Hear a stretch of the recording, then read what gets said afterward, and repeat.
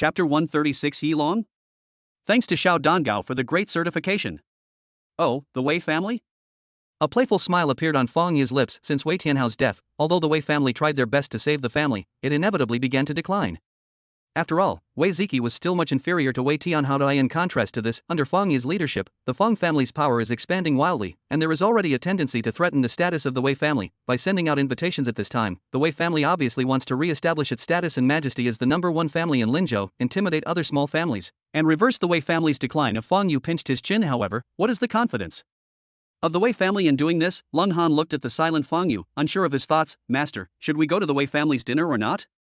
Go, why not? Fang Yu smiled. How can we be absent from such an occasion? I want to see what Wei Ziki is up to. That's right. He paused slightly and said, the Song family has also received the invitation, right? Lung Han said, yes. Fang Yu didn't say much, he just took out his phone and made a call. As soon as the call was connected, Song Chaoyu's voice came from the other end. Is it about the Wei family? Wei Ziki invited Linzhou celebrities at this time. I'm afraid the matter is not simple. Before he could finish his words, he was interrupted. Fang Yu's voice was a little cold. Song Jiayu, I recruited you because of your ability and intelligence, but I hope that these things can be reflected in your actions, rather than showing off your cleverness at a time like this. Do you understand? Put yourself in your place. Song Chaoyu's tone stagnated, but he still said slowly, I understand. What should we do about the Wei family's matter? Fang Yu leaned back slightly and said with a smile, of course we should wait and see. After all, we still don't know what the other party is up to. It won't be too late to decide how to act after all their cards are revealed. Come with me then. We never attend events together, and I almost forgot, you're my fiancé, that's all. After saying that, he hung up the phone. Hello? At the Song family villa, Song Chaoyu looked at the hung-up phone and gritted his teeth. Asshole, but he took a deep breath and waved. A figure immediately appeared behind him. Miss, what can I do for you? Song Chaoyu said, get ready in advance, I want to attend the Wei family's dinner, yes. 2 days later, Dongha City, Wei family manor. In the dark night, the place is brightly lit and bustling with voices. Almost all the celebrities in Linzhou gathered here. Among them, there are even various big stars. These stars, who are usually in the limelight, are now trembling with fear. They smile in front of various big figures and dare not be presumptuous in the slightest. It seems to be the lowest level of existence. The scene was much more grand than the previous dinner parties held by the Fang and Song families. One can only sigh that the Wei family is worthy of being the #1 family in Linzhou. However, the atmosphere of today's dinner is secretly filled with a weird atmosphere. Of course, everyone concealed it well. They gathered in groups of 2 or 3, chatting with each other. Soon, the organizer of the banquet, Wei Ziki, the current patriarch of the Wei family, walked up to the crowd. Wei Zifan followed beside him. Wei Ziki looked around with a smile on his face. Everyone is almost here. So, sudden a faint laugh came from outside. Patriarch Wei, aren't you a little too anxious? The hall was silent, crisp footsteps were heard, and Fang Yu strode in from outside. He was dressed in a high-end suit, with a lazy look on his face, a dignified aura, and his eyes were as deep as the starry sky. Song Chaoyu followed closely behind, wearing a black dress with a golden ribbon corset, still looking mysterious and elegant. Wei Ziki's face looked a little unhappy. He really didn't notice that Fang Yu and Song Chaoyu hadn't arrived. The other party chose to break into the banquet hall at this time. Isn't this clearly intended to embarrass him? Fang Yu looked relaxed, without any sense of embarrassment at all. There is no room for 2 tigers in one mountain. In Linzhou, with the decline of the Wei family and the rise of the Feng family, the confrontation between the 2 families has become un fait accompli. In this case, why bother with those empty things? Fang Yu ignored Wei Ziki's gaze and walked straight into the venue. He glanced around, but his expression suddenly froze. What's going on? He actually saw Yilong, ***, thanks to Xiao Dongao, for the great certification.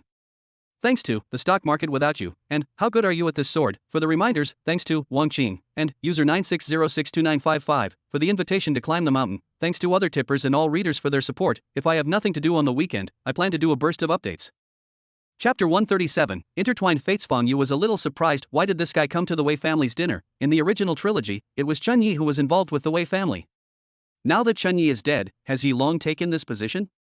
Butterfly effect? The plot has changed again. But it doesn't matter. Having Yilong under my nose is better than him wandering around. Besides, his relationship with the Wei family is still uncertain. Let's wait and see. Fang Yu restrained his thoughts, smiling. He looked up at Wei Ziki and said, what's wrong, Chief Wei? You look a little unhappy. Don't you welcome us? Wei Ziki adjusted his mood and said with a forced smile, how could it be? Both of you, please. Let's go. Fang Yu took Song Chaoyu and settled down in a place. However, his eyes were always fixed on Yilong. With what identity did this guy come here today? Fang Yu was thinking in his heart, but Wei Zifan left Wei Ziki's side and walked towards Yilong. The two of them smiled and started chatting happily. Fong Yu easily caught the fleeting look in Wei Zifen's eyes, that is, admiration and liking. Oh, so that's how it is. Fong Yu pinched his chin, and suddenly understood, just out of my control for a while, this guy actually hooked up with Wei Zifen, the eldest daughter of the Wei family? Original words: Wei Zifen, the aloof and cold eldest daughter, became a guest of honor in the Wei family after Chen Yi cured Wei Tianhao's illness. As they had more and more contacts, she gradually fell in love with him and became one of Chen Yi's many concubines, but now, Chen Yi is dead. Wei Zifen was captured by Yi Long. Luck is a strange thing.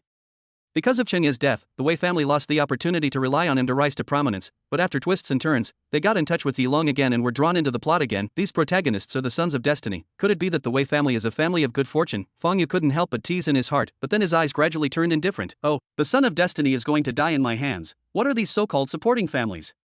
The Wei family was originally a stumbling block that had to be eliminated during the Fong family's expansion. Now that it's related to Yi Long, it's just bringing this process forward. The other side. Yi Long casually picked up a piece of fruit and stuffed it into his mouth. He said, "What exactly do you, the Wei family, want to do by holding a dinner party today?" Wei Zifen thought for a moment and said, "We have found supporters." Yi Long was puzzled. Could the supporters be the Wei family of Xiachun? How is it possible? Wei Zifen shook his head. We've severed ties long ago and have no dealings with each other. Why do you think my father left Xiacheng and came to Linzhou to establish his own family?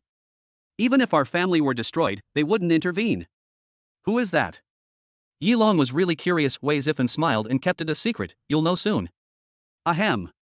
At this time, Wei Ziki, who was in the center of the hall, coughed and said, "Now that everyone is here, first of all, thank you all for coming to today's dinner. I would like to express my sincere welcome and gratitude. Patriarch Wei, you are too serious." Everyone said hurriedly. Wei Ziki's words were polite, but they had to express their support. Even though the Wei family had recently shown signs of decline, they still understood the principle that a lean camel is bigger than a horse. In front of the Wei family, they still didn't dare to be presumptuous in the slightest. Chapter 138, Xiaoqing, Han Family. Thanks to Zhang Zhongmo for the great certification.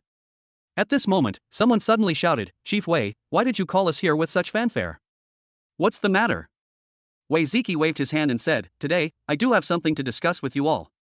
Everyone's expression changed. The highlight is here, Wei Ziki said with a serious expression. Everyone knows that our forces in Linzhou have always been in a relatively chaotic and loose state. This is not only detrimental to our development, but also provides many external forces with opportunities to secretly infiltrate and invade. Everyone nodded. These are indeed irrefutable facts. Linzhou's overall strength is indeed weaker than other surrounding states, so it has always been the target of external forces. Especially with the death of Wei Tianhao and the decline of the Wei family's ruling power, this situation has become particularly serious. But why did Wei Ziki bring this up at this time? So, we have to find a way to resolve this situation. Wei Ziki said passionately, "I think it's necessary for all the major families in Linzhou to unite and pull all our forces together. This is the only way to ensure everyone's interests." Facing everyone's gaze, Wei Ziki finally said solemnly, "I propose to establish a Tongmenghui and absorb all the families in Linzhou to join. Any important actions of the families must be approved by the Tongmenghui. If someone does something that goes against the will of everyone," he said grimly, "then that family will be condemned and sanctioned by the entire alliance." As soon as these words were spoken, there was a sudden uproar at the scene. Almost everyone's expression changed drastically. The Wei family, what a big appetite. Although Wei Ziki spoke with righteous indignation, and every word he said was for the benefit of everyone and for the benefit of Linzhou, who among those present was a fool? How could they believe such nonsense that could deceive children? According to Wei Ziki, this alliance can restrain all its members and has immense power. Whoever controls this alliance can be said to rule the entire Linzhou. Even some people who had flattered the Wei family before now looked embarrassed. In their respective families, they are all influential figures. They can still rely on the Wei family simply and depend on the Wei family's power, but they cannot tolerate being told what to do by this so-called alliance. The patriarch of a family in Peng City suddenly asked in a cold voice, "Who will lead this alliance?" "Speak frankly." He quickly pointed out the most acute issues. After all, what these people really care about is not the alliance itself, but the leader of the alliance, which is most likely not them. Wei Ziki smiled and said, "Oh, in order for the Tongmenghui to better play its due role, it naturally needs someone to lead it. I would like to recommend myself to serve as the vice president of the Tongmenghui." Vice president? Everyone present looked at each other in bewilderment. I originally thought that when Wei Ziki proposed to establish the Tongmenghui, he must have intended to serve as the president of the Tongmenghui, but I didn't expect that he would only be the vice president. Then who will be the president? If even the Wei family is not qualified to be the president, then who is qualified? Fong Yu, the Fong family does have a tendency to surpass the Wei family now, but the proposal to establish the Tongmenghui was put forward by Wei Ziki. How could he possibly spend time and energy to help the Fong family? On the side, Fong Yu watched coldly. The Tongmenghui? That's a really good plan. When Fang Yu heard that Wei Ziki was only the vice president, he became thoughtful and his eyes suddenly looked in a certain direction of the side corridor. There, a figure walked out. He was a man who looked to be about 30 years old. He was wearing a spotless white suit, with an upright figure and an expression of aloofness and contempt for everything. Wei Ziki immediately went up to greet them with a broad smile, and then he said to everyone, "Everyone, let me introduce to you our distinguished guest for tonight's dinner, Han Feng from the Han family in Xiaocheng. As for the president of the alliance, I intend to let young Master Han take the position. What do you think, everyone?" Han Feng glanced at everyone indifferently. It was as if he was looking at air, and his attitude was extremely arrogant. The people present were deeply shocked and could not recover for a long time. Xiaocheng, Han family, that is one of the top families in Dongxia. It can be said that apart from the three high and mighty families that rule the entire Dongxia, no other family can surpass the Han family.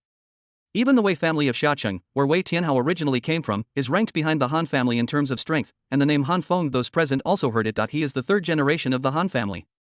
However, he is not particularly valued among his brothers and sisters, but he is still undoubtedly a super powerful child. Everyone's eyes flickered. The Wei family actually found the Han family as their backer? Chapter 139, Be Polite, thanks to the great certification of. Although the Han family's main power is still in Xiaocheng, it is likely that the Wei family will still be the one to manage the Linzhou alliance in the future, but this represents the attitude of the Han family if the Han family intends to intervene in Linzhou. Moreover, he chose the Wei family as his agent. Good. Suddenly, a loud voice rang out from the crowd, "Young Master Han should be the president of the alliance. I fully support it." The others cursed inwardly and said, "I agree. I agree too. It's an honor for us." Many leaders of large families began to flatter and took sides very quickly. If the Wei family wanted to become the president of the alliance, they were planning to join forces to resist, but the intervention of the Han family made them lose the idea of resistance. The Han family was definitely not an existence they could resist. Wei Ziki was all smiles. With the support of the Han family, the Wei family's predicament can be said to have been easily resolved after the Tongmenghui is established. With the position of vice president, as long as he works secretly, the Wei family will be able to regain its former power in no time. Han Feng's expression was indifferent, but he enjoyed the admiring and fearful looks of the crowd. In fact, he couldn't help feeling a little proud in his heart. Wei Ziki glanced around at everyone. Finally, his gaze fell on Fang Yu, and he said with a hint of sarcasm, "Mr. Fang, everyone else has expressed their opinions, what about you?" The tone was somewhat aggressive. He obviously intended to use the power of the Han family in this public occasion to force Fang Yu to surrender and make a choice. Everyone's eyes turned over. They all felt pity for each other's family. According to the original situation, the Fang family had the opportunity to surpass the Wei family and become the #1 family in Linzhou. But now, with the unexpected intervention of the Han family in Xiaocheng, this is obviously impossible. Wait until the Tongmenghui is established. The Fang family will definitely be suppressed by the Wei family. Hee. Fang Yu smiled and said, "Patriarch Wei, you kept saying that the alliance was established to resist the infiltration of other forces and to protect the power of Linzhou, but now you are proposing that someone from the Han family in Xiaocheng be the president." He paused, then said calmly, "So, is there something wrong with your brain? Being a dog, does that make you happy?" The whole audience, suddenly it became quiet. Everyone looked at Fang Yu in surprise, and Wei Ziki was so angry that he was shaking all over. He didn't expect that Fang Yu would be so arrogant in front of Han Feng. Fang Yu looked calm, but if Wei Ziki had just made him look down upon him before, now he was completely disdainful of him. Not only was the opponent's skills and abilities far inferior to Wei Tianhao's, he also had no backbone at all. Without any hesitation or entanglement, he directly surrendered to the Han family and handed over Linzhou to them like a loyal dog. Therefore, Fang Yu was too lazy to give Wei Ziki any face. Snort. At this time, Han Feng snorted coldly and stood up. "Why, your Haiqing Feng family has objections to the establishment of the Tongmenghui." The tone was cold. It's even full of threats. Before Fang Yu could say anything, Han Feng suddenly felt a chill all over his body, and felt a pair of eyes full of resentment and hatred falling on him. He subconsciously looked at Song Qiaoyu, who was standing next to Fang Yu not far away. At this moment, Song Qiaoyu's body was shaking, his fists were clenched, his eyes turned red, and he stared at Han Feng closely. Fang Yu frowned and shouted in a low voice, "Calm down." But at this moment, Song Qiaoyu could no longer hear any sound. In her world, there was only Han Feng left. Han Feng, Han family, Xiaocheng Han family. It was the Han family who brutally tortured and killed her mother in front of her and abducted Wei Ziyu. Han Feng stared at Song Qiaoyu for a while. Soon, he seemed to remember something and a look of realization appeared on his face. So, with a playful smile on his face, he slowly walked towards Song Qiaoyu and said, "Oh, you were Song Qiaoyu, right? The daughter born by that bitch back then?" "Shut up." Song Qiaoyu growled. Han Feng smiled, and seemed to enjoy Song Qiaoyu's current expression very much. He walked slowly to her and whispered, "A bitch is a bitch, are you afraid of saying it? I didn't experience what happened back then, which is really a pity, but I heard from my uncle that your mother died a very tragic death, tut. However, our Han family has been merciful enough, otherwise, how could your Song family survive until now?" Song Qiaoyu's eyes were red. The surging murderous intent was about to burst out in my heart, but when Han Feng really stood in front of her, the shadows and memories of her childhood came back to her. She seemed to have become the powerless girl again. Her body became stiff and unable to move. Han Feng showed a mocking smile.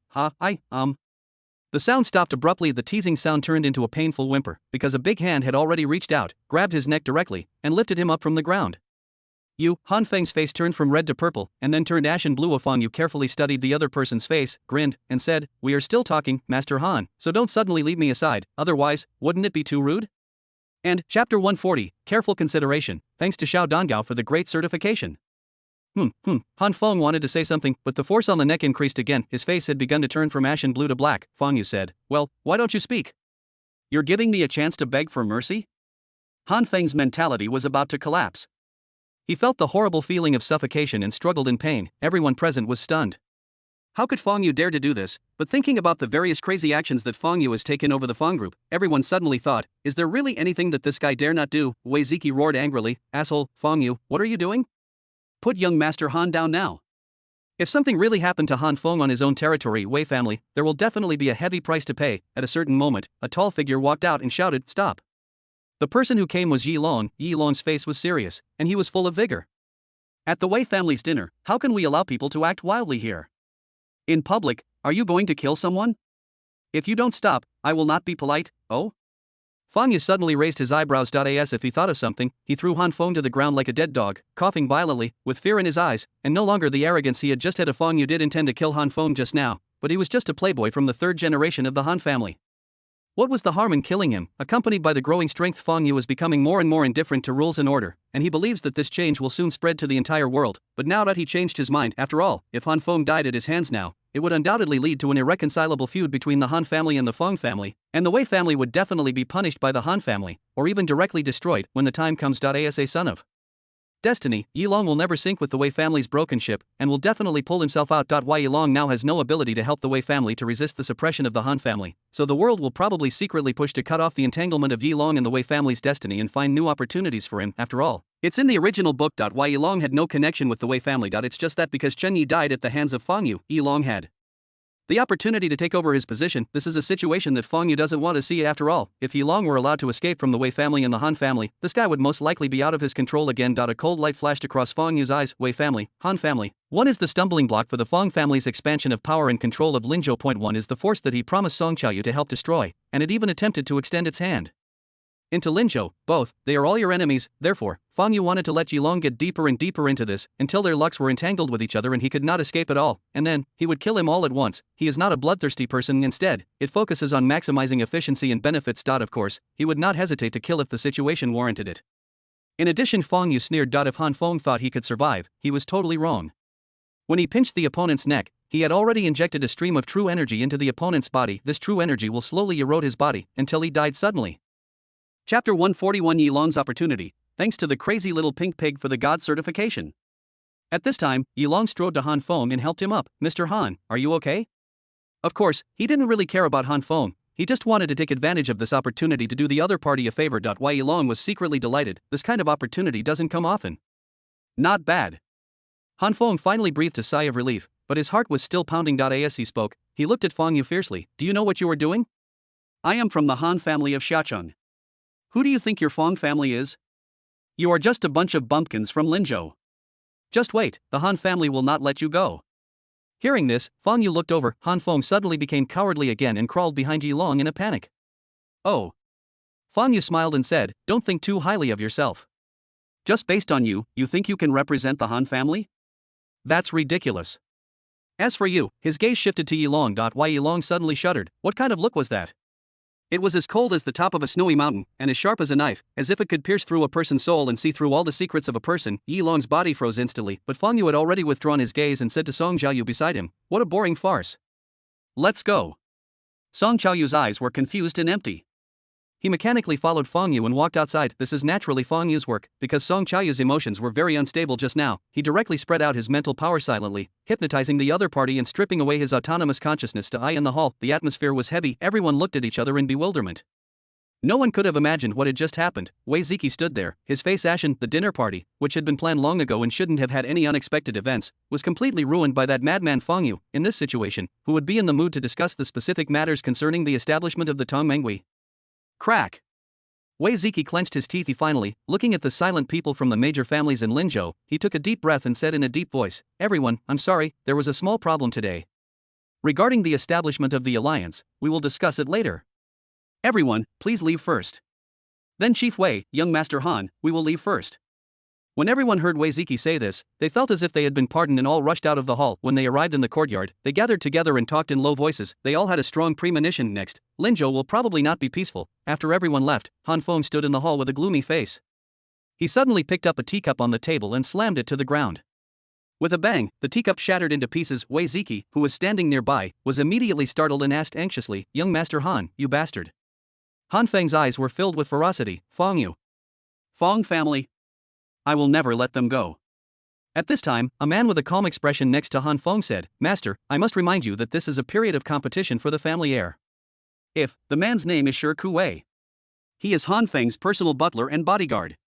He has been serving him since he was a child. Han Feng's expression changed slightly to in a large family like the Han family. The direct descendants seem to have unlimited glory, but the competition is also fierce. At present, all the 3 generations of direct descendants of the Han family are using their own methods to perform hard in front of old man Han so that they can take over more important industries in the future, and even win the position of family heir. Han Feng is a playboy on weekdays, but when it comes to his own destiny, he can't help but be serious. After all, who doesn't want to be in charge of the huge Han family and be high and mighty? And Linzhou is Han Feng's target. He was eager to make achievements and show himself, and he and Wei Ziki, who was constantly looking for ways to get out of his family's current predicament, hit it off immediately. The Wei family used the Han family's status to establish the Tongmenghui to get out of the current situation, while Han Feng used the Wei family's status as a local tyrant to hold Linzhou in his hands, and with the help of this merit, he seized the identity of the heir. So, don't think that Han Feng talks about the Han family all the time, but in fact, this is just his private behavior. However, the operation started off badly. The Feng family has become the biggest obstacle standing in his way. If I can't handle this matter properly, not only will I not be able to please my family, but I will also get into trouble. And have to rely on the power of my family to clean up the mess. Then I will basically have no chance of becoming the heir, so he can only rely on himself. Han Feng's face was as gloomy as water. I kept thinking about countermeasures in my mind. The opportunity has arrived. Yi Long, who was standing next to Wei Zifen, smiled secretly. Then, he walked forward and said, "Young Master Han, you are planning to fight for the status of heir to the Han family. I can help you." Chapter 142 Collusion. Wei Ziki frowned and scolded, "Yi Long, what are you talking about here? How can you help? Get out of here." This Yi Long has said that he was just a courier before. So Wei Ziki actually looked down on him, but Wei Zifen seemed to be possessed and liked this guy. However, after hearing Wei Zifen say that this guy had saved her life, and since he really couldn't persuade his sister, Wei Ziki stopped interfering. But now, Yi Long actually wants to interfere in Han Feng's affairs. That's really overestimating your own abilities. Wei Zifen chimed in, "Brother, Yi Long is very powerful." Wei Ziki asked angrily, "What do you know?" At this time, Han Feng waved his hand. It's okay to let him talk. He still remembered that Yi Long had stepped forward before. On the other hand, Wei Ziki was more respectful than anyone else in words, but he disappeared when the critical moment came. Why Yi Long didn't say anything, he just took a step sideways, raised his fist, and slammed it hard on the long table in the hall. Bang! The hard table suddenly turned into debris all over the sky, scattering everywhere. Han Feng's pupils shrank slightly. Shi Kuei was even more shocked and couldn't help but exclaimed, "This is the peak of internal strength." As Han Feng's personal butler and bodyguard, Shi Kuei is also a powerful warrior himself, so he can easily judge Yi Long's strength. Han Feng was shocked. Peak of internal strength? This Yi Long looks so young, yet he is already a master at the pinnacle of internal strength. Doesn't that mean that he has a high chance of advancing to the realm of transformation in the future? Han Feng's expression suddenly changed. The transformation realm, that is an existence that even the 3 high and mighty families have to treat with caution. Even their Han family does not have a transformation realm master in charge. At most, they can spend a huge price to ask an existence of this level to take action once. If he could recruit Yi Long to work for him, and support him from behind when he advances to the Grandmaster level, wouldn't it greatly increase his chances of becoming the heir to the Han family? Han Feng seemed very enthusiastic and laughed loudly. Okay. If Brother Yi can help me take the position of heir to the Han family, I will definitely share power with you when I take charge of the Han family. As they spoke, they started calling each other brothers. Oh, Brother Han, you're welcome.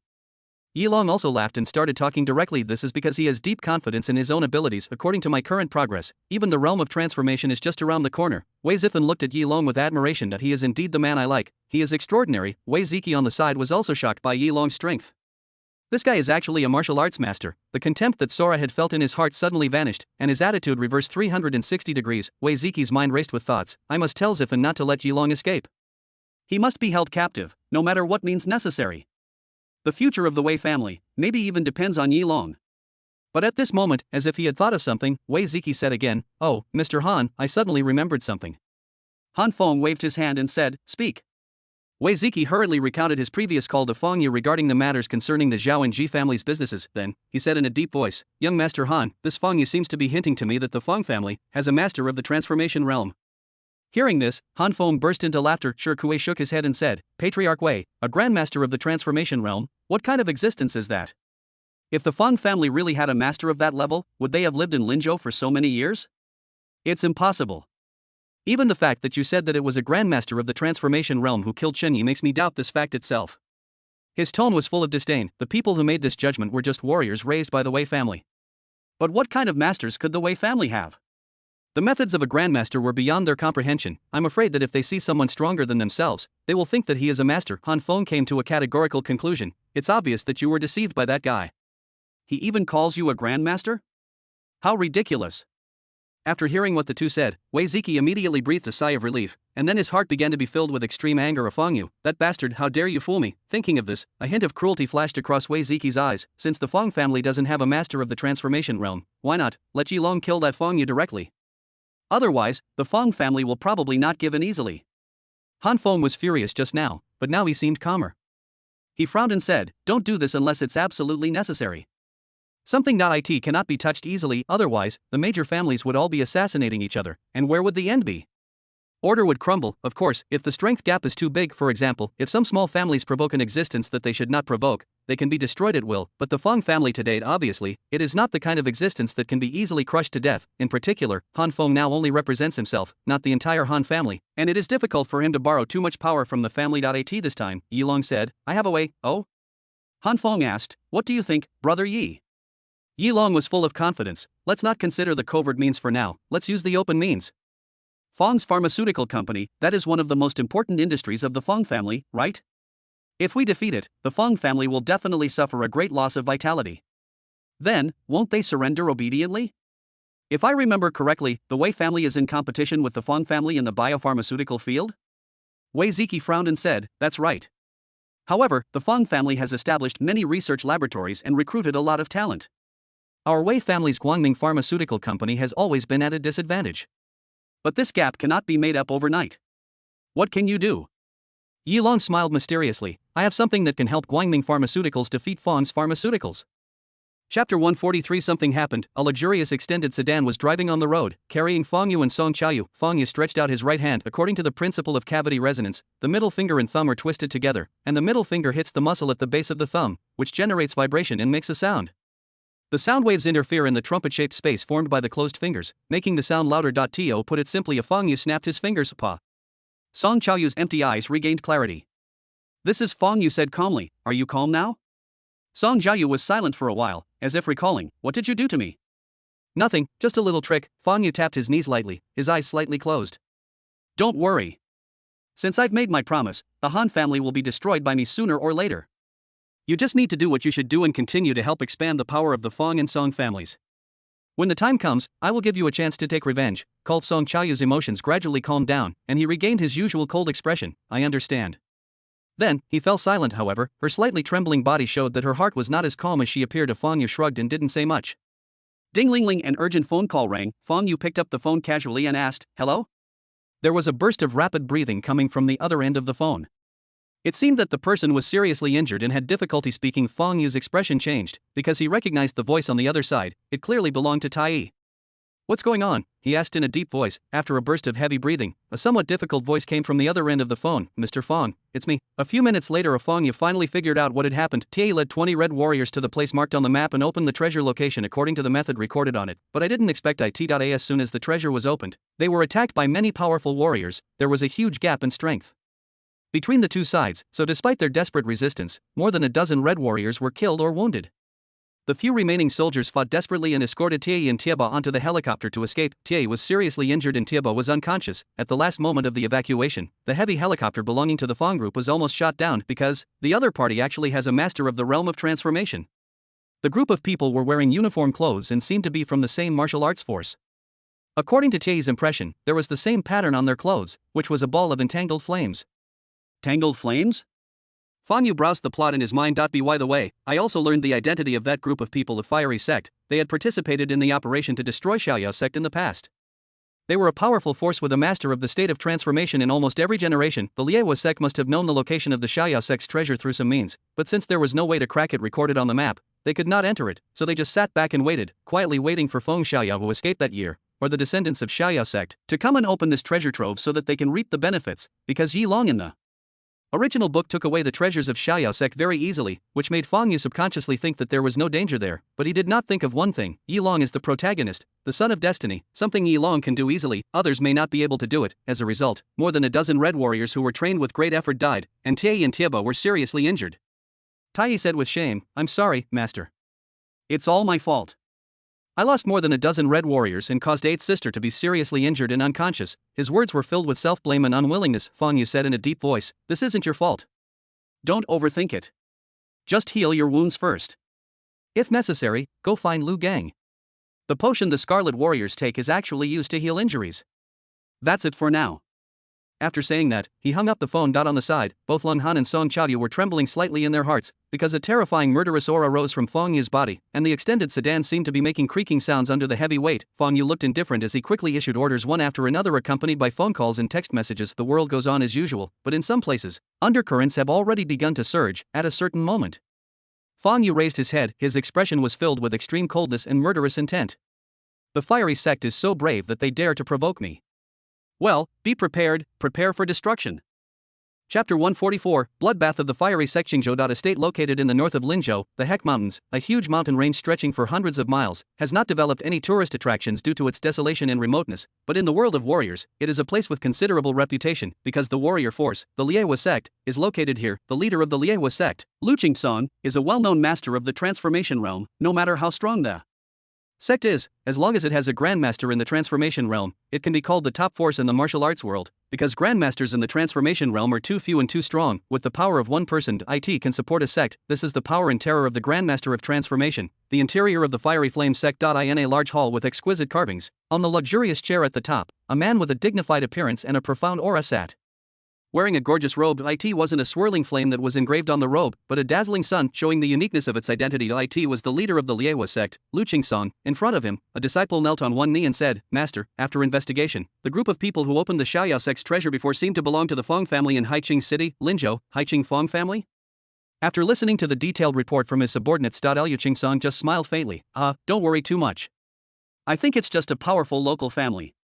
The strength of these warriors is not really isolated from the world. In fact, most of them still maintain contact with the outside world. Some even set up special external forces to develop industries and gather intelligence in the secular world. These powerful hidden martial arts forces have one thing in common, that is, they are arrogant and conceited. They do not take most secular family forces seriously and ignore secular rules and order. It was just killing a few people. So what if you steal the other person's things? Could the Haiqing Feng clan still come to retaliate against the Fiery Flame sect? Those worldly methods and constraints are useless to them. Even the three major families, everyone is wary of them and dares not to wipe out the warrior forces, because the warriors are individually powerful. If they are forced into a corner, they will flee to the secular world and kill everyone they see. Even if they are all killed in the end, it will inevitably lead to chaos in the world. Lu Qingsong thought for a moment and said, however, how could the Haiqing Feng family know how to unlock the Xiaoyao sect's treasure? Could it be that Feng Xiaoyao fled and took refuge with the Feng family? We must continue investigating until we find the truth. Yes. The disciple responded, stood up, stepped back respectfully, and turned to leave. Sudden, a bad feeling flashed through Lu Qingsong's heart. Well, what's going on? He looked solemn and sensed it carefully, but the feeling quickly disappeared. Is this an illusion? After a long time, that feeling did not appear again.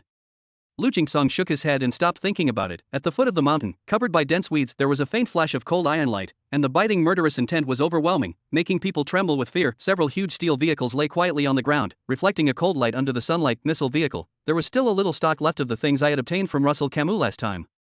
Now, all of them were transported here to play their due role. Buzz, the base unfolds and points to the sky. Feng Yu stood aside with his hands behind his back. A sharp light flashed in his eyes, and he said coldly, attack. Next second, missile vehicle burst into roar. Lu Qingsong's face changed, and that kind of throbbing in his heart rose again. Moreover, the feeling is getting stronger and stronger. Instead of disappearing like before, something's wrong. He suddenly stood up from his seat, and in a flash, he came directly to the training ground outside the hall. At this moment, there were disciples practicing martial arts early in the morning here, Metropolitan. All the disciples were shocked, stopped what they were doing and saluted respectfully, but Lu Qingsong ignored them. It was early morning, the sun had just risen from the horizon. Boom. At this moment, a sharp whistling sound suddenly came from a distance. Liu Qingsong suddenly looked up and gazed into the distance. Facing the brilliant light of the rising sun, a stream of light with a white trail was rushing towards him. His pupils suddenly contracted. He roared at the disciples practicing, "Run away." As soon as he finished speaking, his figure turned into a shadow and quickly fled from the place where the light was about to land. After all, those disciples of the Liehua sect did not have the reaction ability and maneuverability of Liu Qingsong, and they seemed a little confused when faced with the inexplicable roar. What's going on? So, the next second, boom. The earth shook violently, trees fell, houses collapsed, flames shot up into the sky, and the training ground was flattened by the explosion. As for the disciples, most of whom were only at the external strength level, they were directly smashed to pieces. Liu Qingsong was also affected. He only felt a heat on his back, as if he was hit by a 10,000-pound iron hammer, or as if he was hit by a huge wave. He spat out a mouthful of blood, his body trembled, and he flew out suddenly, but because he was far away from the center of the explosion, Liu Qingsong was not seriously injured.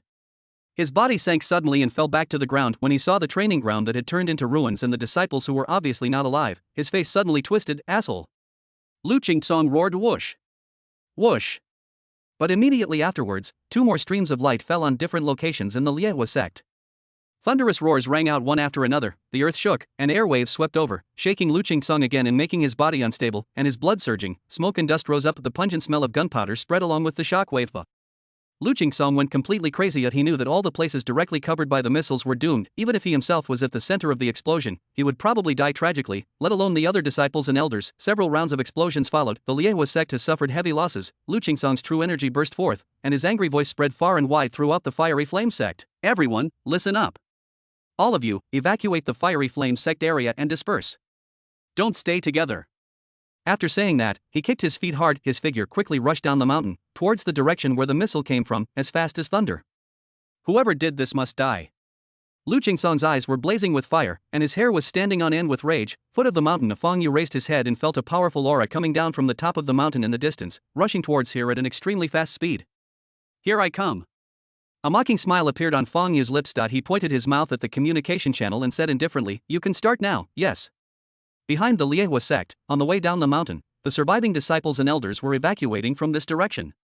They followed Liu Qingsong's orders and did not gather together, but dispersed. At some point, these people suddenly stopped, because in front of them, there were fully armed soldiers wearing black combat uniforms, holding steel guns with a cold glow, and pointing the guns at them. Red, in addition to the Red Warriors, hundreds of elite soldiers drawn from the Feng security group also gathered here to cooperate with the Red Warriors. Liu Qingsong never expected that the most wrong decision he made was to let his disciples and elders flee separately. If they gathered together, they might have a chance to use their strong individual strength to tear open a line of defense and allow many people to escape, but at this moment, they were scattered and faced with the battle sequence led by Red, which was trained with the goal of killing individual warriors. What awaited them was only death, gunshots, loud as thunder. Feng Yu's smile was cold and cruel. Today, the blood of all the people in the Fiery Flame sect must be used to pay the price for their arrogance and ignorance. At this time, Feng Yu would not care about anything and would not calculate anything anymore. If the Liehua sect becomes my enemy, then it will be destroyed, because he is a villain, a madman. Asterisk asterisk, thanks to Xiao Dongao for the great certification. Thanks to Crazy Little Pink Pig for the certification. Thanks to Xiao Dongao for the completion 666, thanks to Dream, Bufu, Bingtangcheng Xingzixi, and Ian for the updates and flowers, thanks to A Wild Purebred Key Spirit, Xiaoyao Science Emperor Demon, and Ian S. Little Whip. Thanks to all other tippers and readers for their support. Today is the last day of the gift competition. There are only a few minutes left. Those evil guys will definitely steal the tower. Let's support them. Chapter 145. The light Liu Qingsong's speed is extremely fast. The steep terrain was like nothing to him. Whether it was trees or boulders, they were all shattered into pieces by his rage, by the true energy in his body, and could not stop him at all. Of this, looking at an extremely dazzling red dot on the life detection device, which ignored everything and rushed towards here in a straight line unreasonably. Several foreigners next to the missile vehicle were filled with astonishment. They are all subordinates of Russell Camus. Relying on the huge power of this hero, they smuggled things into Dongxia and will obey Feng Yu's orders in the short term. After all, launching a missile is not something that can be done by just anyone. It requires extremely strong professional knowledge. In addition, Russell Camus also needs someone to keep an eye on it and confirm where this batch of goods is used. How is this possible? These people all looked as if they had seen a ghost. How could human vitality be so strong? This brightness even surpassed those of oversized beasts. And what the hell was that speed? Was he driving a sports car? Otherwise, how could it be so fast? Among these people, the leader's name is Sergei. At this moment, Sergei and the others looked at each other in shock, unable to help but swallow their saliva. What the hell was going on? Soon they heard a long roar and saw Lu Qingtian, whose face was full of murderous intent and body was full of evil spirit, running down the mountain while wearing a robe embroidered with a sun pattern. It's actually a person. Sergei's eyes widened, and he felt that his worldview had suffered an unprecedented impact. Is this really a realm that humans with flesh and blood can reach? Oh my god, Sergei groaned, his legs trembling, and he suddenly had the thought of running away. But just as this thought came to his mind, he saw the robed figure suddenly leap up and pounce towards him. I thought to myself that this was not good. At this time, Lu Qingsong had already seen the missile vehicles flashing with cold light, and murderous intent flashed on his face. These are the guys, die. The true energy in his body circulated and spread throughout his body. Wisps of flames emerged from his entire body. He was using the unique secret method of the fiery flame sect, which could amplify the destructive power. The aura of his whole body suddenly surged, and his momentum was like a rainbow. His figure was still in midair. With the help of the momentum of going down the mountain and the blessing of the secret method of the Liehua sect, Lu Qingsong did not hold back at all and slapped out with all his strength. This attack has reached the peak of his strength. In his opinion, the power of this palm is enough to blow all the people in front of him into pieces and completely destroy the missile vehicle. Only this way, only then can he dispel the hatred in his heart. When had their Liehua sect ever suffered such a great humiliation? Lu Qingsong walked towards Fang Yu, who was obviously the leader. And no matter what the other party's identity in the secular world is, he must die. Not only him, but also his closest relatives and the forces behind him must be carefully investigated, and no one will be let off. Kill. Lu Qingsong was filled with murderous intent. That palm finally, with great energy, he slapped it hard. Just then Serge, who had a look of despair on his face and was quietly waiting for death to come, suddenly froze, his eyes almost popping out. Because of the high-tech life detector, the red dot that originally belonged to Fang Yu suddenly changed from being as flickering as a candle flame to becoming more and more solid, brighter and brighter, shining like the sun, becoming endlessly brilliant. Lu Qingsong's palm finally landed. Boom. The air around seemed to be sucked out, there was a loud roar, and the air rippled as if a stone was thrown into the air, spreading continuously in all directions. The airwaves carried dust and spread in circles, the earth trembled, cracks twisted and grew on the ground. Ah! With screams, several of Russell Camus' men were blown away by the airwave and fell heavily to the ground. A few seconds later, Sergei got up from the ground, his face covered in dust and dirt, looking somewhat incredulous. He actually survived? Just now he thought he was dead. Soon, as the smoke and dust dissipated, Sergei looked up. When he saw everything clearly, his heart was suddenly filled with horror. This is not far away. The ground collapsed and a big pit appeared, and in the big pit Fang Yu stood there expressionlessly. His right foot was stepping on a head, and the owner of that head had his body completely sunk into the ground. Fang Yu leaned forward slightly. Ha? What were you shouting just now? Why don't you say it again? I didn't quite hear it clearly. Chapter 146, Crushing Directly, thanks to Jiang Zhengmo for the great certification. Lu Qingsong's body twitched slightly after a few seconds. My brain came back to its senses. What happened? Myself. No, this is absolutely impossible. The leader of the Liehua sect began to struggle violently. The earth shook and the soil cracked, but the foot pressing on his head was like a mountain and could not be moved at all. Awe. Roaring in his heart, Lu Qingsong circulated his true energy throughout his body. Suddenly, the pressure on his head suddenly broke free and relaxed. Escaped? Lu Qingsong's heart suddenly filled with joy. He pushed himself up with both hands and jumped directly from the ground. The faint flame wrapped around his body again, but this time, he was not going to attack, but to use his power to escape. He was already frightened by the attack just now. His full-strength attack, which he had been preparing for a long time, was unexpectedly defeated by the opponent like a crushing blow. Only Lu Qingsong himself knows the answer. The explosion just now had nothing to do with his palm strike. His attack was dissolved without even causing a ripple, and then Fang Yu blasted him into the ground with one move, call. Lu Qingsong's body had just flown into the air, and before he could start to escape, a big hand suddenly reached out and grabbed his neck. My heart was suddenly broken with grief, and the next second, an irresistible force came and knocked him to the ground again. Boom! The ground cracked and the body sank deep into the cracks. Lu Qingsong was buried in the ground again. He felt as if all the bones in his body were falling apart, and he couldn't help but let out a shrill scream. Snap, snap, snap. Fang Yu stood with his hands behind his back and approached slowly. Every time his feet landed lightly, a deep footprint would appear on the ground. Well, at least you should resist a little. This is a bit boring. Fang Yu grabbed Lu Qingsong's head and pulled him out of the ground. He placed his bloody head in front of his face. There was a smile on his lips, but there was no emotion in his eyes. There was only endless coldness. Weren't you very good at killing my men? Ha! Lu Qingsong struggled hard. Suddenly, a hand rose up and hit Fang Yu's face. Fang Yu had no expression on his face, but a cold light that exceeded the limits of naked eye observation flashed by. With a click, the broken arm fell to the ground. It was the hand that Lu Qingsong stretched out. Lu Qingsong was stunned at first, and the pain was transmitted to the brain nerves, and he couldn't help but howl in pain. Fang Yu smiled cruelly. You really don't know what's good for you. I asked you to resist, and you really dared to do it? As he spoke, he pressed a finger on Lu Qingsong's other hand. With a destructive burst of true energy, the hard bones turned into shattered powder with a crackling sound immediately afterwards. Lu Qingsong's legs were not spared either. They were crushed into pieces by Feng Yu and hung down limply. Liu Qingsong screamed miserably, his body trembled, and his mind was in chaos. This guy is simply a devil, a lunatic. Damn it, why did I provoke him? Extreme regret filled his heart. Let me go. Feng Yu's methods had completely destroyed his psychological defenses. Lu Qingsong began to beg for mercy, but when he saw the expression on the other's face, his heart suddenly turned cold. Those dark pupils were filled with all kinds of emotions, cold, cruel, indifferent, and bloodthirsty, but there was not a trace of mercy or sympathy. Liu Qingsong was desperate. So he began to curse in a hoarse and unclear voice, "Asshole, you will not die well. The remaining disciples of the Fiery Flame sect will avenge me sooner or later. Even if they can't kill you, they will slaughter all your family and friends around you." "Oh, really?" Feng Yu showed an interested expression when he heard this. The next second, he reached out, turned on a miniature walkie-talkie on his chest, tuned it to the public channel, and turned up the volume to the maximum. Boom, ah. There were loud gunshots and explosions, followed by screams that continued one after another, as if it was connected to purgatory. Liu Qingsong's body shook violently. He could naturally tell that those were the voices of the disciples and elders of the Liehua sect. "I have good intentions, so that you can leave this world without any worries. Look, now everyone is going down to accompany you neatly. How wonderful. By the way, your wife and children are not in the Fiery Flame sect, right? Don't worry, I will send them down to accompany you." Feng Yu smiled like a devil. "You."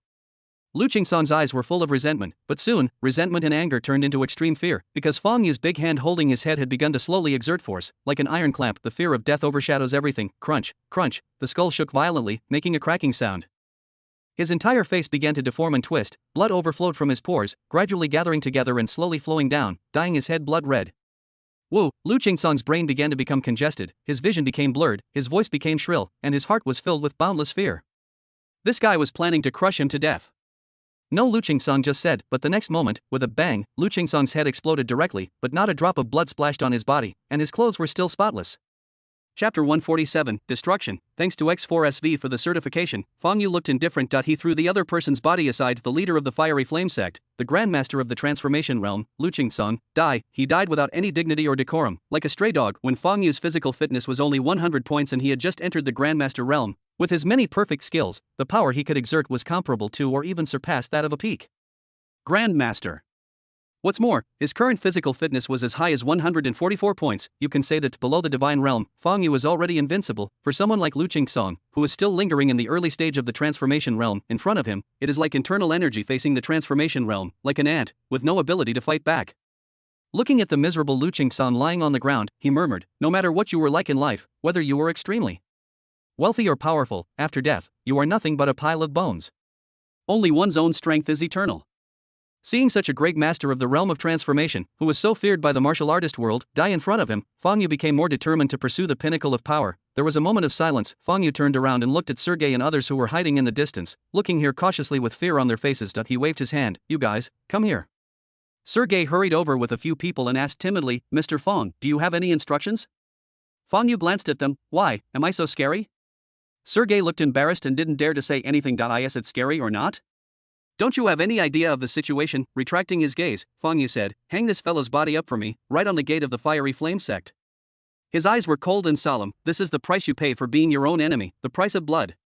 Over there, it should be almost resolved. Behind the Fiery Flame sect, the gunshots gradually became sporadic until they disappeared. Under the leadership of the Red Warriors, the combat sequence equipped with the most advanced thermal weapons surrounded and killed the scattered disciples and elders of the Fiery Flame sect one by one. During this period, some disciples of the Fiery Flame sect tried to organize and resist, but how could the Crimson Warriors allow such a thing to happen? The deaths of more than a dozen comrades had already filled them with anger. All those who dare to resist will be strangled by iron and blood. However, the Fiery Flame sect has a large number of people after all, so there will always be some who slip through the net, pass through the blockade of guns and artillery, and successfully escape. A path next to a dense forest. An elder of the Fiery Flame sect, who was covered in wounds, gasped for breath and breathed a sigh of relief. He no longer cared about anything else and only had the simplest thoughts in his mind. Survived. I survived. After resting for more than 10 seconds, this elder of the Liehua sect, whose strength was at the peak of internal energy, planned to continue escaping and get far away from the coverage of the Liehua sect. Only in this way can we be truly safe. The elder of the Fiery Flame sect had just taken a step forward. The air around them began to fluctuate strangely. Bang! His body trembled violently, and a large hole appeared on his chest. His eyes filled with disbelief. 100-step divine fist. Transformation realm? With reluctance, his body fell to the ground limply, without a breath left behind him. A tall figure walked out slowly, his muscles bulging and carrying a terrifying aura. It was Lei Qianjue. Suddenly, the sound of running was heard again. Lei Qianjue's expression changed slightly, and his figure flashed again. Like a ghost, he came in front of a disciple of the Liehua sect who was fleeing in panic. Before the other party could react at all, he slapped him on the crown of his head with a palm. Bang! The ending, of course, was an instant kill without any suspense. Humph, we've almost finished cleaning up these fish that slipped through the net. Lei Qianjue let out a long breath, and the air whistled. Fang Yu had arranged for him to be here, responsible for killing all the people from the Liehua sect who escaped from the encirclement, leaving no one alive. In fact, Lei Qianjue, who had just advanced to the transformation realm, was eager to try and wanted to volunteer to fight with Lu Qingsong, the leader of the Liehua sect. But there was a terrifying murderous aura about Fang Yu. He didn't dare to speak at all. Lei Qianjue knew clearly that this time, what Fang Yu wanted to see was not a life and death fight between evenly matched opponents, but a crushing massacre, to the point of terrifying slaughter. At this time, Fang Yu's voice was heard in the communication channel. Lei Qianjue, come back. There's no response from the Fiery Flame sect disciples on the life detector. Yes. Lei Qianjue responded quickly. In an instant, he stepped hard, and a small deep pit appeared on the ground. His body shot out like a sports car that was running at full speed, rushing quickly towards Fang Yu. When passing by the Liehua sect, which was shattered into pieces by 3 missiles, Lei Qianjue paused because he saw a corpse hanging at the sect's gate, which had been tortured beyond recognition, with flesh and blood all over the place and even its head missing. He immediately recognized the other person's identity. The leader of the Liehua sect, Lu Qingsong. This made him feel a chill in his heart. A dignified master of the realm of transformation, the leader of a sect, ended up like this. Today, the Fiery Flame sect was completely destroyed. Lei Qianjue knew. If this matter were to get out, it would surely cause a huge earthquake in the martial arts world. Chapter 148 New features. Open bite. The host will destroy the Fiery Flame sect and change the plot. Host's villain value plus 1000. Protagonist's luck value minus 1000. Friendly reminder, current host villain value, 10600. A series of pleasant sounds echoed in my ears. The leader of the Liehua sect was one of the culprits who destroyed the Xiaoyao sect. He is also a well-known villain in the book. In the later part of the book, he was directly destroyed by the protagonist Yi Long, who joined forces with various forces. But now, the Liehua sect was not destroyed by Yi Long, but fell into the hands of Fang Yu. The plot changed, and Yi Long also lost an opportunity to show off, so he contributed 1000 villain points to Fang Yu. At the same time, it makes people sigh at the fickleness of fate. We are both villains, why do we have to kill each other? It's a pity that the Liehua sect was short-sighted and provoked Fang Yu. Bite. New system function detected. Because the plot of the book is gradually twisting, the system provides a plot reminder function. When it comes to key book plots, it will provide the host with a plot direction reminder, providing a reference for the host's actions. It costs 5000 villain points to activate it. Do you want to enable the new feature? Fang Yu was stunned for a moment, then quickly realized, plot reminder function? Judging from the description, this is undoubtedly a very useful function. After all, in the process of reading a book, due to the butterfly effect, the plot will gradually deviate in an uncontrollable direction. Moreover, I am currently in the final book of a trilogy series, and the fortunes and plots of several books are entangled, and the deviations in the plot seem particularly serious. This time, this new feature, which can provide you with key plot development points, is undoubtedly very useful. However, a villain value of 5000 points still makes people feel a little distressed. Fang Yu had a painful expression on his face. After killing Chu Feng last time, he left a lot of villain points in reserve. Adding the part he had recently harvested from Yi Long, it was only a little over 10,000. And activating this new function will directly consume nearly half of the villain value, but Fang Yu finally decided to enable the new function. After all, the wool comes from the sheep. With the plot reminder, he will be able to better harvest the villain value from Yi Long in the future, and can also prevent the other party from doing anything out of control. Even though the two protagonists have been killed, one of them was killed directly before the plot began, but Fang Yu never looked down on these sons of luck. This is because, even if they themselves have not yet developed and look insignificant, if they relax a little, they will involve various powerful forces and bring themselves into big trouble. In this world, only those who are strong and cautious at all times can survive to the end, Fang Yu silently said in his heart. Open bite. Host villain value minus 5000. The plot reminder function is officially enabled. As soon as he finished speaking, a prompt came from the system. Plot reminder, the protagonist, Yi Long, is currently working with Wei Ziki and Han Feng to plan an operation against Fang's pharmaceutical company. Fang Yu frowned, recalling the plot in my mind. I immediately found the relevant memories. Sure enough, the plot has changed again.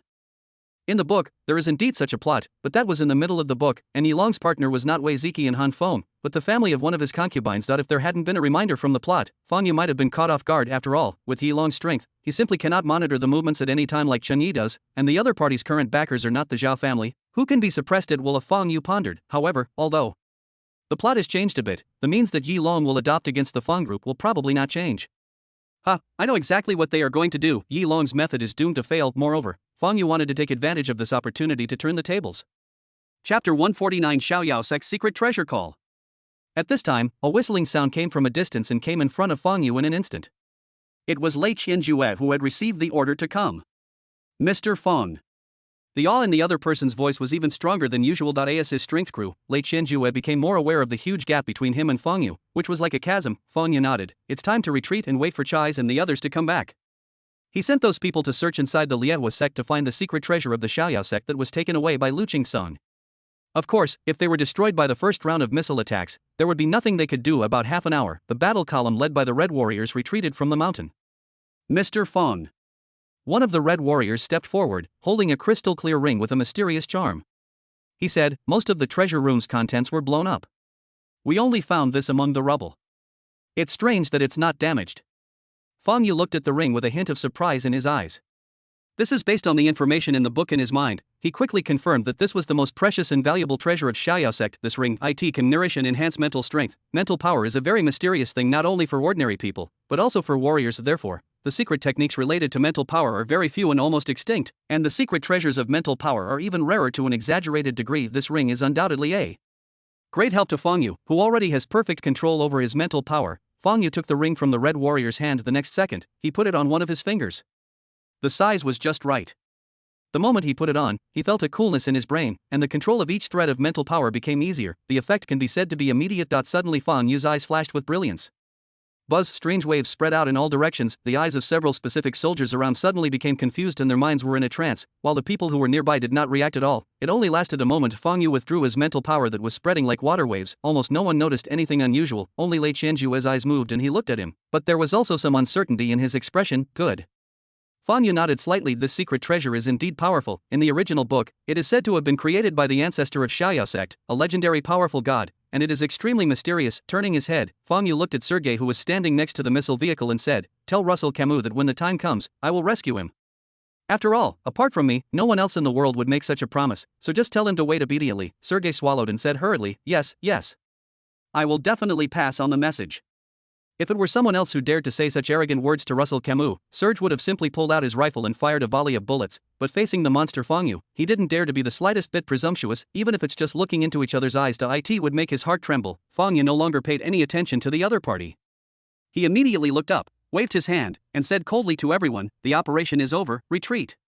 The group immediately drove away from Heck Mountain, where the Liehua sect was located. All that was left was a pool of blood and ruins on the top of the mountain, and Lu Qingsong's miserable corpse hanging in front of the gate of the Liehua sect. A black Hummer sped along the road. Fang Yu closed his eyes and thought, die in the battle with the Liehua sect. Not only would he not conceal it, but he would look for an opportunity to deliberately spread the relevant information. Of course, he would not blame Fang Yu for this incident, but would blame the non-existent identity Fang Qian that he had fabricated. This identity will be of great use in the future. More than 10 hours later, Fang Yu left Qingzhou and returned to Haiqing City, Linzhou. First, he went to Fang's hospital. In the luxurious VIP ward of one of the inpatient buildings, Fang Yu saw Tai Yi and Tai Ba, who were recuperating from their injuries. Tai Yi is the strongest among the Iron Guards, so under the advanced medical conditions of Fang's hospital, he has recovered very well.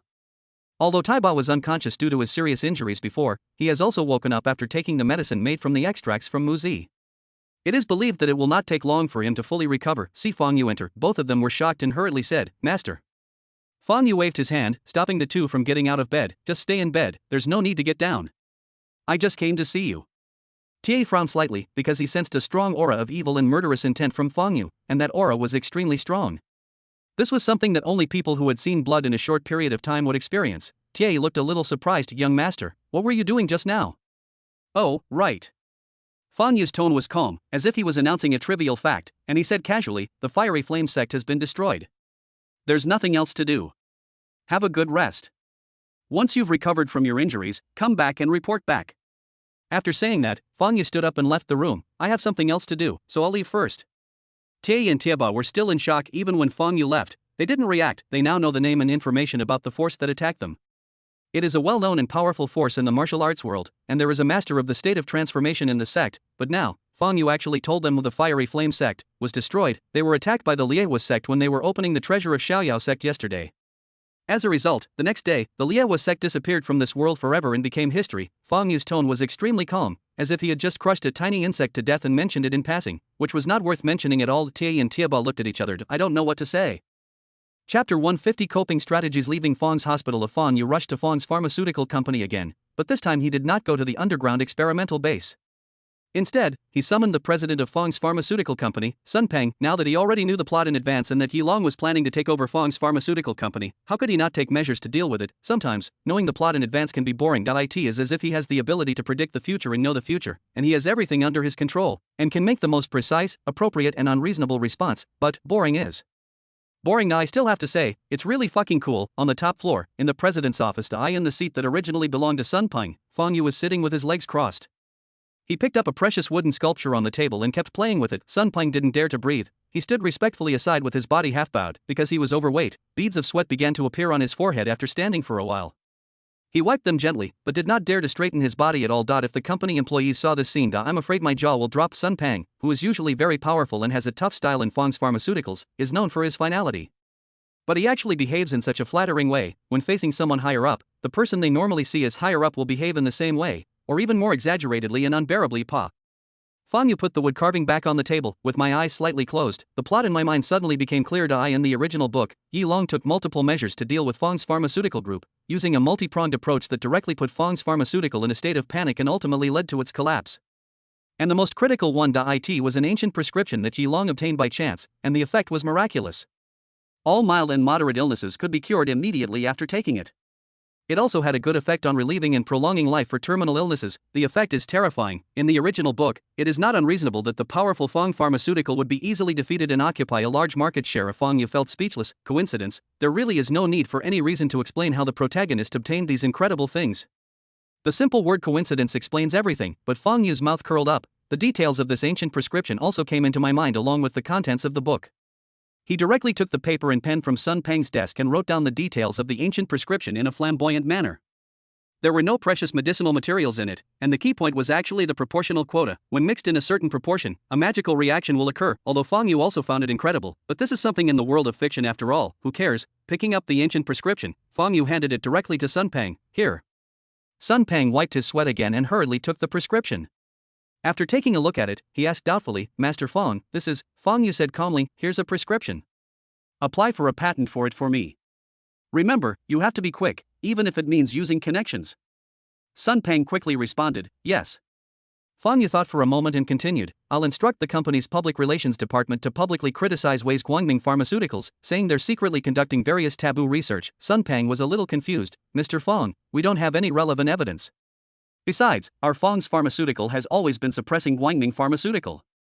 There is no need to resort to these tricks, and he glanced at Fong Yu secretly but didn't say anything, but the meaning is very clear. It is clearly our Fong pharmaceutical that is conducting various taboo researches. Besides, isn't it you who manages it, young master? Why so much nonsense? Fong Yu frowned, you do whatever I say. Sun Peng was shocked, yes. Fong Yu exhaled. I'm afraid there will be a lot of things happening at Fong's Pharmaceuticals in the near future. Be prepared.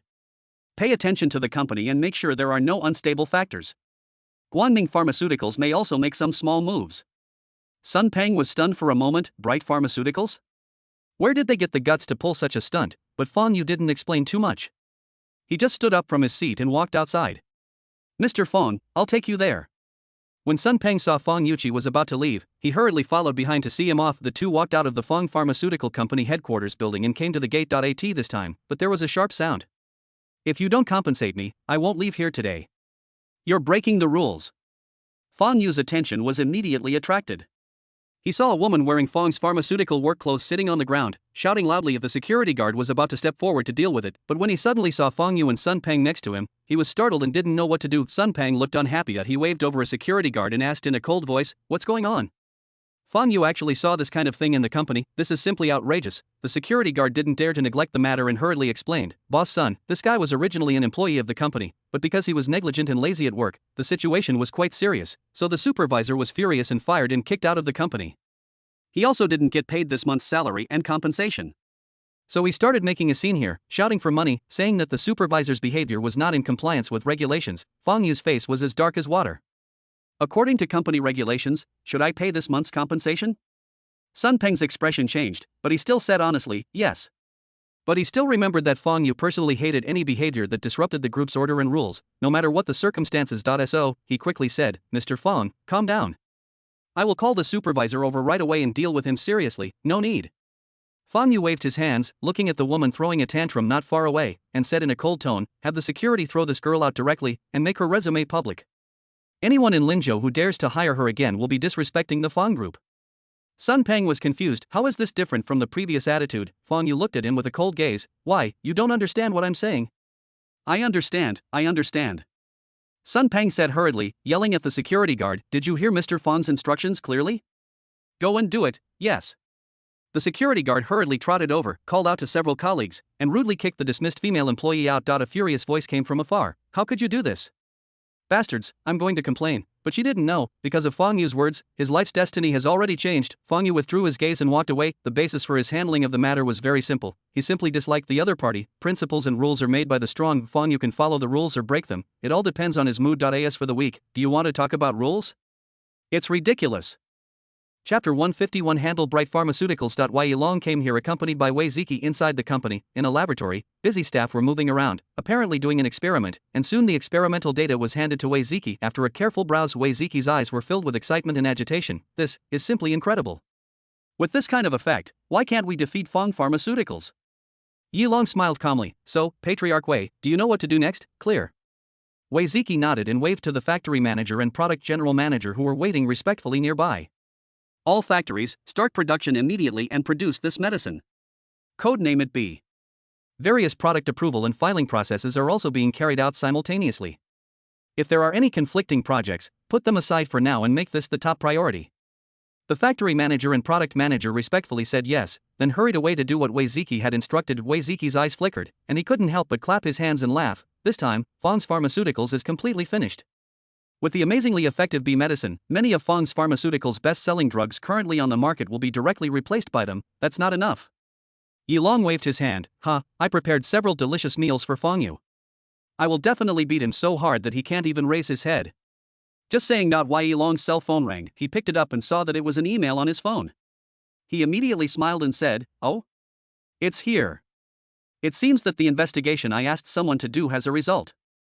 Finger clicks on the email. The content of the email was a lot of photos and videos. Most of the content is disgusting and obscene, and the protagonist of the photos is a woman with a stunning figure and appearance, who looks to be about 25 or 26 years old. If you look closely at the other person's appearance, many people may be surprised to recognize that the person in the photo is the famous singer, actor, and current spokesperson for Fong's pharmaceutical company. Zhong Yan. A well-known figure in the entertainment industry, he has countless fans and possesses a strong appeal and cohesiveness among ordinary people. Over the years, in addition to her normal performing activities, she has also served as the spokesperson for Fong's Pharmaceuticals, which is also the only company she endorses. For so long, Zhong Yan has long been linked to Fong's Pharmaceuticals, and with her huge traffic, she has brought a lot of benefits to Fong's Pharmaceuticals. Ye Long smiled slightly. In the eyes of others, Zhong Yan's personality is pure and lovely. I am afraid no one would have thought that she actually has a chaotic private life. In order to climb to the top, she is willing to sell her body and use any means, and now that I have these evidences, I can use them to threaten the other party. Think of this. Wei Long edited a copy of the pictures, found Zhong Yan's contact information, and sent a copy directly to her.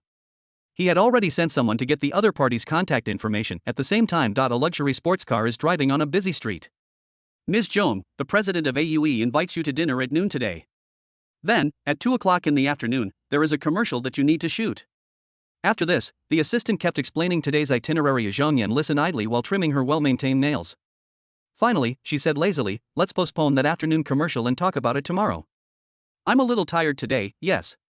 The assistant had no other reaction and started contacting advertisers to cancel the afternoon's advertisements. Having been with Zhong Yan for so long, she knew her temper very well. As long as she said she would not shoot, she would definitely not shoot. Moreover, with her status, she was indeed qualified. At this moment, Zhong Yan picked up her phone again, intending to check the news, but she saw a notification indicating that she had received an email. She immediately became impatient. "Didn't I tell you not to send work-related information to my personal email address?" But she finally reached out and clicked it. When the content of the email was refreshed, Zhong Yan's expression suddenly turned pale, with panic and fear in her eyes. How is this possible? How did the other party get these things? The content of the email was various indecent photos of himself. If it gets out, the consequences will be absolutely unimaginable. At the end of the email, at the bottom of the picture, there was a sentence attached: Wenjing Street, Dongqing District, revolving restaurant, let's talk. Zhong Yan's face was filled with panic, with all sorts of thoughts flashing through her mind. But she finally took a deep breath and said, "Quick, postpone my lunch schedule and go to the revolving restaurant right now." The assistant seemed a little bewildered, not knowing what Zhang Yan was thinking. But Zhang Yan's expression was urgent. "Stop talking nonsense, go."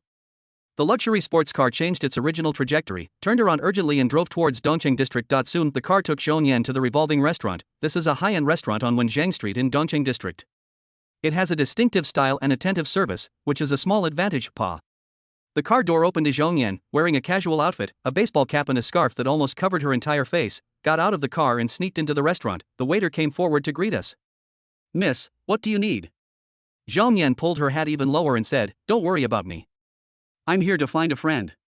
After saying that, she looked around, then walked straight to a seat in the corner and sat down opposite her. There was already a tall man. "It's Yilong." Chapter 152 Termination of Contract. He sat upright in his seat, extended his hand, and smiled slightly. "Long time no see, Miss Zhong, please sit down." Zhong Yan took a deep breath, her expression extremely embarrassed. "Who the hell are you? What do you want to do by sending me that nonsense?" "Ha ha." Yilong laughed. "The messy stuff. Are you referring to Miss Zhong's sexy photos?" Zhang Yan subconsciously looked around, making sure no one was paying attention. Then she lowered her voice and asked angrily, "What on earth do you want to do? Is it for money?" "Money? I don't need that kind of thing." Yilong raised his lips slightly and said, "Ms. Zhong, let me be frank. I am here on behalf of Guangming Pharmaceuticals. I hope you can terminate your contract with Fang Pharmaceuticals and sign a contract with us to cooperate." "That's impossible." Zhang Yan retorted subconsciously. While Yilong shook the phone in his hand. Is it possible? "Miss Zhong, you have to think carefully. It's fine if you don't want to cooperate with our Guangming Pharmaceutical, but if these things are accidentally spread, TSK, Miss Zhong's fans will surely be very sad, right?" Zhong Yan's expression suddenly changed. "No. If those things get out, his career in the entertainment industry will be completely over. Not to mention continuing to enjoy the current life of being praised by everyone and being luxurious and extravagant, he will probably be pointed at if he goes out for a walk." Yilong smiled strangely. "The choice is in the hands of Miss Zhong, so now, make a decision." Zhang Yan's expression kept changing. "The Fang Group has been very kind to me and has given me very generous conditions. Moreover, without the support and resource allocation from the Fang Group, I would definitely not be as popular as I am now." But in the end, she gritted her teeth and said, "I promise. If a person does not work for himself, he will be punished by heaven and earth. In comparison, your own interests are more important." "Very good." Yilong smiled, stretched out his hand, and said, "Well, I wish us a happy cooperation in advance." Zhang Yan suppressed her unhappiness and shook hands with Yilong. About 10 minutes later, Zhang Yan, who was wrapped tightly, hurriedly left the revolving restaurant. In the corner outside the revolving restaurant, a black car was parked quietly. After seeing Zhang Yan leave in the car, the black car quickly started and drove in the opposite direction of Fang Group headquarters, chairman's office. Fang Yu looked at the message on his phone with a playful expression. As expected, Yilong went to find Zhang Yan again. "It's the same plot as before, nothing has changed." According to the plot of the original book, Zhang Yan terminated her contract and stopped serving as the spokesperson for Fang's Pharmaceuticals. Since no suitable replacement could be found for a while, this had a significant impact on Fang's Pharmaceuticals. Opened a gap in the situation. Later, new medicines made according to the prescription provided by Yilong also began to be sold, directly expanding this small opening infinitely. Although Fang Pharmaceuticals did not go bankrupt in the end and managed to survive thanks to the strong strength of the entire Fang Group, it was also severely damaged and lost its absolute control over the pharmaceutical market that it originally occupied. Ding-ling-ling, the phone rang. It was Sun Peng calling. As soon as the call was connected, he said anxiously, "Mr. Fang, Zhang Yan has just entrusted her agent to formally submit a notice of contract termination to us.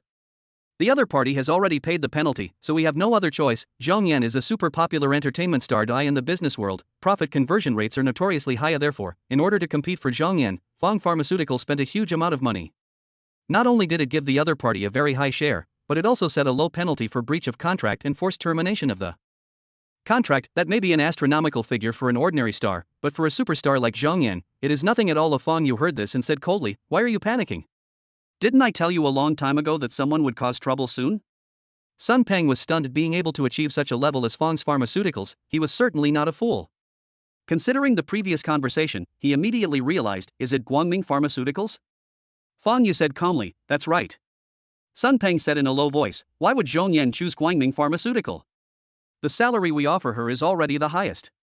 "Oh." Fang Yu sneered, "Isn't this kind of thing easy to think of?" "The other party must have caught me," Sun Peng asked, "so what should we do next? Should we talk to Zhong Yan, or look for a new spokesperson?" "If we look for a new spokesperson, I'm afraid we won't be able to find the right person in a short period of time. It is one of the pillar industries of the Fong family. It is naturally impossible to choose the spokesperson for Fong Pharmaceutical. Casually, Fong Yu said in a cold tone. How could she be so easy to get away with? Leave this matter to me, and you continue to do what I tell you to do, yes. After hanging up the phone, Fong Yu's eyes were cold. Zhang Yan doesn't really think that only Yilong has those things, right? Even though Zhang Yan was threatened by Yilong, but this kind of thing is not within his consideration. He only cares about the result. Chapter 153. Confused Yilong. Fong Yu thought for a moment, then reached out and pressed the button on his desk. A moment later, Lung Han pushed the door open and said, Mr. Fong, are you looking for me? He nodded and said, I'll give you a task. You do this. Lung Han nodded. Okay, Mr. Fong, I understand. Bright Pharmaceuticals. Yilong, Wei Ziki and Han Fong sat on the leather sofa in the office, with a comfortable smile on his face. Now, Zhang Yan has officially terminated the contract with Fong Group and signed a contract with Guangning Pharmaceutical. Moreover, this matter will be reported on the important pages of Dongxia Daily. Dongxia Daily. A newspaper that is quite famous and influential in the entire Dongxia territory. Although this was only the first small step against the Fong Group, it was a poaching of Fong Yu's people. Thinking of the ugly and angry expression that the other party might have when he saw the newspaper, he couldn't help but reveal a playful expression on the corner of his mouth. This feeling can make the other person feel humiliated. It feels so good. Han Fong laughed and said, Brother Yi, I'm lucky to have you this time. Otherwise, I really don't know how to attack the Fong family and clear the obstacles for the establishment of the alliance. This time, Yilong not only recruited Zhong Yan, but also planned every subsequent step. Defeating Fong Pharmaceuticals is just around the corner. Wei Ziki was also in a good mood and said, Brother Yi, how did you manage to get Zhong Yan here? Yilong smiled mysteriously. Secret. He was calm and composed, his face full of confidence, as if he had already taken over the Fong Group. Upon closer observation, his strength has also improved further, and his aura has become more condensed and powerful. It is obvious that he has taken another step forward in the peak of internal strength and is not far from becoming a master of the realm of transformation. Crunch. At this moment, the door was pushed open. A secretary walked in from outside and placed a newspaper on the table in front of the three people. He said respectfully, Mr. Yi, this is today's latest issue of Dongxia Daily. You asked me to prepare it earlier. Yilong nodded. Oh, thank you for your hard work. After the secretary left, he picked up the newspaper in his hand and said with a smile, the news about Zhang Yan should have been published in it. I guess Zhang Yan's fans are going crazy. Open it and take a closer look. Oh, it has indeed been published. Above it was a large headline, #famous entertainer Zhang Yan is no longer the spokesperson for Fong Pharmaceuticals and will instead be the spokesperson for Bright Pharmaceuticals. The contract has been terminated. Then comes the detailed report. Yilong glanced at it briefly, then turned a page, and then his hand suddenly stopped. He rubbed his eyes. He seemed a little bit unbelievable and confused. Right next to the section about Zhang Yan terminating her contract with Fong Pharmaceutical and cooperating with Guangning Pharmaceutical, the next page was a piece of news that took up a large space. Zhang Yan's private life is indecent, and her image as a pure goddess has collapsed? Immediately afterwards, a lot of pictures were posted below. Although everything is blurred, you can still tell it's Zhang Yan herself, including chat records, real photos, etc. They are also disgusting that people can't bear to look at them. Yilong was confused. Chapter 154. Regrouping. Yilong's face turned pale and it was just short of self-destructing on the spot. Asshole. Finally, he shouted loudly, causing the tea table to vibrate, and threw the newspaper directly onto the table, his whole body filled with rage. It's obvious that I've failed this time. This can't be a coincidence, and there is only one person who would do such a thing. Fong Yu. I thought I had poached Fong Yu's girlfriend, but I didn't expect that the other party had already dug a trap for me to jump into. It seems that Fong Yu already had the evidence and leverage on Zhang Yan in his hands, but because of Zhang Yan's own value, he turned a blind eye. This time, I was completely treated like a fool. For Fong Yu, he is not afraid of the matter being exposed by others. After all, Zhang Yan is Zhang Yan, and Fong's Pharmaceutical is Fong's Pharmaceutical. If something goes wrong, as long as he cuts off ties with Zhang Yan in time, it will not have much impact. But now, their situation is different. Zhang Yan cooperated with Guangning Pharmaceutical, and Zhang Yan's dirty photos were exposed. These two big news were published at the same time. People would easily start to associate it with the fact that Fong's Pharmaceutical kicked Zhang Yan out of the company because of this incident, and then Guangning Pharmaceutical took over this mess. Asshole. There was a gloomy look between Yilong's brows and his face was gloomy. Beside them, Wei Ziki and Han Fong were both startled by Yilong's sudden anger, and seemed a little confused. The plan was clearly going well, so what happened? After the two of them browsed the newspaper on the table, they finally understood why Yilong was angry. Thus the two looked at each other. They soon realized that they had been tricked by Fong Yu this time. However, the other party's actions were a bit too despicable. Looking at the two pieces of news next to each other, they suddenly felt the silent but strong mockery, and couldn't help but turn pale. In the end, Han Fong spoke first. Brother Yi, don't worry too much. Just consider this as Fong Yu's victory. But the final result won't change because of this. We haven't used our trump card yet. For Han Feng, not Wei Yilong's greatest value lies in his strength and talent, everything else is secondary. This person is a person who has great potential to become a master of the realm of transformation in the future, so no matter what mistakes the other party makes, he must make his attitude clear. Wei Ziki also said on the side, yes, brother Yi, don't take it to heart, it's just a small setback. At this time, Yilong's expression became more promising, and he snorted coldly, humph, let this guy be arrogant for a while. By the way, Chief Wei, how is the production of Potion B going? All the best. A smile appeared on Wei Ziki's face. I've already ordered all the factories to speed up production. We've already stockpiled a considerable amount of bee medicine. Once it's officially released to the market, it will have a huge impact on Fang's pharmaceuticals in a short period of time. Yilong nodded, not bad. As he spoke, a sneer appeared on the corner of his mouth. It's almost done, prepare to release the news and prepare for the product launch conference. The foreplay is over, then it's time to get down to business. Wei Ziki and Han Feng looked at each other. I couldn't help but burst out laughing. The audience of Dongxia Daily is still very broad. As so many people saw the two news reports about Zhongyan, which attracted widespread attention and even became a hot topic for a while. Zhongyan's fans totally cannot accept this. They turned from fans to haters, launched crazy abuses online, and started a fierce attack on Zhongyan. Guangming Pharmaceutical pretended to be dead, but still could not escape the fate of having its body whipped. Countless netizens mocked it as a garbage collection box and a broken shoe collector.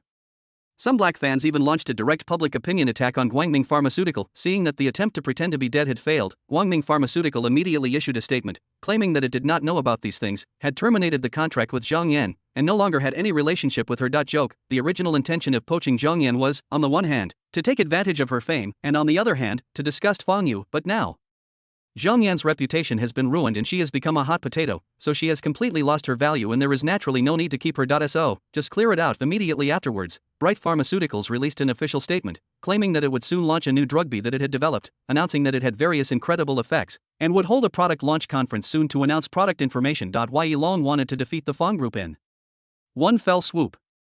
It can be said that it was a huge investment. He asked the Wei family to invest a lot of money and resources in advertising to build momentum for this product launch.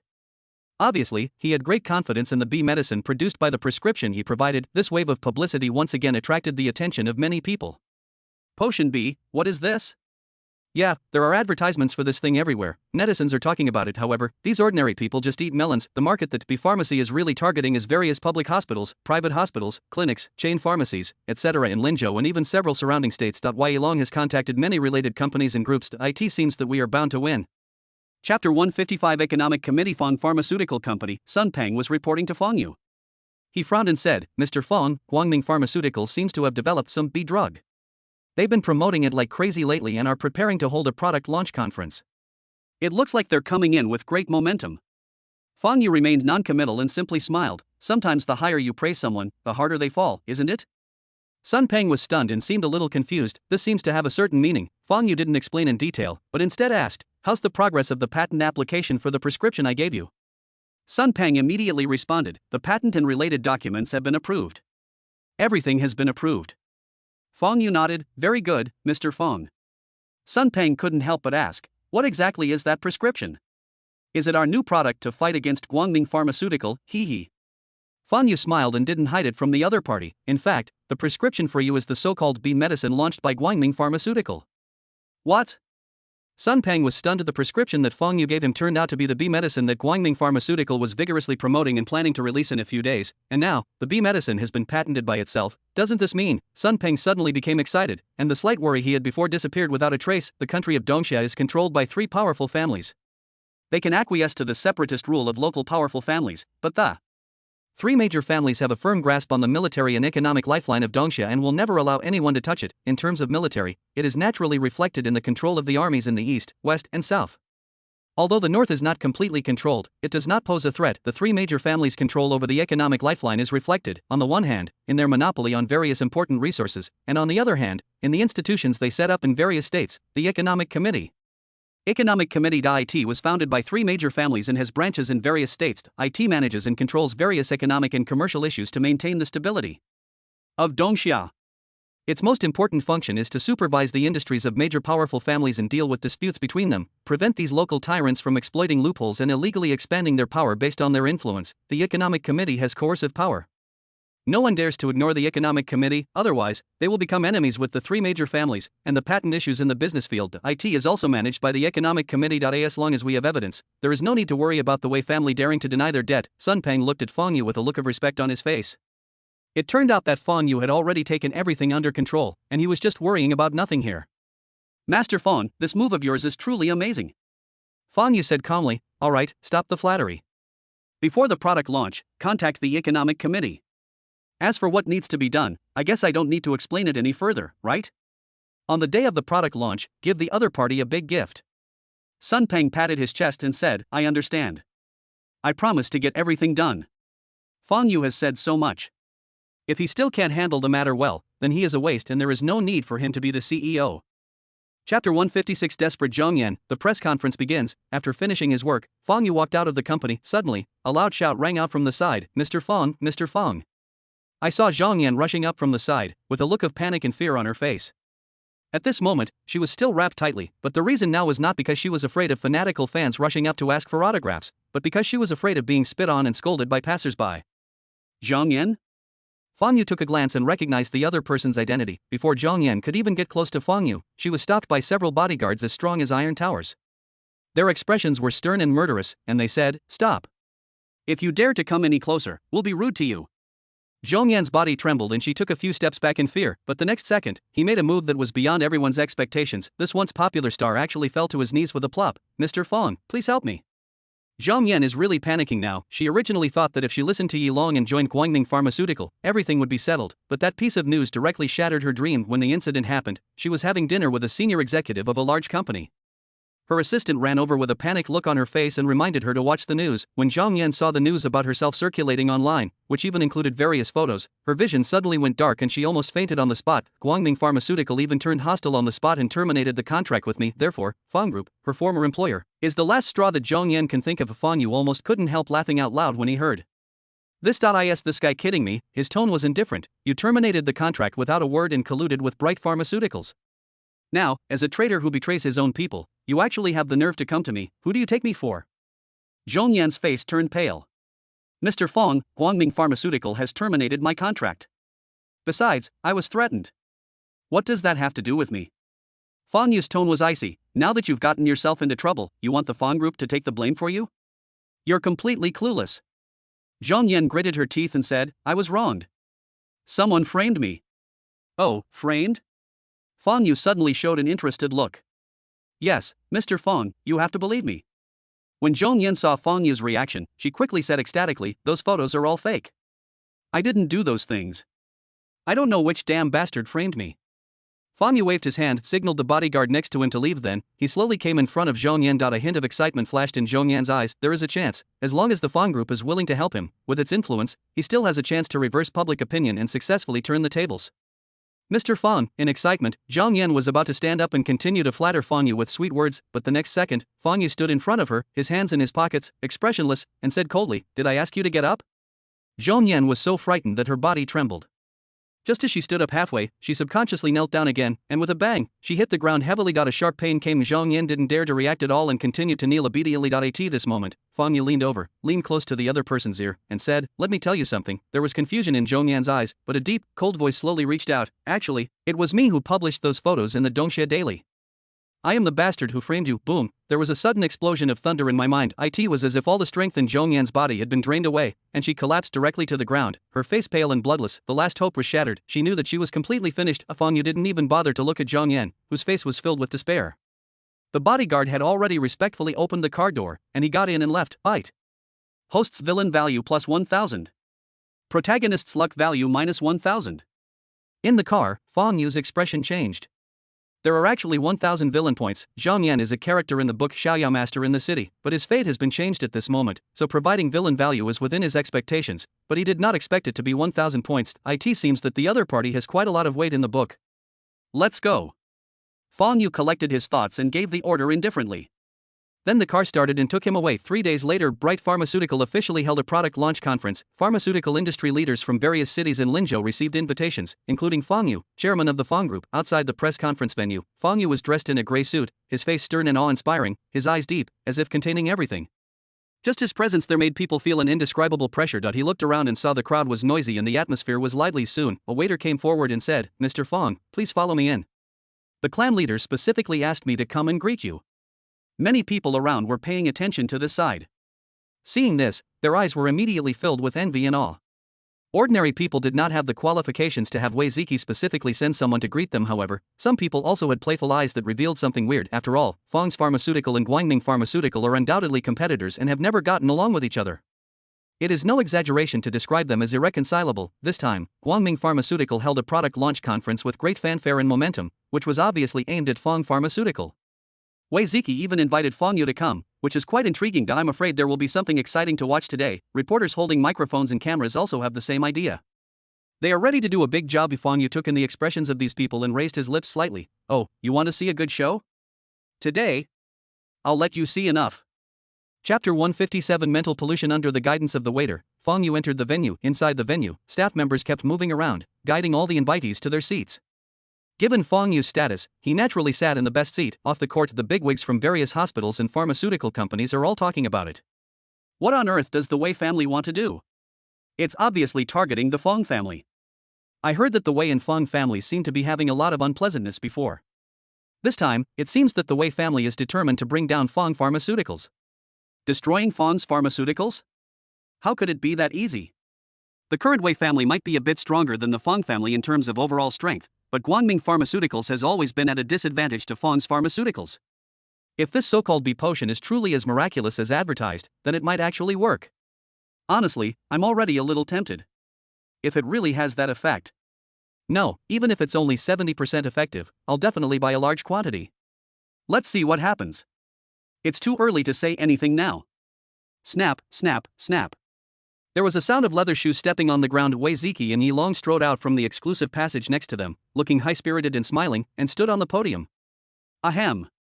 Wei Ziki cleared his throat and said loudly, "Everyone, without further ado, the product launch of Guangming Pharmaceuticals' B drug is now officially underway." At this time, he paused slightly and looked at Fong Yu. "Oh, by the way, we are honored to have invited Mr. Fong Yu, the actual controlling shareholder of Fong Pharmaceutical and chairman of Fong Group, to today's press conference. This is really an honor. Everyone, applaud and welcome him." As he spoke, he led the applause. Pa pa pa. There was thunderous applause from the audience. Fong Yu's face was as gloomy as water, and a hint of murderous intent flashed through his mind. Wei Ziki spoke politely and respectfully, but the mockery in his eyes could not escape his eyes at all. "Humiliate yourself, the other party has chosen the wrong target, because I have always been vindictive." No one noticed that a gleam of light flashed across Fong Yu's eyes. On the other side, Wei Ziki snorted inwardly and continued, "First, let me give you a detailed introduction to the B drug that Guangming Pharmaceutical has recently developed, so that you can have a deeper understanding." Wei Ziki waved his hand imposingly, signaling the backstage operators. Then, with Wei Ziki's confident smile, the large screen behind him slowly turned on, and he opened his mouth directly, ready to begin his explanation. Potion B is, everyone was stunned. What appeared on the screen was not some cool and exquisite promotional PPT, but a full screen of mosaics, and then there was an unbearable and gentle moaning sound, just like the end of a porn movie, full of spiritual pollution. The reporters immediately started taking photos crazily. How could they miss such news? Wei Ziki's explanation came to an abrupt halt.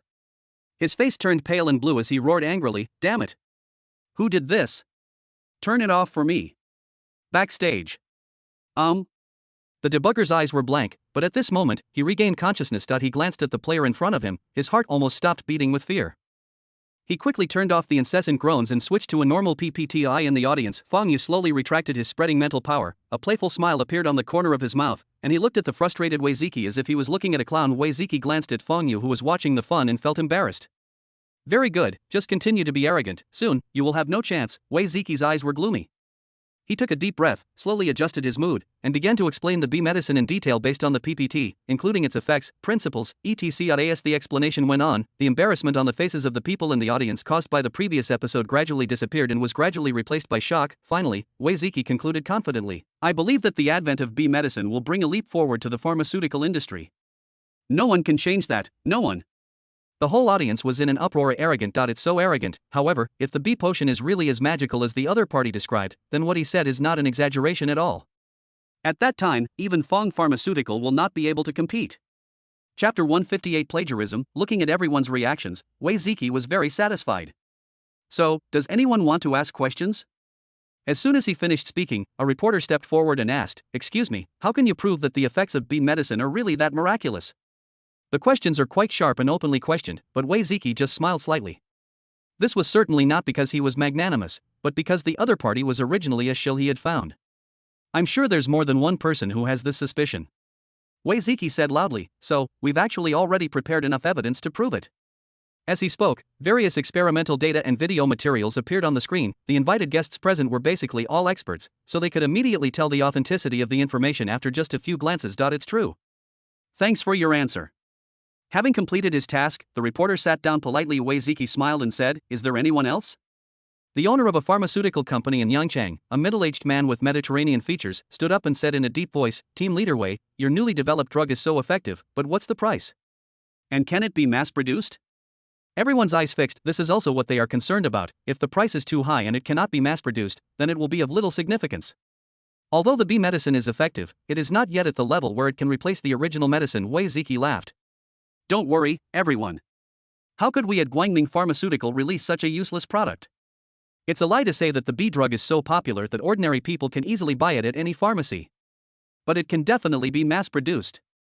At least providing you with the supply shouldn't be a problem."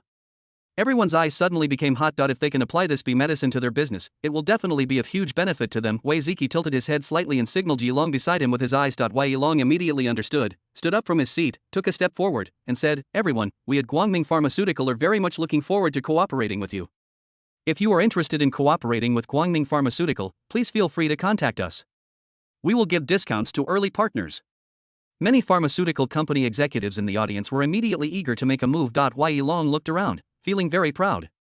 Among these people who were obviously interested, many were current partners of the Fong Group. It seems the day when Fong's pharmaceuticals will be finished is not far away. Feeling cheerful, Yilong couldn't help but look at Fong Yu. Mr. Fong, what do you think of this press conference? Please share your insights." Many eyes were focused on him. The atmosphere in the venue began to become a little subtle. Wei Yilong's words already felt like a tit-for-tat confrontation. Fong Yu raised his eyes slightly and glanced at the other person. Those eyes were as dark as the abyss, and seemed to contain surging lightning. Wei Yilong's body trembled suddenly, and he couldn't help but take a half step back, but he reacted immediately. His face changed slightly, and anger surged in his heart. Damn it, he is a martial arts master at the peak of internal strength, and it won't be long before he is promoted to the realm of transformation. How could he be scared by Fong Yu just now? This made Yilong extremely angry, but he didn't notice the fleeting stabbing pain in his mind, and this wasn't the first time. Silently, something that had been buried for a long time was constantly being strengthened. Okay. At this time, Fong Yu had already stood up from his chair, adjusted his tie, and said leisurely, "Then I'll just say a few words." The anger in Yilong's heart dissipated, and he became a little dazed. He just wanted to provoke Fong Yu with his words, thinking that the other party would ignore him and even leave in anger, but he didn't expect Fong Yu actually planned to say a few words. Yilong's eyes became contemptuous and disdainful again.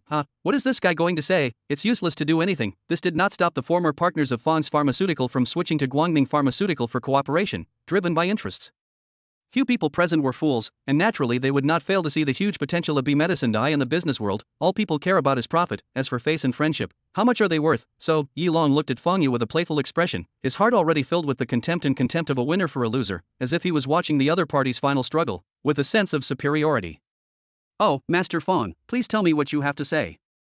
Fong Yu smiled faintly, turned around, and said to everyone present, "Well, first of all, thank you all for attending Fong's Pharmaceuticals product launch conference." Yilong couldn't help but burst out laughing. "Boss Fong, are you confused? This is clearly the product launch of our Guangming Pharmaceutical bee drug." Everyone present was also a little stunned. Fong Yu, are you so angry that you've lost your mind? Fong Yu was surprised. Really? This is the press conference for Guangming Pharmaceuticals? I thought it was the press conference for Fong's Pharmaceuticals. He smiled faintly. Because there's something I've always been curious about. Why is the bee potion manufactured by your Guangming company exactly the same as our new product, which we've patented but haven't officially launched yet? The whole audience was silent for a moment, and then, there was a big uproar. What does Fong Yu mean? Yilong's face darkened. Nonsense. Mr. Fong, you have to be responsible for what you say. You are slandering me. He was already laughing in anger. I originally thought Fong Yu had some way to turn the situation around, but I didn't expect him to tell such a ridiculous lie. The prescription was clearly obtained by chance, but Fong Yu actually said that Guangming Pharmaceuticals' bee medicine was exactly the same as their patented product, accusing them of plagiarism? That's ridiculous. Yilong was not going to let this matter go, but instead pressed on, "Mr. Fong, you have to give us an explanation today. Are we easy to bully? Obviously, he was planning to keep holding on to this matter. Fong Yu smiled coldly, suddenly stretched out his hand and patted. Explanation? I'll explain it to you right now. Suddenly, footsteps were heard outside the venue, and several people walked into the product launch conference. One of them was Sun Pang, the president of Fong's Pharmaceutical. The other few people did not belong to the Fong group. The leader was a broad-bodied middle-aged man with a calm expression and a stern aura. Why do you feel familiar? In the audience, several people stared at the people around Sun Pang, especially the man with extraordinary temperament, and murmured. At some point, their bodies shook at the same time, and they cried out in horror. Zhang Hanhai. Chapter 159. The reality is very bleak. Zhang Hanhai. When the others heard this name, their faces changed. Although they didn't know the person in question, they had all heard of this name. Zhang Hanhai, head of Linzhou Economic Commission. To a certain extent, Zhang Hanhai is the agent of the will of the three major families in Linzhou. Although he usually keeps a low profile and generally does not attend various messy occasions, no one dares to look down on him, because no one dares to offend the three major families. Why is Zhang Hanhai here? Everyone looked shocked. Sun Pang finally walked up to Fong Yu and said respectfully, Mr. Fong, the person has been brought here. Yeah, well done. Fong Yu nodded, looked at Zhang Hanhai beside him, and said with a smile, Mr. Zhang, this is the first time we meet, right? Zhang Hanhai nodded, his expression grim. Yes. Mr. Fong, there's no need for pleasantries. Let's get straight to the point. Fong Yu smiled and said, that's as it should be. At this time, Wei Ziki had already hurried down from the stage, a look of horror on his face. Mr. Zhang, why are you here? As the patriarch of the Wei family, the #1 family in Linzhou, Wei Ziki naturally couldn't be unaware of Zhang Hanhai. Even he didn't dare to put on airs in front of Zhang Hanhai. Zhang Hanhai glanced at him and said calmly, Patriarch Wei, I originally thought you were a man who knew the rules. Why did you cause me trouble this time? Wei Ziki's expression changed. Mr. Zhang, what do you mean? Zhang Hanhai said nothing, threw a stack of documents at him, and said, take a look for yourself. Wei Ziki's eyes quickly scanned the documents in his hand, and his face gradually turned pale. How is this possible? Fong's Pharmaceuticals has actually registered a patent for a new product, and the ingredients in the medicine are exactly the same as Guangming Pharmaceuticals' B medicine. He turned his head suddenly and looked at Yi Long. Yi Long also saw the stack of documents. His brain froze immediately, but he reacted the next second and shouted angrily, this is impossible. The prescription was clearly obtained by myself by chance. How could Fong's Pharmaceuticals know the content and even register the patent long ago? Yi Long couldn't help but roar, impossible, these are all false accusations. When Wei Ziki heard this, his face turned green. Isn't this just digging his own grave? Brother Yi, be careful with your words. As expected, the temperature around them immediately began to drop. Zhang Hanhai's expression was filled with icy coldness. Patriarch Wei, are you saying that I'm framing you? Wei Ziki's expression changed drastically. Mr. Zhang, it's a misunderstanding, all a misunderstanding. We naturally don't dare to question you. Zhang Hanhai's expression remained unchanged as he said coldly, the product launch conference is cancelled. Bright Pharmaceuticals must pay a fine to the Economic Committee and compensate Fong's Pharmaceuticals. At this time, Fong Yu smiled and said, there's no need for compensation. As long as Guangming Pharmaceutical can transfer the drugs it has already produced to our Fong's Pharmaceutical, it will be fine. They were all going to be destroyed anyway. Is that okay? Wei Ziki and Yi Long's breathing became tense and they were about to explode. During this period, Guangming Pharmaceuticals factories had been working frantically, stockpiling a large amount of inventory. Now, they were benefiting from it. They spent energy and resources on publicity and holding product launch conferences, but it seemed that they were working for Fong Yu in vain. Zhang Hanhai's expression turned cold. Why, you don't want to? You have to understand. I now represent the three major families. Wei Ziki said with a frustrated look, I agree, asshole. Yi Long's face turned darker and he felt a tightness in his chest. He was confident of victory just now, thinking that he would soon defeat Fong Pharmaceuticals and leave them with no energy to obstruct the establishment of the Tongmenghui, and Han Feng will use Linzhou's answer sheet, with his support, to obtain the position of the Han family's heir, and eventually ascend to the position of the head of the family and share power with him. Pity dreams are wonderful, but reality is miserable. Fong Yu dealt him a heavy blow. My action this time can be said to be a complete failure. Chapter 160. Who was more dangerous? At this time, Zhang Hanhai looked at Fong Yu and said, Mr. Fong, how is the result of this handling? Sure. Fong Yu smiled. Mr. Zhang's move not only safeguards the interests of the Fong group, but also maintains the business order of Linzhou. That's good. Zhang Hanhai's eyes were filled with deep meaning. Are the Wei family really fools, plagiarizing the Fong family's research results and then holding a product launch conference without any scruples and with great fanfare? How is that possible? Although he was not clear about the specific situation, Zhang Hanhai had some vague guesses that this was probably a trap set by the Fong family for the Wei family, and the purpose was to trick the Wei family. Of course, Zhang Hanhai would not speak nonsense. without any evidence. Moreover, even if he had some evidence in his hands, he would still make the same judgment and take the same action. The main responsibility of the Economic Committee is to supervise the many local big families to prevent them from becoming a threat and shaking the foundation of the three major families. The Wei family has been the local tyrant in Linzhou for too long, and no one has been able to shake it. This is not the result they want to see, therefore, Zhang Hanhai would naturally not give up this opportunity to reasonably suppress the Wei family, not to mention that Fang Yu did it perfectly without leaving any loopholes. Even if there were any flaws, he would choose to turn a blind eye. Through this treatment of the Wei family, once the news gets out, it will be a deterrent to all forces, big and small, in Linzhou. Even the Wei family can be targeted, so they will naturally be no exception. Of course, after this, Zhang Hanhai will not interfere too much. After all, the more troublesome thing is that Han Feng is also involved. Although the Han family cannot be compared with the three major families, it is already the second most powerful one. Even the three major families are probably unwilling to directly tear their faces apart. Zhang Hanhai secretly examined Fang Yu, but no matter how he observed, he could not see anything from the other person. There was no excitement, only indifference, as if everything in front of him was not worth mentioning at all. Everything was under his control and could not cause the slightest fluctuation in his mood. "Mr. Zhang?" Shouts came from my ears. Zhang Hanhai suddenly woke up. He had been distracted just now. After staring at Fang Yu for a long time, the other party seemed to have transformed into a slowly rotating dark vortex, disrupting his thoughts and wanting to completely devour his consciousness. At this moment, his back was actually a little wet and Fang Yu was looking at him with a smile. It was he who reminded Zhang Hanhai just now about what's going on. Fang Yu seemed to be shrouded in layers of fog, making him unpredictable. Zhang Hanhai was very good at judging people, but in his decades of life experience, this was the first time he had this feeling when facing someone, a slight sense of fear. This feeling appeared without warning and without reason. An idea suddenly popped up in Zhang Hanhai's mind. Was he really doing the right thing by suppressing the Wei family and favoring the Feng family this time? A slight chill rose in his heart. Fang Yu, maybe he is much more dangerous than the Wei family. But in the end, Zhang Hanhai shook his head, suppressed the vague uneasiness in his heart, and turned away. I hope it's just my illusion. In the meeting room, Fang Yu watched Zhang Hanhai leave, then retracted his gaze and looked at Yi Long and Wei Ziki, who had grim expressions. The corners of his mouth are slightly raised. You too, I hope you will fulfill your promise as soon as possible and hand over all the bee medicine you produced to our Fang Pharmaceutical. Then, he turned to look at the crowd, who were speechless from the shock of this earth-shattering turn of events. I look forward to working with you all in the future. Fang's Pharmaceuticals, we shouldn't need to hold another product launch conference, right?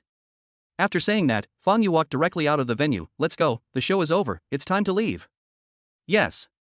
Sun Peng hurriedly followed behind him. This time, the reporter finally reacted and rushed towards Fang Yu excitedly, intending to interview him. Big news, this is huge news. These reporters had already anticipated the sensation this plot would cause, so they started to frantically fight for an interview with Fang Yu. But the burly bodyguards had already lined up in a row, blocking the reporters and coldly saying, "Get lost." The reporters stopped in disappointment, but then rushed towards Wei Ziki and Yi Long, who looked pale. Interviewing them is the same. As for how the two of them feel now, that is not something they need to consider. Chapter 161 Secret Planning Bite. Congratulations to the host for changing the original plot of Fang's Pharmaceuticals. Host's villain value plus 3,000. Protagonist's luck value minus 3,000. Friendly reminder, the current host villain value is 8,600 points. Fang Yu, who was leaving the Guangming Pharmaceutical Product Launch Conference by car, soon received the villain value that changed the plot. A full 3,000 points. Fang Yu was very satisfied with this. With so many villain values, it's worth all the energy I've spent on this matter recently. The story of how Yi Long planned to bring down Fang's Pharmaceuticals is described in great detail in the book, and it is a significant chapter. In Yi Long's rise to power. So it's not surprising to get 3,000 villain points. Soon what happened at the Guangming Pharmaceutical Product Launch Conference quickly spread throughout Linzhou through the hands of on-site participants and reporters. Although the major families were afraid of the Wei family's strength and did not dare to say anything on the surface, they had already made a laughingstock of this matter in private. The news even spread among ordinary people. Although they did not know the details or the significance of it, they also used it as a topic of conversation after dinner. Bright Pharmaceuticals' image plummets. The bee medicine that Yi Long and others originally used as their trump card had already been patented by the Fang clan group. The Wei family originally wanted to use this to poach Fang family's partners, but now the situation is reversed. A large number of important partners of Guangming Pharmaceutical have tactfully expressed the idea of terminating cooperation and sent orders to Fang Pharmaceutical. The first batch of goods delivered by Fang's Pharmaceuticals were all stockpiled by Guangming Pharmaceuticals before they started production. Think of this. Why Yi Long and others were so angry that their teeth were itching. Originally, they wanted to do something about transferring the supply so as not to let Fang Yu get it for free, but in the end they had no choice but to give up. The reason is simple, this is a decision made by the Economic Committee. If they are found to have done something wrong, they would be courting death. The Economic Committee branches established in each state do not have much power in themselves, but they represent the will of the three major families. To the three major families, what is the Wei family? Just once. If you dare to challenge their authority again and again, you will eventually end up in destruction. By then, I'm afraid the Han family behind Han Feng will be affected. Therefore, Yi Long and others did not dare to play any tricks on this matter. Of course, they will definitely not swallow this anger. Wei family manor. In a luxuriously decorated room. Yi Long, Wei Ziki, and Han Feng sat in a circle on a high-end leather sofa. The servant brought hot tea and placed a cup in front of each of the three people. It was the famous Wushan de Hongpo, which had a faint fragrance that was refreshing. The three of them looked unhappy. Go down. Wei Ziki waved his hand and dismissed the servants. After the door was closed and only the three of them were left inside, Wei Ziki frowned and said sullenly, this time, we're completely screwed. Fang Yu had badly cheated him. It's even more embarrassing. Yi Long clenched his fists and couldn't help but say, how could Fang Pharmaceuticals have registered the patent for B drug in advance? I still can't figure it out. It's simply impossible. Okay, it's over. There's no point thinking about it anymore. Han Feng exhaled and said, the important thing is, what should we do next? Wei Ziki's eyes flashed with a fierce light. This tone is really hard to swallow. In my opinion, we should just get rid of Fang Yu and eliminate future troubles. Otherwise, keeping this guy around will always be a threat. He was really worried. Ever since Fang Yu took charge of the Fang group, the Fang family's strength has been expanding rapidly. On the other hand, their Wei family suffered repeated setbacks, including the death of Wei Tianhao, the seizure of the properties of the Zhao and Ji families that they had worked so hard to defeat, and the failure of Guangming Pharmaceutical. It was obvious that they had been going downhill. If this continues, Wei Ziki was worried that the Wei family's position as the #1 family in Linzhou would soon be taken away by Fang Yu and replaced by the Fang family. In Dongxia, the rise of a new hegemonic power is often not accompanied by the decline of the old hegemonic power, but the demise of the old hegemonic power. This world is not some dreamy utopia. So cruel and real. Get rid of Fang Yu. Han Feng's expression changed. Wei Ziki had proposed this suggestion at the last Wei family dinner, but he reprimanded the other party at that time. But this time, he did not directly stop it, but softened his attitude. Seeing this, Wei Ziki continued to persuade him, young Master Han, this Fang Yu is indeed very troublesome. If we don't get rid of him as soon as possible, there will be endless troubles. Han Feng's face was gloomy and uncertain. After thinking for a moment, he looked up at Yi Long, who was sitting opposite him, and asked for his opinion. Brother Yi, what do you think about this matter? Yi Long frowned, his body slowly straightened, a huge sense of oppression emanating from him. He said in a deep voice, I think Fang Yu is indeed a huge hidden danger. The reason why he said this was not only because he had suffered a setback at the hands of Fang Yu recently, but also because he always sensed a strong sense of threat from Fang Yu that came from nowhere. Seeing that Yi Long supported Wei Ziki's idea, Han Feng suddenly fell into deep thought. After a long while, he seemed to have finally made up his mind, and a hint of murderous intent flashed in his eyes. In that case, then kill that guy. Han Feng made your own decision. The stagnation of progress in Linzhou made him feel restless. After all, the time for selecting the heir to the Han family is not far away. If he does not take Linzhou as soon as possible and demonstrate his ability, he will fall into a very passive and unfavorable situation. Han Feng said, since we have decided to take action, we must ensure that everything is foolproof. As for the person to take action, Wei Ziki looked at Yi Long. With Brother Yi's terrifying strength at the peak of his internal energy, can't he kill Fang Yu? As long as he takes action, there will be no accidents. Yi Long shook his head and uttered two words, not appropriate. Wei Ziki frowned and asked, looking a little confused, you don't plan to take action? Why is that? Before Yi Long could say anything, Han Feng started explaining, Brother Yi is right. He really wasn't fit to do it. We just had such a bad relationship with Fang Yu, and now he's suddenly dead. Isn't it obvious that it was us who did it? If it were any other time, it would be fine. Even if they suspected us, we wouldn't be able to do anything. But the situation is different now. Zhang Hanhai just issued a warning. If Yi Long makes any mistakes when he attacks, Zhang Hanhai will definitely be furious. When that happens, the three major families will blame us, and no one can afford the consequences. Chapter 162 Dark Council. Yi Long nodded, yes, that's right. Wei Ziki hadn't thought too much about it just now, but after hearing these words, he suddenly realized and felt a little scared, but he couldn't help but say, what should we do if Yi Long doesn't take action? Fang Yu is the chairman of the Fang group and he is a cautious person. He is not easy to assassinate. Han Feng let out a long breath, leave this matter to me. I know a master who owes me a favor because I accidentally rescued him many years ago. I can use this favor to ask him to get rid of Fang Yu. Expert? Wei Ziki frowned. How powerful is he? Fang Qixiong, the previous head of the Fang family, is said to have secretly formed an elite team of warriors. Therefore, the protective force around Fang Yu should be quite strong. Don't worry. Han Feng smiled faintly, the other party is the first holy son of the Dark Council. Dark Council? Wei Ziki looked confused. Although he is the head of the Wei family, he is only the overlord of a small place like Linzhou, and what he knows is actually limited. Instead, Yi Long looked shocked, because he learned a lot about the world of warriors from Feng Xiaoyao, including the Dark Council. Han Feng smiled slightly. It seems that brother Yi seems to know something. Yi Long's expression was solemn. The Dark Council of Sispaga? Sispaga. A powerful country located in the westernmost part of the entire continent, with strong military strength, very warlike and extremely aggressive. The Dark Council is the strongest warrior force in Sispaga. He is also well known in the martial arts community throughout the world. The position of the Holy Son of the Dark Council is a title that only the most talented warriors within the council can obtain. There are a total of 10 Holy Sons, and the first Holy Son, as the name suggests, is the most powerful among the Holy Sons. The first Holy Son of this generation of the Dark Council is known as a genius rarely seen in a century. He has reached the realm of half-step transformation at a young age. It is said to be invincible below the state of transformation. He even slaughtered a combat sequence of nearly 100 people armed with hot weapons on his own on a battlefield where several small countries in the central part of the continent were fighting. Notorious and terrifyingly powerful, and Han Feng was actually able to persuade the other party?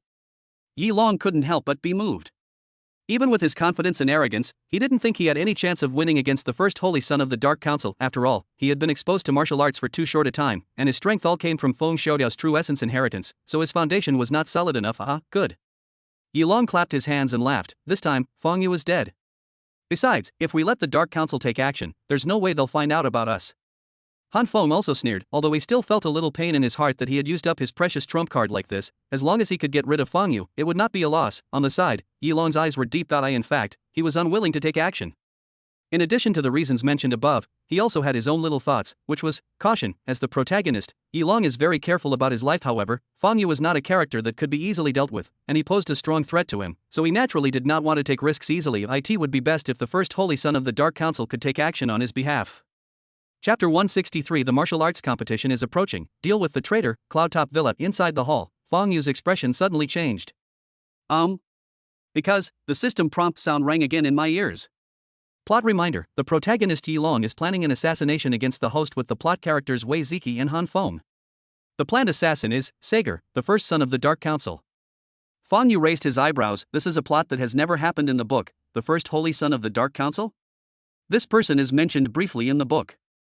He was once hunted by the Guangming sect of Simon Country and exiled to Dongxia. He was accidentally rescued by Han Feng, so he owed him a favor. However, I didn't expect that with the change in the plot, he would be used against me. Feng Yu's lips curled slightly, but his expression was full of indifference. You really don't know how to live or die. Of course he has to kill the protagonist Yi Long, and when Wei Ziki and Han Feng participated in finding someone to assassinate him, their fate was doomed. Not only them, but also their families will have to pay the price for their foolish behavior. Mr. Feng? A doubtful voice came. Feng Yu raised his head and looked at Lei Qianjue, whom he had called over, and collected his thoughts. He first took a sip of tea, then asked, "How's your practice of the blood explosion secret technique I gave you earlier?" Lei Qianjue said, "It can be considered a small achievement. I have already cultivated to a small level." Hearing this, Feng Yu was a little surprised. You have to know that other people don't have plugins like the system, so whether it is the cultivation of their own martial arts realm or the cultivation of secret techniques, it takes a lot of effort. It hadn't been long since I taught Lei Qianjue the secret method of blood explosion, but he had already mastered it to a small degree. This showed that his martial arts talent was indeed remarkable. Lei Qianjue, however, did not feel complacent at all facing a monster like Feng Yu, who had advanced to the Grandmaster level in his 20s and whose strength was unfathomable. His own achievements were totally insignificant. Feng Yu nodded. That's right. This way, you'll have a better chance of revenge. The martial arts tournament is about to begin. Yes. Lei Qianjue spoke in a low voice, his fists clenched tightly, making a creaking sound. Prepare well. Feng Yu nodded. Also, give guidance to those warriors who have joined the Feng family. They will be your team in the future, so pay more attention to them. Yes. Lei Qianjue responded. Feng Yu waved his hand. Okay, let's go. Lei Qianjue stood up respectfully and left Yundian Villa. Not long after, Lung Han came over from outside, bowed and said, "Mr. Feng, the person has been brought here." Feng Yu said, "Let him in." After a while, a man with an uneasy look was brought in. The man's name is Zheng Gaojie. He is the director of the R&D department of Feng's Pharmaceuticals. He is responsible for the company's product development and launch, as well as the logistic support of the underground laboratory. At the same time, Feng Yu's expression was a little cold. The other party was also a traitor who betrayed Yi Long with information about the various forbidden experiments being conducted secretly in the underground laboratory of Feng's Pharmaceuticals. Mr. Feng. Zheng Gaojie seemed a little nervous. He didn't know why Feng Yu called him here. This was the first time, so he kept speculating in his mind. Could it be? No, it's impossible. He did it so secretly, there was no way he would be discovered. The first words Feng Yu said shattered Zheng Gaojie's fantasy. 30 million is enough for you to betray the Fong group? Zhang Gaojie's face turned pale. 30 million, that was exactly the number he got from Yi Long. The weekend is here again, I will continue to update when I have time. Chapter 164. End it yourself. Zhang Gaojie's face turned pale. He fell to his knees with a plop. Mr. Fong, I was wrong. I won't dare to do it again. I was just possessed by a ghost. I haven't spent the 30 million yet. I will take it all out and donate it to the company. Fong Yu sneered, do I need your 30 million? Zhang Gaojie has begun to speak incoherently. Mr. Fong, no, give me another chance. Chance? Fong Yu smiled faintly. Okay, I'll give you a chance, real? Zhang Gaojie suddenly raised his head, his eyes filled with the intense joy of surviving the disaster. He still had a chance, but all he saw was a pair of indifferent eyes. Of course, I am very merciful, so if you end your life on your own, I can spare your family. Fong Yu said slowly. Zhang Gaojie was stunned then, his face suddenly turned pale and he let out a shrill wail.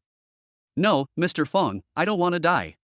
Besides, these things have nothing to do with my family, they are all innocent. Fong Yu sighed. That's true. Unfortunately, this is the path you chose yourself. Now, you have another choice before you. Will you die and save your family, or will you go to hell with all your loved ones? Zhang Gaojie's eyes were dull. He opened his mouth slightly, but the words of begging for mercy were stuck in his throat and he couldn't say them. After a long time, he raised his head in despair and smiled miserably. I understand, I will end my own life, I hope Mr. Fong can let my family go. As he spoke, he slowly stood up. He left the villa with steps as stiff as a zombie. Not long after, Lung Han beside him said, Mr. Fong, are you really not going to care about this guy's family? Fong Yu glanced at him and said, can you please not be so cruel when you say that?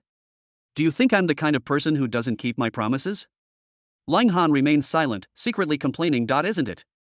Young master, don't you know it in your heart? But Fong Yu's tone was indifferent. I only promised to save his family's lives. I don't think I promised to let them go. I won't kill them, but they will have to pay the price for Zhang Gaojie's stupid behavior. So, do you understand? Yes?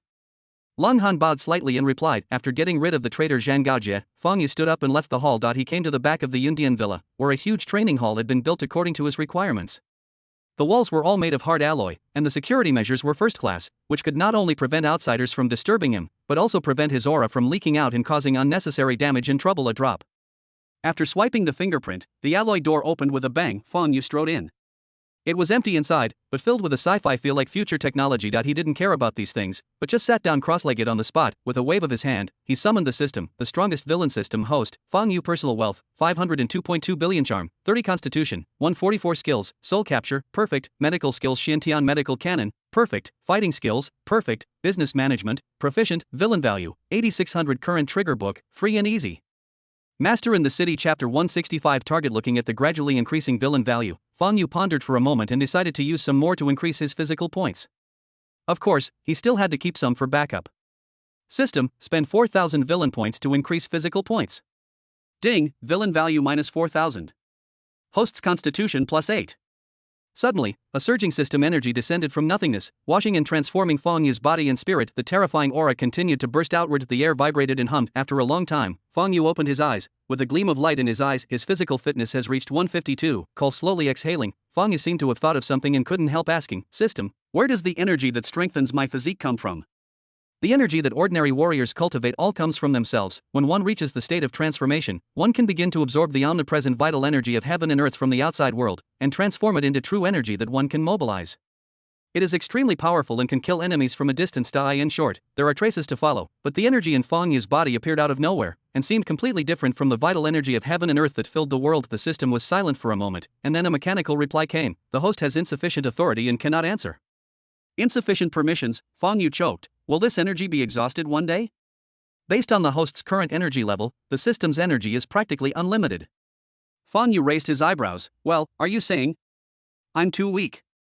With his current invincible strength, it is believed that it is impossible for him to consume all the energy of the system, but Fong Yu was not discouraged. Instead, my heart is filled with rising fighting spirit. After all, doesn't this also show from another aspect that his current strength is still far from enough, and there is still an extremely broad road ahead of him? No one can become rich overnight. We have to take one step at a time. Don't think about those illusory things for now.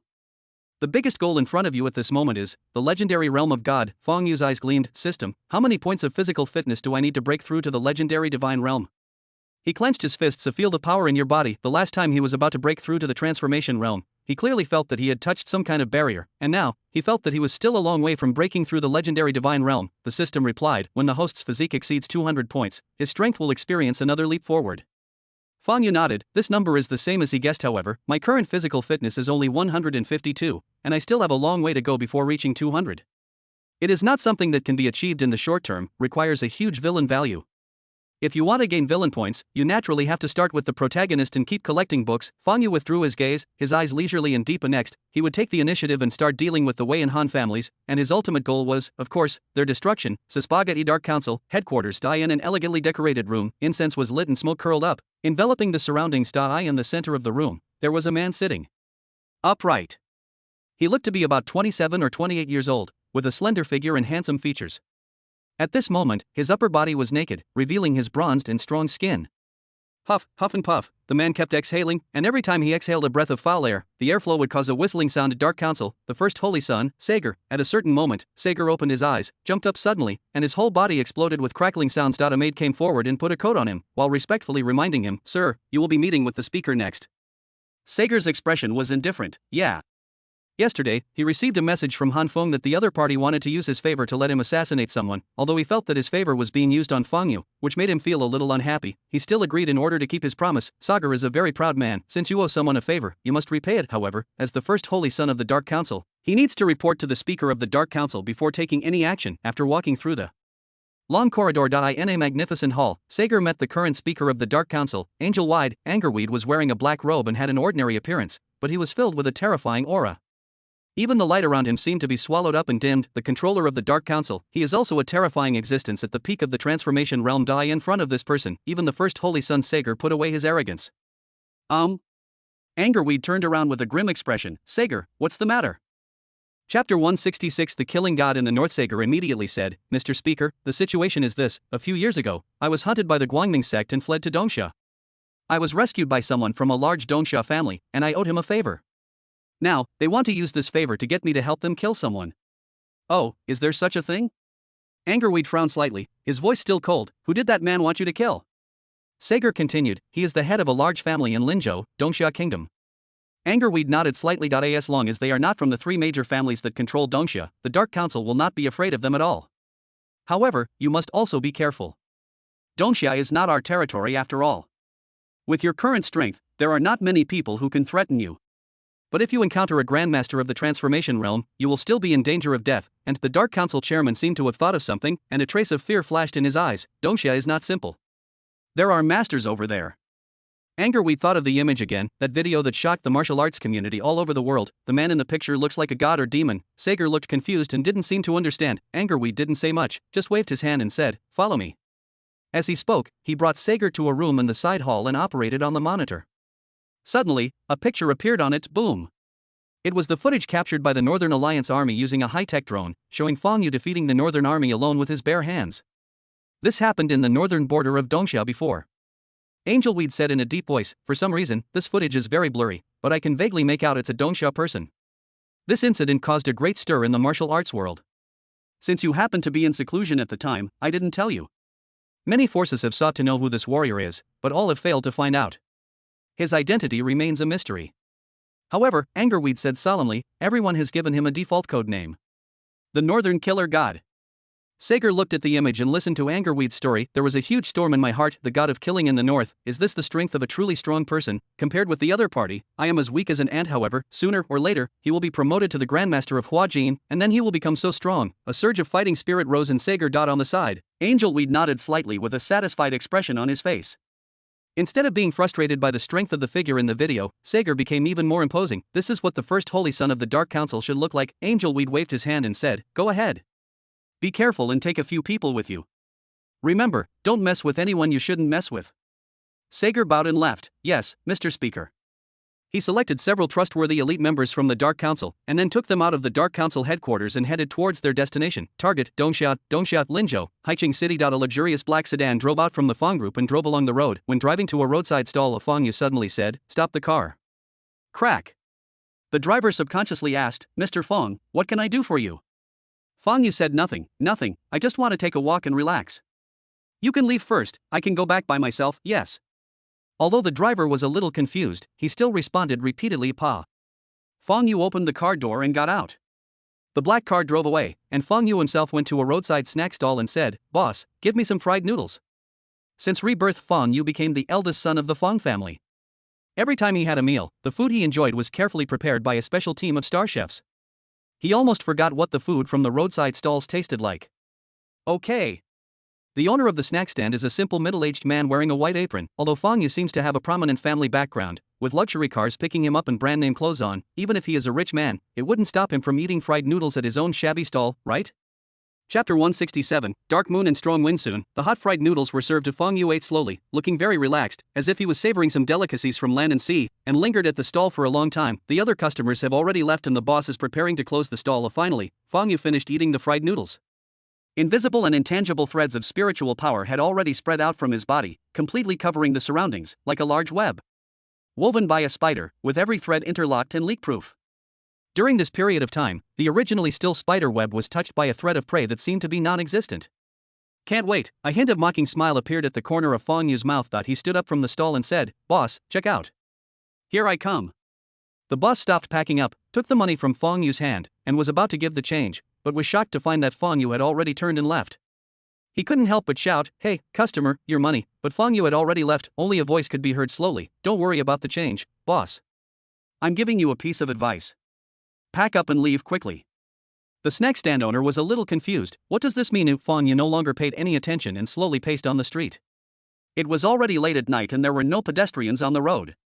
He walked into an alley, stood still, and waited quietly. "Come out," he suddenly said lightly. From the shadows, Sager's tall figure slowly stepped out, a slightly strange look on his face. "How could you actually find me? Are you a warrior too?" But although I was a little surprised, the expression on Sager's face was still casual and calm, full of confidence, and this confidence came from his own strength. So what if he is a warrior? Fong Yu looked only in his early 20s. How strong could he be? Even if he was a rare genius, with the strength of the early stages of internal energy, it would be good.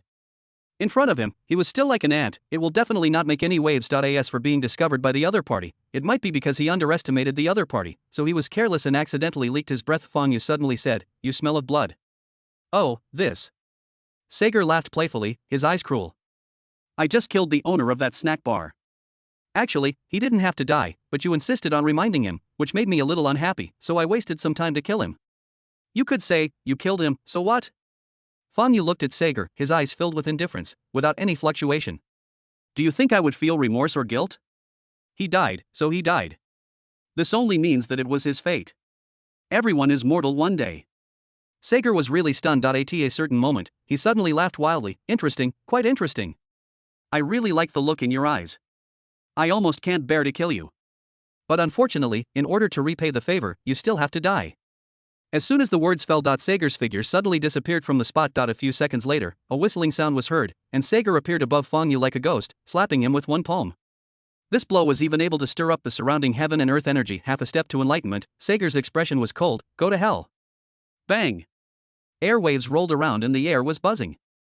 If this punch hit the walls of the surrounding alleys, the hard walls would be pierced and shattered in an instant. Pity he was facing Fong Yu. Sager's face was full of disbelief. His palm landed firmly on Fong Yu's chest, but it felt like hitting a towering mountain, unable to shake it at all, and not even damaging the opponent's clothes. Even an ordinary master in the realm of transformation cannot achieve this level, right? How is this possible? Retreat first. In horror, Sager retreated violently and tried to turn around and escape. Escape. This was the only thought in his mind at the moment. The strength displayed by the other party is definitely not something that I can match. Favors and promises were nothing compared to his own life. Sager was filled with resentment. Didn't that damn Han Fong say his opponent was just an ordinary person? Fuck ordinary people. The opponent is not only a warrior, but also has strength, far beyond imagination. Fong Yu's expression was calm. He took a step forward, stretched out his right hand, clenched it into a fist, and then the next second, he blasted out, boom. The fist seemed to cross layers of space and approached Sager's chest in an instant. A sharp sound like scratching glass burst out, and invisible ripples formed by the explosion of the air could be seen spreading in all directions. Sager's chest caved in, his ribs were broken, and the force passed through his body, penetrating his chest and back. Blow it up, a blood hole as big as a bowl appeared, the sound of bones breaking rang out, and Sager instantly fell into coma and lost consciousness. His body continued to fly backwards due to inertia, hitting the wall and causing it to crack. Kinetic energy dissipates. Sager's body slowly slid down the wall, crunch. But before it fell, a big hand reached out, grabbed Sager's neck, and lifted his body into the air, snort. Fang Yu snorted coldly, and the icy energy belonging to the Shen medical classic in his body surged wildly and infused into the other person's body. Sager, who was originally dying but was deliberately kept alive by him, suddenly opened his eyes. But before his eyes could focus, Fang Yu's pupils had turned into a dark vortex, completely depriving him of consciousness. Soul capture, perfect, activate. Fang Yu's voice was low as he began to ask, besides you, is there anyone else from the Dark Council who came here? Sager answered mechanically, yes.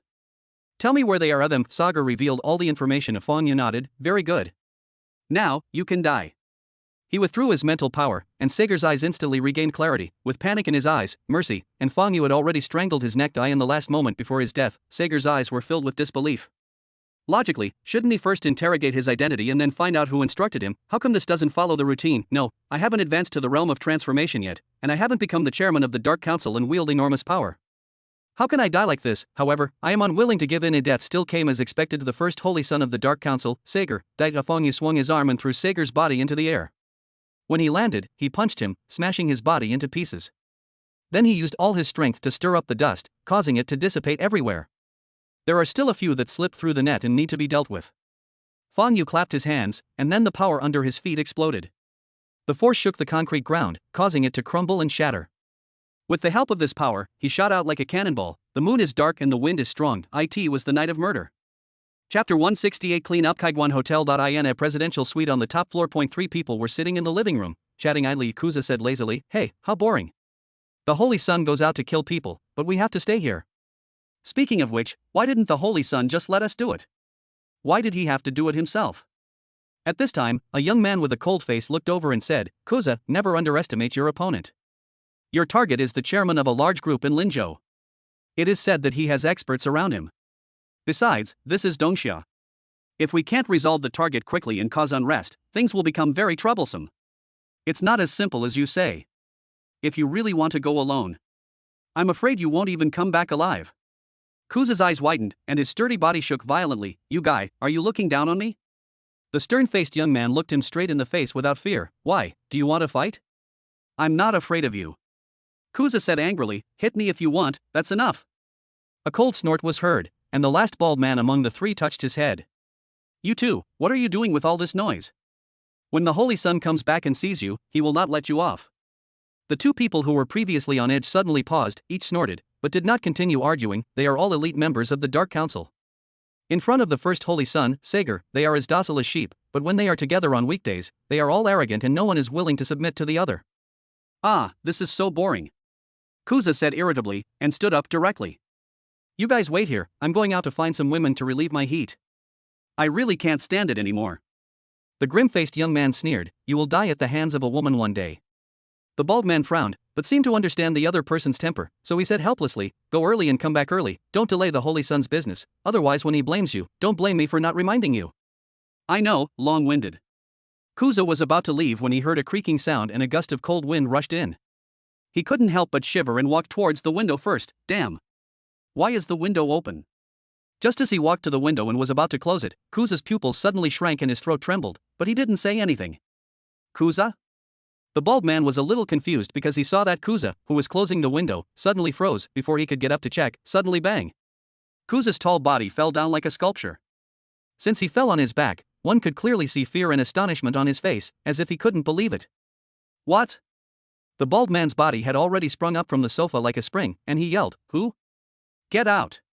When he saw the expression on Kuza's face, I couldn't help but feel my heart skip a beat. How is that possible? Even if Kuza was careless, he was still a master who had entered the realm of internal strength and could not be called a weakling by any means. But he was killed in the blink of an eye, not even a struggle. Pa.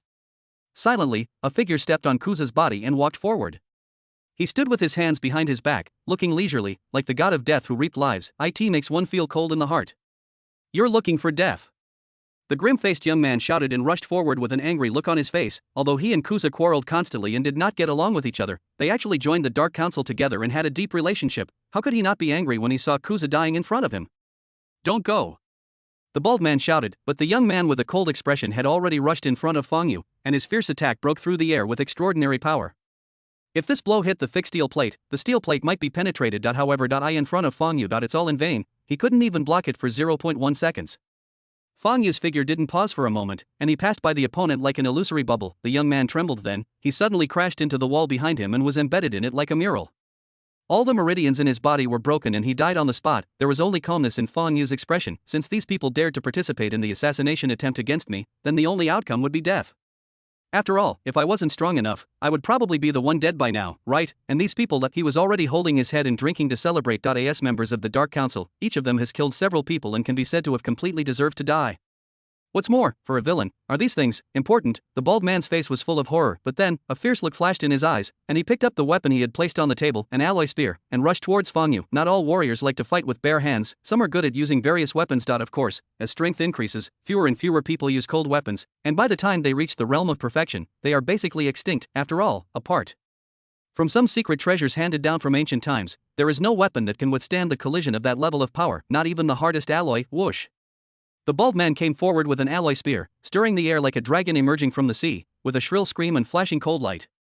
Don't know what's good for you. Fang Yu couldn't help but say indifferently, two of his companions are already dead, yet he still dares to rush forward? How stupid. He slapped out with his left palm, which landed on the side of the spear. The alloy spear instantly broke into pieces. At this moment, Fang Yu discovered that there was no panic on the bald man's face. Instead, there was a desperate madness and ferocity. Come with me, to hell. Accompanied by a loud roar, a pitch-black grenade flew out from the opponent's waist and fell in front of the two men. Fragmentation grenade. The attack of the alloy spear was just a cover-up. The bald man had already judged that he had no chance of escaping, so his choice was to drag Fang Yu to die together. Perish together. Fang Yu was a little surprised, even he was fooled by the bald man's acting skills just now. Boom. Next second, the fragmentation grenade exploded suddenly along with the huge shock wave. Countless iron pieces flew around. Under the huge kinetic energy, these sharp iron pieces were even enough to penetrate the heavy armor shell of the tank. The bald man looked crazy. Yet if you want me to die, I'll make you accompany me. However, the next moment, the crazy joy on the bald man's face suddenly disappeared, and was replaced by disbelief. This what did you see? Time seemed to have come to a standstill, no longer moving. Fang Yu suddenly stretched out his hand and shook it in the air. White true energy surrounded it, and a hurricane suddenly arose, rolling up a vortex of airflow. The airflows collided with each other, making a sharp sound, and sparks emerged in the violent friction. Stretch out your hand, hold it tightly. The blast wave, along with countless iron pieces, collapsed inward and instantly turned into a small dot. Then, it turned into countless powders and disappeared. Only a fleeting flash of blazing fire illuminated the bald man's dull and terrified eyes. Is this still a human being? Chapter 169. Frame up. Fang Yu was not in a hurry to kill the other party. Instead, he instantly activated the soul capture. Perfection. The bald man's eyes suddenly became empty and he stood there blankly looking around. Fang Yu picked up a mobile phone from the table and searched for it in the address book. At a certain moment, his expression changed and he smiled and said, I got it. With the flick of a finger, the call was made. At the same time, Sabathgar, headquarters of the Dark Council. A Dark Council guardian on duty looked at the displayed phone number and frowned. Didn't this guy go to Dongxia with the first Saint's son? Why is he calling me so late at night? However, this matter might concern the First Holy Son, so the guardian did not dare to neglect it and immediately answered the phone. Hello? Hello? I heard a voice coming from the phone. Fang Yu smiled slightly, raised his head, and glanced at the bald man with deep eyes. The other's body trembled suddenly. His eyes were still empty, but a sound of fear came out of his mouth. Quickly informed the speaker, we've been deceived. This is a conspiracy. The Imgui sect, the Qingting sect, are all involved, and their target is His Excellency the First Holy Son. Lord Sager is dead, and I'm now, beep. The Dark Council headquarters is thousands of miles away. The guard on duty didn't react at all. Hey? What's going on? Hey! Speak up, damn it! He was shocked and angry. Sager is dead, a conspiracy by the Dongxia warrior forces? The speaker must be notified immediately. The guardian had a gloomy expression on his face, and he disappeared from the room in a flash, rushing towards Angelweed's residence. If this is true, and something unexpected happened to the First Holy Son, he simply didn't dare to think any further. Kaiguan Hotel. Fang Yu's hand touched the hang-up button on the phone, then slowly withdrew it. Oh, I almost forgot. As if remembering something, Fang Yu stretched out his big hand and slapped the bald man on the head. Before the other man could react from the state of deprivation of consciousness, his life was immediately cut short. Fang Yu sneered, since there is such a good opportunity, how could he let it go? The names of several warrior forces that he had asked the bald man to pass back to the Dark Council just now were not mentioned casually. In the original plot of the book Free and Easy Masters in the City, these sects will be conquered by the protagonist, provide him with help, and serve him, and take advantage of this opportunity. It is just right to frame the death of Sager, the First Holy Son of the Dark Council, on these forces, so that they have no chance to get involved with Yi Long again. As for Yi Long and the others, let alone helping these forces, I'm afraid they can't even take care of themselves. Fang Yu had a dull expression. He did not mention Yi Long, Han Feng and others on the phone, because there is no need at all. This incident has been portrayed as a siege and conspiracy against Sager. Then why did these warrior forces know that Sager had come to Dongsha? The first suspect it will naturally fall on Han Feng's head. Moreover, given the Dark Council's domineering style, they would definitely not listen to Han Feng's explanation, and Yilong will definitely be entangled in it. Although he is the protagonist, he will definitely not die before his protagonist halo is stripped away. But since he is already in the same boat with Han Feng, he is bound to be in a mess. Feng Yu just needs to wait patiently, waiting for harvest. Damn it, you're going to die eventually. However, after squeezing out all the surplus value, bite. Congratulations to the host for changing the plot. Host's villain value plus 1,500, protagonist's luck value minus 1,500. Chapter 170. The furious Dark Council speaker. After taking another look at the messy scene, Feng Yu had a blank expression on his face. As if teleporting, he disappeared into the presidential suite of the Kaiguan Hotel. It was pitch black outside the window, and the moonlight was obscured by dark clouds. All that was left was the howling cold wind blowing in from the window, as cold as a knife. Dark Council. In the spacious meeting hall, all the parliamentarians and protectors gathered together. Quickly informed the speaker, we've been deceived. This is a conspiracy. The Imgui sect, the Qingting sect, are all involved, and their target is His Excellency the First Holy Son. Lord Sager is dead, and I'm now, beep. The phone rang in the hall. After playing it once, it was turned off. Angerweed sat up from his chair, looked down at everyone, and said calmly, we have lost contact with Sager, including the few men he brought with him. Everyone in the hall was silent, because everyone has noticed the cold and chilling murderous intent in Angerweed. In the Dark Council, everyone knew how much Angerweed expected of Sager, the First Holy Son, and how much he valued him. Even Sager once killed a member of parliament, causing a lot of dissatisfaction within the Dark Parliament, but it was all forcibly suppressed by Angerweed. But now, Sager is dead. He died in Dongsha, and his body was not intact. Everyone could imagine how angry Angerweed would be. One of the guardians said with a stiff upper lip, Mr. Speaker, this matter involves Dongsha. Please don't be impulsive, otherwise, boom. One of the guardian's arms suddenly exploded. He was stunned for a moment, then felt the pain and let out a shrill scream. Ah! Everyone looked terrified. Angerweed, really angry. Angerweed glanced at the guardian coldly and said, if you dare to say such words again, I will not hold back. How can we, the Dark Council, be afraid of our enemies? Every master of the realm of transformation, they all deserve to be treated seriously by a country, and every effort should be made to win them over. Even if they cannot be won over, they will basically not be offended easily. The Dark Council is a well-known and leading force in the world's martial arts community, and it even has more than one grandmaster of the transformation realm. It is a behemoth with terrifying strength. Glancing at everyone, Angerweed said in an icy voice, I don't want those warrior forces mentioned on the phone to continue to exist in this world. And that guy named Han Feng must die. Actually, Angerweed still restrained himself with this kind of struggle involving personal grudges between martial arts forces. As long as it does not cause unrest in the secular world, the official forces generally will not interfere. But turn a blind eye. Angerweed only mentioned killing Han Feng, but did not mention the Han family behind Han Feng. After all, Han Feng, a third-generation disciple, was nothing, but if he wanted to destroy the Han family, that would have crossed the bottom line. The three major families will never allow it. Although Angelweed is arrogant, he is not so arrogant as to use the background of a martial arts sect to directly tear his face with a national power like Dongsha. Of course, necessary face to it must be redeemed, yes. This time, no one dared to refute. Everyone in the hall had a stern expression and said yes in unison. Chapter 171. The destruction of all Sexine Ghostgate and the entire Dongsha martial arts world. It is a warrior force that ranks roughly in the upper middle level in terms of strength, although there is no master in the realm of transformation in the sect, and not even one who was half a step away from the realm of transformation. The sect leader is also a master at the peak of internal strength, and his strength is already quite good. At this moment, at the gate of the Ingui Gate, the two gatekeeper disciples were scanning the surroundings with sharp eyes as usual, when suddenly, their gazes fixed, because in their sight, dozens of figures were rushing towards them. The Een Ghost Gate is here, anyone who comes here must stop. One of the gatekeepers shouted loudly. When he saw that those figures showed no signs of stopping and that they were filled with murderous aura, his face suddenly changed and he yelled, enemy. But before he could finish saying the word enemy, attack, among dozens of figures, an old man with white hair and beard suddenly increased his speed and rushed in front of the two gatekeeper disciples as if teleporting. He stretched out his palm and slapped the two men to death with irresistible force. There was disbelief in the eyes of the two men before they died. The person in front of me, it's actually the peak of internal strength, and judging from the other party's aura, he is even stronger than the leader of their Ingui sect. The two men's bodies fell limply to the ground. No breath left, the old man said indifferently. Today, the Ingui sect must be destroyed. Kill, yes. Dozens of figures rushed into the door as fast as lightning. One after another, shrill screams rang out, and the ground was stained red with blood. 10 minutes later, a fierce battle broke out in the deepest hall of the Ingui Gate, and the hall was shaking. Huff, the leader of the Ingui sect, a middle-aged man with a sinister face, was covered in severe injuries, including a pierced left lung. He screamed miserably, who are you?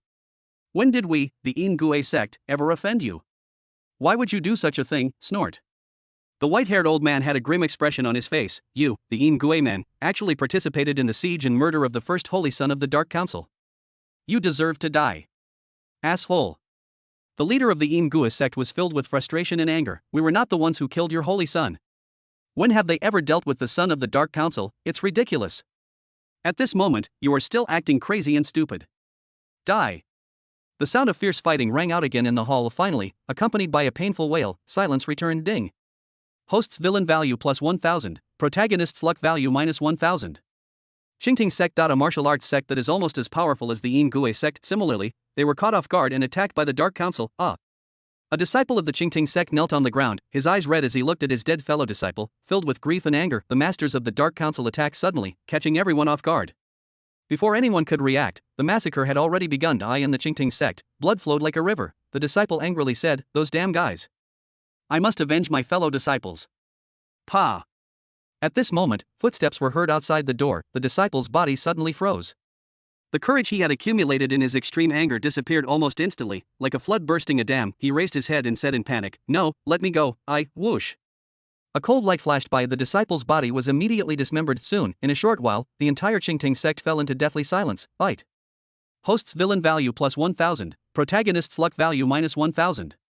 Chapter 172. The Han family's Choi Xuanwu sect. Hidden sect. One after another, almost all of the sectarian forces mentioned by the bald man on the phone were retaliated against, and most of them were directly destroyed. Only a few forces escaped the net. For the Dark Council, these sects that have no masters in the realm of transformation, and not even half a step into the realm of transformation, and only of sect leaders who have barely reached the peak of internal strength, are simply too weak and vulnerable about this matter. The three major families that control Dongxia chose to remain silent. Firstly, the Dark Council acted too quickly, leaving no time to react. Moreover, the Dark Council also knew how to act very well, limiting its actions to the martial arts community and not affecting the secular world. Besides, there is another hidden reason. Ever since Fang Yu defeated Chu Feng's elite guards in the northern border, the martial arts world was shaken, and many warriors began to stir, showing a trend of chaos and getting out of control. The rulers of many countries were deeply uneasy and secretly strengthened their surveillance of warriors, and were extremely vigilant towards the martial arts world. In Dongxia, where the incident occurred, the situation is naturally particularly serious. Therefore, for the three major families in charge of this country, they would be happy to see the power of the martial arts world weakened to some extent. Certainly, they're definitely going to keep it within certain boundaries. After all, the strength of warriors is also an important component of a country's strategic deterrence. For example, among the martial arts masters in the armies of the four regions of the East, South, West, and North, in addition to those trained by the military, many actually come from the martial arts world. In short, you put the blame for Sager's incident on several warrior sects that were supposed to be conquered by Yi Long. The Dark Council was fooled and destroyed these forces in anger, and this is not the end. After this, the Dark Council issued an ultimatum to the Han family in Xiaoqing: hand over Han Feng, Qingzhou, the city of winter. A presidential suite in a 5-star luxury hotel. In the room, Han Feng paced back and forth anxiously, looking extremely ugly. If you looked closely, you could even see that his body was trembling slightly. Causes of shivering. It's not because of the cold or illness, but simply fear. Han Feng was really scared. Through some of his own information channels, he had received news that the Dark Council was searching for him and even asking the Han family for him. He didn't even dare to stay in Linzhou, so he fled to Qingzhou overnight and quietly found a hotel to settle down. I don't even dare to go back to my family. After all, no one knows what is waiting for him. If he goes back rashly, his rivals for the family heir will definitely take this opportunity to get rid of him. Ding-ling-ling. Suddenly, the phone rang. Han Feng paused, picked up his phone, and looked at the phone number. It was his second uncle, Han Zhong. He belongs to the faction that supports him in seizing the position of heir. Can be trusted. Han Feng quickly answered the call, saying respectfully, "Hello, second uncle." Suddenly, Han Zhong's deep voice came from the other side. "Han Feng, you really got into big trouble this time." Han Feng's face turned pale. Of course, he knew all this very well, otherwise, he wouldn't have fled Linzhou in such a hurry, not even daring to return to Xiaoqing, and staying in the hotel. Han Feng said in panic, "Second uncle, you have to believe me. How could I dare to go against the first son of the Dark Council? Even if I had 10 times the courage, I wouldn't dare. You must believe me and let the family save me." Anger surged in Han Zhong's voice. "Does this matter even matter now? The Dark Council will never listen to your explanation. No matter what, the first holy son came to Dongxia because of you, and that's why he died." Han Feng was speechless. If he had not used his connections to get the other party to come to Dongxia to assassinate Fang Yu, Sager would not have died, and he would not be able to escape responsibility. "So, do you understand?" Han Zhangdao said in a deep voice, "What matters is not how deeply you are involved in this, but simply because you are related to this matter, the Dark Council will not let you go." Han Feng's face was filled with fear. "Second uncle, save me. The Han family is his only life-saving straw. After all, this is Dongxia, not Sisbaga. If the Han family defends him at all costs, the three major families will surely not sit idly by. If so, I still have a chance to survive." But all Han Feng got was a long silence. The suffocating pressure almost crushed him. "Second uncle?"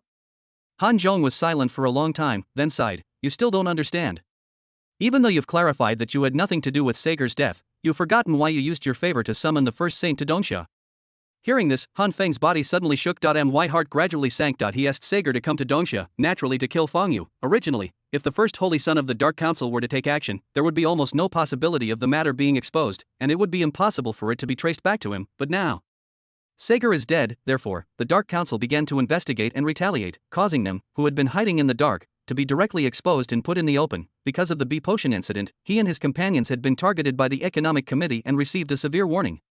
And after that, he actually let people from the Dark Council assassinate Feng Yu. This matter, it can be regarded as a severe provocation to the three major families. Even if the Dark Council does not take action against him, the three major families will probably not let him go, let alone stand up for him. Han Feng's face was extremely pale. He was almost in despair, and it seemed that there was only one way out before him, which was death. Han Zhong's voice came again. Han Feng, don't blame the family. The price of saving you is too high. The family can't afford it. You can only take care of yourself. Beep beep. With that, the phone hung up. Han Feng looked horrified. Second uncle? Second uncle. His body was shaking, his face was pale, and his lips were trembling. Boom, boom, boom. At this moment, there was a sudden knock on the door. Han Feng, who was already in a state of panic, was like a frightened bird. His heart suddenly jumped. Who? It's me. A strong and powerful voice came from outside the door. Han Feng felt relieved immediately, and he immediately recognized that the voice belonged to Yi Long. Go forward and open the door. Yi Long walked in from outside with a strong figure. As soon as he came in, he asked, "How is the matter?" His face also looked a little unhappy. I originally thought that by following the arrangements of Wei Ziki and Han Feng and planning to assassinate Feng Yu together, I would be able to successfully get rid of that damn guy, but I didn't expect that this kind of thing would happen. Chapter 174, Kendo Master Feng Qian. Cloudy mountains, quiet night. Several figures leaped on the path up the mountain, and under the cover of night, they rushed towards the Yundian villa on the top of the mountain at an incredible speed. These people all come from the Dark Council, and their target tonight is Feng Yu. The Dark Council speaker, Angerweed, was furious because of Sager's death in Dongxia. His anger naturally could not dissipate so quickly, and he had to use blood to quell it. Angerweed had given the order, all those involved must be investigated one by one, and then, every one of them, must die. In the eyes of these people, Feng Yu, as Sager's target for coming to Dongxia this time, is undoubtedly a related person, so they will naturally not let him go. Whoosh. Whoosh. Whoosh. Figures flashed, and with the strength of these people, it was naturally impossible for the security guards who were just ordinary people to discover their traces. So Chester led his men across the last checkpoint quietly. There is only a small path a few hundred meters away from Yundian Villa. Chester's heart gradually relaxed this time. The target was not an ordinary person after all. He was originally worried that the defense would be very vigilant and strict, but now it seems that he was too worried. It seems that this mission is very easy, but suddenly, Chester's eyes fixed, and he waved his hand and said, "Stop." Several members of the Dark Council hurriedly stopped. One of them asked in a deep voice, "Congressman Chester, what's wrong?" Chester is a powerful counselor within the Dark Council, and his status is noble because he is a master of peak internal energy. Even for the Dark Council, a warrior at the peak of internal energy is definitely not a small figure. After all, at this level, even firearms are difficult to kill. Chester looked alert and said coldly, "Someone is coming." There was a faint glint in his eyes. As expected, with Feng Yu's status, it was impossible for him not to have a few experts to protect his safety. He was still thinking too simply, but I wasn't too worried. This is because Chester has strong confidence in his own abilities. Snap, snap, snap. At the end of the path, a figure slowly walked out. Under the moonlight, Feng Yu, or Feng Qian, revealed his presence. Chester said calmly, "Oh, are you alone?" Feng Yu smiled slightly. "One person is enough." There was a flash of anger in Chester's eyes. "What a big tone." "Very good. Tell me your name." He snorted coldly, "I never kill nameless people." In fact, while talking, Chester had been observing Feng Yu, but the aura of the other party was chaotic, and even he could not see through it. The person in front of me is definitely not weak. However, Chester had never thought of a certain horrible guest. After all, what kind of existence is the Grandmaster of Transformation? There are not many of them in the entire martial arts world, and they are all famous masters. As for the hidden realms, they are even fewer and almost extinct. How can you easily encounter them? This is just like when ordinary people walk on the street. No one would think that the person they meet randomly would be a billionaire with assets worth tens or hundreds of billions. The principle is the same. Feng Qian. Feng Yu said his name calmly. Feng Qian? Very good. Chester grinned. "I hope you can let me have some fun and not get killed by me too quickly." After saying this, he rushed out with murderous intent all over his body. Kill. Feng Yu raised his head, his body motionless, but the sword behind him suddenly trembled, flew out by itself, and was caught in his hand in midair. The next second, cut, the wind was blowing wildly and the sword energy was surging. Feng Yu's expression was indifferent. The fighting technique of perfection was not just about the physical beating and force generating techniques, but also included the mastery of firearms, weapons, and everything else. This naturally includes kendo. He intends to portray Fang Qian as a master swordsman. Grandmaster of the Transformation Realm? Chester's heart was trembling with fear when Fang Yu showed his aura without any concealment. He finally discovered this despairing fact, but it was too late. Brush.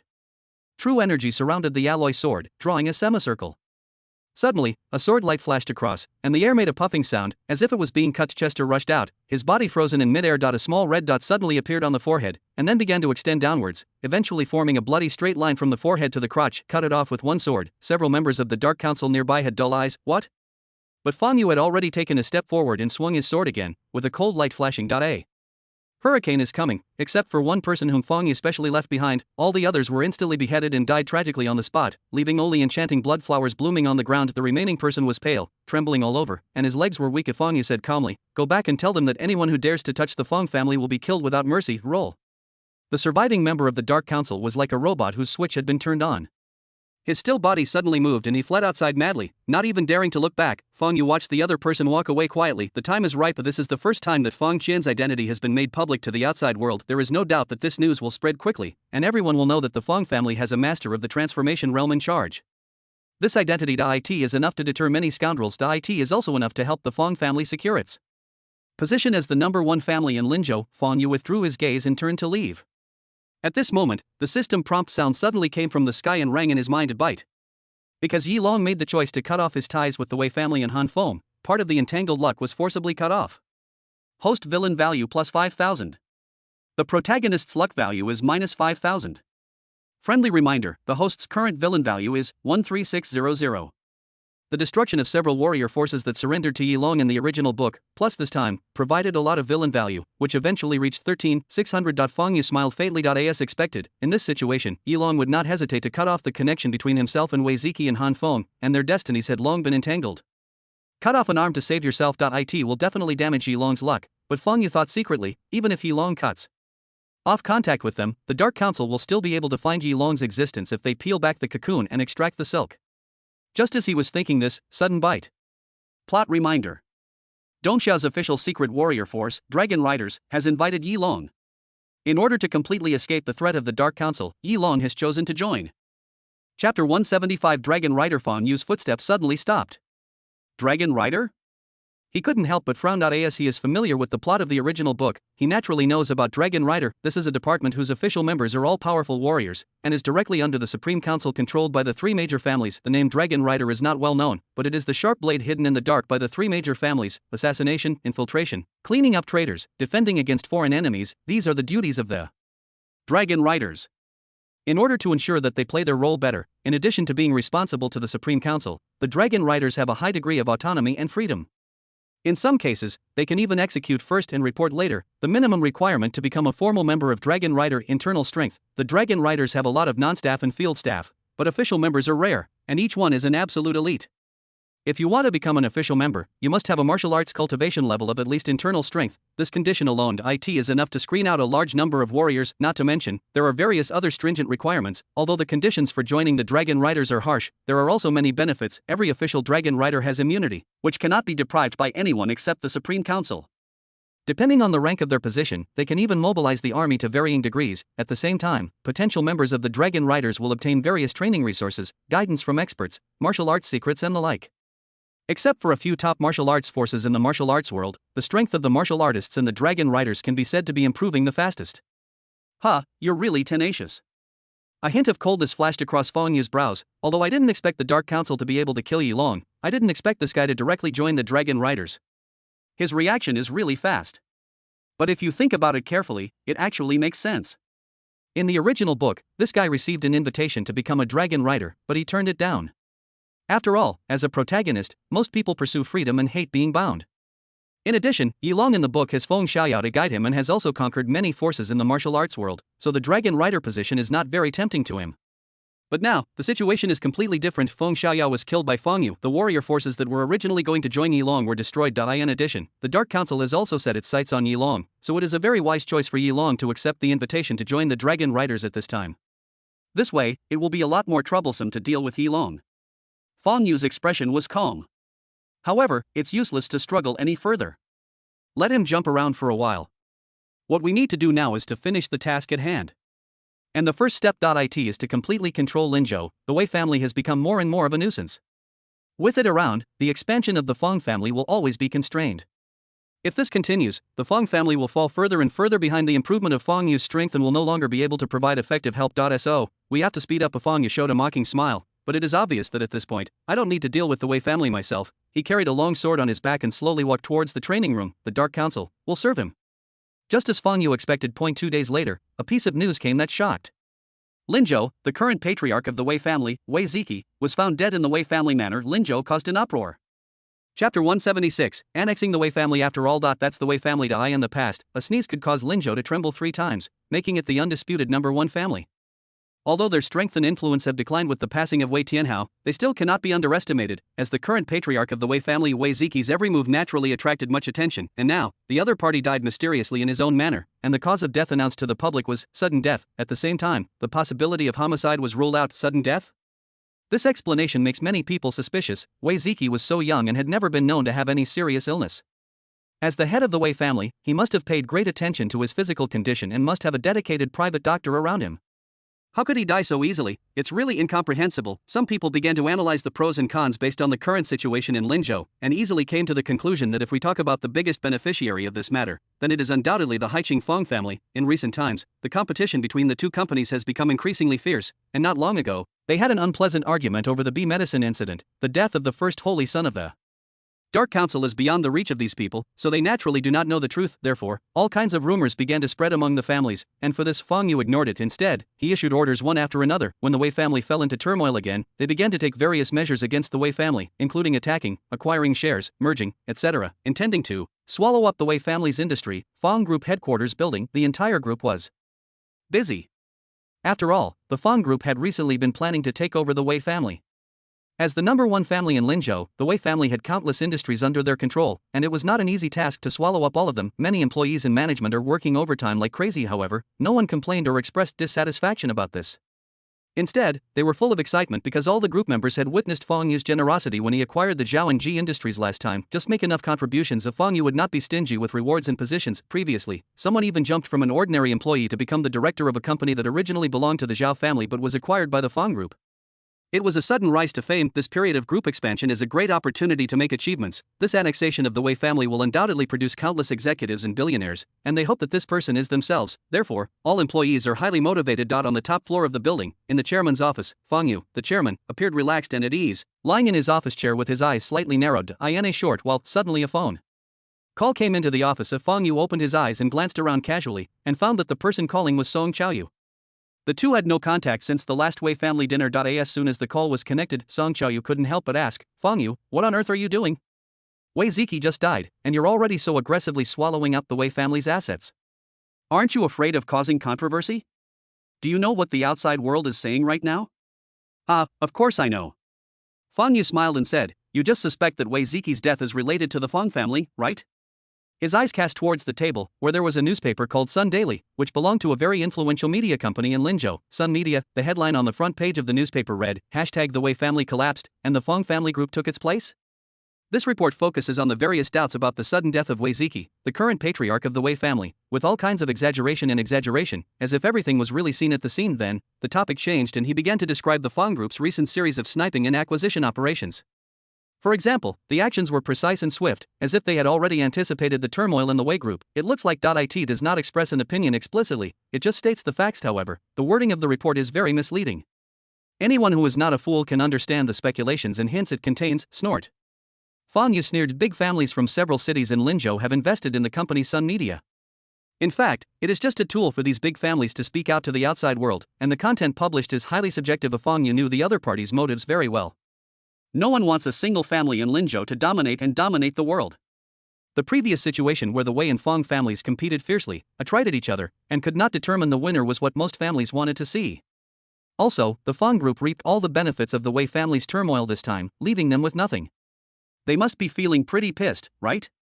At this time, Song Chaoyu continued to frown and said, you know this, but you still don't know how to avoid suspicion? Given our relationship with the Wei family, Wei Ziki's death was so strange that even if we did nothing, we would still be highly suspected. What are you afraid of? Fang Yu's eyes were deep, and his voice was cold. If someone doesn't know what's good for them and continues to jump around, then tell them to shut up completely. Dead people won't talk nonsense, right? Song Chaoyu felt a sudden chill in his heart. She could clearly sense that compared to the beginning, Fang Yu was becoming more and more domineering, and his methods were becoming more and more naked and undisguised, just like a real tyrant. It even made her choke. Alright. Fang Yu narrowed his eyes slightly. There's no need to talk about this anymore. I know my limits. We're just a bunch of clowns. We can't cause any trouble. You need to assist the group as soon as possible to absorb and digest the Wei family's assets. You don't need to worry about other things, and there is no need to worry about them, yes. Song Chaoyu took a deep breath and said silently. The phone was hung up. Fang Yu couldn't help but sneer. Zhang Hanhai remained silent. Who the hell were those guys? How dare they jump out and act so presumptuously? They didn't know the inside story, but the Linzhou Economic Committee led by Zhang Hanhai, as the agent of the three major families Will and Linzhou, how could they not know? Both the three major families and Zhang Hanhai knew it very well. Wei Ziki died at the hands of the Dark Council. Thinking of this, Fang Yu couldn't help but shake his head. Wei Ziki, this idiot, is far less intelligent than Yi Long. He thinks that he can get out of this by cutting off contact with Han Feng? It's simply too ridiculous. Wei Ziki's death was far from enough to cause unrest for the three major families. Moreover, even after being warned by the Economic Committee, he dared to meddle with the Dark Council and hire someone to assassinate him. This undoubtedly angered the three major families. In addition, the three major families are well aware that even if Linzhou loses the Wei family, it still has the Fang family. The Fang group will replace the Wei family and pacify everything, so that Linzhou will not be in chaos at all. So that it would be more accurate to say that Wei Ziki died at the hands of the Dark Council. It would be better to say that it was the three high-ranking families that decided his life or death after weighing the pros and cons. In addition, there is another very important reason why the three major families acquiesced to this situation. Fang Yu's smile was very playful. The news that there is a sword master behind the Fang family must have already reached the ears of those well-informed bigwigs. A master of the transformation realm is a force and deterrent that cannot be ignored no matter which force it is. If a master kills without regard for the consequences, the damage he can cause is almost incalculable. Even the three major families would not easily provoke the Grandmaster. Therefore, tacitly allowing the Fang family to annex the Wei family and take control of Linzhou can be considered a release of goodwill. Originally, after the fall of the Wei family, the best option for the three major families was to take control of this place themselves, but the fact that there was a master of the realm of transformation behind the Fang family made them make a new choice. The whole thing is like a big net. One thing after another, and the one who controls this big network behind the scenes is Fang Yu. He knew the psychology and possible actions of all forces very well and had it all under control. It was originally an assassination attempt against him, but under his manipulation, it turned into a huge lever to pry open all forces. Chapter 177 Warning, Unknown Error. Boom, boom, boom. Outside, there was a knock on the door. Fang Yu narrowed his eyes slightly, his face expressionless. Come in. Crunch. The door of the chairman's office was opened. Lang Han walked in and said, Chairman, the person is here.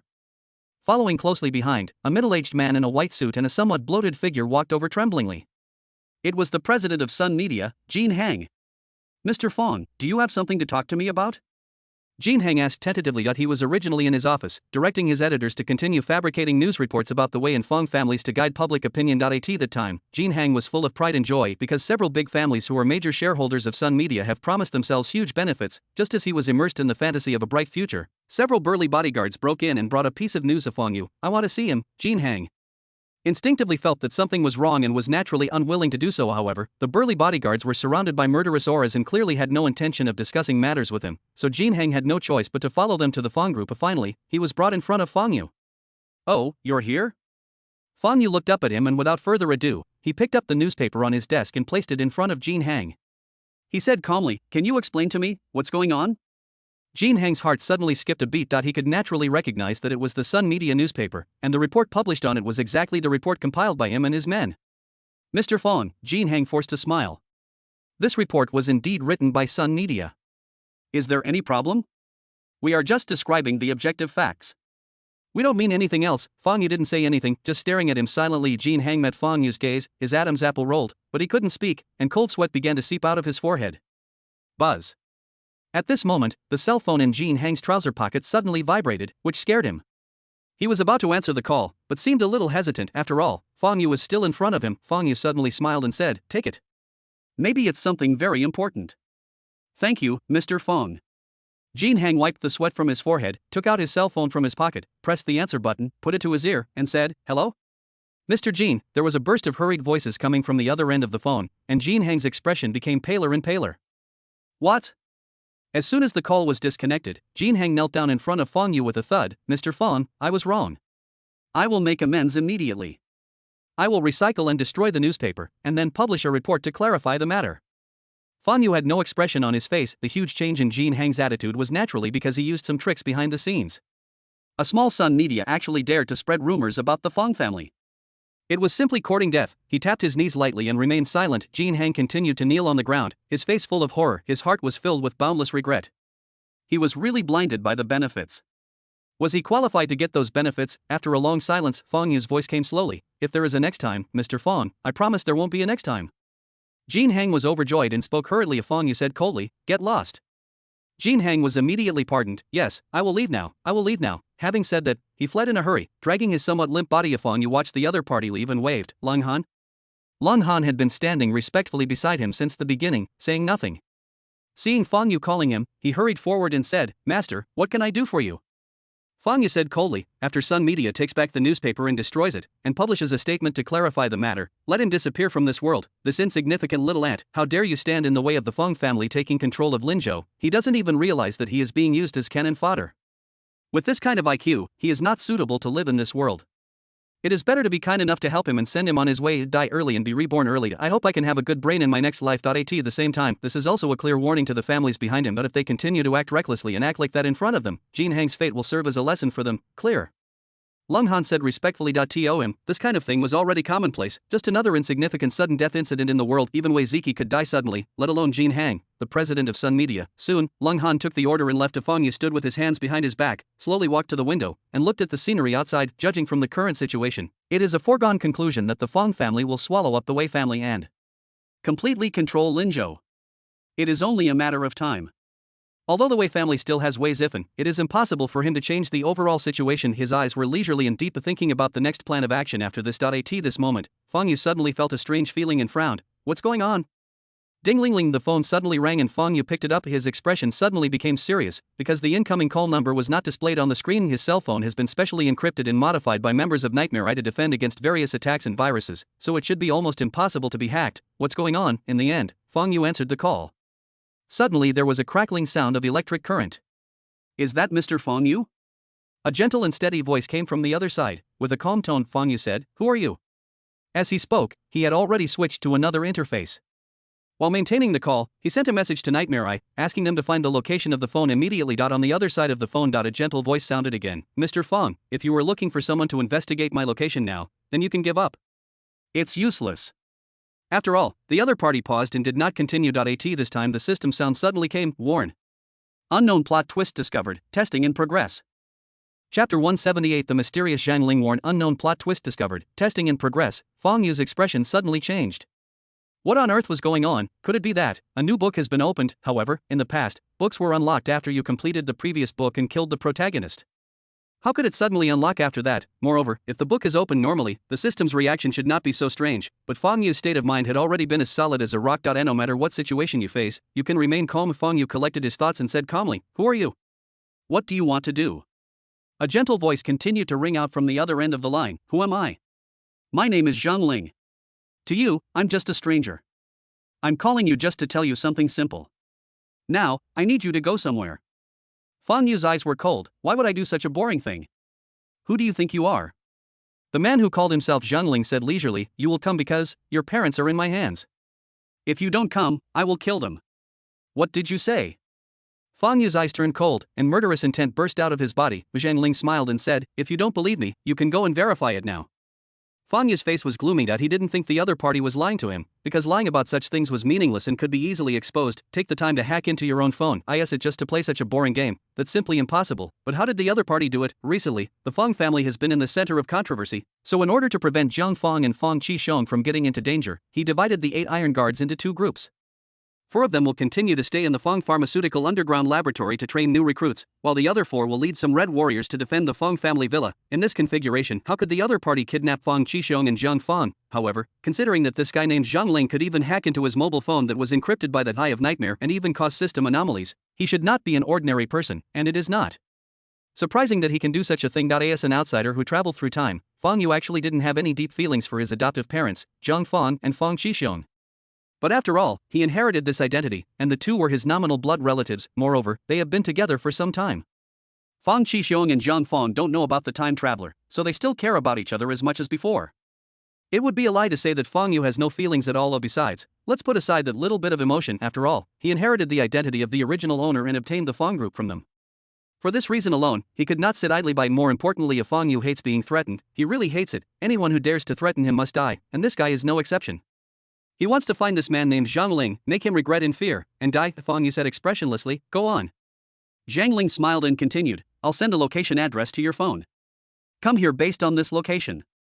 Your parents are waiting for you. After saying that, the phone was hung up. Drop. Fang Yu's phone rang and a map was sent to him. There was a red dot marked on it, which was obviously the destination mentioned by the other party. However, the place where the red dot was located was not within the territory of Dongsha. After a quick glance, Fang Yu recognized the location, the northern country of the continent, Hailijin. Without hesitation, he rang the bell to call his secretary up and ordered, prepare a private plane for Hailijin for me, immediately. The secretary looked a little stunned. Mr. Fang, you originally planned to meet with Ms. Wei Zifen, the new chairman of the Wei Group, this afternoon. So, do you need to cancel this meeting? Turn it off. Fang Yu waved his hand. Go and get ready, yes.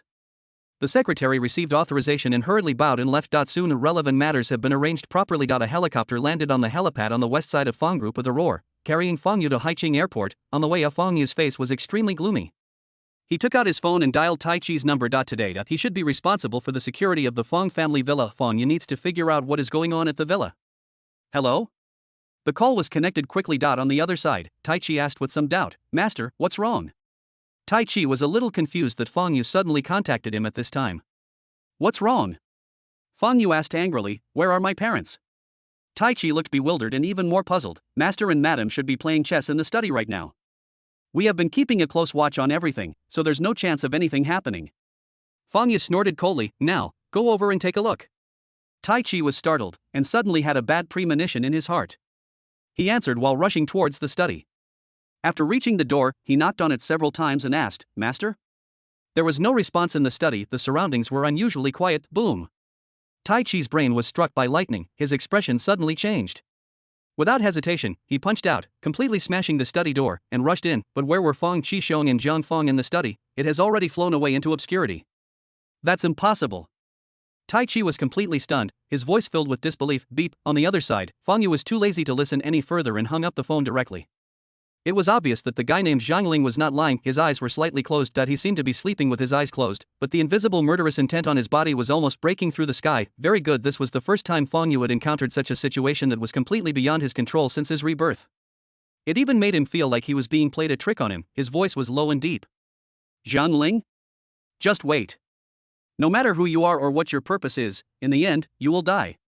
Chapter 179, Reason, Haiqing Airport. In fact, all the routes were already occupied, whether for private planes or passenger planes, and no other planes could take off. But as Fang Yu's order was given, the airport made a temporary decision to postpone all passenger flights that were originally scheduled to take off on a certain route. This situation, naturally, this made the relevant passengers dissatisfied. They waited in front of the plane, looking at the closed plane door and the security guards. Maintaining order, with anger on their faces, Zhou Yunqing, wearing expensive clothes worth hundreds of thousands of yuan and sunglasses, was an imposing figure. He cursed, what's going on at the airport? I'm in a hurry to do a deal worth hundreds of millions. If I'm delayed, can you afford to pay me? Sorry, ladies and gentlemen. The captain came to the front of the group and said calmly, the flight is delayed. This is not what we expected. What's the reason? Someone shouted angrily. The captain thought for a moment and said casually, everyone, I'm sorry, there's a problem with the runway and it's undergoing emergency repairs. Please be patient. Go to hell, I have urgent matters to attend to. This is your airline's responsibility. You must compensate us for our losses. Everyone talked at once, but the captain just repeated the same words and didn't say much. About half an hour later, among the crowd who had already accepted the fact and were still waiting patiently despite their anxiety, a cry of surprise suddenly rang out, look. Not far away, suddenly, a white luxury private plane drove into the takeoff position that was supposed to belong to them, ready to go on the runway. Didn't they say the runway was broken? Then why was this private plane already planning to take off?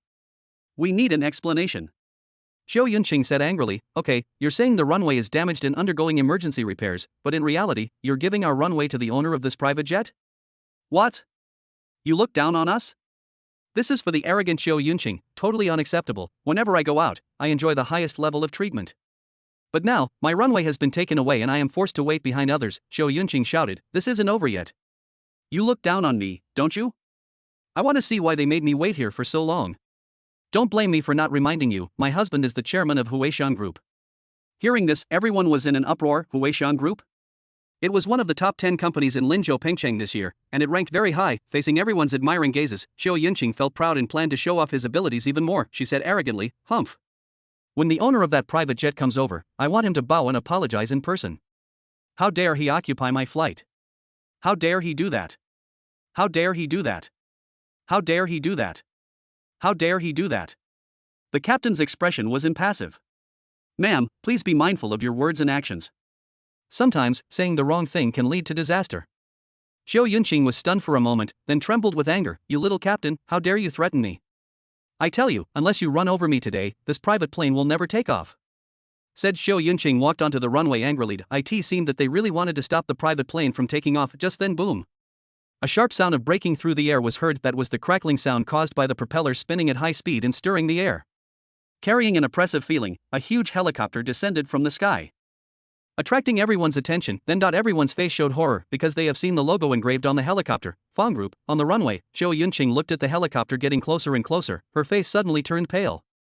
She finally understood that Haicheng Airport was determined to ensure a vacant runway, even at the cost of delaying other flights and damaging its own reputation. Fong Group, in today's Linzhou, you may not know anything, but you must know the Fong family and the Fong Group, because the Fong family is about to replace the Wei family and become the new overlord of Linzhou, becoming the sky above everyone's heads. Oh my god. Xiao Yunqing's heart trembled. She was so ignorant of the danger that she wanted to challenge the Fong family. Her legs were shaking so much that she was so scared that she even forgot to leave the runway. Soon the helicopter landed. Countless bodyguards surged out from it, following closely behind. Fong Yu also got off the helicopter and without a moment's delay, immediately walked towards the private jet that had already been preheated. As for the crowd not far away, it didn't even make his pupils focus at all when Fong Yu saw Xiao Yunqing standing on the runway, looking pale and frightened. He frowned and asked, "What's going on?" The captain hurried forward and explained what had just happened. "Very good." Fong Yu coldly ordered the people beside him that Huaishan Group no longer needs to exist. He was feeling annoyed at the moment. So what if he had forcibly occupied the waterway? This guy had gotten in his way when he was in a bad mood, so he had to pay the price. I am a villain, given the absolute gap in strength. Trying to reason is ridiculous. Soon, the limp Xiao Yunqing was thrown aside by the bodyguard. The private plane took off into the air and flew towards its destination with a roar. Hailuan. Chapter 180, Scheming Against Each Other. Hailuan. A country located in the northernmost part of the continent. The country's land area is not large, and its economic, technological, and military strengths are average, so it has no sense of presence. Call the plane roared. Fong Yu sat in the lounge area inside the private jet, looking at the map on his phone. He was getting closer and closer to the location marked by the other party, and since the last phone call, the other party did not contact me again. This time, a bodyguard walked up to Fong Yu and said, "Mr. Fong, the plane will take about half an hour to fly, because there is only one airport in Hailuan, and it is located in the northernmost capital. No need." Fong Yu said calmly, "Once we're close to the target location, have the pilot make an emergency landing." The bodyguard was a little stunned. Forced landing? There is no runway in that area for the plane to land. Fong Yu closed his eyes slightly. No need to actually land, just lower the altitude as much as possible and get closer. Yes. Although he was a little confused, the bodyguard still followed the instructions and went to the cockpit to inform the pilot. He was full of doubts in his heart, wondering what the young master wanted to do. In the cockpit, the bodyguard conveyed Fong Yu's order. The driver nodded, understood. Soon, he began to carry out various operations because he was very close to the target location and needed to start preparations immediately. Buzz, the wings began to retract. The private plane that was originally soaring in the stratosphere began to dive down suddenly towards the front. The hazy clouds were penetrated. The vast plane comes into view, and looking down from the sky is extremely shocking. Hailuan has a flat terrain, with most of the country consisting of plains, and hills and mountains are very rare. The private plane continued to dive at low altitude. Ding ding. In the cockpit, a warning sound rang out, and the target location was not far away. At this moment, the plane is still more than 100 meters above the ground. The current speed of the plane, this is already the maximum distance. If it continues to get closer to the ground, there is a possibility of danger. The bodyguard walked out of the cab and came to the lounge. "Mr. Fong, the target location is approaching." At this moment, he was suddenly stunned, because Fong Yu had actually opened the plane door. The bodyguard was extremely surprised. "Master, what are you doing?" Fong Yu turned around and said to him calmly, "There's nothing for you to do next. You can return home." As he said that, he jumped off the plane. The bodyguard was dumbfounded. The whole person was completely stunned. After a while, he finally reacted and muttered, "Oh my god, the young master doesn't seem to have brought a parachute?" Hailuan, South Cliff Plain, the largest plain in the country, covers a vast area. A whoosh. A streak of light streaked across the sky, seemingly ignoring time and space, like a falling meteor, crashing onto the plane. Boom. The ground broke into pieces and collapsed. Spiderweb-like cracks spread out in all directions, covering an area of dozens of meters in radius. In the flying dust, Fang Yu's figure, standing with his hands behind his back, slowly appeared. As Fang Yu raised his head, looking out, I saw a dense forest about a kilometer away, and at the entrance, several figures seemed to be vaguely visible. I took a look at the location displayed on my phone. There is the target location. Fang Yu's expression was cold, the true energy in his body circulated, and his figure left an afterimage as he rushed towards the distance at an incredible speed, even causing a roaring gas explosion. Not far away, entrance to the forest, several tents stood here, and several figures were standing in front of the tents, as if waiting for something. The person standing in the front had a gentle smile on his face, the other people next to them were all burly men with guns. Fang Yu rushed forward with all his strength. A distance of 1,000 meters passes in a flash, a phantom flashed by, and Fang Yu appeared in front of them. At the front, a man with a gentle smile spoke. It was the voice on the phone. Mr. Fang Yu, right? I've been waiting for you for a long time. Let me introduce myself. My name is Zhang Ling. Before he finished speaking, a hand seemed to emerge from nothingness and landed on the man's chest. Bang! The man's body was instantly shattered. The gun-wielding men were suddenly horrified and raised their guns. Shoot! But before the gunshots were heard, Fang Yu had already stretched out his hand and slashed through the air, and the bodies of several people were cut in two as if by a sharp blade. If Fang Yu looked indifferent, mental power spread out in all directions. Then, he suddenly rushed into one of the tents, where there were two people, Fang Qishong and Zhang Fang. But when Fang Yu touched the bodies of the two people, his expression changed. Fake, these two people are not Fang Qishong and Zhang Fang. Sizzle.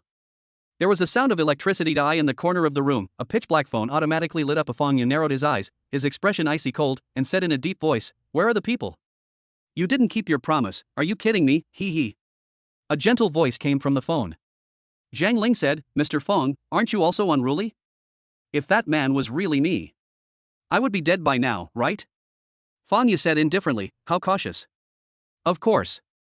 Zhang Ling paused, the gentleness in his voice gradually disappeared, and began to become low, with an undisguised murderous intent. "After all, I have died at your hands thousands of times." At this time, the system prompt sound suddenly rang out. Byte. Testing completed. The plot twist comes from the special protagonist. New books forced to open. Book title, I Was Reborn 20,000 Years Ago. Chapter 181, I Was Reborn 20,000 Years Ago. Fang Yu's eyes moved. New books, I Was Reborn 20,000 Years Ago? Before he could react, a torrent of detailed book information poured down from the sky, penetrated into Fang Yu's mind, and turned into his memory. I see. Fang Yu's eyes suddenly understood, and now he already knows what happened. At the same time, Zhang Ling's deep voice came again from the black phone. Originally, I was just an ordinary person who couldn't be more ordinary, an insignificant member of this vast world. I spent the first half of my life in a daze, achieving nothing. When I was 28, I suddenly woke up. Was this how I was going to spend my life, facing the inevitable death?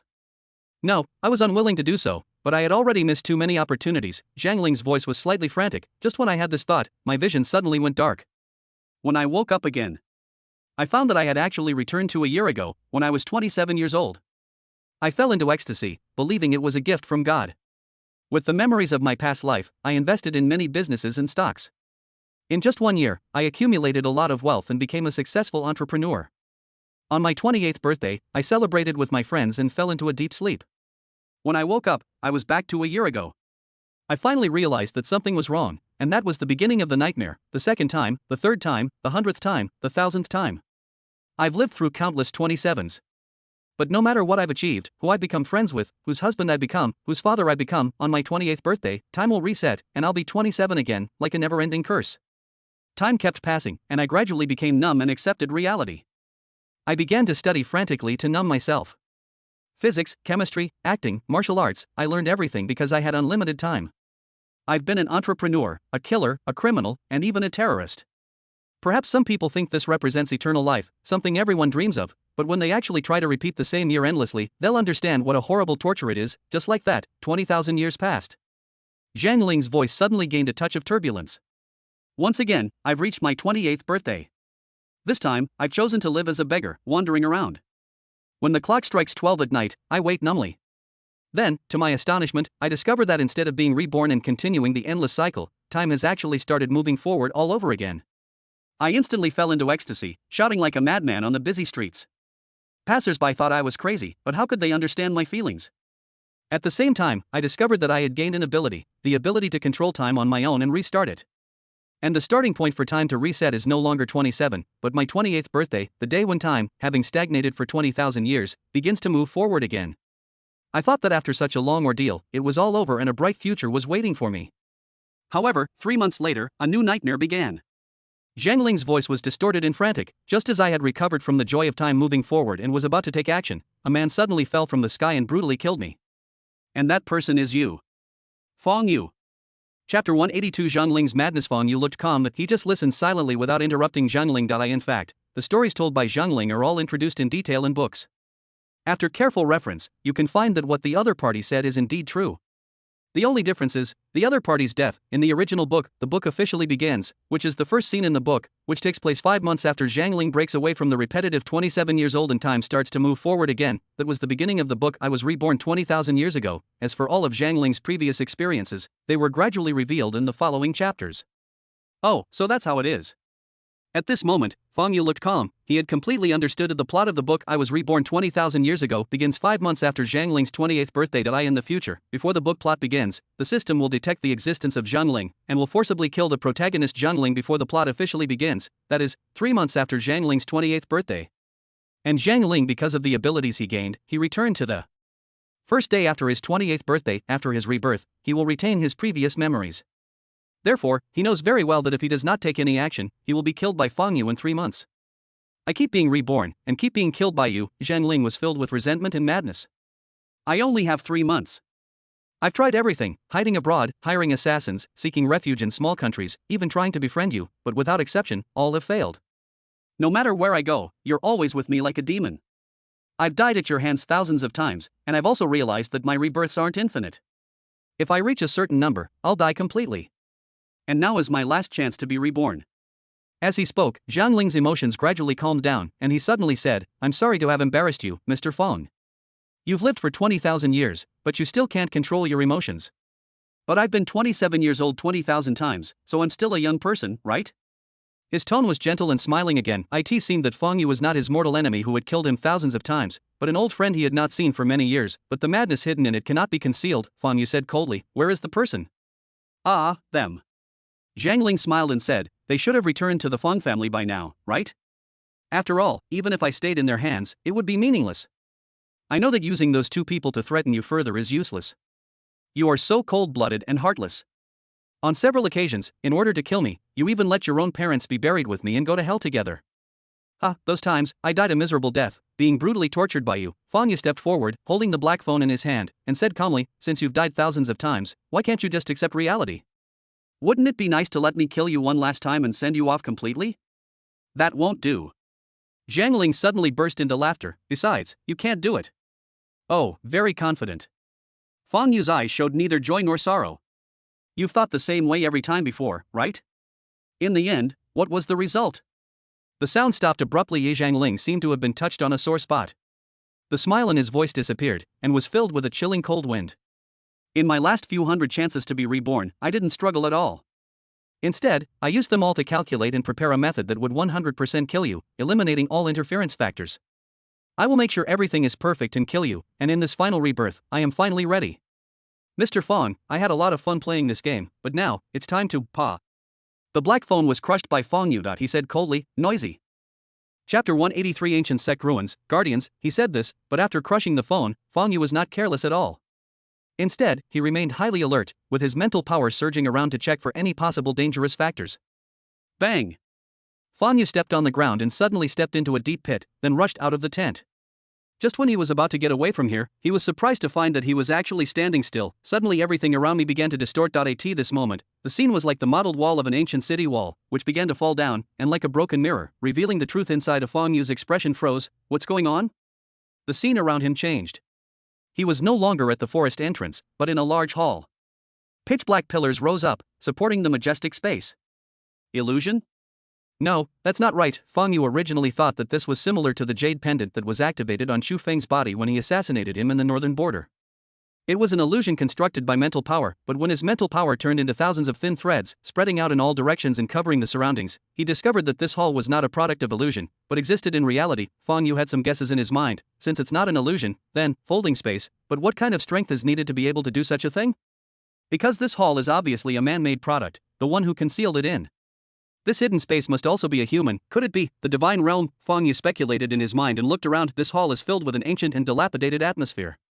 On a huge stone tablet in the center, there seemed to be a few words engraved.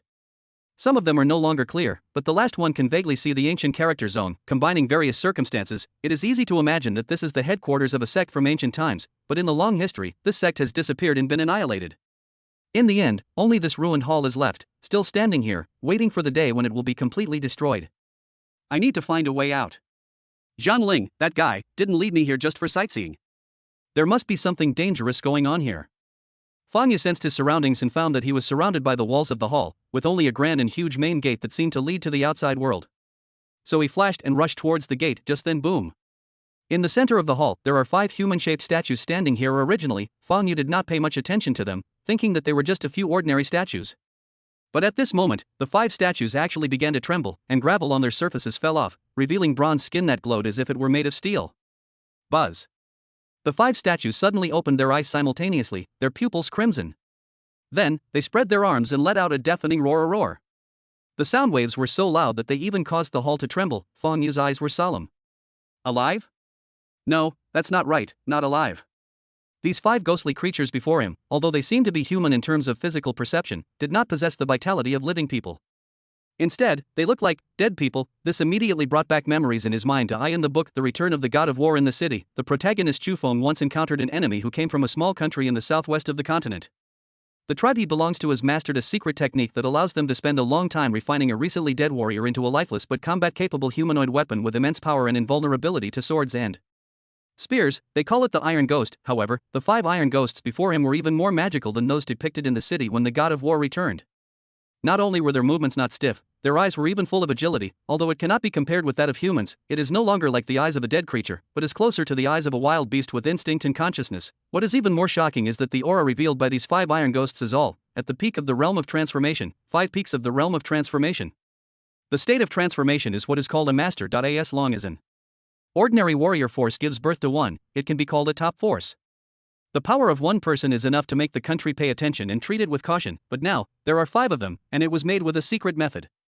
Iron Ghost. While Fang Yu was shocked, thoughts flashed through his mind. In the worldview of the trilogy, the era more than 1,000 years ago was called the Sect Era, with all kinds of powerful sects standing side by side, and even the God realm was not uncommon. At that time, powerful warriors were at the top like a god. It accepts worship and sacrifices from mortals.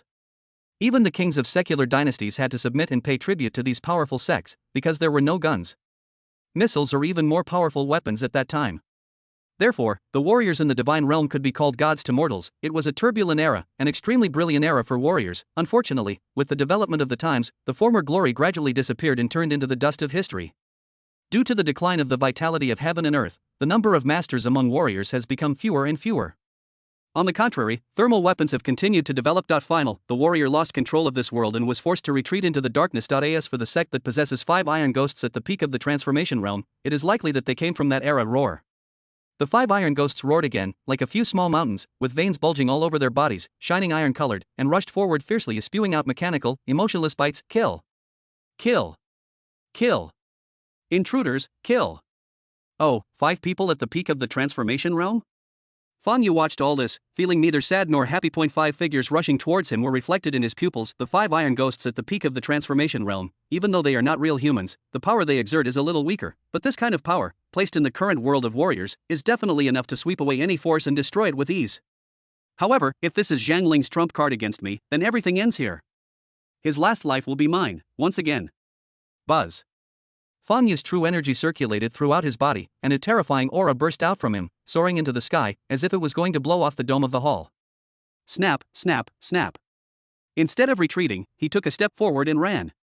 At first, there were only crisp footsteps, but in the end, his speed became faster and faster.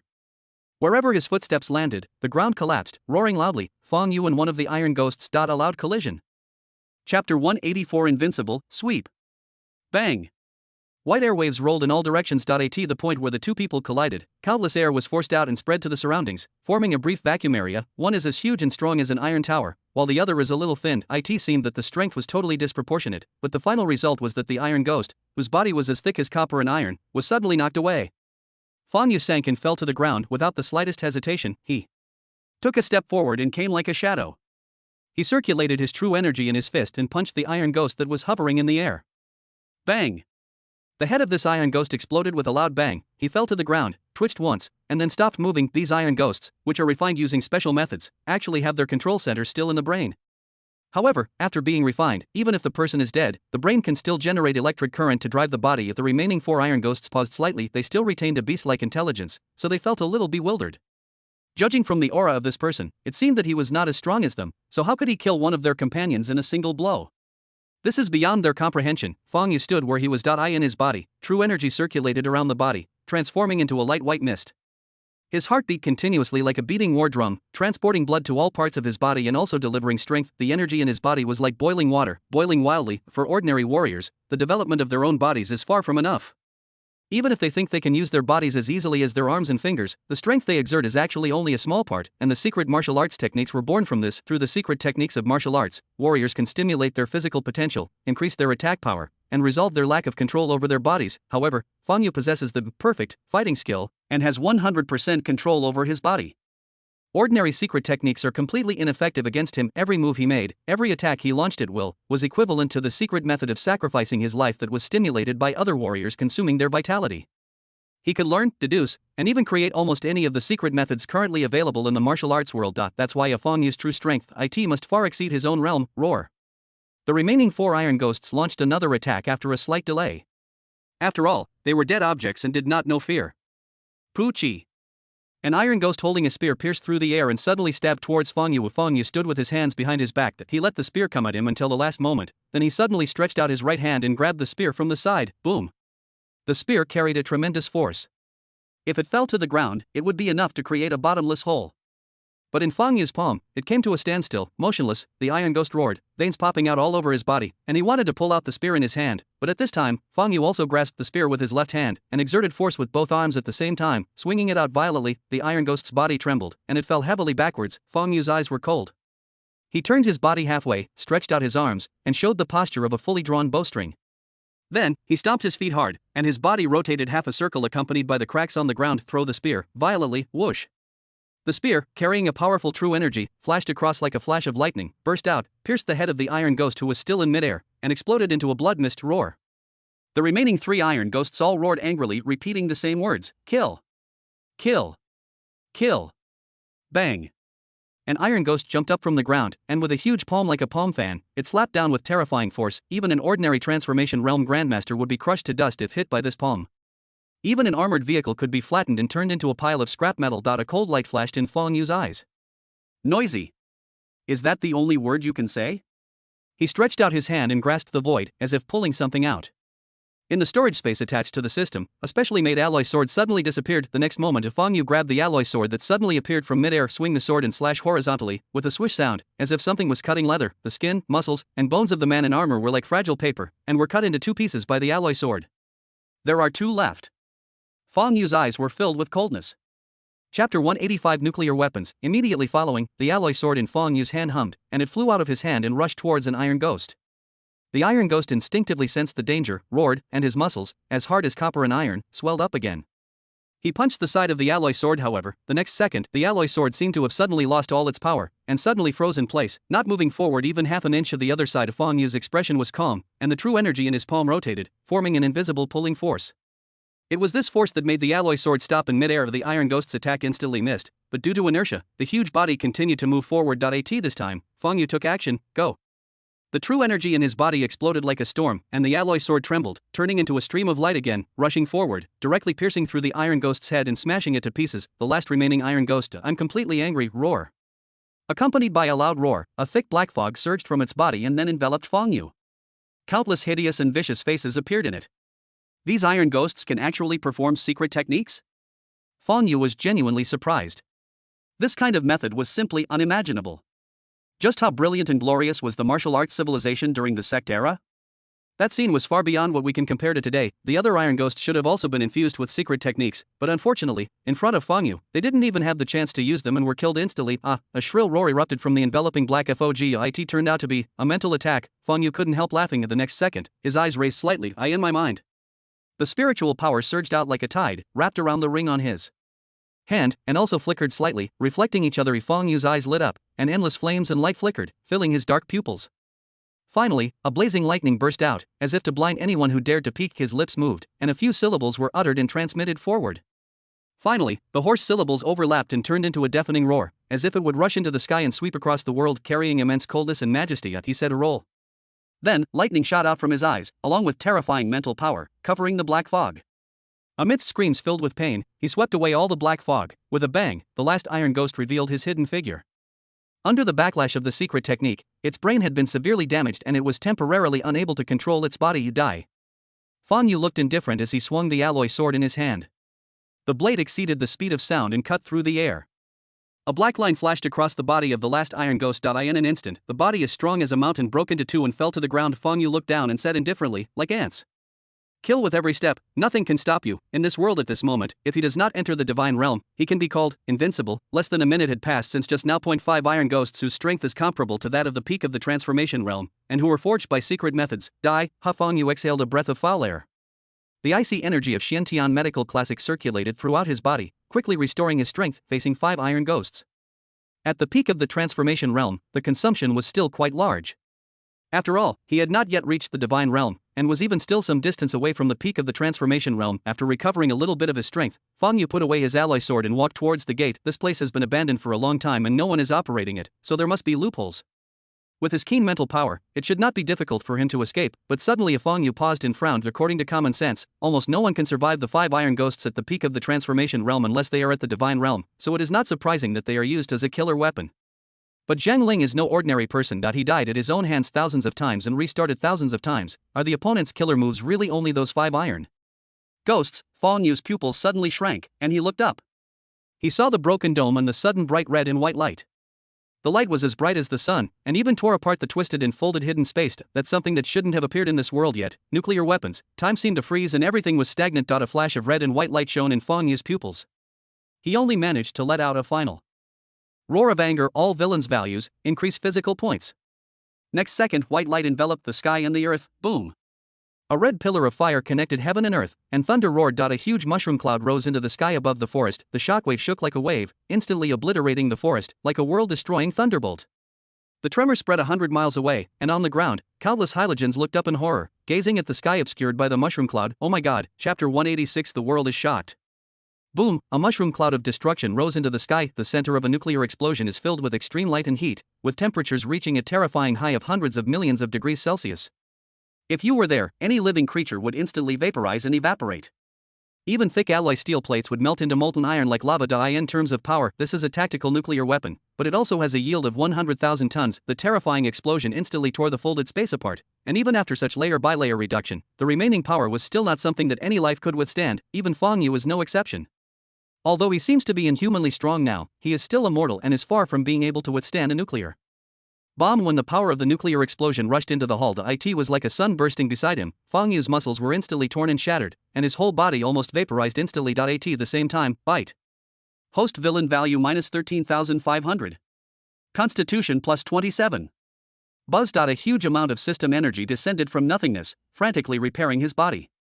The speed of that repair was so fast that it even formed a delicate balance with the destruction of Fang Yu's body by the explosion. Destruction, rebirth, destroy again, continue to regenerate. In just a few seconds, Fang Yu's body experienced dozens or even hundreds of destructions, but at the moment of death, the injuries were instantly recovered because the system would restore all injuries and physical strength while increasing his physical fitness.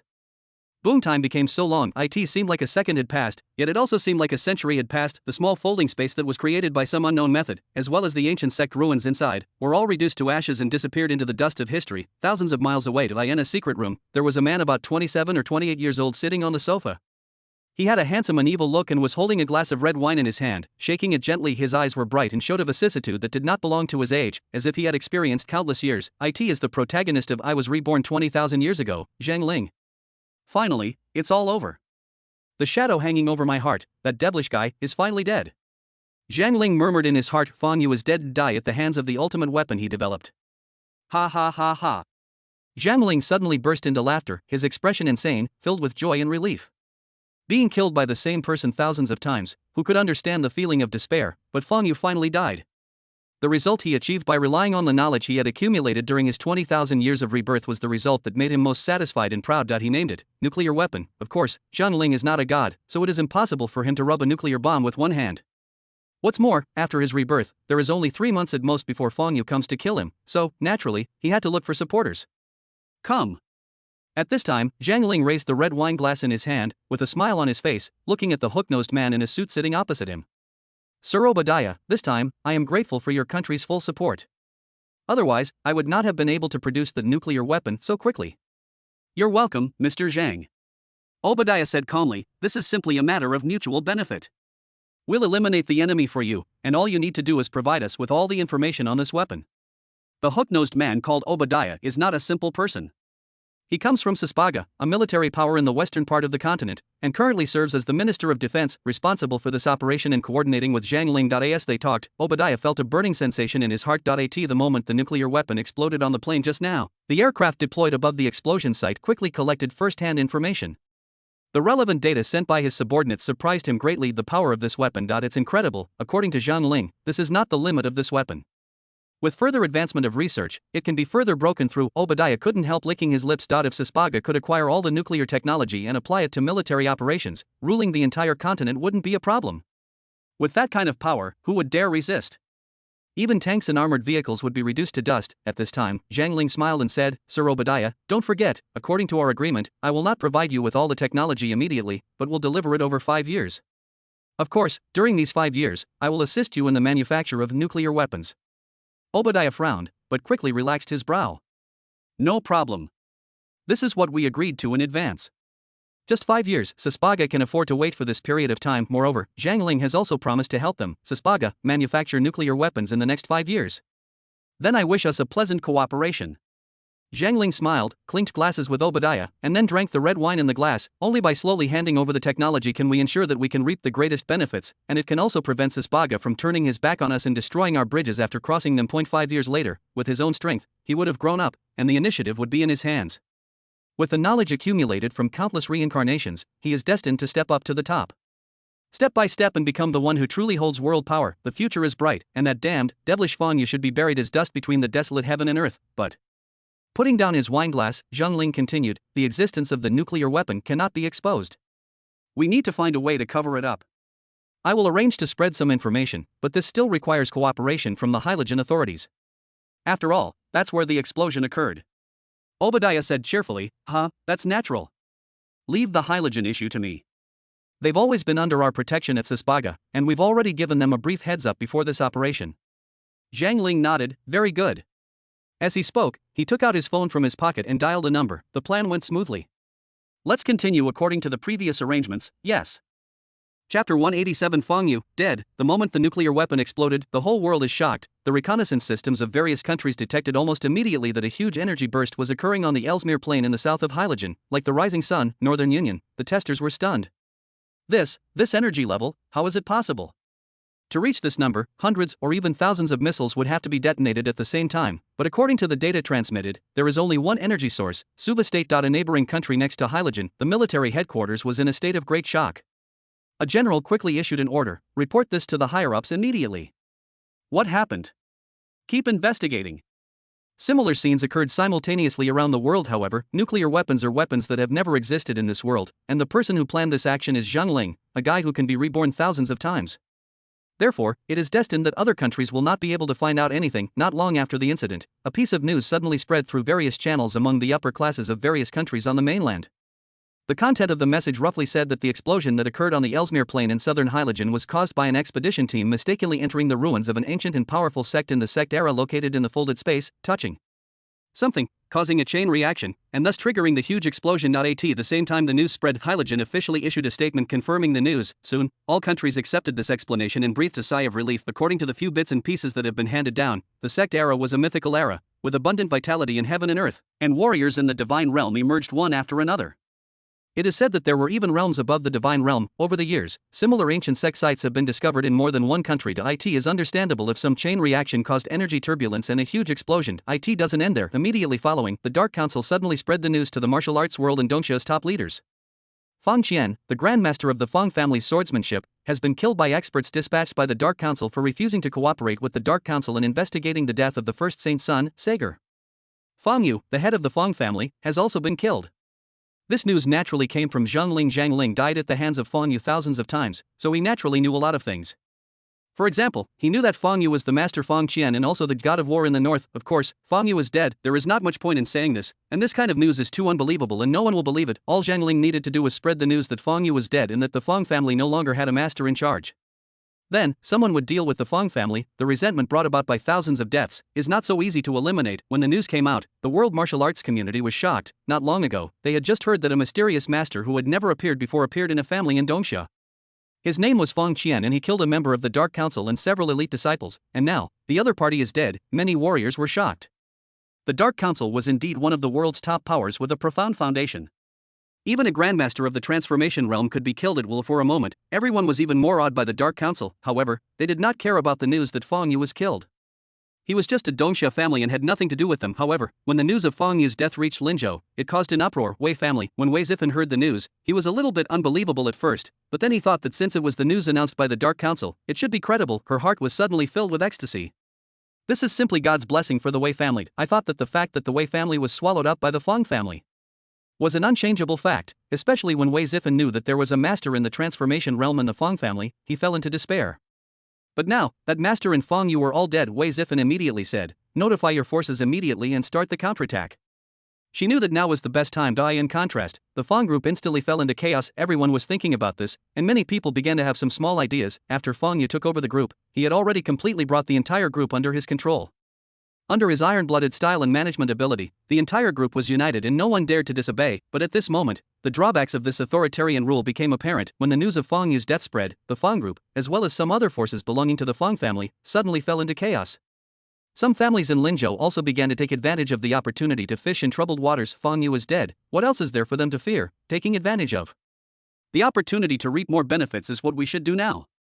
Chapter 188. The bloody storm is coming. Time passes. A few days later, on the Ellesmere plain, the dense forest had long been wiped out from the earth, leaving only a bottomless pit and a dark scorched earth. If you look down from a high altitude, it is like a single eye, gazing at the sky quietly. In the center of the deep pit, buried under countless dust and rubble, Feng Yu's whole body was black and motionless, like a sculpture. Click, click, click. Suddenly, there was a cracking sound. The charcoal that had turned into flesh and blood slowly fell off, revealing Feng Yu, who was sitting cross-legged with his eyes closed.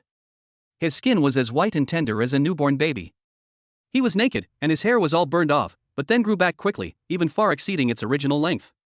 His long hair fluttered in the wind. Hua hua. The system energy that emerged from the void slowly dissipated. The improvement of physical fitness is finally over. Under the devastating energy of the nuclear explosion, Feng Yu's body was constantly being destroyed and reshaped by the huge system energy. In this process, redundant impurities are eliminated, and the body becomes tougher and indestructible, just like a piece of pig iron thrown into a forge. Feng Yu closed his eyes. He slowly stood up from the ground, his whole body shook violently. The dust fell off, and his naked body looked strong and full of power until one moment, the eyes suddenly opened. Puff! That fierce gaze, as if substantial, even penetrated the air. It was as if lightning was swirling in it, as if it was about to overflow from the eye sockets, devour the 10 earths and 9 heavens, and sweep across the 8 wildernesses. Constitution, 180 points. All the accumulated physical points were used up, and while saving his life from the nuclear explosion, it also pushed him towards the divine realm. Feng Yu finally felt the solid, seemingly unbreakable shackles in his body. As long as his physical fitness reached 200, the shackles would fall apart, and he would step into the realm of God. Zhang Ling, very good. Feng Yu's dark eyes were filled with indifference. If it weren't for the fact that the system could instantly heal injuries when improving his physical fitness, at the moment the nuclear explosion struck, it would not take even a tenth of a second for him to be reduced to ashes in the terrifying high temperature. A grandmaster at the transformation realm is indeed extremely powerful, but he cannot withstand a nuclear bomb, even a small tonnage strategic nuclear missile. Nuclear weapons. This Pandora's box. In his original world, it was once believed to be a weapon that could kill gods. Feng Yu narrowed his eyes slightly. He was still careless. He never expected that nuclear weapons would be Zhang Ling's real killer move. As for missiles, even if he couldn't withstand them, dodging them wouldn't be a problem for him thanks to his strength far beyond the peak of the transformation realm and his keen perception brought by his terrifying mental power. But nuclear weapons have a very large attack range and their power is too terrifying for living things when facing a nuclear explosion, whether they are in the center or in the middle or periphery. The difference is not that big, because in the end they will all be reduced to ashes. Based on my understanding, this world should not have nuclear weapons, so there is only one possibility left. Feng Yu's eyes flickered. Zhang Ling himself developed nuclear weapons. In the book I Was Reborn 20,000 years ago, the protagonist Zhang Ling is constantly reborn. Through learning, he almost becomes an omnipotent person with a terrifying reserve of knowledge. So if he develops a nuclear bomb, although it is incredible, it is not impossible. After all, he is the protagonist and the son of destiny. Common sense sometimes doesn't exist in front of them. Snort. Fangyu snorted coldly, his eyes dark and deep. The manufacture of nuclear weapons cannot be accomplished by a single person. Even if Zhang Ling is the protagonist, he cannot do such a thing by himself. There must be the support of national forces behind him. There are only a few countries that have this capability. Moreover, Hylogen must be involved. Even if it is weak, it is still a country after all. How could it allow people to transport nuclear weapons and deploy them casually? Therefore, it must have played an ignominious role in it. A thought came to mind. Fangyu took out a set of clothes from the storage space and put them on quickly. Then, he rushed away at a speed as fast as a ghost, even so fast that he left many after-images. Just wait, everyone involved will die. I won't let any of them go. Zhang Ling, do you really think your nightmare is over? Fangyu's expression revealed madness and murderous intent, and his body was wrapped in murderous aura that was almost taking shape, like a demon god descending to the world. Next. It will be a bloody storm. Chapter 189 Revenge begins. Hylogen. A small town next to the capital, Portisg. At the entrance of the town, a figure covered in a black robe slowly walked in. There were people coming and going on the road, and this slightly strange visitor immediately attracted the attention of many people. Buzz. When their eyes fell on the figure shrouded in black robes, their minds were suddenly dazed and their eyes were filled with confusion. By the time they reacted again, the black-robed figure had already disappeared. On the street, a man shook his head in confusion. It's really strange. What happened just now? Why did I suddenly lose my focus? In the alley by the roadside, Reynolds smoothed his hair, lit a cigarette, looked at the young man who was already bruised and swollen under his feet, kicked him hard, and said disdainfully, "Get out." The young man stood up in a panic and ran outside. Reginald took a puff of his cigarette, counted the money he had just robbed, whistled, and hummed a very rustic song. Suddenly, Reynolds felt something was wrong, so he raised his head. It would have been fine if he hadn't looked, but when he looked, he was so scared that his body shook violently, and the cigarette in his hand almost fell to the ground. A figure covered in a black robe had stood in front of him at some point. Reynolds cursed, "Asshole. Who are you? Are you trying to scare me to death?" Under the black robe, Fangyu raised his head. "How far is it from here to Pasture?" Reynolds said impatiently, "Go away. Don't bother me." Ugh. His eyes suddenly widened, almost bursting, because Fangyu's big hand had reached out, pinched his neck, and lifted him up in the air. "Now, can you answer?" Hmm. Reynolds' face turned pale and he couldn't speak because of suffocation, but driven by a strong will to survive, he nodded frantically with extreme fear. "Very good." Fangyu loosened his grip and the other person fell to the ground. Reynolds was gasping for breath, his whole body trembling. He just had a feeling that if he resisted again, he would die. Fangyu said indifferently, "Answer my question." 40 miles north of the town, Reginald said tremblingly, "That's the capital, Portisg." He appeared to be a coward, but he was secretly ruthless in his heart. After that, I must find someone to teach this guy who dared to humiliate me a lesson and let him know that I am not someone to be trifled with. Fangyu nodded and slapped Reynolds on the head. The other party lost his life with a look of horror on his face. Fangyu didn't want to leak out his whereabouts and information. The next moment, Fangyu stretched out his right hand, and suddenly flames rose from his palm. The scorching flames fell on Reynolds' body, burning him to ashes almost instantly. Blown by the wind, he disappeared between heaven and earth. Some of them were similar to the secret techniques of the Liehua sect, but for him, secret techniques of this level are just random deductions. Fangyu walked out of the alley, looked up and looked towards the north. Portisg. His voice was extremely low. "Very good, this will be the first one." Portisg, the capital of Hylogen. In the heart of the city's northern district lies the luxurious Blenheim Palace, which belongs to the ruler of this country, the Abbott Group. Chapter 190, Ibwa Group, destroyed. Ibwa Group. Hylogen's largest conglomerate. He is in charge of military, politics, and economy, and is the well-deserved king of this country. Blenheim Palace is a lock-style garden with sculptures everywhere. Looking down from a high vantage point, the garden is neatly laid out and the plants, passages and decorations are in full view. At the entrance, there are 13 fountains forming a small stepped waterfall, which flows into the middle of the waterscape garden. The water columns stir up layers of waves, making it look lively. Fully armed soldiers were stationed all around, protecting the safety of the bigwigs of the Ibwa Group. At this moment, the main members of the Abbott Group gathered at Blenheim Palace for a meeting. The topic of the meeting was how they could use the operation they had just helped Sisbaga carry out to gain more benefits. Everyone was talking and discussing. Sudden da. Outside Blenheim Palace, gunshots suddenly rang out. What's going on? Everyone in the room jumped up in shock, their faces filled with fear. Gunshots? Why are there gunshots? Curses, the sounds of bullets, screams, and chaotic sounds mixed together, and then at a certain moment, everything stopped abruptly, and there was no movement at all. Gudong. Everyone participating in the meeting in the hall swallowed uncontrollably. Is it over? Has the invader been eliminated? The bloated Conrad hesitated and said, how about one of you go out and take a look? The gate of Blenheim Palace is made up of 3 alloy doors, which are designed to prevent foreign invasion and are almost impossible to break through. No one said anything about this proposal. Who wants to go check it out? Why don't we just stay here? It's safer here. What's it like to stay here all the time? An old man at the top spoke. He was the real controller of the Ibwa group, Ibwa Violet. He pointed his finger at Conrad and said, "You, go check the situation." Conrad's fat trembled and his face turned pale with fear, but in the end, he still didn't dare to disobey Amber Violet's orders, so he gritted his teeth and walked quickly towards the 3 alloy doors. Oh, what is there to be afraid of? The invader must be dead. After all, there are so many armed soldiers outside. Even if he is a warrior, he will definitely die. Conrad raised his hand. I am planning to put it on the fingerprint authentication system. Boom. The third layer alloy door at the innermost layer suddenly caved inward, and the shape was surprisingly a fist print. Someone was pounding on the hard alloy door with his fists. Boom. The entire Blenheim Palace began to tremble violently, cracks spread across the specially reinforced walls, cracking like spider webs, and the wall plaster rustled and fell. Tables and chairs kept toppling over, and some people even lost their balance and fell to the ground. Everyone in the audience was shocked. That is a 3-layer alloy door that is tens of centimeters thick. Ordinary shells will hardly leave any marks on it, and even a howitzer may not be able to break it, but now, it was hit inward by someone's fist. Conrad was so frightened that his face turned pale. Oh, God. He dragged his fat body and wanted to turn around and escape, but just as he took the first step, alloy door exploded with a loud bang. Conrad, who was near the gate, was affected by the force and couldn't even utter a scream. With a bang, he exploded into a ball of blood mist. Everyone looked on in horror. A large hole with a diameter of several meters appeared in the center of the alloy gate. Through the hole, they could vaguely see the tragic scene outside. The ground was covered with blood and corpses. Snap, snap, snap. Suddenly, footsteps were heard outside Blenheim Palace. One step after another, a little slow, but firm and powerful. If someone could feel it carefully, they would find that the interval between each footstep was almost exactly the same. Conference hall. The people present could hardly breathe. Their bodies wanted to turn around and run away, but the extreme fear made their feet feel like lead. Unable to move a single step, Afonso walked into the hall. He looked around with a cold look in his eyes. Ibwa group? At this time, one of the gentlemen spoke up. Sir, I wonder when our Ibwa group has ever offended you? We can pay you a satisfactory compensation. There was a hint of negotiation in his tone. We can sit down and have a good talk. Afonso glanced at him, and the black robe behind him suddenly exploded. An alloy sword flashing with cold light appeared in his hand, and a circle of white ripples spread out, which was the proof that the speed exceeded the sound barrier. In an instant, the elegant man was split into 2 halves. Until his death, there was still an extremely strong disbelief in his eyes. Afonso said coldly, "Did I ask you to speak?" Everyone was terrified and pale, with blood splattered all over them.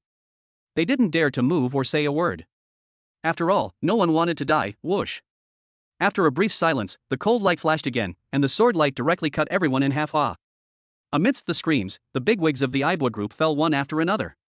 Ibwa Violet was extremely terrified. How could he die? He was in charge of the Ibwa group and controlled the entire Hylogen. He hadn't enjoyed enough yet. How could he die? Sizzle. Afonso sheathed his sword and placed it behind his back, his expression indifferent. Why aren't you talking?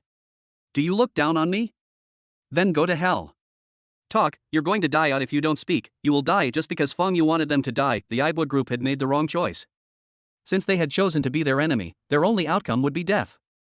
Only 2 swords are used. The ruler of Hylogen, the Ibwa group, was destroyed. Several hours later, when Hylogen's garrison in the capital arrived, all they saw were corpses and blood everywhere. Suddenly, the whole country was shocked.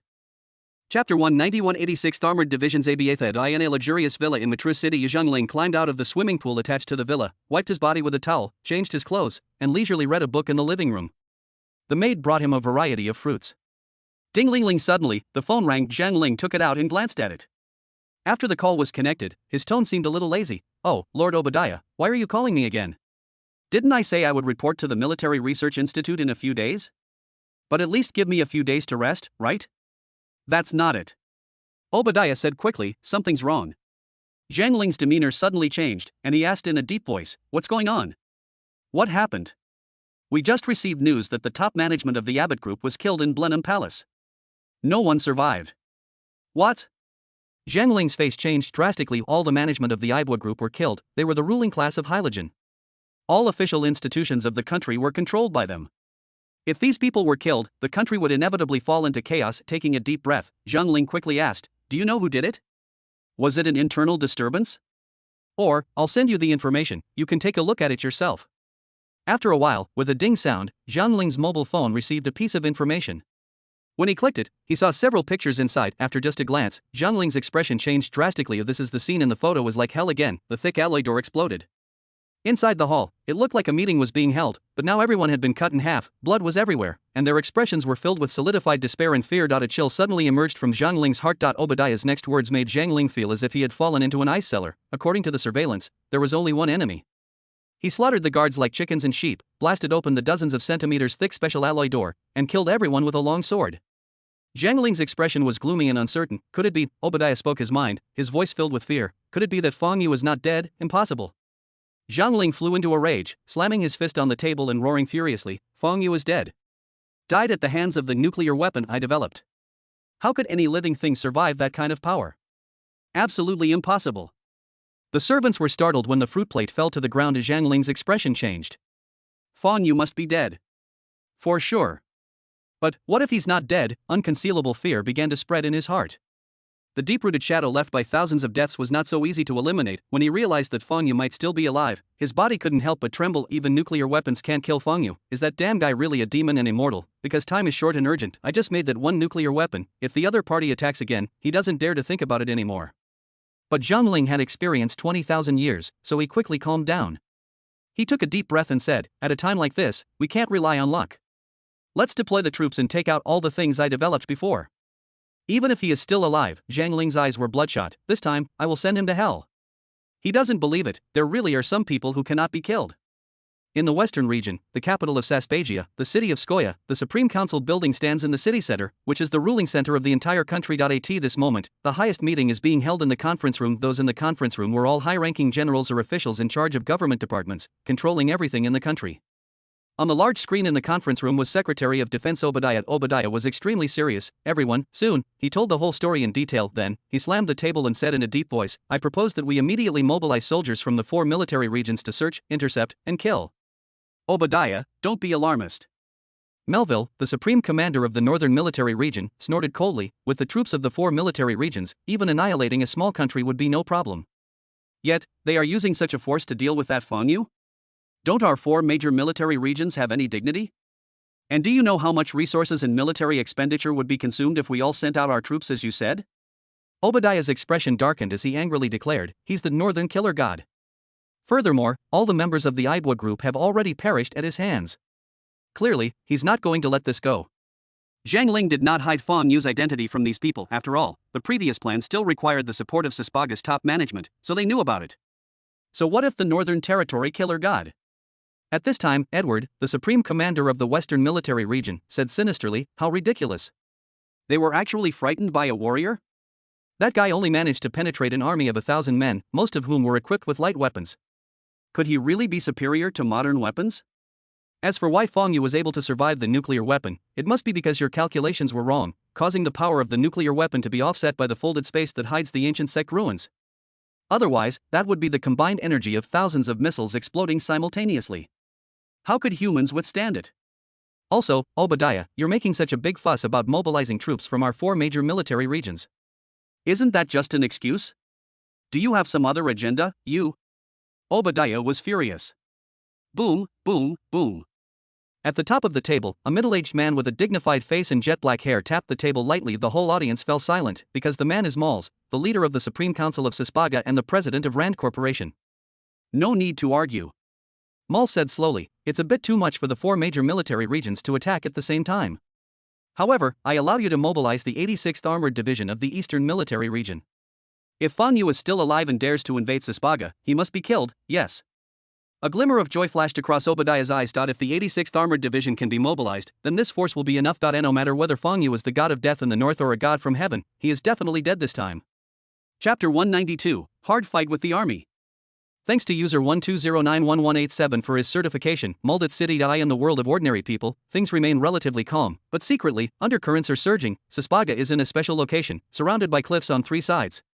The east is the only exit, and the city of Maldives is located here, guarding the national border. If you want to enter Saspaga, this is the only way. Boom! The 86th Armored Division, with more than 10,000 fully armed soldiers, blocked all major traffic routes. Anyone entering had to undergo strict inspection.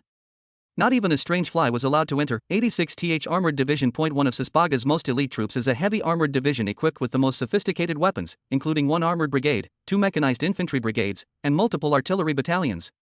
It is a force that truly reflects the strength of a modern army. This army is far from comparable to the Chu Feng guards that Fang Yu defeated in the northern border. Under the strict blockade, all citizens and travelers who entered the city of Maldives through the border were trembling with fear and trembling in their hearts. Oh my god, when have these people ever seen such a scene? The gleaming muzzles of cannons and the gleaming flashes of rifles, it was as if they were about to face a real war. Could it be that Sisbaga was about to go to war with another country? But why was the army only adopting a defensive posture, guarding this necessary passage? Could it be that some country wants to attack Sisbaga? This speculation was inconceivable to everyone. How could it be possible? Until now, only Sisbaga had been able to invade other countries. Who would dare to attack Sisbaga? Boom! The train roared into the station. Everyone please get off the bus and submit to an ID check. This is a special period, and we hope everyone will cooperate. If anyone disobeys, we have the right to arrest them on the spot. A train station some distance away from the 86th Armored Division die in the wilderness, countless passengers were driven off the bus and inspected by the inspectors who came to assist. The train doors opened. Two people stepped out of the car side by side. One of them was a burly man with thick hair and a kind demeanor. He smiled at his fellow travelers and said, "Mr. Fang Yu, look, the city of Malditz is not far away." Fang Yu, wearing a black windbreaker and a top hat, acted like a gentleman, using the image of Fang Qian and said with a smile, "It's indeed a nice place." Robertson smiled slightly complacently. "Of course, this is my hometown. However, there is a small problem." Fang Yu reached out, pinched the brim of his hat, pointed at the heavily guarded line formed by the 86th Armored Division in the distance, and said, "It seems a little unsafe here." Robertson was a little embarrassed, ahaha. But then he said proudly, "Mr. Fang Yu, don't worry. No matter who the enemy is, our Sisbaga army will defeat and destroy them mercilessly. There will be absolutely no danger." "That's not necessarily true." Fang Yu smiled and said, "Mr. Robertson, I've had a lot of fun chatting with you along the way, but now it's time to say goodbye. Finally, let me give you some advice." He paused and said, "Leave here quickly, the farther the better." "Oh, bye." Robertson said this subconsciously, but was very puzzled by Fang Yu's last words. Advice? What did that mean? He looked up, his expression suddenly startled, and he shouted, "Hey, Mr. Fang Yu, we've come to the wrong place.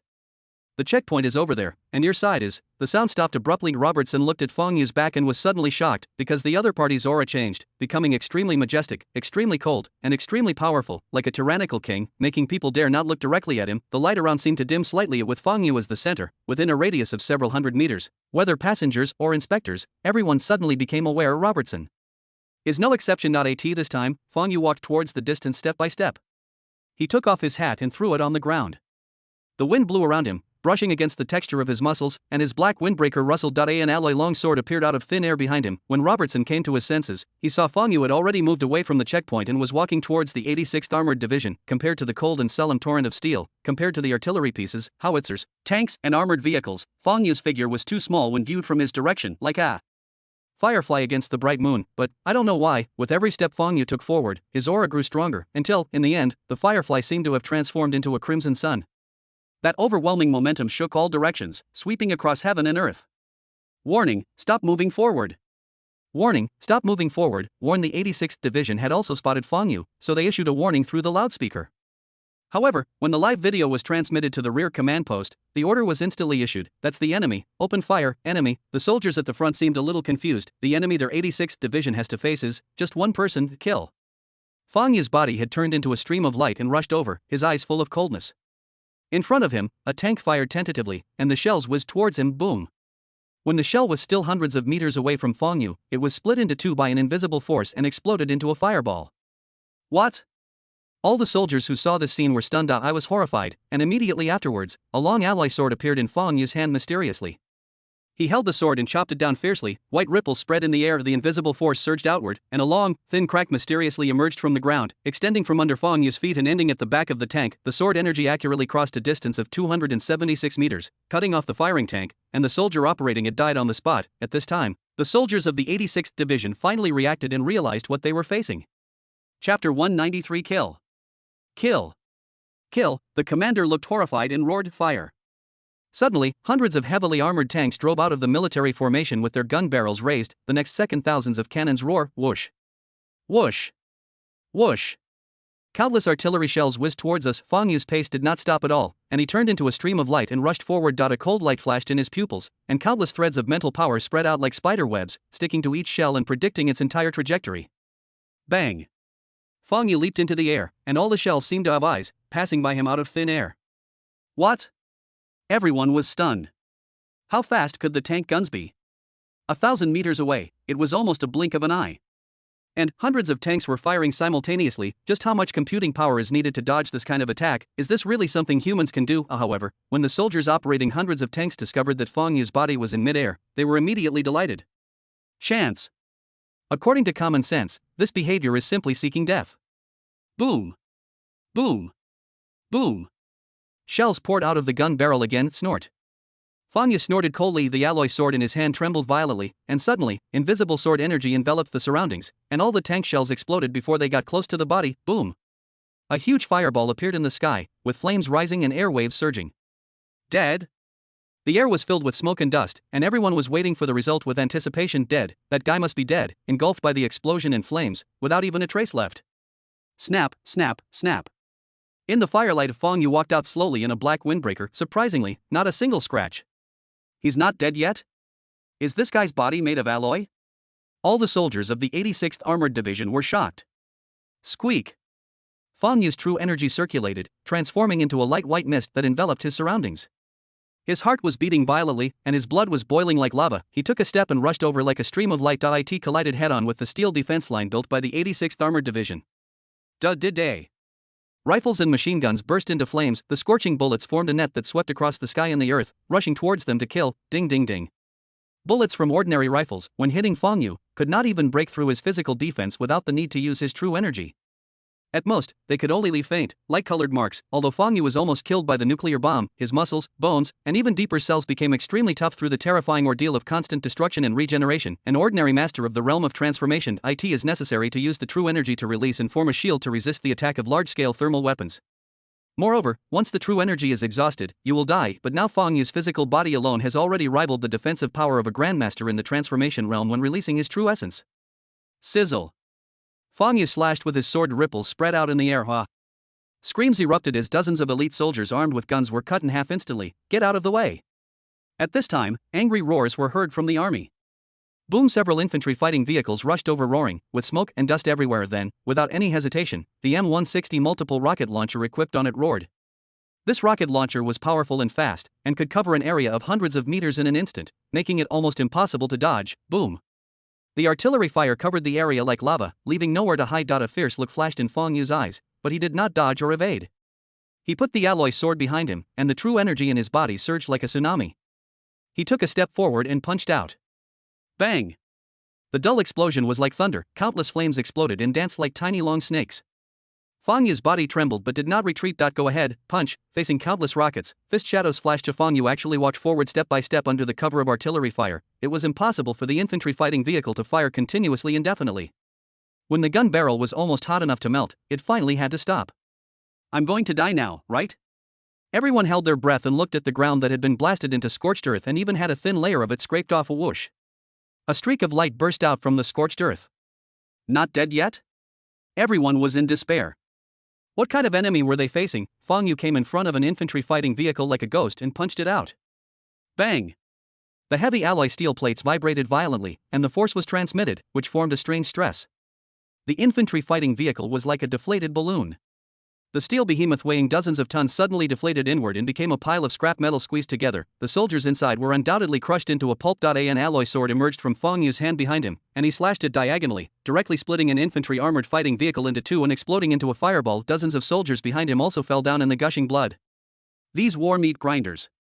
What is powerful is the ammunition fired from their gun barrels. However, when Fang Yu approached them, both the tanks and armored vehicles were just piles of scrap metal and could be destroyed with a wave of his hand. Boom! Either punch or draw your sword. When Fang Yu rushed into the army formation, the final result had already been decided. No one could stop his advance. Shrill sounds, wailing sounds, screams, roars, hurry up.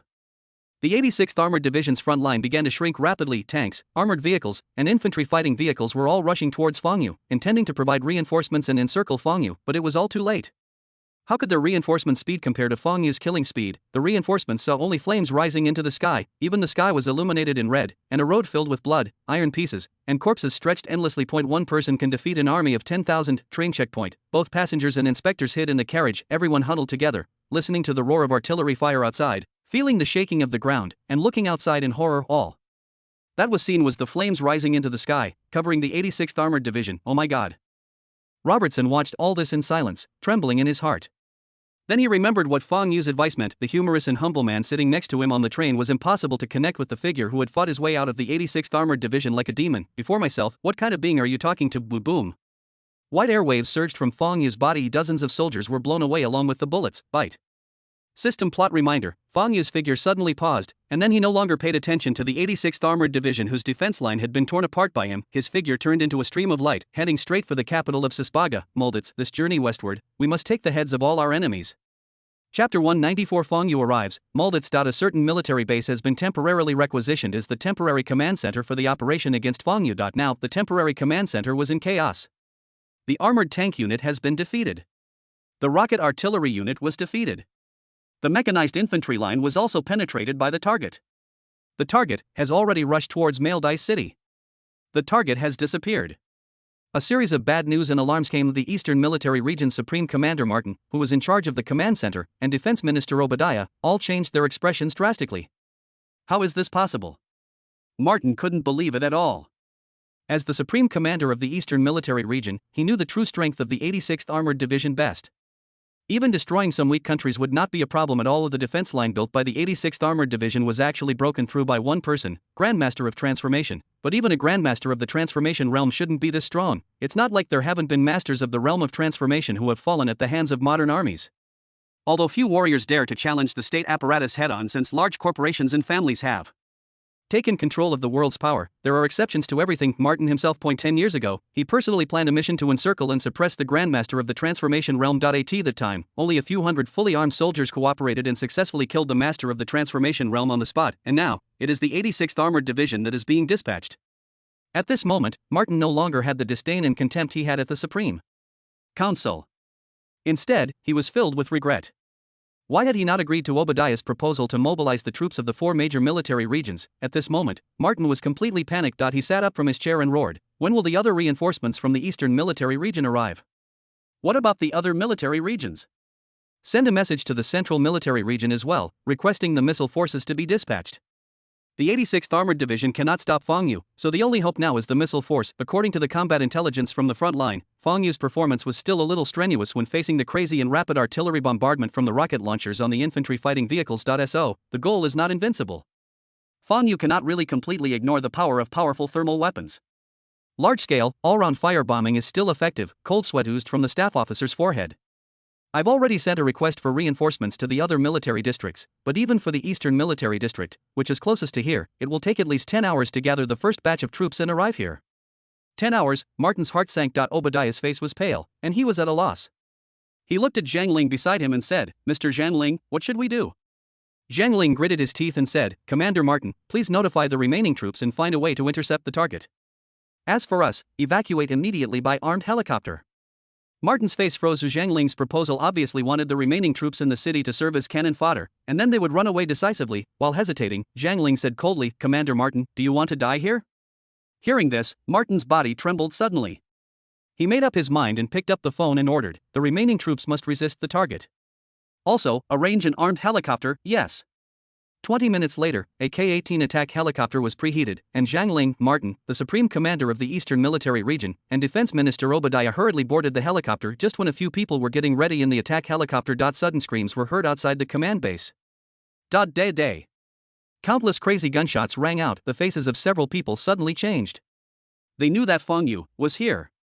Chapter 195. Nano Armor? How come it's so fast? Martin was horrified and shouted, "Quick, quick, quick! Take off and get out of here." "Yes, sir."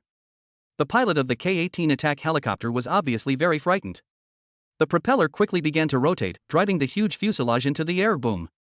The basegate was reduced to rubble. Fong Yu stood with his hands behind his back and slowly walked in from outside. This time, the helicopter had just risen to a height of several dozen meters. Fong Yu stared coldly at the armed helicopter in the air with a stern expression. He suddenly stretched out his hand, and the alloy sword behind him trembled and instantly came into his hand. Martin's heart skipped a beat and he roared, "Open fire, stop him." Day. The machine gun on the armed helicopter started up, and countless bullets blasted towards Fong Yu on the ground. Like the wrath of Thor, dust suddenly flew up on the ground. Well, where are the people? The K-18 driver was stunned because after the dust settled, there was no trace of Fang Yu on the ground as it had been smashed to pieces. He felt a little bit unbelievable, but the next second, when he raised his head, he felt his breathing was about to stop. Fang Yu had actually jumped from the ground to mid-air, and was not far from the height of the helicopter. The driver's body suddenly froze. Fang Yu's pupils turned dark, and he quickly dropped the alloy sword in his hand. Go. The alloy sword was like a flash of lightning, instantly crossing the distance and rushing forward with unparalleled momentum. No! Martin, Obadiah, and Zhang Ling's faces were filled with fear and resentment. Their hearts were filled with extreme regret. Why did they provoke this demon? Boom! The T-12 suddenly turned into a fireball and exploded in the air, with molten residue and waste falling below. Fang Yu's figure fell from the air. Bang! A deep pit was immediately trampled out on the ground. Fang Yu's face was as calm as water, without a trace of emotion in his eyes, because there was no system prompt sound in his ears, telling him that the protagonist Zhang Ling was dead. Fang Yu was not at all surprised by this. He stood with his hands behind his back, strolling leisurely as if he were in the yard of his own villa, and walked towards the temporary command base, where he stopped sudden. Without any warning, he punched the wall. The fist carried tremendous force, causing the air to twist and explode, without holding back at all. Boom! The wall was pierced in an instant, revealing a horrified figure that was almost scared to death. It was Zhang Ling. Just now, when Martin gave the order to hold on to the death, and less than 20 minutes passed before arranging for the armed helicopter to take them away, Zhang Ling had already quietly arranged for a substitute to replace himself. He himself hid in the wall that had been dug through in advance, using the tortoise breathing technique he had learned during his long rebirth to completely conceal his breath. Originally, in Zhang Ling's opinion, at least I can escape this disaster. However, he didn't expect that Fang Yu discovered his whereabouts in an instant, just like thousands of times before. The devil was chasing him again. Snort. Fang Yu's eyes were cold with the plot reminder function. Zhang Ling's more important actions are completely under his control. Escape. This was the only thought left in Zhang Ling's mind at this moment. His figure suddenly fled outside, and his speed was surprisingly not slow, comparable to that of a warrior in the early stage of internal strength. According to the description in the book, Zhang Ling did not have any talent in martial arts, but in order to enhance his ability to survive, he developed a special medicine based on his own genetic map to improve his physical fitness. What a pity. For Fang Yu now, there is no difference between a warrior in the early stage of internal strength and an ordinary person, because the gap is too big, like an abyss that cannot be crossed. Fang Yu stretched out his left hand, aimed at Zhang Ling, and pulled it back suddenly. A huge attraction burst out, like a black hole, tearing Zhang Ling's body apart and sending him flying backwards uncontrollably. Fang Yu looked neither sad nor happy. He stretched out his right hand and slapped down lightly with his palm. It's over. This seemingly light palm strike, when it landed, would turn not only Zhang Ling's body, which had just begun to enter the state of internal strength, but even a heavily armored tank would be turned into a pile of powder. Roar. At this moment, Zhang Ling suddenly shouted, and then a light appeared in his eyes. The originally blue blood vessels suddenly turned into bright silver, as if there was something inside, rushing with blood. Suddenly, a silver liquid seeped out from his skin, quickly wrapped around his entire body, and solidified into hard armor. What the hell? Fang Yu's eyes suddenly focused. Boom! His palm strike on Zhang Ling's body was like hitting cotton, soft as a feather. His palm sank slightly into it, and he felt a quick but slight rhythm, as if relieving the force. Bang! Zhang Ling's body flew backwards, smashing the wall in front of him, and then, with the help of that force, he flew quickly into the distance. Fang Yu was a little surprised looking at the silver light flashing on the other person's body. His expression changed, as if he remembered something. Could it be nano armor? In the book I Was Reborn 20,000 years ago, Zhang Ling seemed to be mentioned.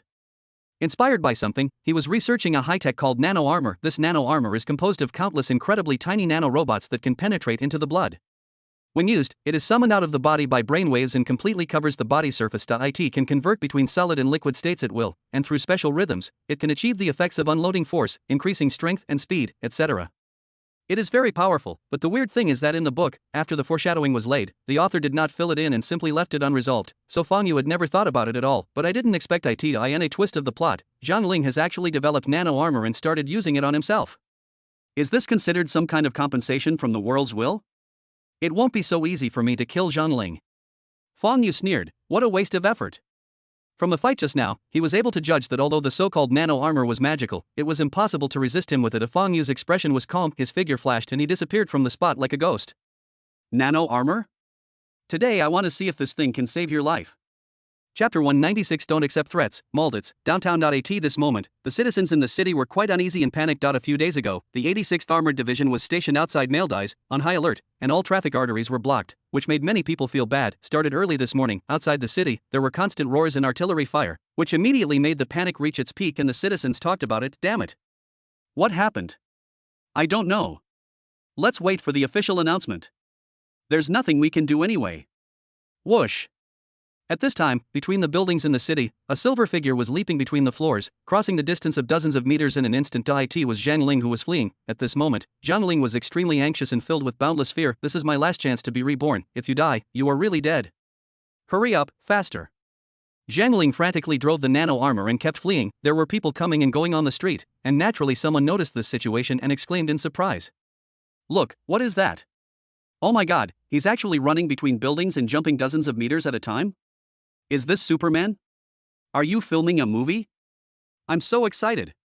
They must be filming a movie, otherwise how could someone do such a thing? But, aren't these kinds of movie plots usually edited with special effects? How did they do this? It's amazing. Everyone was talking about it. However, most people think that this is just a movie. While running across the floors, Zhang Ling looked at the crowd pointing and talking, feeling quite annoyed, but actually Zhang Ling deliberately ran to a crowded place. This is a downtown area. Even that lunatic wouldn't dare to act rashly, right? Sudden there was another cry of surprise from the crowd. What is that?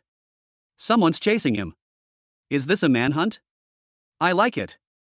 On the upper floor, there was a figure in a black windbreaker, like a ghost, with many shadows, rapidly approaching Zhang Ling. Zhang Ling's heart skipped a beat, sensing the overwhelming aura coming from behind him. He immediately became panicked, but he couldn't help but roar in anger, his face grim. This is downtown. There are innocent civilians everywhere. Are you going to take action here? That would be a huge crime. Zhang Ling's mind was flashing wildly with thoughts. As long as Fang Yu was cautious and held back, with the help of the nano armor, he would have a chance to escape. After he escaped, he would definitely develop a few small-yield nuclear bombs as soon as possible and find an opportunity to send Fang Yu to hell. Or, even if you can't kill them, you can use it to deter them, create a balance, and save your own life. But unfortunately, Fang Yu looked indifferent, looking at the citizens below who were pointing excitedly and even taking pictures with their mobile phones. Threatening myself? What does the life and death of these people have to do with me? I'm just here to kill you. Who do you think I am? Talking about justice with the villain? You must be crazy. If Zhang Ling escapes, there will be endless troubles, nuclear weapons, nano armor, who knows what else he can come up with next. Therefore, today, he must die. Having said that, Fang Yu took action. A violent aura burst out from his body, and the true energy in his body circulated, turning into a white airflow that wrapped around him. The next second, he punched out, boom.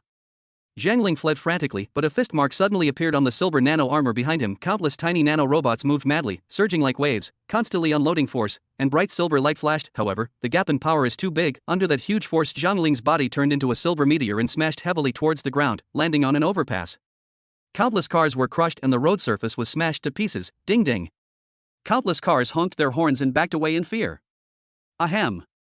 Zhang Ling spat out a mouthful of blood and without any hesitation, fled madly to a 3-story building next to him. His expression was ferocious. I don't believe you were so unscrupulous. However, the next second, Zhang Ling's expression froze. Suddenly, he was furious and roared, how dare you? Buzz. The air trembled violently and the temperature rose. A sword beam surpassed the sound barrier and directly split the 3-story building in half. Boom. Zhang Ling was hit by the sword and thrown into the air. He was covered in blood. The defense of the nano armor was finally broken, and the wound on his chest was so deep that the bone was visible. Anyone who got close to Zhang Ling in the building would be turned into dust if they even touched him. In order to arouse Fang Yu's fear, he deliberately moved closer to the crowded areas in the building. However, Zhang Ling's thoughts were too beautiful. Even though he died at Fang Yu's hands thousands of times, he still seemed to not understand Fang Yu well enough, and did not understand his style of doing things well enough. Fang Yu never accept threats. I have never known what fear is. Anyone who stands in my way must die, whether it is forced or voluntary. Chapter 197, Capture Zhang Ling alive. People on the street screamed. Some people have realized that something is wrong and started to flee the scene in a hurry. It seems that this is not a movie special effect, but real. After all, they saw with their own eyes that just now, a 3-story building was instantly split in half by an invisible force. Do ghostly powers really exist in this world? Ahem. Zhang Ling vomited blood, but he quickly struggled to stand up. Snap, snap, snap. Fang Yu stood with his hands behind his back, walking towards her step by step, not caring about anything around him. He stared at Zhang Ling indifferently. Once again, he simply stretched out his hand, clenched his fist, and like a dragon emerging from the sea, punched Zhang Ling's chest. The air exploded and thunder roared. Damn it! Zhang Ling became anxious, his whole body flashing with silver light, and countless nano-robots wrapped around his body. In the area where Fang Yu's attack was expected to fall, the nano armor quickly softened into liquid. The moment Fang Yu's fist touched the nano armor, countless nano-robots that are invisible to the naked eye began to move madly again. Zhang Ling planned to use the same trick again, unloading the force through the nano armor, and then use the remaining force to escape far away. But how could Fang Yu let him succeed? He thought coldly, this nano armor is just a special vibration that creates a special resonance with the enemy's attack, thereby offsetting the power. But, can you give me some resonance again? As the thought flashed through his mind, the power in Fang Yu's fist suddenly became strange, sometimes strong, sometimes weak, and the direction was erratic. This is a manifestation of extremely high level of control over power. Countless nano-robots seem to have frozen in an instant loss of judgment. What the hell, are you jumping around here? And the next second a hurricane seemed to erupt from Fang Yu's fist, like a thunderous shock. This time, the nano-robot had no time to react, and its defense was destroyed almost instantly. Boom! Zhang Ling screamed in fear, but was still blasted out like a cannonball. After breaking a concrete pillar, he crashed heavily into the ground. The nano-armor on the surface of the body dissipated like a receding tide, returning to Zhang Ling's body, entering the blood vessels, and flowing with the blood. Obviously, Zhang Ling had lost consciousness because the control of nano-robots requires active brainwaves. Quack.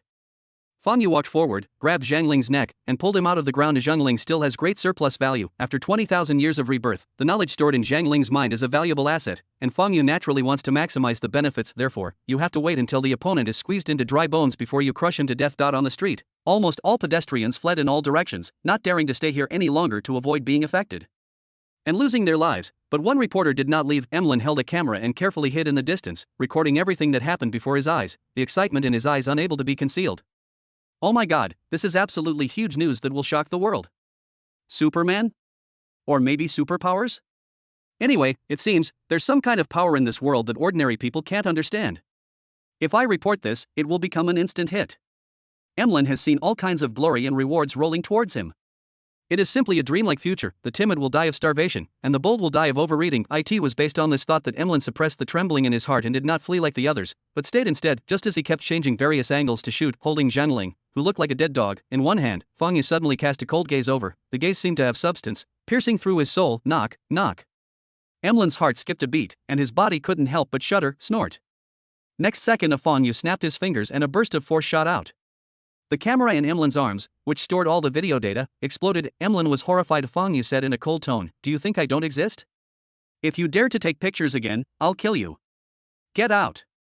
Yes, I'll get out of here right now. Emlyn was completely scared. He took 2 steps at a time and ran away in a panic. No matter what, it was definitely not as important as his own life. Just when Fang Yu was about to take Zhang Ling away, a beep. Alarms blared all around. Countless inspection vehicles swarmed in and surrounded the place. Hundreds of inspectors rushed out of the vehicles, pointing their guns at Fang Yu. Do not move. They received a report from the people who had just escaped that there were dangerous people here, so they urgently mobilized people to rush here. As for the shocking battle that took place outside the city, they had not yet received any news from the military, so they were not aware of it and naturally could not recognize Fang Yu's identity. This is the devastation they saw made them terrified. Even if it was a bomb, it might not be able to cause this level of damage. Could these people be terrorists? Chief Inspector Gus looked stern. He is a man with a big belly and a mustache. He took out a loudspeaker and shouted in a dignified voice to those in front, "Please put down all weapons immediately and come with us to cooperate with the investigation. If you resist, we reserve the right to shoot." Fang Yu suddenly laughed. Interesting, I didn't expect that there would be an idiot like you here. Chief Inspector Gus was immediately furious, and his belly trembled. How dare you be so arrogant? He has caught many criminals and terrorists. He has always been high and mighty, controlling the fate of others. Who wouldn't try to fawn over him when they see him? Fang Yu's attitude made him very unhappy. Gus snorted coldly. You guy, I tell you, boom. Before he could finish his words, a terrifying sword beam descended from the sky, leaving a palm-wide and bottomless mark on the ground, splitting the entire road in half. There was no trace of emotion in Fang Yu's eyes.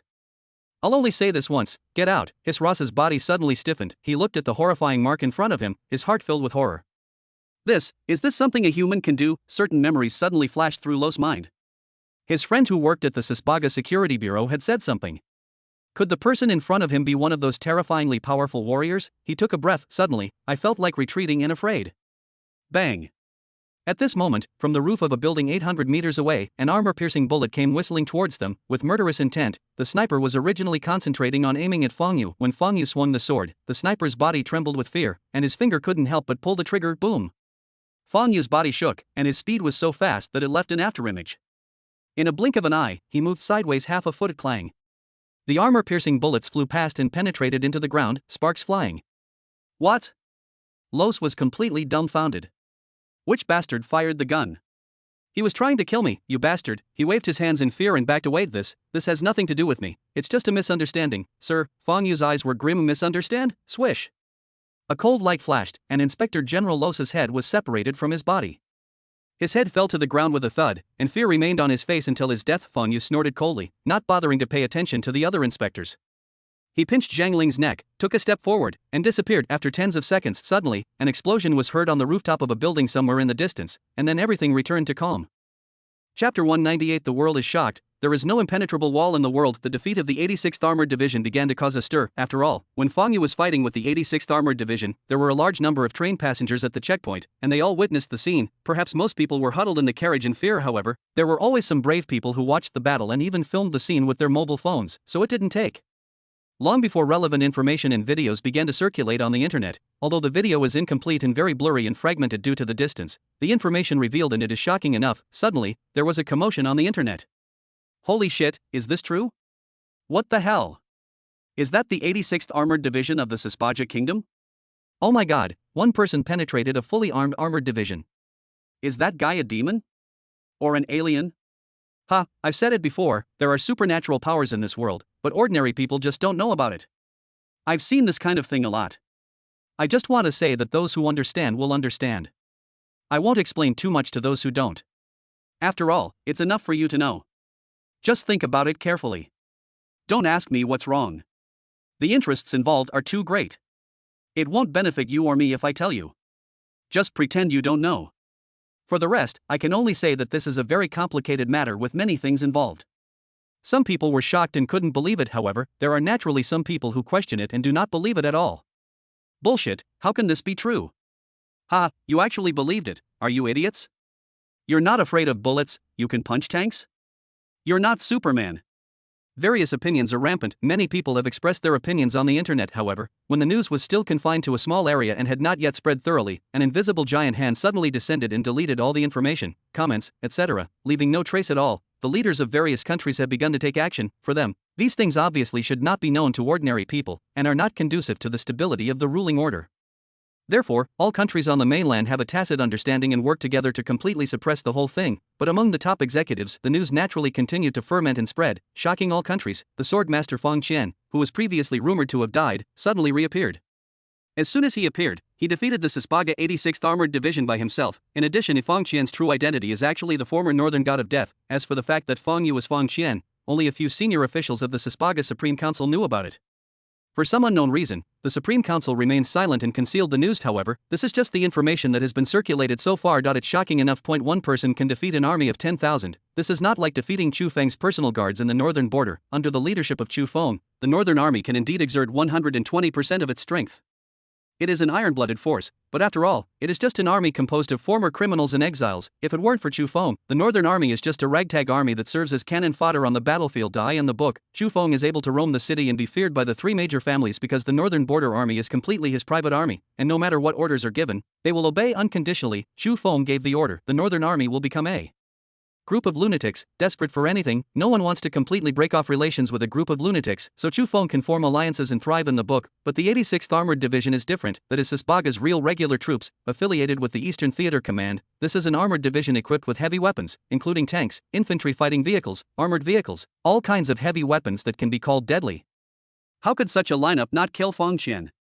This battle was quickly compiled into detailed information, marked as top secret, and placed on the desks of important figures. Many countries held meetings to discuss the issue. The topic of discussion was naturally the attitude towards Fang Qian, Fang Yu, and the Fang family. Due to Sisbaga's deliberate concealment, these people did not know that Fang Yu was Fang Qian, but since Fang Qian was in charge of the Fang family, the meaning represented by the Fang family was completely different. If Fang Qian was just an ordinary master of the transformation realm. If he dared to reveal his identity, based on what he had done in the north, there would be only two outcomes: either declare allegiance to a certain national power and enjoy wealth and glory, or face an army encirclement and destruction, and ultimately death. No one wants to see this uncontrollable and threatening element, and will definitely try every means to destroy it. But now, the situation is completely different. Fang Qian is not an ordinary master of the transformation realm, but he tore through the 86th Armored Division's defense line with his own strength.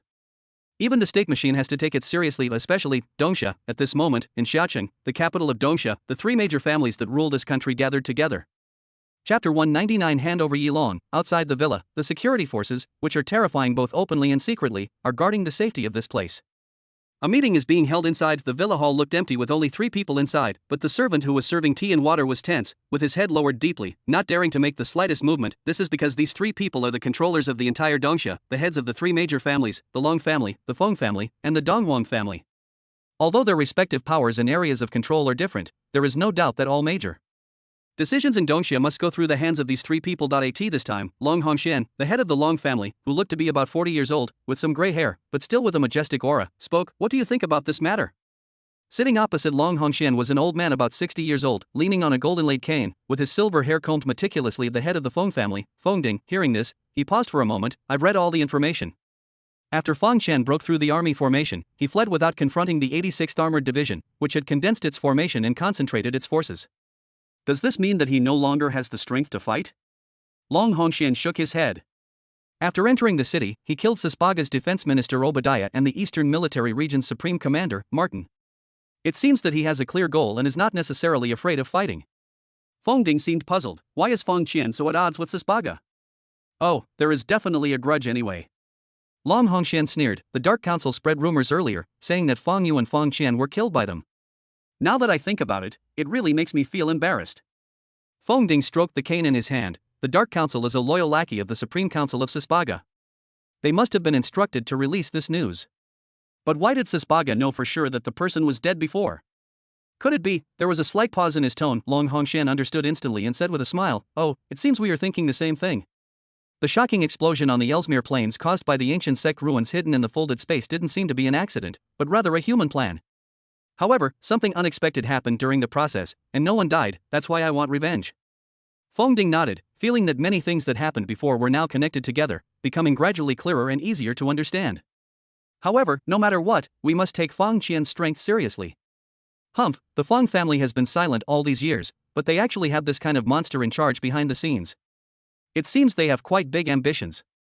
Long Hongxuan's face was solemn. That's right, regardless of whether Feng Qian entered the city simply for a decapitation operation or because he did not dare to confront the shrinking armored division, the at least fact is that it is difficult for an 86th Armored Division to hold the enemy back, warrior, but there is no need to confront the army head. On die in the past, masters of the realm of transformation who were hostile to the state machine almost always used their mobility and guerrilla warfare.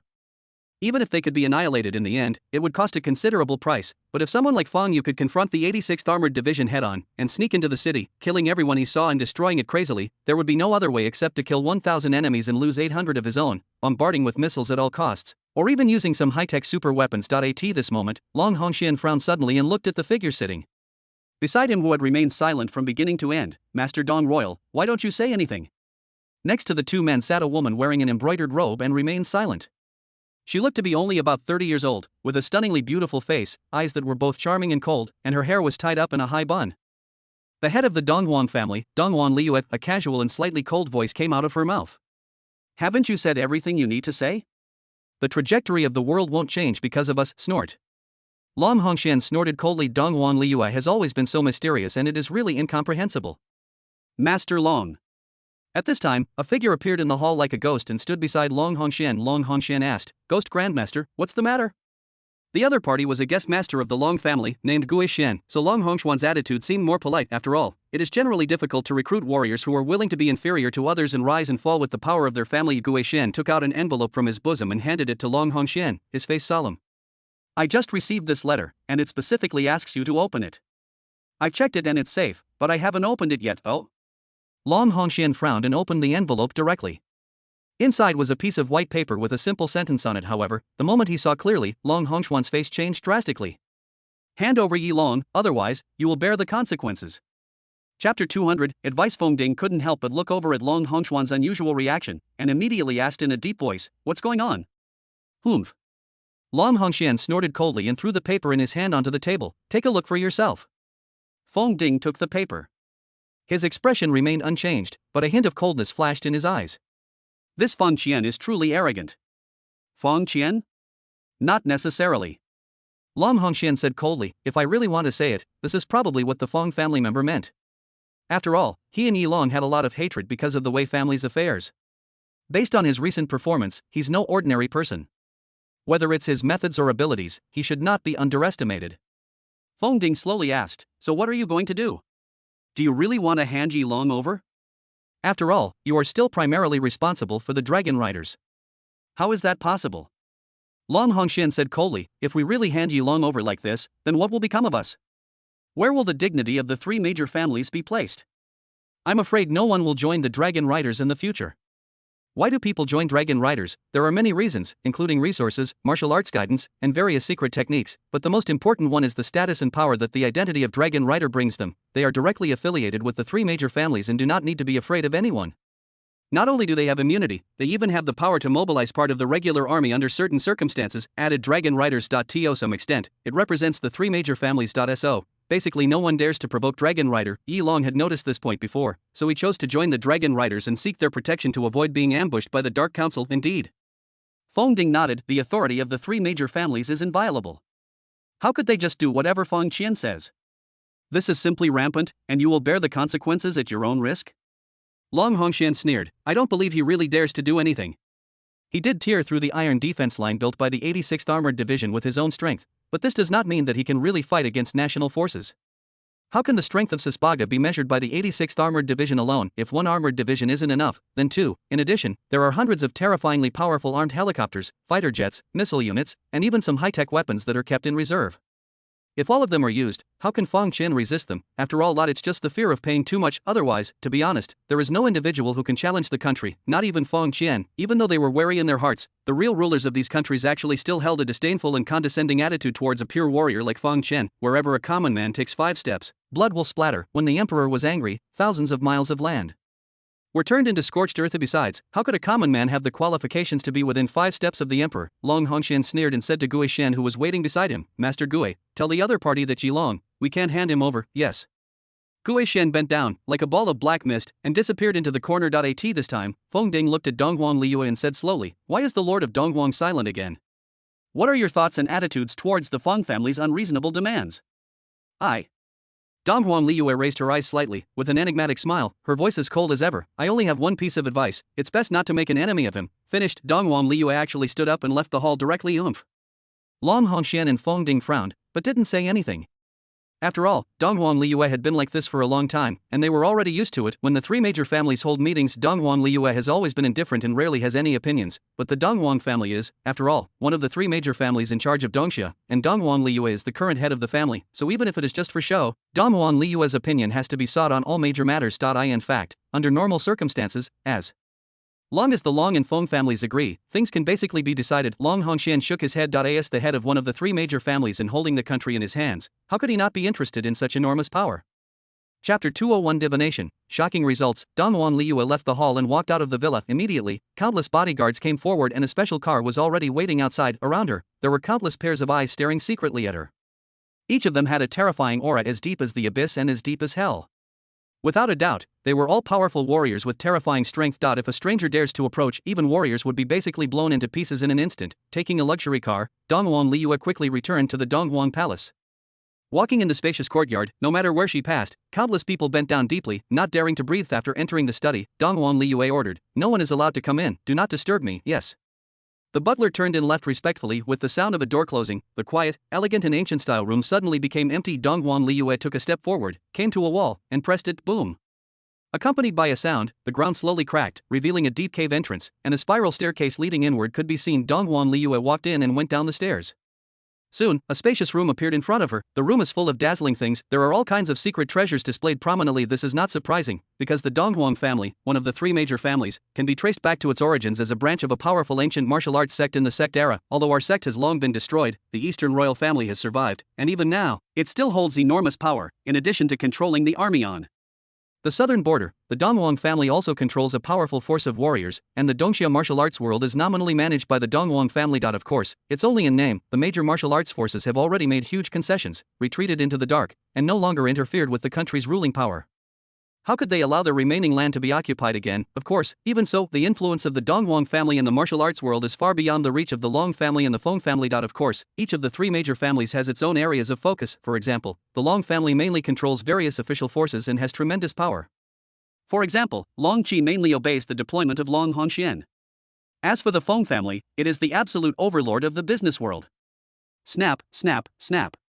Donghuang Liyue walked slowly, without lingering on those secret treasures that were enough to cause a bloody storm in the martial arts world and attract countless people to scramble for them if just one of them was thrown out. She went straight to a high platform at the deepest part, on which were scattered 7 mottled copper coins that exuded an ancient atmosphere. Donghuang Liyue's eyes narrowed slightly. The Eastern royal family, dating back to the sectarian era, was not good at fighting and killing, but was good at divination and deducing the secrets of heaven.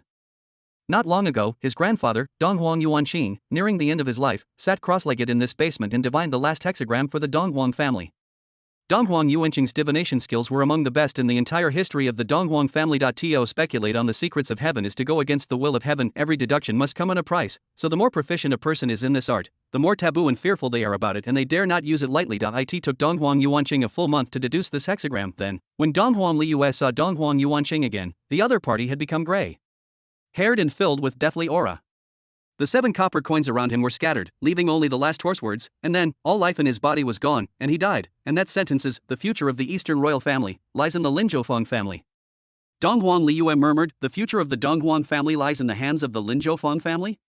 Before, she hadn't understood the meaning of this sentence at all. Wasn't the Lin Zhoufeng family just a powerful local family?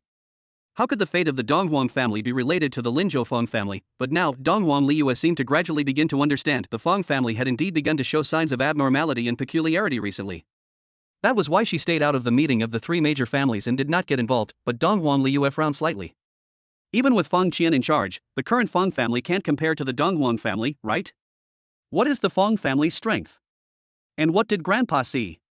Take a deep breath. Dong Huang Liu actually walked quickly onto the stage, sat cross-legged, reached out, and picked up the 7 copper coins scattered around that had been passed down from the sex era. Dong Huang Liu plans to tell your fortune himself. I want to see what Grandpa saw, and whether the Feng family really holds the future of the Eastern royal family. Dong Huang Liu has no talent in martial arts, but like Dong Huang Yuanqing, he is also proficient in divination. Even Dong Huang Yuanqing himself praises him highly. Cole let out a long breath. Dong Huang Liu closed her eyes tightly, cleared her mind of all distracting thoughts, and threw the copper coins in her hand one by one. A strange and special aura began to permeate her body. The object of divination is the Feng family. A thick fog began to appear in her mind. To dispel these mysteries and obtain clues is what the fortune teller has to do. Just as Dong Huang Liu was clearing the fog, her body suddenly shook. The fog in my mind suddenly stagnated and could no longer be moved. Immediately following, endless darkness and fierce light burst out from it, completely covering all the fog. The fog turned into a pitch-black abyss, and in the thick darkness, a figure stood there, his profile cold and solemn. In the dark. A pair of eyes raised and looked slowly. As if sensing this spying across time and space, the figure suddenly stretched out a finger, bent it, and flicked it out casually. Suddenly the sky and the earth collapsed. Outside, Dong Huang Liu's eyes suddenly opened, and she spat out a mouthful of blood with a wow. Her whole body became weak, and the hair around her ears even had a hint of white, and her eyes were filled with horror. Bang! A dull crackling sound echoed. 7 ancient modeled copper coins that had been passed down from the sect era to the present suddenly exploded and turned into dust and scattered. Dong Huang Liu's eyes were filled with fear and shock. Just now, her expression changed, as if she had made up her mind. Sisbaga, Western City, St. Malo. Outside the city, a figure was walking slowly. Ding-ling-ling. Fong Yu picked up the phone and said lazily, hello? Lei Qianjue's deep voice came from the other side. Mr. Fong, the Long family has rejected your conditions and does not intend to hand over Yi Long. If he wanted to deliver the letter to the Long family, he would be caught on the spot if he did not have the strength of a grandmaster of the transformation realm. Therefore, Fang Yu sent Lei Qianjue to do this. Oh, really? Fang Yu smiled, seemingly not surprised by this. If the 3 major families really compromised with him so easily, he would instead suspect that there was something fishy going on. However, he had to give it a try.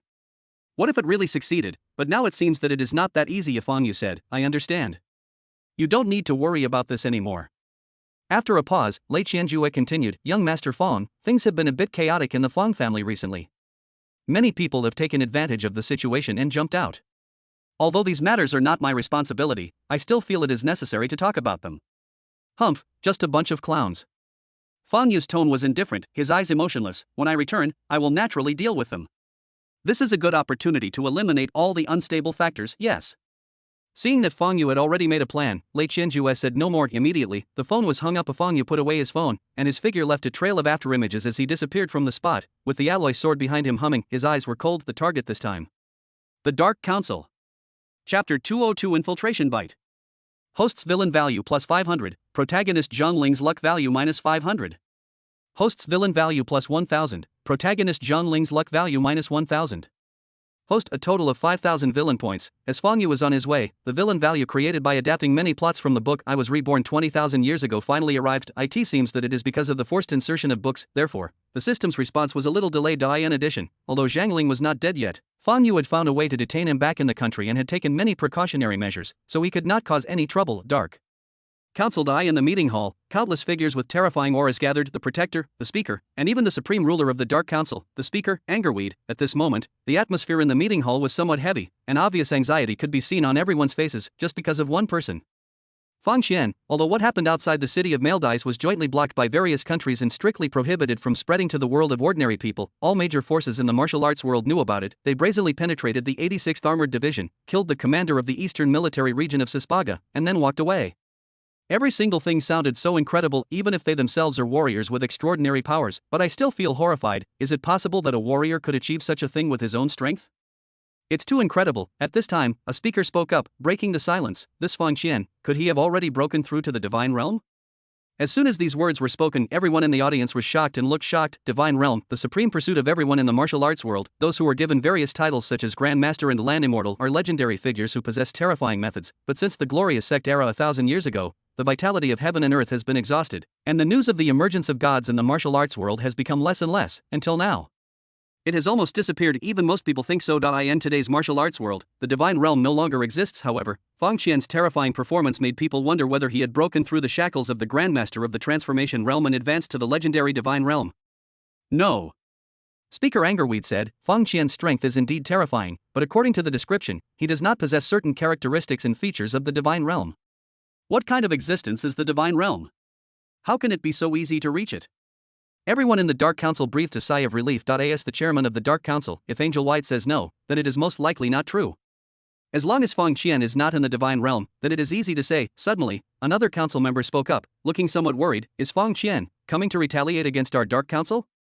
The atmosphere at the scene suddenly became tense. After all, the Dark Council had sent people to the Fang family to capture Fang Yu because of the incident involving the first Saint Sun Sager, but they were all killed by Fang Qian, and even a counselor at the peak of internal strength was lost. Before that, they openly declared, Fang Yu and Fang Qian all died at their hands. In this situation, how could the other party let it go?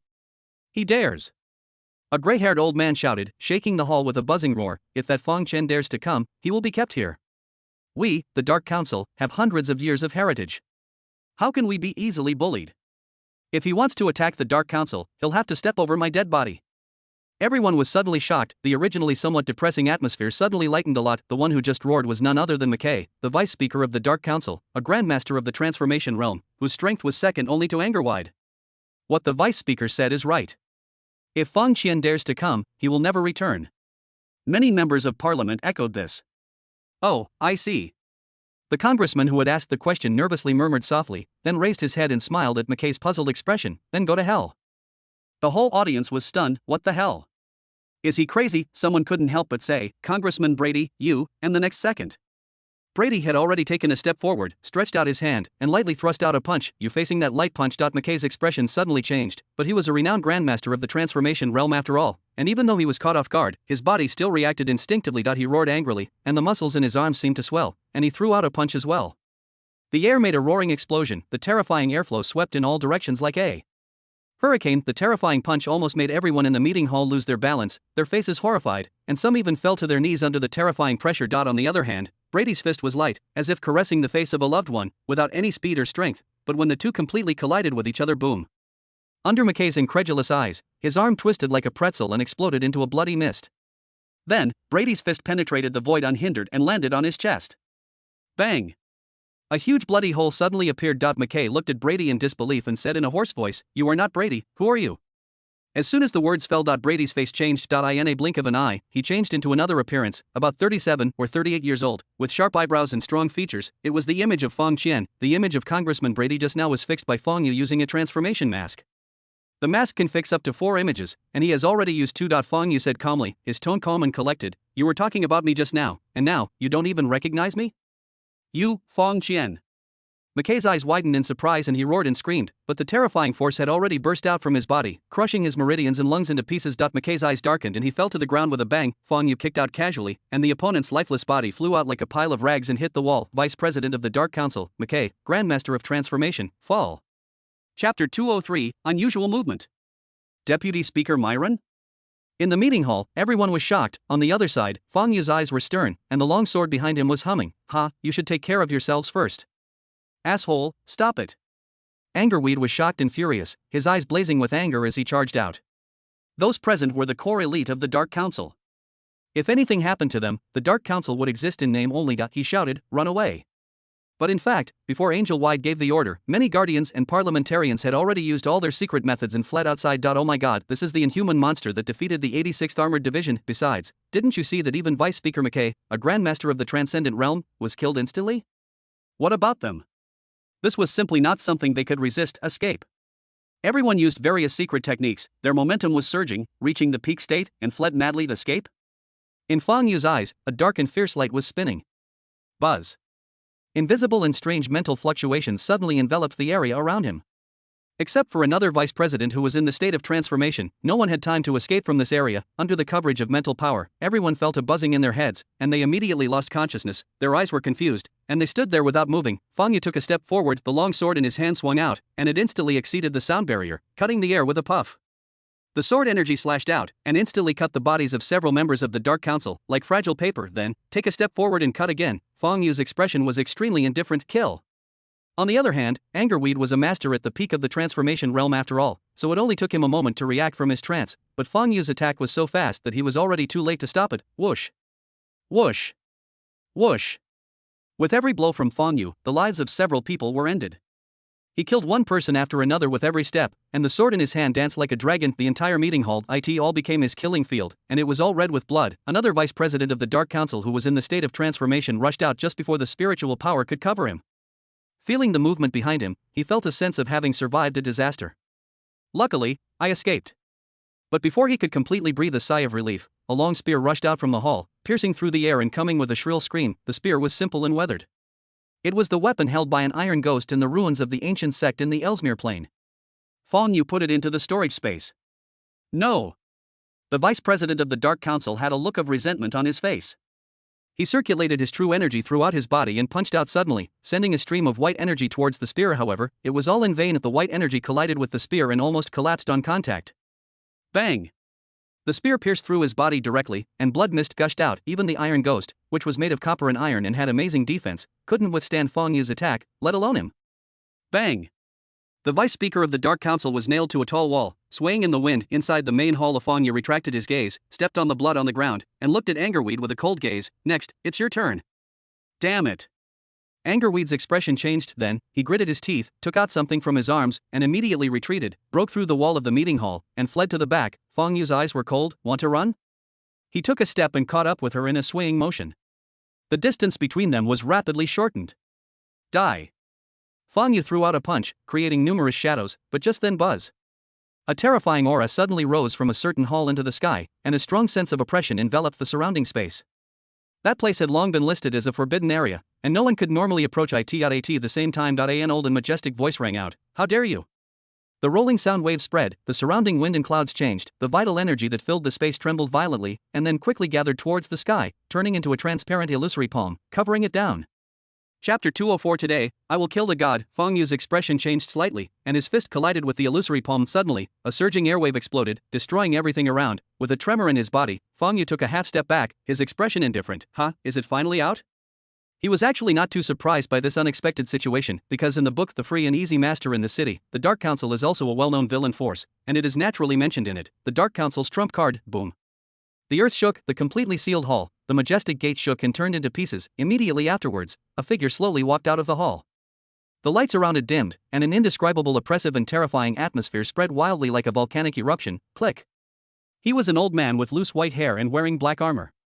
His skin was as white and tender as a baby's, but his face was full of wrinkles. The unconcealable aura of decay all over his body formed a sharp contrast with the terrifying oppression. Between walking, the black armor made a clanging sound like metal clashing against metal. Angerweed, the speaker of the Dark Council, actually knelt on one knee, his eyes filled with excitement. Greetings, senior. Snort.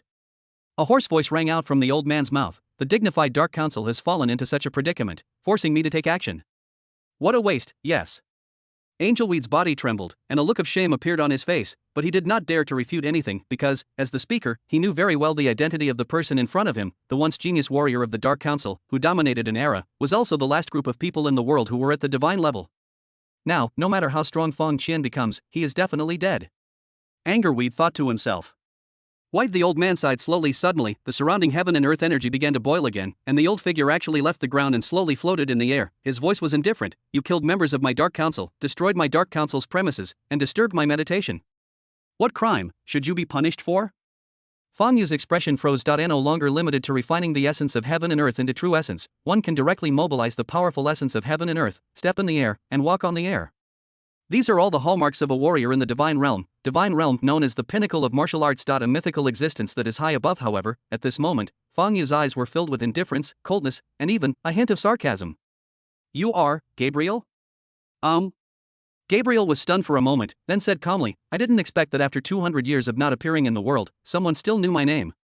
Since you know me, you should be aware of the gap between the divine realm and the transformation realm. If you commit suicide, I will leave your body intact. Upon hearing this, Fang Yu suddenly burst into laughter, his voice unbridled and spreading far and wide. Suicide? You old beast, you have a nice idea.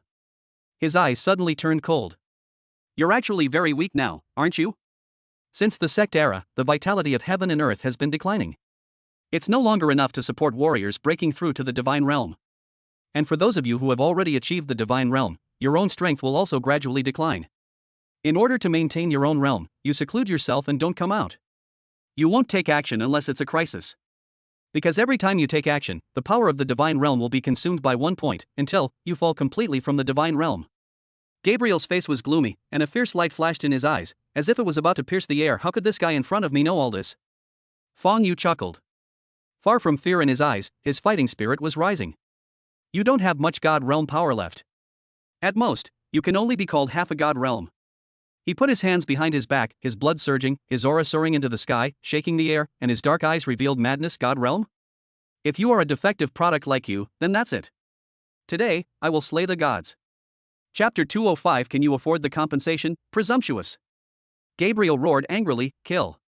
Fang Yu's eyes were cold, and the alloy sword behind him had already slashed out. The long sword cut through the air, whistling as it came with the force of chopping off the sun and the moon, as if it could cut through everything in the world. Gabriel's eyes flashed with anger. You are overestimating your own abilities. The vital energy of heaven and earth around him boiled and formed a protective shield, which instantly protected him. It was as heavy as a mountain and seemed unshakable. How can the power of the divine realm be compared with that of the transformed realm? Although his strength had been greatly reduced, he felt that he could still easily crush the opponent to death, just like crushing an ant. Sizzle. The long sword fell on the protective shield, causing a wave of waves, but failed to break it at all. Gabriel's eyes were full of ridicule and mockery, just about to say something. However, the next second, boom. Fang Yu's sword hummed, and the vibration suddenly resonated with the protective shield, and then, it broke through it with overwhelming force. The sword light slammed down on the black armor, accompanied by the sound of iron colliding with iron. The black armor on Gabriel's body directly shattered, and a blood mark deep enough to see the bone emerged. Ah! Gabriel screamed, and his body was thrown out suddenly, hitting the ground and creating a deep pit, and soon Gabriel rushed out of the pit, looking disheveled and with disbelief in his eyes. How is this possible? How could my defense be broken? Even if his own strength is only 1/10 of what it used to be under the weak vitality of heaven and earth today, killing a transformation realm cultivator, even one at the peak of the transformation realm, should be as easy as slaughtering a chicken or a sheep. But Gabriel was wrong about one thing. Fang Yu, how can he be compared to an ordinary state of transformation? He once killed 5 iron ghosts from the sect era in seconds, and defeated the fully armed 86th Armored Division. But just now, 2 deputy speakers in the state of transformation fell at his hands. The legendary master, who ordinary people could never step into or even see in their lifetime, was like an ant in front of Fang Yu and could be destroyed with just one hand. Gabriel roared, you bastard, I want you dead. A dignified god-level cultivator suffered a loss at the hands of a person in the transformation realm. This is a completely unacceptable result for the arrogant Gabriel. He must let Fang Yu face the most cruel death, so that he can calm the anger in his heart. This time, he was really angry that he no longer even cared about the issue of consumption. He walked in the void, the wind and clouds around him changed, and madness and hideous malice rose from him like a tide, sweeping in all directions. Walala. A strong wind suddenly arose, but it was not ordinary air movement. Gabriel seemed to have turned into a whirlpool, madly and greedily enveloping and covering the surroundings, pulling in all the vital energy of heaven and earth, until a certain moment, this brutal devouring finally stopped. Gabriel's tone was filled with murderous intent and coldness. Die, and turn into dust of heaven and earth. As he spoke, he looked indifferent and pointed his hand into the distance. Boom! Countless black, fine threads descended from the sky and enveloped Fang Yu madly. Each thread was full of destructive power, enough to break alloy steel plates and cut diamonds. Moreover, the number of threads was simply countless. The secret method of the Dark Council, Senro Death Zone. Boom! The entire Dark Council was shaking violently, as if a magnitude 12 earthquake had occurred. In Gabriel's opinion, even if this attack is released in an extremely weak state now, its power is so great that no one below the God realm can stop it. Gabriel's face was pale, his body was unstable, and he couldn't even maintain his position in the air. He fell to the ground with a bang. His whole body was weak and he even had a tendency to fall to a lower realm. I must go into seclusion immediately, otherwise, I will probably fall from the divine realm. Gabriel looked grim, thinking this in his heart. He was about to turn around and leave the next second, his body suddenly froze. Boom, boom, boom, boom. Because he heard a heartbeat like the beating of a war drum, the heartbeat resounded throughout the heavens and the earth. Along with that powerful sound, a tremendous momentum rose into the sky. Gabriel was suddenly horrified. This powerful god-level warrior actually felt fear in his heart. He turned his head very slowly. Under the bombardment of the mysterious Sanluo death zone, a big pit had already been created at the scene. Even the meeting hall next to it was reduced to ashes in the fluctuations and dissipated between heaven and earth like a missile bombing. However, under the terrifying power, in the center of the pit, Fang Yu was half kneeling on the ground, and the hideous wounds on his body were healing madly at a speed visible to the naked eye. The devastating attack before, it seems like just an illusion. Quack. After a while, Fang Yu slowly stood up. He suddenly opened his eyes, and there seemed to be a raging fire burning in them, and there seemed to be endless lightning bursting out. His aura not only did not weaken at all, but was getting stronger. Physical fitness increased. How is this possible? In the distance, Angerweed's eyes almost popped out of his head. He shuddered involuntarily and the hairs on his body stood on end. Gabriel's posture was also stiff. A breeze blew by, and the cool feeling brought him back to his senses. He looked at Fang Yu with a pale face. The other party was walking towards him step by step on the collapsed and broken ground. With every step he took, the aura on his body became stronger. On the contrary, after performing the most powerful secret technique, Gabriel's power in the divine realm has been reduced to very little. Now he is not much stronger than an ordinary peak-level transformation realm cultivator. How could someone who has reached the state of enlightenment use his physical body to withstand that attack from me? This guy, could it be an immortal demon? Gabriel forced a smile. My friend, why bother fighting? Why not just write off your grudge with the Dark Council? I can offer you compensation. He began to panic. Even though he is an old monster who has lived for hundreds of years, he is still afraid of death, or rather, he is more afraid of death than normal people. Gabriel said, my fellow Taoist, we, sizzle. Fang Yu clenched his hands into the air. A long alloy sword mysteriously appeared out of thin air again, and then, chopped, the void rippled, and circles of ripples appeared. The speed at which the sword blade fell seemed so fast that space had no time to react. The trace solidified in the void, outlining a trajectory. Gabriel's head and body were separated in an instant. This legendary powerful god who had survived for hundreds of years was dead, just as Fang Yu said. Today, I will kill the god. Mercy, life and death are the essence of the world. He who holds power holds everything in the world. My clothes are ruined again. Fang Yu sighed, his expression indifferent. This windbreaker is very expensive. Can you afford to pay for it?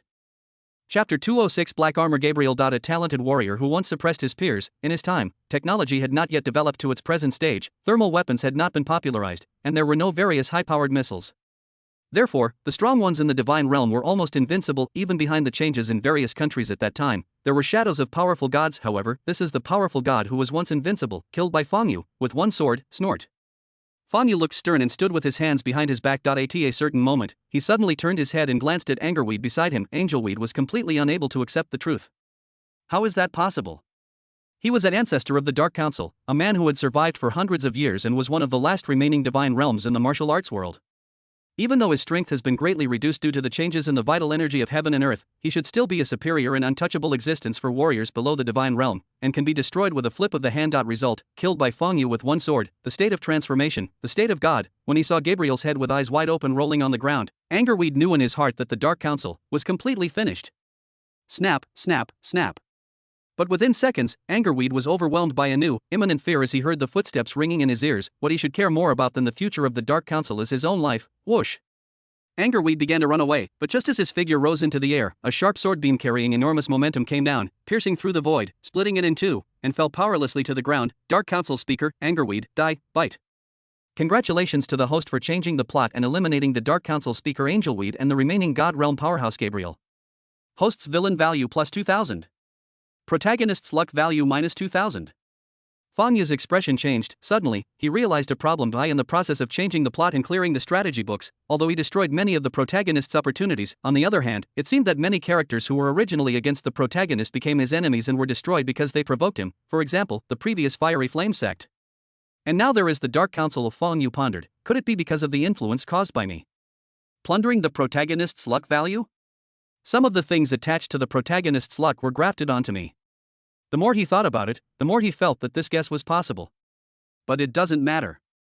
Killing these guys will earn me some villain points. I wish there were more of them. Fang Yu looked indifferent and didn't take it to heart. As long as you dare to provoke him, no matter if you are a villain or a hero, there will be only one ending. and that is death. Fang Yu put away the alloy sword, turned around and came to Gabriel's headless body. His eyes were fixed on the black armor on the other person. In the book, when Yi Long dealt with Gabriel, he used a strategy and design to activate the remaining formation of a sex ruins, killing the old monster who only retained the realm of God but no longer possessed all the power of God. Gabriel was blown to ashes. Therefore, there is naturally no such thing as looting spoils, but at this moment, Fang Yu looked at the black armor, and his eyes suddenly lit up. This seems to be a secret treasure. During the previous battle, when his sword blade landed on it, he noticed the amazing defensive power of the black armor, and the traces of the armor being split by him before had completely disappeared at this moment, so Fang Yu decisively slapped out with his palm. Boom! The earth shook violently. The terrifying force penetrated the black armor and smashed Gabriel's flesh inside into powder. With the surge of true energy, it cleaned it up completely. The secret treasure needs someone to activate it. Now that Gabriel was dead, he could offer no protection. Try it. Fang Yu put on the black armor directly. Immediately, his body shook violently, and his true energy circulated and was injected into the black armor. Suddenly, strands of brilliant light lit up from it, but it was not obvious. Just like when Gabriel wore it before, it revealed a sense of lifelessness. This situation made Fang Yu frown. What's going on?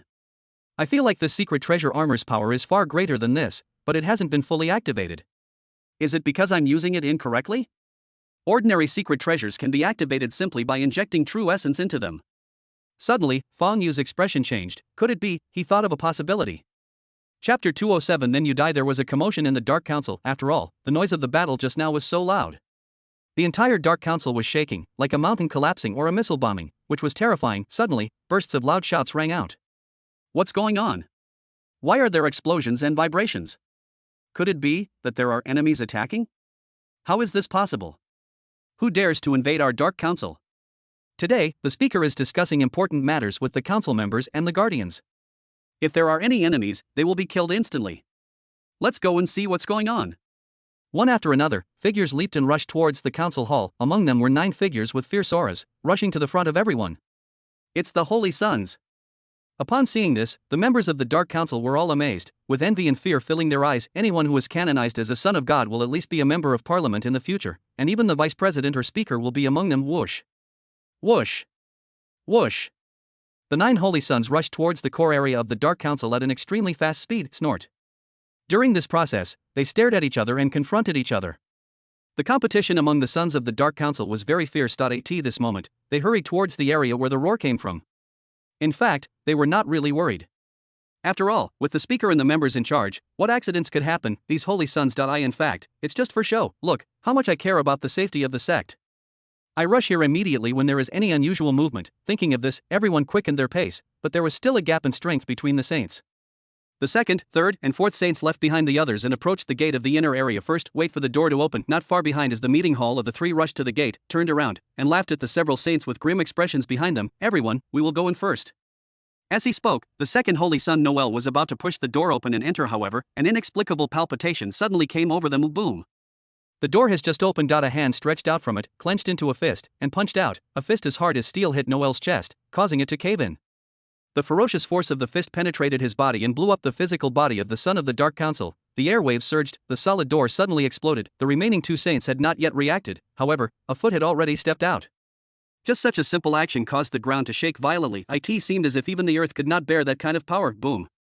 The terrifying force spread to the feet of the 2 men. Their bodies trembled and they were thrown into the sky. Immediately afterwards, a white sword light flashed across the space. Whoosh! One sword, kill. At this moment, the other saints rushed over and saw this scene. They froze and trembled in their hearts. The second, third, and fourth sons, although they were not as talented as Sager, who had not reached the half-step transformation realm, they also had internal energy.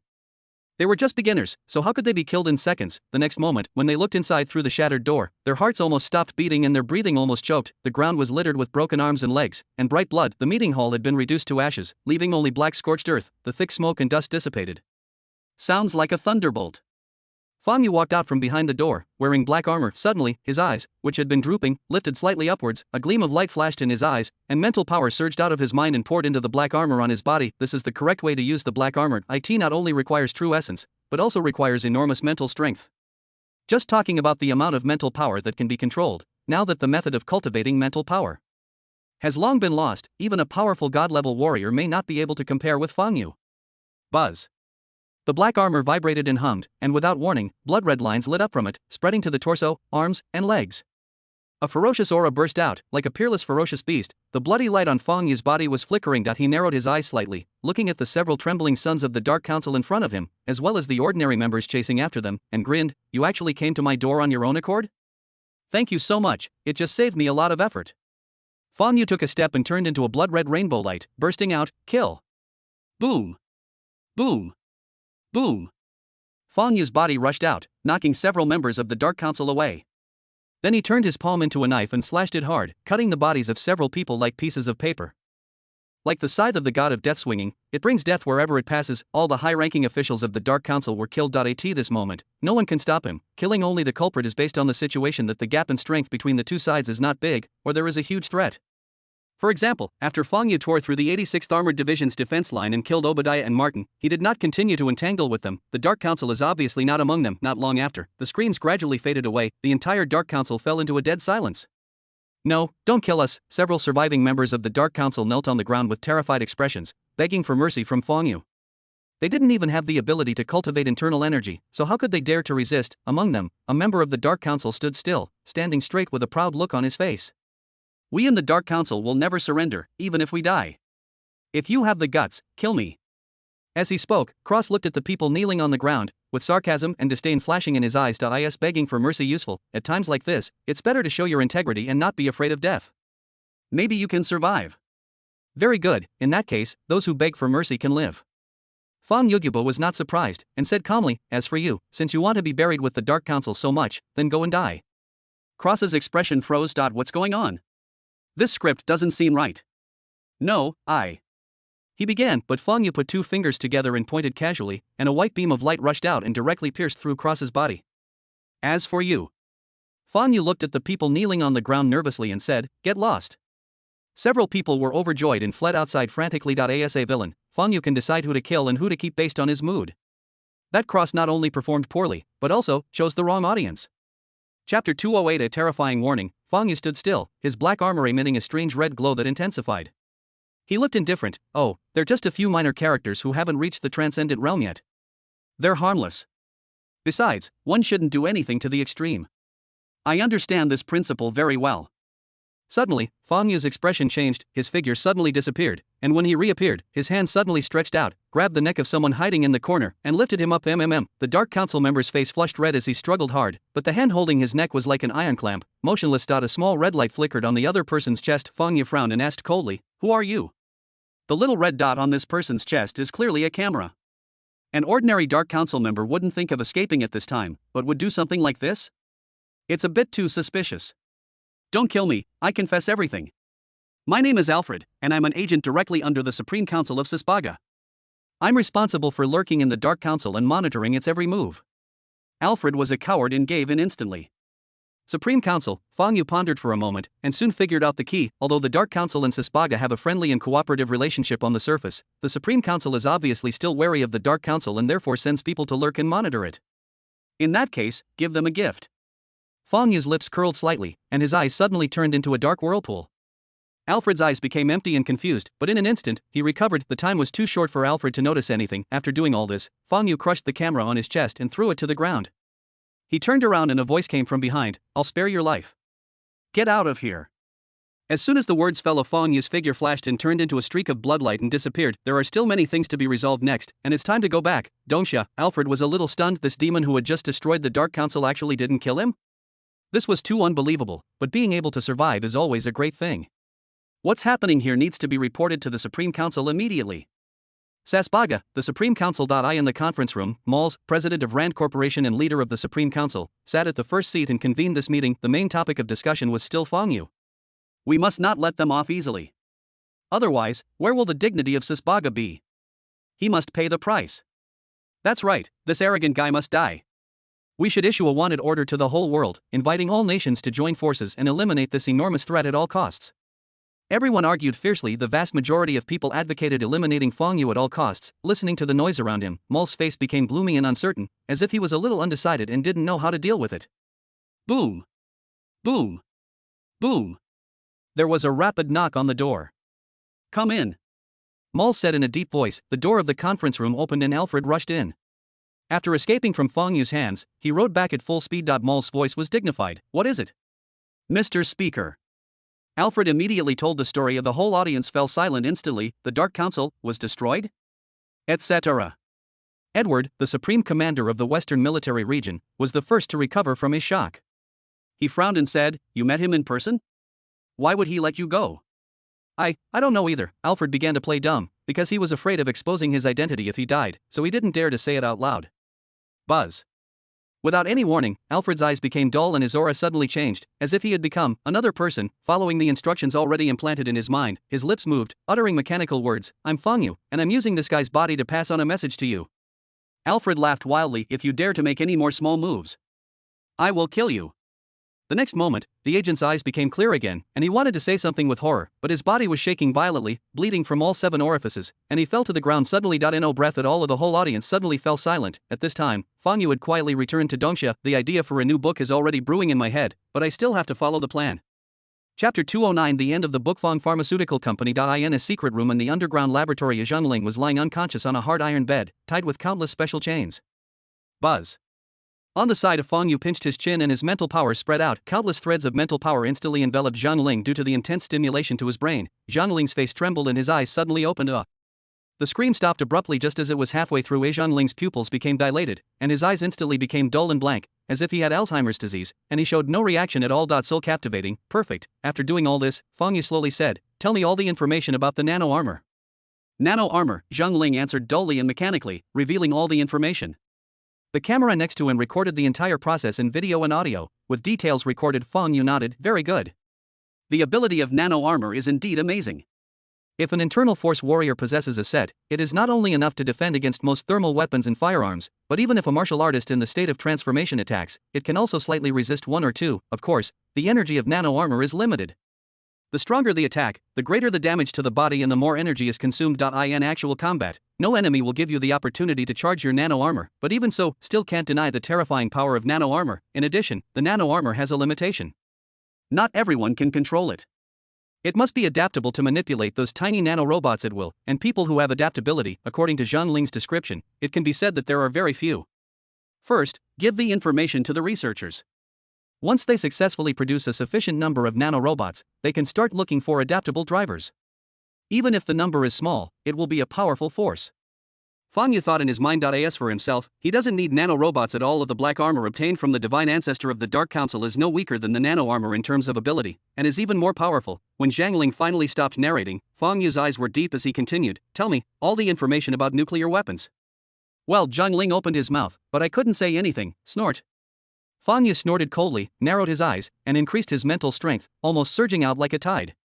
However, Zhongling's eyes were confused, and in the end he only uttered a few strange and vague bites. "It doesn't work." Fong Yu let out a long sigh, feeling a bit regretful. The information about nuclear weapons manufacturing is too complicated, so it is difficult to mobilize this part of the memory under hypnosis. Technology at the level of nano armor is already the limit. In that case, I can only give up. Fong Yu shook his head. However, it's probably better for nuclear weapons to never appear in this world. Otherwise, one day, this world will probably be destroyed by weapons created by humans themselves. Soon, he gave up the idea of obtaining nuclear weapons information. After all, when he was conscious, it was impossible for Zhongling not to tell the truth. Thousands of death experiences made him very clear in his mind that Fong Yu would not forgive him no matter what. Fong Yu's expression was cold. In that case, this guy is no longer useful. The mental strength was withdrawn like a receding tide. Zhongling woke up slowly, was stunned, and then saw the devilish figure that always appeared in his dreams. His eyes were suddenly filled with fear. Zhongling swallowed his saliva, his pupils contracted, and he subconsciously said, "Wait." Fong Yu had already stretched out a finger and tapped Zhongling's left arm. In an instant, a terrifying force burst out. Zhongling let out a shrill scream, and his left arm exploded into a bloody mist. When nuclear weapons come, although Fong Yu survived by increasing his physique, the feeling of having his body destroyed countless times and then instantly multiplying and reborn was like 1,000 ants gnawing at his heart. If it were someone with weak willpower, they would probably suffer a mental breakdown, and even if their body survived, they would become a vegetable. So Fong Yu was naturally filled with anger. This was the first time he had suffered such a huge loss since his rebirth, and he was almost half a step away from death. Therefore, Fong Yu would naturally not let Zhongling die too easily. This time, his finger pointed at his right arm, and with a bang, his right arm exploded into a blood mist, but not a single drop of it fell on Fong Yu. It was all bounced away by the protective true energy and evaporated into heat waves. Fong Yu said coldly, "Aren't you threatening me?" Bang! The right leg exploded and turned into powder. Haven't you been reborn thousands of times, planning and strategizing and threatening to kill me for revenge? Bang! Finally, the left leg Zhangling's limbs were all exploded by Feng Yu's fingers. His face was distorted, intense pain washed over his brain, and he was trembling with fear in his heart. Then Feng Yu placed his hand on Zhangling's chest. Zhangling's body suddenly shook, his face full of fear. He clearly felt that the hand seemed to be illusory, piercing through his chest and gently holding his heart. Blood gushed out of his chest. Zhangling's mind went haywire and he was about to faint. Wow! But at this moment, a weak cold air entered his body, preventing him from falling into a coma. He remained awake and conscious. I could only stare wide-eyed and feel the painful feeling of someone holding my heart. Zhangling's face turned purple and he almost suffocated. If Feng Yu's tone was indifferent and cold, yet also revealed a hint of madness. Seize this last chance and pray to God quickly. Perhaps you can get another chance to be reborn. Then I can kill you again. No. Zhangling didn't know where he got the strength from, but he let out a final roar of resignation. In an instant, Feng Yu clenched his fists. Puff. The heart was crushed directly. Zhangling looked extremely painful, and his body trembled violently, and then he became motionless. Snort. Feng Yu's true energy circulated throughout his body, circulating through his qi. His big hand, which was wrapped in a faint white mist, slapped down and blasted Zhangling into powder with one slap. The protagonist of I Was Reborn 20,000 Years, Zhangling Dai. Feng Yu looked leisurely. He stood there, waiting quietly. This time, the system responded quickly. After a few seconds, a grand prompt sound came from the sky and echoed in my ears. Bite. Congratulations to the host for killing the protagonist, Zhangling. Host villain value plus 1000. P.S. Note, since I've Been Reborn 20,000 Years is a forced book, the villain value gained by killing the protagonist is reduced. Friendly reminder, the current host villain value, 7100. When the nuclear weapon exploded, Feng Yu had used up almost all of his villain value, leaving only 100 points. Later, he destroyed Zhangling's plan and changed the plot, which added another 5,000 points. Previously, in order to resist Gabriel's Senro death zone, he used 1,000 points to increase his physical fitness and used the system energy to recover from his injuries instantly. Kill Angelweed and Gabriel to gain 2,000 points. Now that the protagonist Zhangling has fallen, another 1,000 points have been added. Therefore, Feng Yu's current physical fitness is 182, and the remaining villain value is 7,100. Chapter 210 System New Function Plunder only 1,000 more? Feng Yu frowned. As a book that was forcibly inserted, it was undoubtedly more difficult than a normal strategy book when one was caught off guard, and the villain value obtained was reduced, which made him a little unhappy. Bite. Because the host forcibly killed the protagonist before the plot began, he performed well and will receive a chance to draw a random prize. Well, random draw.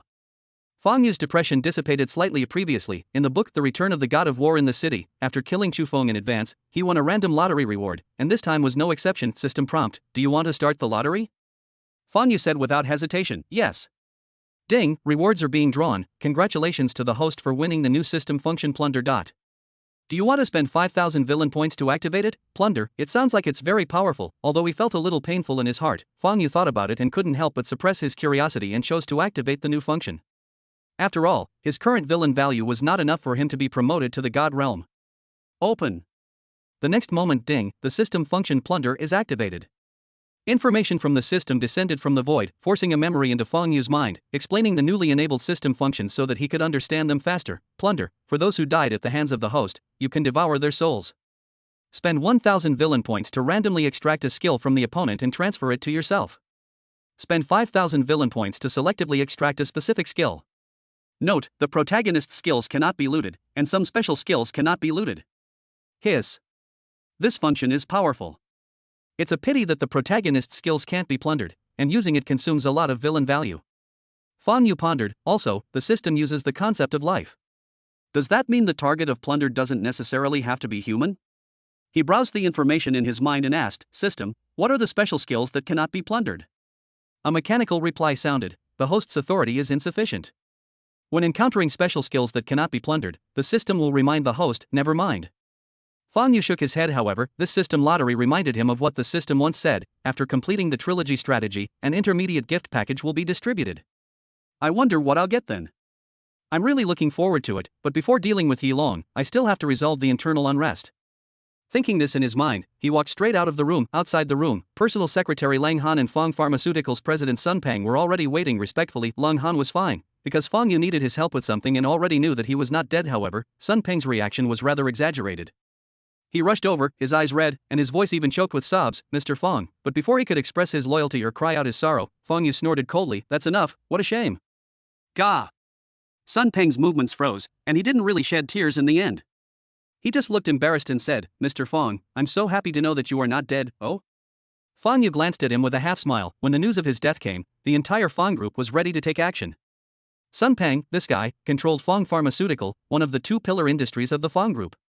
Could it be that he didn't have any ulterior motives in his mind? Don't look at this guy, he always bows and scrapes like a grandson in front of me. But in the eyes of the employees within the Fong group, and even in the eyes of Hai Qing and many small and medium-sized families in Linzhou, Sun Peng is already a big boss who needs their flattery and fawning. Moreover, even if he himself had no such idea, some people with ill intentions would definitely come directly to him because of Sun Peng's status and influence. It is true that Sun Peng did not accept these people's invitation. However, he did not intervene to quell the chaos within the Fong group, but chose to watch from the sidelines and stay out of it. This attitude stemmed from his own caution and his awe of Fong Yu's methods. Really, if Fong Yu was really not dead, when this news reached Sun Peng a few hours ago, he jumped out of his chair in shock. When Fong Yu was dealing with Zhang Ling, he didn't dare to be presumptuous at all and waited respectfully outside. I felt relieved. Fortunately, I was cautious enough and didn't get involved with them, but at this moment, facing Fong Yu's half-smile, Sun Peng's heart sank slowly, and cold sweat broke out desperately. He suddenly understood, even if he did not go along with that group of people and betray them, his attitude of standing idly by has already touched Fong Yu's taboo and bottom line. Sun Peng said with a bitter face, "Mr. Fong, I will resign from my position as the president of Fong's Pharmaceutical." Fong Yu said calmly, "Become the financial director first. I'll see how you perform later." "I don't want this to happen again, yes." Sun Peng lowered his head. Fong Yu ignored him and walked outside accompanied by Lung Han, with a stern look on his face. There are quite a few guys jumping out this time. So many fish have landed in the net. It's time to harvest. Let Sun Peng be the bait. Lung Han bowed and said, "Yes, I'll arrange it right away." Chapter 211. Divide the Fong family. Night. The night is dark and the sky is bright with stars. A luxurious villa in Haiqing City is brightly lit. Outside the villa, people were coming and going, luxury cars were everywhere, and everyone was talking and laughing as they entered. "Patriarch Lin, nice to meet you. Director Zhang, it's an honor to have you here too. Chief Jin, please come in. I've been waiting for you." Sun Peng stood at the main entrance of the villa, a kind smile on his face, greeting everyone. His attitude was warm, like an old friend who had not seen each other for many years. "Ha, no way." The visitors all laughed and instructed their followers to present their own gifts. Their happiness is not fake. Before, Sun Peng acted unyielding, refused to cooperate, and watched the fire from the other side of the river, which made these people very angry. After all, even if Fong Yu is gone, the Fong group is still a behemoth. If they cannot convince enough internal personnel to turn against them and help them, even if they finally succeed, they will have to pay a huge price. Sun Peng is definitely an important figure in the entire Fong group. As long as he switches sides and rebels, things will be much easier. So, they are naturally in a good mood. "Ha, Mr. Sun, we meet again." Suddenly, a hearty laugh was heard, which made Sun Peng's body tremble slightly. He raised his head and looked over. A middle-aged man with jet black hair, smart and capable, strode over, wearing a black suit and looking very imposing. Fong Real Estate, one of the two pillar industries of the Fong Group. President, Lu Zhenbei. At the same time, he was also a director appointed by Fong Yusin when the group's board of directors was subjected to a bloody purge. Lu Zhenbei was originally diligent and loyal to Fong Yu, who valued him. However, when the news of Fong Yu's death came and the group was in turmoil, the evil thoughts in his heart expanded wildly, and he became the leader of the collusion between internal and external forces to divide the group. Huge benefits. It can even completely change a person. "Boss Sun, wouldn't it be better if you thought it through earlier?" Lu Zhenbei hugged Sun Peng affectionately and said with a smile, "We all don't want to see anything happen to young Master Fong. However, you know the current situation of the group. The Wei family is counterattacking, and the major families are eyeing it covetously. Rather than watching the Fong group stubbornly resist and eventually vanish into thin air, it would be better for them to cede some of their interests and then let us take control of the group. If the two of us join forces, what can't we do? If we, the elders, were to control the group, young Master Fong would probably be pleased if he knew about it." Sun Peng calmly took away the hand on his shoulder and said sideways, "It's inconvenient to talk about this here. Let's talk inside." Lu Zhenbei was stunned for a moment, then he laughed out loud. "That's right, let's go in and talk." Everyone walked towards the hall with relaxed steps, chatting and laughing.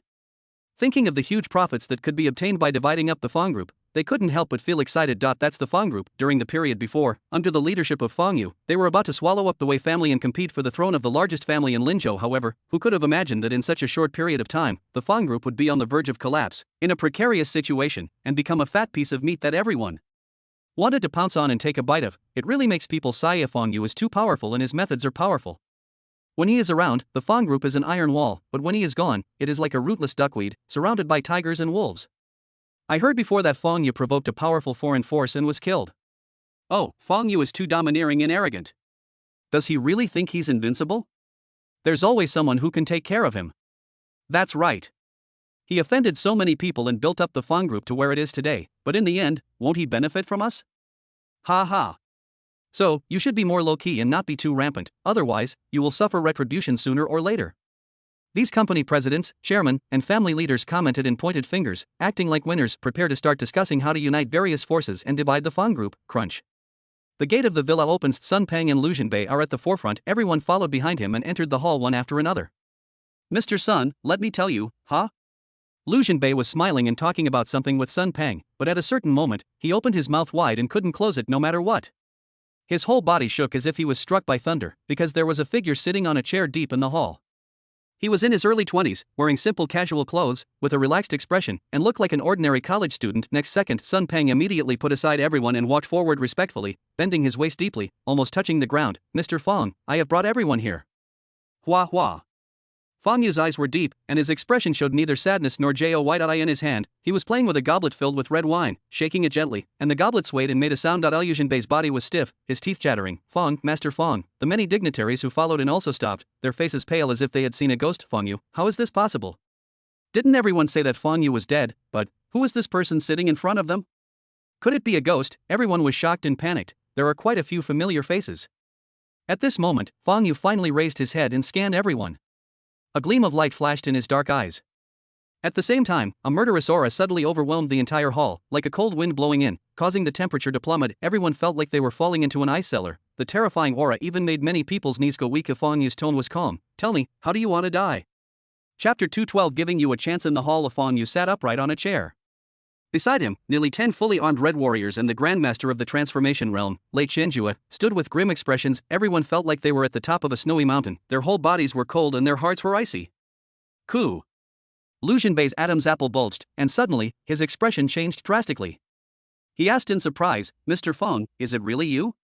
As he spoke, Lu Junbei pretended to have tears in his eyes, and soon, tears actually flowed from the corners of his eyes. I knew you wouldn't die. Fong Yu watched all this with great interest. Go on. The corner of Lu Junbei's eye twitched. Even though Fong Yu was smiling, he felt the terrifying pressure that seemed to be suffocating him to death still looming over him like a mountain. Plop. Lu Junbei's knees actually gave way and he fell to the ground, saying in panic, Mr. Fong, please listen to my explanation. Things are not what you think. I have my reasons. Well, go ahead. Fong Yu said calmly, I'm listening. Lu Junbei's mind raced, pointing at the group of people standing behind him in stunned silence. It's them. They're the ones threatening me. If I don't agree to cooperate and sell out the Fong group, they'll attack my family. I had no choice. Also, I'm just pretending to numb them and waiting for an opportunity to act. I'm definitely not really betraying the Fong family. The many CEOs and family heads behind were stunned. After realizing what was happening, he flew into a rage. Asshole. Lu Junbei, do you still have any shame? It was clearly you who took the initiative and invited us to divide up the Fong family together. Now, you're actually turning the tables on me? They never expected it. Liu Junbei, who was the most greedy and had the worst eating habits before, actually turned against them at this time. It was really hateful. At this moment, their hearts were also filled with anxiety. If Fong Yu is not dead, now, it is impossible for them to divide the Fong family. What they need to worry about now is how to deal with the revenge from Fong Yu. However, they were not too worried. After all, there is a saying that the law does not punish the masses. The Fong group is a behemoth, and the division operation naturally attracted the participation of powerful and influential people from various regions of Linzhou. Those attending the meeting today are just representatives of them. So many people. Is the Fong family going to become enemies with him? It's totally unrealistic. The Fong family is destined to swallow this loss silently. The most they can do is to give in, show some expression, and spit out what they have already eaten. Both sides can save face. However, Lu Junbei is the president of Fong Real Estate, belongs to insiders, so, naturally, I was very panicked at this moment. Slander. Lu Junbei's face flushed red as he looked at Fong Yu and said in panic, Mr. Fong, you have to trust me. I was promoted by you personally. You should know me well. Why? Fong Yu sighed slowly. The human heart is the most complicated thing in the world, and it also changes the fastest. Who dares to say they truly understand a person? As he spoke, he looked up and smiled. However, I am willing to trust you once and give you a chance. Lu Junbei was overjoyed. However, Fong Yu's next words made him look pale. How about this? Let's take out your heart and see if it's red or black. If it's red, I'll let you go. Hearing this, everyone present felt a chill in their hearts. If you take out the heart and look at it, no matter whether it is black or red, can it still be alive? Lu Junbei's face was filled with panic, his clothes were soaked with cold sweat, and his lips trembled. No, Master Fong, do it. Fong Yu said coldly. Yes. As he said that, Lei Qianjue walked forward, stretched out his strong arms, and grabbed Lu Junbei, who was kneeling on the ground. Ah, don't do it, Mr. Fong, I was wrong. Lu Junbei's tears were streaming down his face, and he was so scared that his heart and gallbladder were broken. I was just confused for a moment. Ah. Noisy.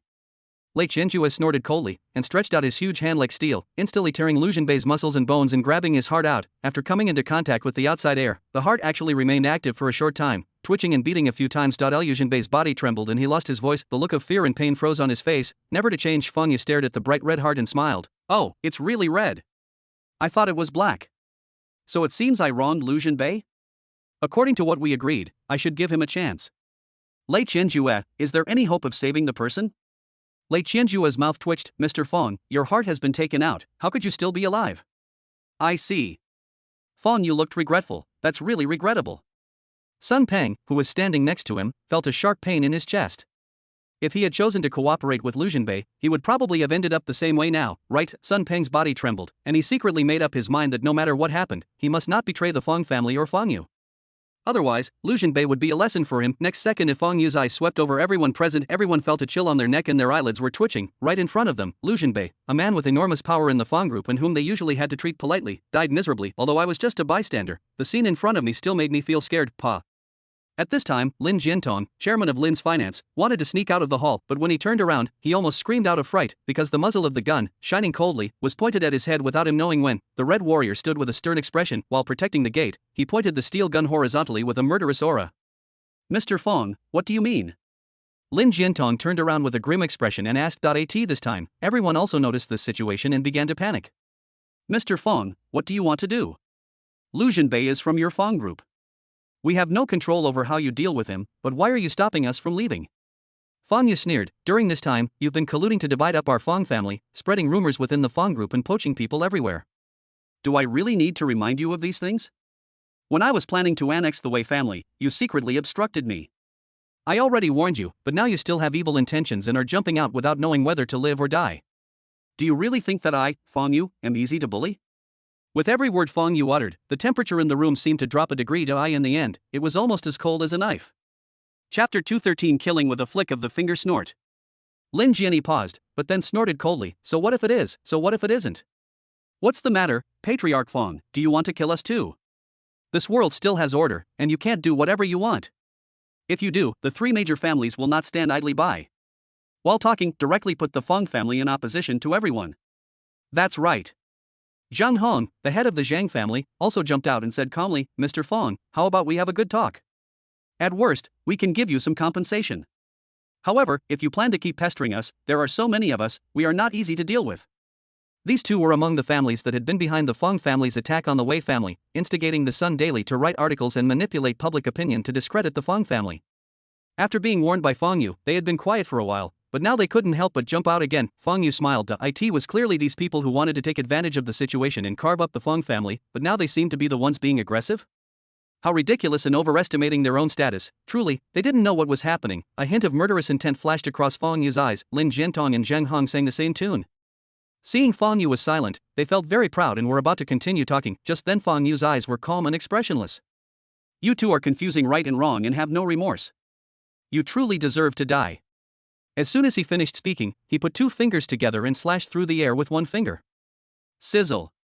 A flash of cold light passed by Lin Jiantong and Zhang Hong. The two seemed to be under a spell of immobilization. Their bodies suddenly froze and could not move. Director Lin, Chief Zhang? Someone asked doubtfully, patted the two of them, and then saw a slanted crack appear on their bodies, and then their bodies instantly broke into two, blood splattered on the ground. Everyone present screamed. Given their status and the comforts they enjoyed, how could they have ever seen such a bloody scene? At this moment, their eyes were filled with terror and their faces were pale. What happened? Fong Yu just made a casual stroke. Lin Jiantong and Zhang Han were torn into two pieces like fragile papers. After all, the people present were all top figures in Linzhou, the ones who truly held power, and they also had some understanding of warriors. Finally, someone suddenly trembled and said in horror, release of true essence, a Grandmaster of the Transformation Realm? Grandmaster of the Realm of Transformation. Everyone was stunned, and then their hearts were shocked. Although they had never actually seen it, they had heard that there was a realm of transformation among warriors. Once one reached this level, they could be called a master, a figure who could fly into the sky and into the sea.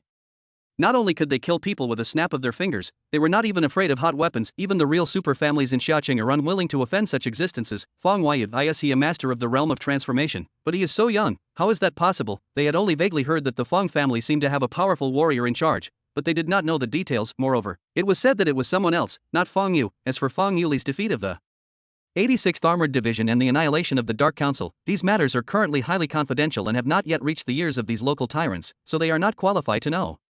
You don't know how to appreciate it. Fong Yu spoke coldly, already feeling somewhat impatient.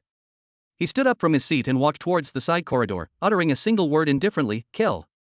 Only then did these powerful people feel fear and were shocked. Fong Yu, you really dare to kill them? Suddenly, there was a cacophony of begging for mercy, cursing, and sounds of running away, but Fong Yu was too lazy to pay attention to them. Did-day.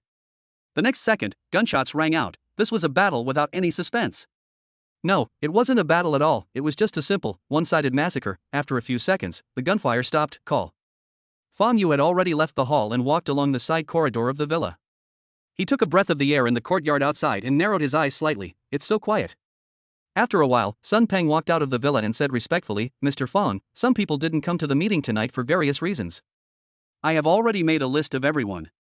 What's strange is that Wei Zifen from the Wei family didn't come either. At this moment, Sun Peng's eyes were filled with unconcealable awe. Fong Yu's mysterious and unpredictable tricks just now had completely stunned him. Could it be that my young master is the reincarnation of a god? Fong Yu smiled and said, don't worry, no one can escape. Anyone involved in this matter, everyone is going to die, whether they were bewitched or it was premeditated, it made no difference. Fong Yu needed to use this incident to let everyone know the price of daring to lay hands on the Fong family. This time, he will use the blood of everyone to establish his authority. Also, Sun Peng paused, glanced at Fong Yu, and continued, it seems the Han family is behind this incident as well. They also sent people to intervene, but later on, for some unknown reason, they suddenly and hastily withdrew their forces. Han family. Fong Yu stared at the night sky with a calm expression. Han Feng searched for the first holy son of the Dark Council to assassinate him, but instead dragged the Han family into big trouble. If it were not for the fear of the three major families, the Dark Council would not let the Han family go easily. But even so, in addition to giving up Han Feng and completely cutting ties with him, the Han family also paid some additional prices, a price that made them extremely painful. Therefore, the Han family naturally hated the Feng family and Fong Yu very much afterwards. News came out that the Feng family had a master of the realm Feng Qian in charge, and that he had killed a master of the Dark Council. Only then did the Han family stop and dared not make any move. When the news of Fong Yu and Feng Qian's death came, the entire Han family was naturally excited and their little thoughts started to move again. Snort. Fong Yu remained calm, thinking to himself, I promised Song Chaoyu before that I would wipe out the Han family. Now that they've come to me without knowing how to live or die, it's time to fulfill my promise. On the other hand, the Han family has been entangled with Yi Long's destiny. By destroying the Han family, he should be able to gain villain value and further weaken Yi Long's destiny. Yi Long is now like a turtle, hiding in the dragon riders and relying on the protection of the three major families. Therefore, if one wants to weaken his luck, for the time being, one can only attack indirectly, starting with the forces around him. Oh. As if remembering something, Fong Yu smiled. Because of the plot twist, a crucial plot point in the book hasn't even begun yet. But if I tell Yi Long this news, it will surely be enough to lure him out. His smile turned a little cruel. But now, let's finish the matter in Linzhou. Tonight, a bloody storm will break out. Chapter 214, Bloodbath in Linzhou. To Xiaqing, Linzhou, Dongha City. An overpass leading to the outside of Linzhou, the black luxury car was speeding along. Inside the car, Wei Zifen couldn't help but urge, drive faster. Now, Wei Zifen no longer had the high spirits and domineering aura she once had as the eldest daughter of the Wei family. Instead, she looked extremely flustered. She received the news in advance. Although the Xiaqing Wei family and the Linzhou Wei family had no major relationship, they still had some connections. Through her own channels in the Xiaqing Wei family, Wei Zifen learned a fact that shocked her. Fong Yu, still alive. Moreover, the grandmaster named Fong Qian who was in charge of the Fong family was not dead. What was even more incredible was that the opponent was actually the Northern Territory killer god who had previously penetrated Chu Feng's personal guards and shocked the martial arts world. A few days after the news of his death broke, at the border of Sispaga, outside the city of Maledais, Fong Qian defeated the 86th Armored Division, tore through the army's defense line, and killed Martin, the supreme commander of the Eastern Military Region, and Obadiah, the Minister of Defense. A few days later, he single-handedly destroyed the Dark Council. These pieces of news were like thunderclaps, shaking Wei Zifen's head. After she came to her senses, she had only one thought in her mind, escape from Linzhou. The other party is simply a lunatic. Even a military power like Sisbaga and a powerful force like the Dark Council, which is at the forefront of the world's martial arts world, dare to massacre with impunity, let alone the tiny Wei family. The drive faster. Wei Zifen's heart trembled and he urged again, yes. The driver looked straight ahead, driving with full concentration. Suddenly, his eyes froze. At the very front of the road, about 100 meters away, there seems to be someone? How is this possible? Am I dazzled? Or is someone trying to commit suicide? The driver was stunned. On the road, there was a tall man walking against the flow of traffic. The man was covered in a black robe. Suddenly, he raised his head, looked at the luxurious black car approaching in the distance, and grinned into the walkie-talkie. Target detected, action initiated. Very good. I wish you success in your operation. We will collect and test the data. The voice just felt. A strange, bright silver light shone in the man's eyes. Immediately afterwards, silver light surged through his blood vessels, outlining silver lines. Countless tiny nanorobots emerged from his body and instantly transformed into battle armor covering his entire body. Chang Li, a warrior belonging to the Red Army, was previously found to have adaptability and could use nano armor. Therefore, the nanorobots extracted from Zhang Ling were handed over to Chang Li, and he became the first Red Warrior equipped with nano armor. Boom. Chang Li took a step and rushed out like an arrow, heading towards the luxurious black car carrying Wei Zifen. Damn it. The driver was so frightened that he turned the steering wheel suddenly, trying to avoid it, but Chang Li's figure was like a ghost, dodging the passing traffic and colliding with the black car. Bang! The black car seemed to have collided with a truck and instantly turned into a fireball. Its momentum did not decrease and it crashed through the guardrail and fell under the bridge. Crack! Chang Li slid a few steps on the ground, stopped, and then jumped directly off the overpass and landed towards a building below. At the same time, turn on the intercom again. Mission accomplished. Wei family, Wei Zifen, die. It was an ordinary night. However, similar incidents to what happened on the overpass occurred in various places in Linzhou, Pengcheng, East District, Shifu Villa area. Bang! Bang! Bang! A rapid knock on the door woke Zhou Qi, chairman of Lijiang Real Estate, from his sleep. Who is it, late at night? Zhou Qi cursed as he climbed out of bed. He sleepily turned on the living room light, opened the door to the villa, and shouted outside, "Don't you want to sleep so late at night? Feel sorry." Several figures shrouded in windbreakers and hoods stood outside the door. The leader said apologetically, "Excuse me, is this Mr. Zhou Qi?" "It's me." "Damn it, if you have something to do, you should make an appointment first."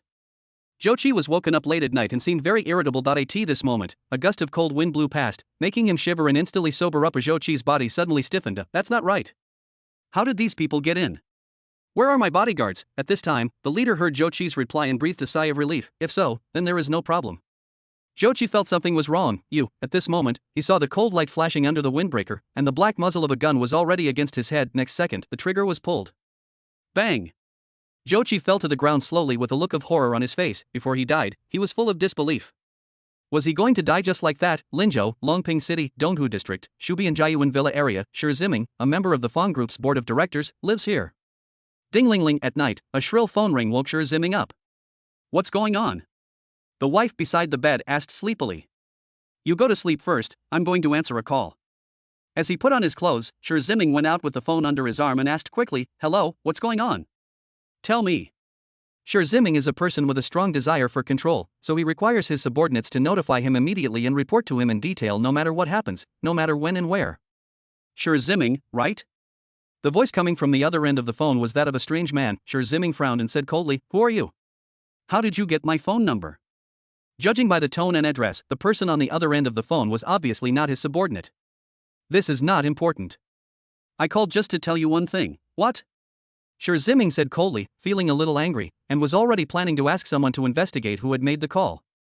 How dare you play tricks on me like this? There was a pause on the other end of the phone. Your signal doesn't seem to be very good. Come to the balcony. Playing tricks. Shi Ziming was furious and went to the balcony with his phone in hand. Hey, what on earth do you want to do? Don't let me find out who you are, otherwise. However, the next moment, the words coming from the phone made Shi Ziming feel like he was falling into an ice cellar. Director Shi, Mr. Fong is very disappointed in you. Mr. Fong, as the words fell, a hideous red dot fell on Shi Ziming's forehead, illuminating his dull face. He screamed in horror. No, wait, bang. A shrill sound cut through the night. Then, everything returned to calm again. Tonight is destined to be an unfair night. After the news of Fong Yu's death was announced, all those who dared to jump out, whether they were betrayed by the insiders or coveted by the outsiders, whether they were enemies or friends, the head of a big family, or the president of a big company, all could not escape the liquidation. A silent storm of death swept across the entire Linzhou. Ordinary people are still immersed in dreams, but secretly, the tide of violence has already surged and blood has flowed like a river. After dawn, the news began to spread slowly, shaking Linzhou. Shi Ziming, director of the Fong Group, Lin Jiantong, director of Lin Finance, Zhang Han, head of the Zhang family, Wei Zifen, current head of the Wei family, the deaths of countless important people spread it. In Linzhou, a huge wave was set off. What on earth just happened? Fire, car accident, sudden death. Nonsense. How could the death of so many important figures overnight be an accident? It was definitely intentional, and it was done by the same force. But who on earth is it who has such ability and courage? But soon a smart person discovered the pattern. It seems that all these dead people were previously suspected of dealing with the Fong group. At this time, everyone thought of a possibility. My heart suddenly felt cold. A Fong Yu, not dead. Just when Lin Zhou was shaken, however, Fong Yu had already left Haiqing and arrived at Xiaocheng, Yenzhou, without attracting anyone's attention. Chapter 215. Today, the Han family must be destroyed. Xiaocheng, Han family villa. As the headquarters of the Han family, this place is heavily guarded and full of experts. Within a radius of several kilometers, almost no outsiders dare to approach it casually. This is enough to show the power and tyranny of the Han family inside the villa of old man Han Ziyuan, as well as the core figures of the second generation. The eldest brother Han Wenshan and the second brother Han Wenqing sat in a circle. However, at this moment, Han Wenshan and Han Wenqing's expressions were a little ugly, and the old man of the Han family also looked solemn. On the table in front of the three people, there was a document. Saspaga, 86th Armored Division, Dark Council. These are the keywords that frequently appear in the information. Every word on it is so heavy that it almost suffocates them. The second oldest, Han Qingshan, spoke first. Dad, big brother, what should we do about this? Let's not talk about the fact that bastard Han Feng sent someone to assassinate Fong Yu. Just recently, because of the news of Fong Yu and Fong Qian's deaths, our Han family has made a lot of moves in Linzhou. If the Fong family wants to retaliate against us, this is Xiaocheng. Han Wenshan interrupted him and frowned. Does the other party really dare to do anything? Snort. Han Wenqing's face turned grim. That northern killer god defeated the 86th Armored Division and then annihilated the Dark Council. He's like a madman. Is there anything he wouldn't dare to do? Second brother, you're being overly concerned. Han Wenshan said nonchalantly. Even Fong Qian, after tearing through the 86th Armored Division's defenses, did he actually charge into the capital to assassinate members of the Supreme Council? No. This shows that he is still wary. Han Wenqing shook his head, his expression solemn. I think it would be better to organize the family members to disperse and avoid the limelight. No. Han Wenshan immediately retorted, if that's the case, where will the dignity and reputation of our Han family as a first-class family in Dongxia be? We will simply be ridiculed by outsiders. First place, Han Ziyuan, the old man of the Han family, who had been resting with his eyes closed, opened his eyes and said in a calm voice, okay, stop arguing. He looked at Han Wenshan and said, Wenshan, remember, the safety of the family is the most important thing. Honor and reputation are things that need to be considered later. As the current head of the Han family, you must put the survival of the family first. In this regard, you are not as far-sighted as your brother. Yes, my father taught me that. Han Wenshan didn't dare to refute and lowered his head. Han Ziyuan played with the antique in his hand and said calmly, I have already sent people to inform the three major families in advance and asked them to put pressure on Fong Yu. At the same time, I asked the Dragon Riders to send experts here, just in case. Father is wise. Han Wenshan and Han Wenqing were stunned for a moment, then their faces showed joy. The older you get, the wiser it is. It turns out that Han Ziyuan had already made arrangements and preparations. Han Ziyuan nodded, his eyes gleaming with wisdom. Qingshan organized the family's direct descendants to move to the family's secret base in another city and hide from the spotlight for a few days. As for Wenshan, after a pause, he continued, we should privately submit to the Fong family. If they are willing to reconcile, that would be best. If not, we would have a reason to ask the three major families to intervene. Between words, everything is arranged in an orderly manner, yes. Han Wenshan and Han Wenqing both responded, feeling relieved. As long as Han Ziyuan is there, the Han family has a backbone. The Han family has been able to develop to this point today, and naturally they have experienced many storms, but under the leadership of Han Ziyuan, they have all gotten through it safely. As for those enemies in the past, they have turned into dry bones under the feet of the Han family. They believe that this time will be the same. Father, let's go first. Han Wenshan and Han Wenqing stood up and said goodbye, intending to follow Han Ziyuan's instructions. Han Ziyuan waved his hand, picked up the tea on the table and brought it to his mouth. Sudden boom. The Han family manor began to tremble violently as if an earthquake had occurred. The two brothers Han Wenshan and Han Wenqing cried out in surprise. Their bodies became unstable for a moment, and they hurriedly held onto the table next to them before they finally stabilized. What's going on? Pa! The teacup slipped from his hand, fell to the ground and shattered into pieces. Han Ziyuan stared outside in a daze. A very bad premonition suddenly emerged in his heart. Han Wenshan and Han Wenqing exchanged a glance, horror flashing in their eyes. Who would have the guts to invade the Han family estate? Unless it was Fang Xian. Outside the Han family manor, hundreds of armed bodyguards pointed their guns forward, but if you looked closely, you could see that their bodies were actually shaking slightly. The guns in their hands seemed unable to bring them any sense of security, and there was only one enemy on the opposite side. Fang Yu stood with his hands behind his back, his expression calm. He did not take the hundreds of armed bodyguards seriously at all. Only the three figures in the front were reflected in his pupils. All three of them were wearing the same brown suit with a five-clawed golden dragon pattern engraved on their right shoulders. It was obvious that they belonged to the same organization. Fang Yu only took a quick glance and recognized the organization icon that appeared many times in the book, so he asked calmly, "Dragon Rider?" The three were led by a tall old man. He waved his hand and said in a deep voice, "I am the Dragon Rider, Xianchen." "Sir, you are the Northern Killer God Feng Qian, right? Northern Territory Killer God?"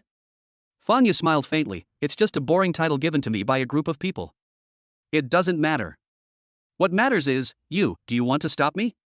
This dragon rider who called himself Xianchen was undoubtedly also a master of the transformation realm. Otherwise, even if he had just casually attacked, not everyone would have been able to block it. "We, the dragon riders, are here today to mediate under the orders of the Long family." Xianchen sighed. "You've already killed enough people, it's time to stop. The Han family is a top-tier Dongsha family after all. If something unexpected happens, the shockwaves will impact the entire Dongsha. How about both sides take a step back? I'll convince the Han family to make amends to the Feng family. Compensation? No need." Fang Yu said coldly, "If compensation can settle the matter peacefully, I'm afraid everyone will think that our Feng family is easy to bully. Have we killed enough people? No, it's far from enough. If we don't kill people until rivers of blood flow, some people won't learn their lesson. Today, the Han family must be destroyed. My target today is only the Han family. As for you, either get out or die." When the emperor was angry, thousands of miles of land were scorched, but a common man kills one person with every step he takes, and even if he travels 1,000 miles, his blood can splash into a river. Chapter 216 Sorry, I will too. Xianchen was furious, his hair and beard standing on end. "How dare you? Feng Qian, don't go too far. Do you think that no one can cure you? You'll know once you try it." Fang Yu said no more. With his hands behind his back and his body straight, he walked forward step by step, his black windbreaker fluttering in the wind to eye in his eyes. He acted as if no one else was around. "Humph." Xianchen snorted angrily. All right, you're really arrogant. I want to see if you're really as strong as the rumors say." Both of them are masters of the transformation realm. Since they have not reached the divine realm, no qualitative change has occurred. Fang Qian does not have 3 heads and 6 arms, so why should he be afraid? Xianchen, the fighting spirit rises in my heart. Ever since he became a grandmaster of the transformation realm and served as a dragon rider, he rarely had the opportunity to engage in a real battle, or rather, he simply could not find an opponent. "You guys step back." Xianchen waved away the 2 dragon riders beside him and said, "To avoid accidental injury, go inside and protect the Han family." "Yes." The 2 dragon riders responded respectfully without objection, then turned and left. Their strength is only at the peak of internal energy. In a battle of this level, they are not even qualified to participate. If they stay, they will only be a hindrance, a stumbling block and cannon fodder. If Fang Yu did not try to stop him, or rather, they were not taken seriously at all. A drink. Xianchen roared, full of fighting spirit. With a loud puff sound, he threw a punch, like a dark cloud covering the sky, and the surroundings were dark. The vitality of heaven and earth seemed to be slightly stirred by this punch. Too weak. Fang Yu sighed softly, his expression calm. Similarly, clench your fingers into a fist and punch out. Bang! The 2 fists collided violently, and the surrounding air was squeezed out, forming a brief vacuum. The hot air wave spread and the water vapor evaporated. If Fang Yu did not move, Xianchen's body trembled, and he was smashed backwards, smashing a stone lion in front of the Han family manor into pieces, but his momentum remained undiminished and he embedded himself into the hard concrete wall of the Han family. The armed bodyguard retreated in panic. They were completely frightened. Their duty as bodyguards and their respect for the Han family forced them not to leave, but their instincts were urging them to escape. This is not a battle they should participate in at all, and they are not even qualified to watch. The collision between the 2 just now, the burst of energy, any one of which could create a hole in the ground. Even a warrior who had just entered the realm of internal energy would be seriously injured on the spot if hit. As for ordinary people, if they were affected, they would definitely die on the spot. The surging airwaves even made it impossible for the bodyguards to open their eyes. It's horrible. Their hearts trembled wildly. Is this the battle between powerful warriors? In front of such an existence, these elite bodyguards are like ants. Ahem. In the dusty sky, Xianchen rushed out in a panic, covered in dust, with a solemn look in his eyes. Mysterious jade hand. The next second, he shouted, and suddenly stretched out his palm. His Xinyuan seethed throughout his body, and his palms unexpectedly became as crystal clear as jade, exuding a sense of mystery. The jade-like hands stirred the air, even forming vortices, and tiny wind blades coiled around them, seemingly able to cut through anything. This blow, Xianchen has used his most powerful secret technique to pour all the true energy in his body into his palm. The collision just now had frightened him. He no longer had the confidence he had at the beginning. He knew very well in his heart that if he didn't fight with all his strength, he would die. Sizzle. A huge jade hand attacked, with enormous pressure. It enveloped the surroundings and swept in all directions. Snort. Fong Yu looked calm, reach out and grab at the void. Buzz. Xian Shan's breathing suddenly stagnated, and even the circulation of the true energy in his body became a little stagnant. The wind blades wrapped around his hands also fell apart in an instant. Fong Yu said indifferently, "Do you think you are the only one who knows this move?" Next second, Fong Yu had already leaped into the air, without dodging or evading, and also twisted the air, slapping out with one palm. As his true energy circulated, his palm also turned into the same jade color as Xian Shan's. Xian Shan's body suddenly shook. My heart was filled with horror. How is this possible? The mysterious jade hand was a secret martial arts technique he had created based on decades of experience. With this move, even martial artists at the same level would have a headache if they encountered him, but he has never passed the secret method on to others. How could Fong Qian possibly do this? But how fast are the masters of the state of transformation fighting? Almost in the blink of an eye, two equally crystal clear palms, carrying huge amounts of true energy, collided with each other. Walala. The terrifying energy swept in all directions. The tree, which was so thick that several people hugged it, was broken in half.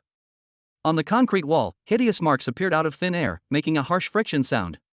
The bodyguards of the Han family were even swept into the sky by the airflow. The smoke and dust gradually dissipated. The figures of Fong Yu and Xian Shan appeared. At this moment, Xian Shan's right arm had been reduced to dust.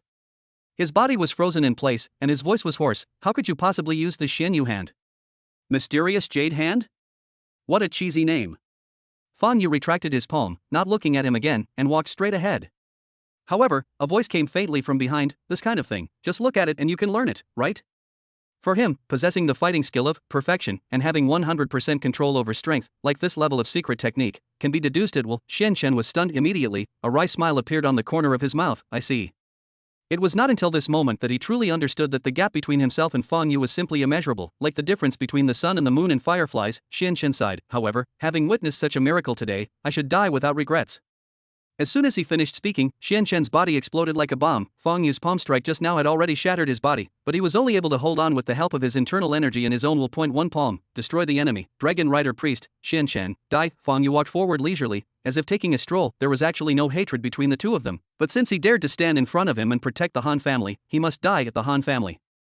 Bodyguards looked terrified. The gun in his hand was shaking, but he didn't dare to move at all. Bang!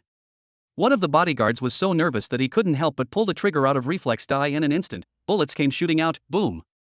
Fong Yu released his true energy around him, forming an invisible wall of air. The bullet hit it and became stagnant, stopping in midair. The true essence was shaken. The bullet turned into iron powder and scattered in the wind. Fong Yu frowned, extended a finger, and a stream of white air shot out, blasting a bloody hole in the shooter's chest and throwing his body out. Act recklessly. The last one is finally killed. It was fun to kill along the way, right? Next week, other types of exciting things will also be arranged. Chapter 217 Allegiance. Withdraw your finger. Fong Yu stood in place, looking at the Han family manor from afar. Inside, you can faintly hear bursts of shrill screams. Many of the Han family's bodyguards were shocked, their faces horrified. What was going on? They had been guarding here the entire time, so how could an enemy sneak in? Fong Yu smiled faintly. Oh, do you really think I came here alone? While he and Xian Shan were fighting, late Xianjue had already sneaked into the Han family manor and started the massacre. Xian Shan allowed 2 dragon riders to enter the manor, intending to protect them from being affected by the battle, but he didn't expect that he was actually sending them to their death call. A thunderous roar erupted, and Fong Yu flashed and rushed into the manor. Almost in an instant, he appeared inside the villa. Mr. Fong. Late Xianjue heard the voice and immediately turned around and said respectfully, the rest of the Han family members have been dealt with. Only these 3 are left. According to your instructions, I did not take action. The remaining 3 were Grandpa Han Ziyuan, the eldest brother Han Wenshan, and the second brother Han Wenqing. Han Ziyuan sat on the sofa, barely remaining calm. As for Han Wenshan and Han Wenqing, they had already collapsed to the ground, their faces pale. Han Ziyuan said coldly, Mr. Fong, you are challenging the rules and order. You may be able to act recklessly for a while, but can you stand up to this world? Sooner or later, you will be crushed to pieces. The era of warriors is over. By the end of his words, his voice had transformed into an angry roar. As soon as he finished speaking, he took out a gun, pointed it at his chest, and pulled the trigger. Bang! The sound burst out, but it was not the sound of a bullet being fired, but the sound of the entire pistol suddenly exploding. Han Ziyuan was stunned, then he covered his bloody hand and let out a rapid scream. Suicide, have you ever asked me? Fong Yu sneered, it's not easy to die with dignity. Han Ziyuan looked over, his eyes filled with surprise and resentment. Swoosh! Fong Yu waved his hand casually, and Han Ziyuan, the supreme leader of the Han family, was immediately torn into pieces, without even a complete body left. No, don't kill us. Han Wenshan and Han Wenqing were so frightened that their faces turned pale. Fong Yu smiled and said, don't worry, I won't kill you. The two were overjoyed, but Fang Yu's next words made them feel like they were falling into an ice cellar. Remember the Song family? You tortured and killed Song Xiaoyu's mother right in front of her. Tell me, if you were handed over to her, what would she do to you too?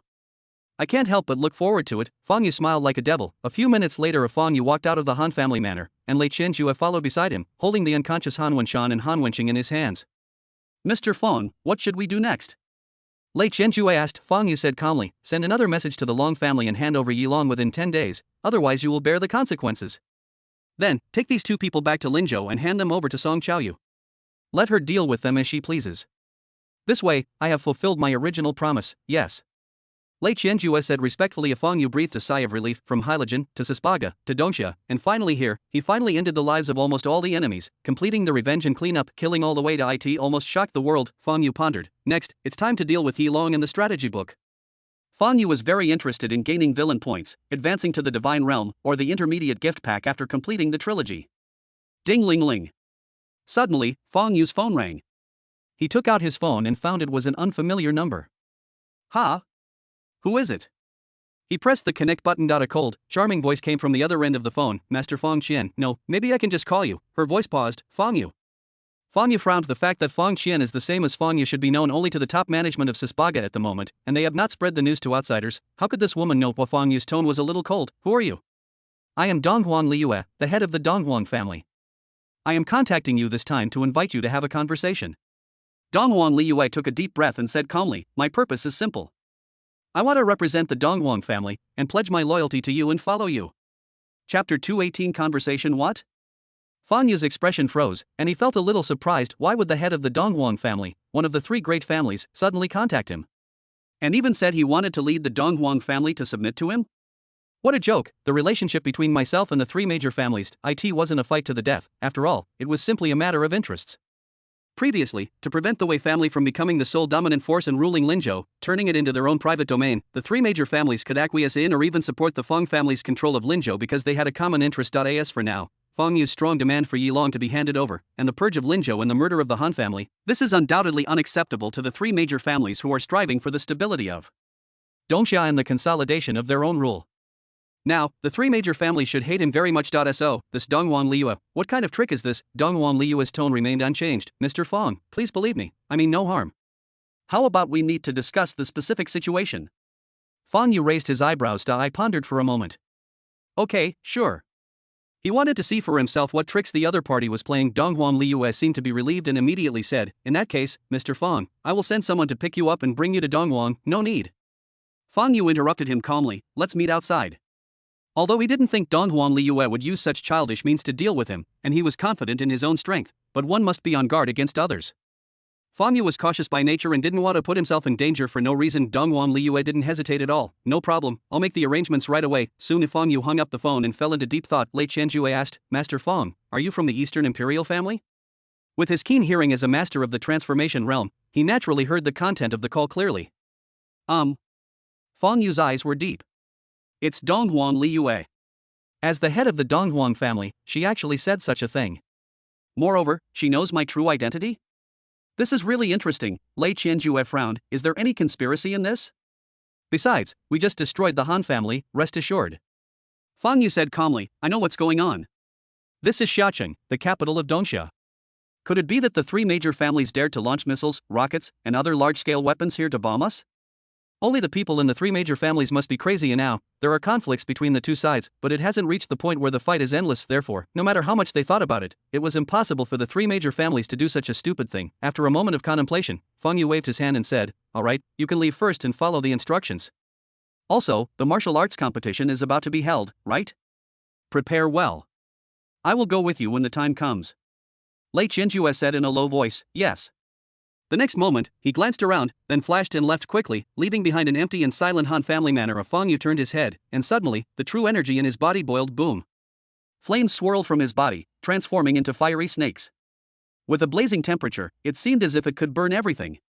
It was somewhat similar to the secret technique previously performed by the fiery flame sect's leader, Lu Qingsong. He could perform secret techniques of this level at will. Go. Fang Yu shouted coldly and pointed his finger. In an instant, the fire snakes wrapped around his body shot up into the sky and scattered into the Han family manor. After a while, a raging fire broke out. It's over. Fang Yu put his hands behind his back, took a step forward slowly, and disappeared on the spot like a ghost. From then on, the Han family of Xiaoqing became history. Chapter 219 The choice of the Long and Feng families. Xiaoqing. In a quiet meeting room, Long Hongxian and Feng Ding sat opposite each other. Suddenly, Feng Ding frowned and asked, "Where is Dongwang Liyue? Why didn't she come? Does it make any difference whether she comes or not?" Long Hongxian sneered. She said she had something urgent to do and turned it down. Anyway, she almost never expresses her opinions, so it doesn't matter. Forget it. Feng Ding shook his head and said no more. After collecting his thoughts, he said in a deep voice, "The Dark Council was actually destroyed. That madman." When this matter was mentioned, Long Hongxuan's face became extremely ugly. Feng Ding's expression was solemn. "However, this is unbelievable. The Dark Council is the foremost martial arts force in Sispaga, and is ranked among the best in the entire world martial arts world. Its heritage spans hundreds of years, and its foundation is profound. How could it be destroyed by Feng Qian alone?" Long Hongxian snorted coldly. "Who knows?" Deep in Feng Ding's eyes, a flicker of unconcealable, indescribable fear flashed. He had pierced the 86th Armored Division and single-handedly annihilated the Dark Council. "What kind of monster was that guy named Feng Qian? It's chilling to think about it. As if thinking of something," he said. "I remember that inside the Dark Council, there was said to be an old monster from the God Realm who survived from a previous era. Could it be that Feng Yu also killed him? Could it be that that guy has been promoted to the God Realm? How is that possible?" Long Hongxian shook his head. "In this era, the vitality of heaven and earth is so thin that it is impossible for anyone to advance to the God Realm. Even those old monsters can only stay in seclusion and linger for a while. Besides, there have been examples of gods falling under intensive modern artillery fire. Times have changed. I hope so." After calming himself down, Feng Ding spoke again. "Has there been any new news from the Feng family in the past few days?" After the last reply, there should be some reaction. Long Hongxian replied, "No, there has been no response since last time." "Humph, it's just bluffing. No matter how strong he is just one person. Does he really dare to do anything?" Feng Ding nodded. "I felt relieved. And no matter what they say, they dare not underestimate Feng Qian, a terrifying existence that can confront the armored division head-on." Boom! Boom! Boom! At this moment, there was a sudden knock on the door. Long Hongxian frowned. "Come in." Soon, Gui Xian, a guest official of the transformation realm who was attached to the Long family, walked into the room quickly with an expression of horror that was difficult to conceal. This made Long Hongxian stunned. Gui Xian's qi cultivation skills have always been good. He is usually very calm, unless something big happens. Immediately, he had a bad feeling in his heart. He immediately said in a deep voice, "Why, what happened?" Gui Xian's face turned grim. "Master Long, I just received news that the Han family was destroyed. All the core members are suspected to have been killed, with no one left alive. A huge fire engulfed the Han family manor, reducing it to ruins." "What?" Long Hongxuan's pupils suddenly shrank, almost becoming a pinhole. "The Han family was destroyed? Who did it?" This sentence came out subconsciously, but the moment he said it, he already had the answer in his heart. Feng Ding's face was covered with wrinkles, and he couldn't help but shout angrily, "How dare he!" Gui Xian smiled bitterly and said, "There's one more thing. Just now, another letter was delivered here." As he spoke, he took out a letter from his chest. Long Hongxian took it, opened it, and took out the paper to read. "Hand over Yilong within 10 days. This is the deadline." The tone is flat, but every word in it reveals unquestionable arrogance and dominance. Bang! Long Hongxian slammed his palm on the table, his face gloomy. "Asshole. Feng Qian actually destroyed the Han family. It's so arrogant," but at the same time, he also felt a little frightened. When did the other party arrive in Xiaoqing? He hadn't received any news at all. But considering Feng Qian's unpredictable strength, it was perhaps normal that he couldn't be tracked down. After extreme anger, Long Hongxian and Feng Ding gradually calmed down and began to analyze the situation. After all, things have happened, and the anger is gone no matter what.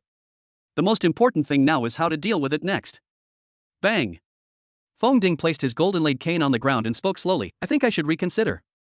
Is it worth it to go up against this lunatic just for Yilong?" Long Hongxian narrowed his eyes slightly. If the previous letter was just a warning. So now, the monster Feng Qian has come to Xiaoqing in person to destroy the Han family, which is equivalent to a naked threat. The other party's message was very clear: hand over Yilong. Otherwise, you will have to bear his wrath, the rage of an unbridled madman. Is it worth it for a leaf dragon and the reputation of the so-called dragon riders, for the three major families that control the true power of the country? Compared to other things, the most important thing is profit. Whichever option is the most advantageous will be chosen. Long Hongxuan's expression changed for a while, and finally, he sighed and said with an unpleasant look, "In this case, we can only give up Yilong. For a leaf dragon, there is no need to confront a madman like Feng Qian head-on. With Yilong's strength and potential, it is not worth it for them to do so. Even if they exhausted all means and were able to kill Feng Qian, they would still have to pay a heavy, unacceptable price." A missile was certainly nothing to a country, but a madman-like humanoid missile that could move around was enough to intimidate any force. Feng Ding nodded. This is the most advantageous option. In front of Fang Qian, the Long family and the Feng family, two super families that can represent the will of Dongxia, finally chose to compromise and bow their heads. One person suppresses an entire country. In the book Returning to Freedom in the City, the Long and Feng families are actually courtesy characters, not the main benefactors of the protagonist. It was only because of Fang Yu's actions that they were forcibly arranged by the will of the world to become Yi Long's protectors. The role of the protagonist's halo is ultimately limited. Under pressure from Fang Yu, they finally chose to give up Yi Long. Bite.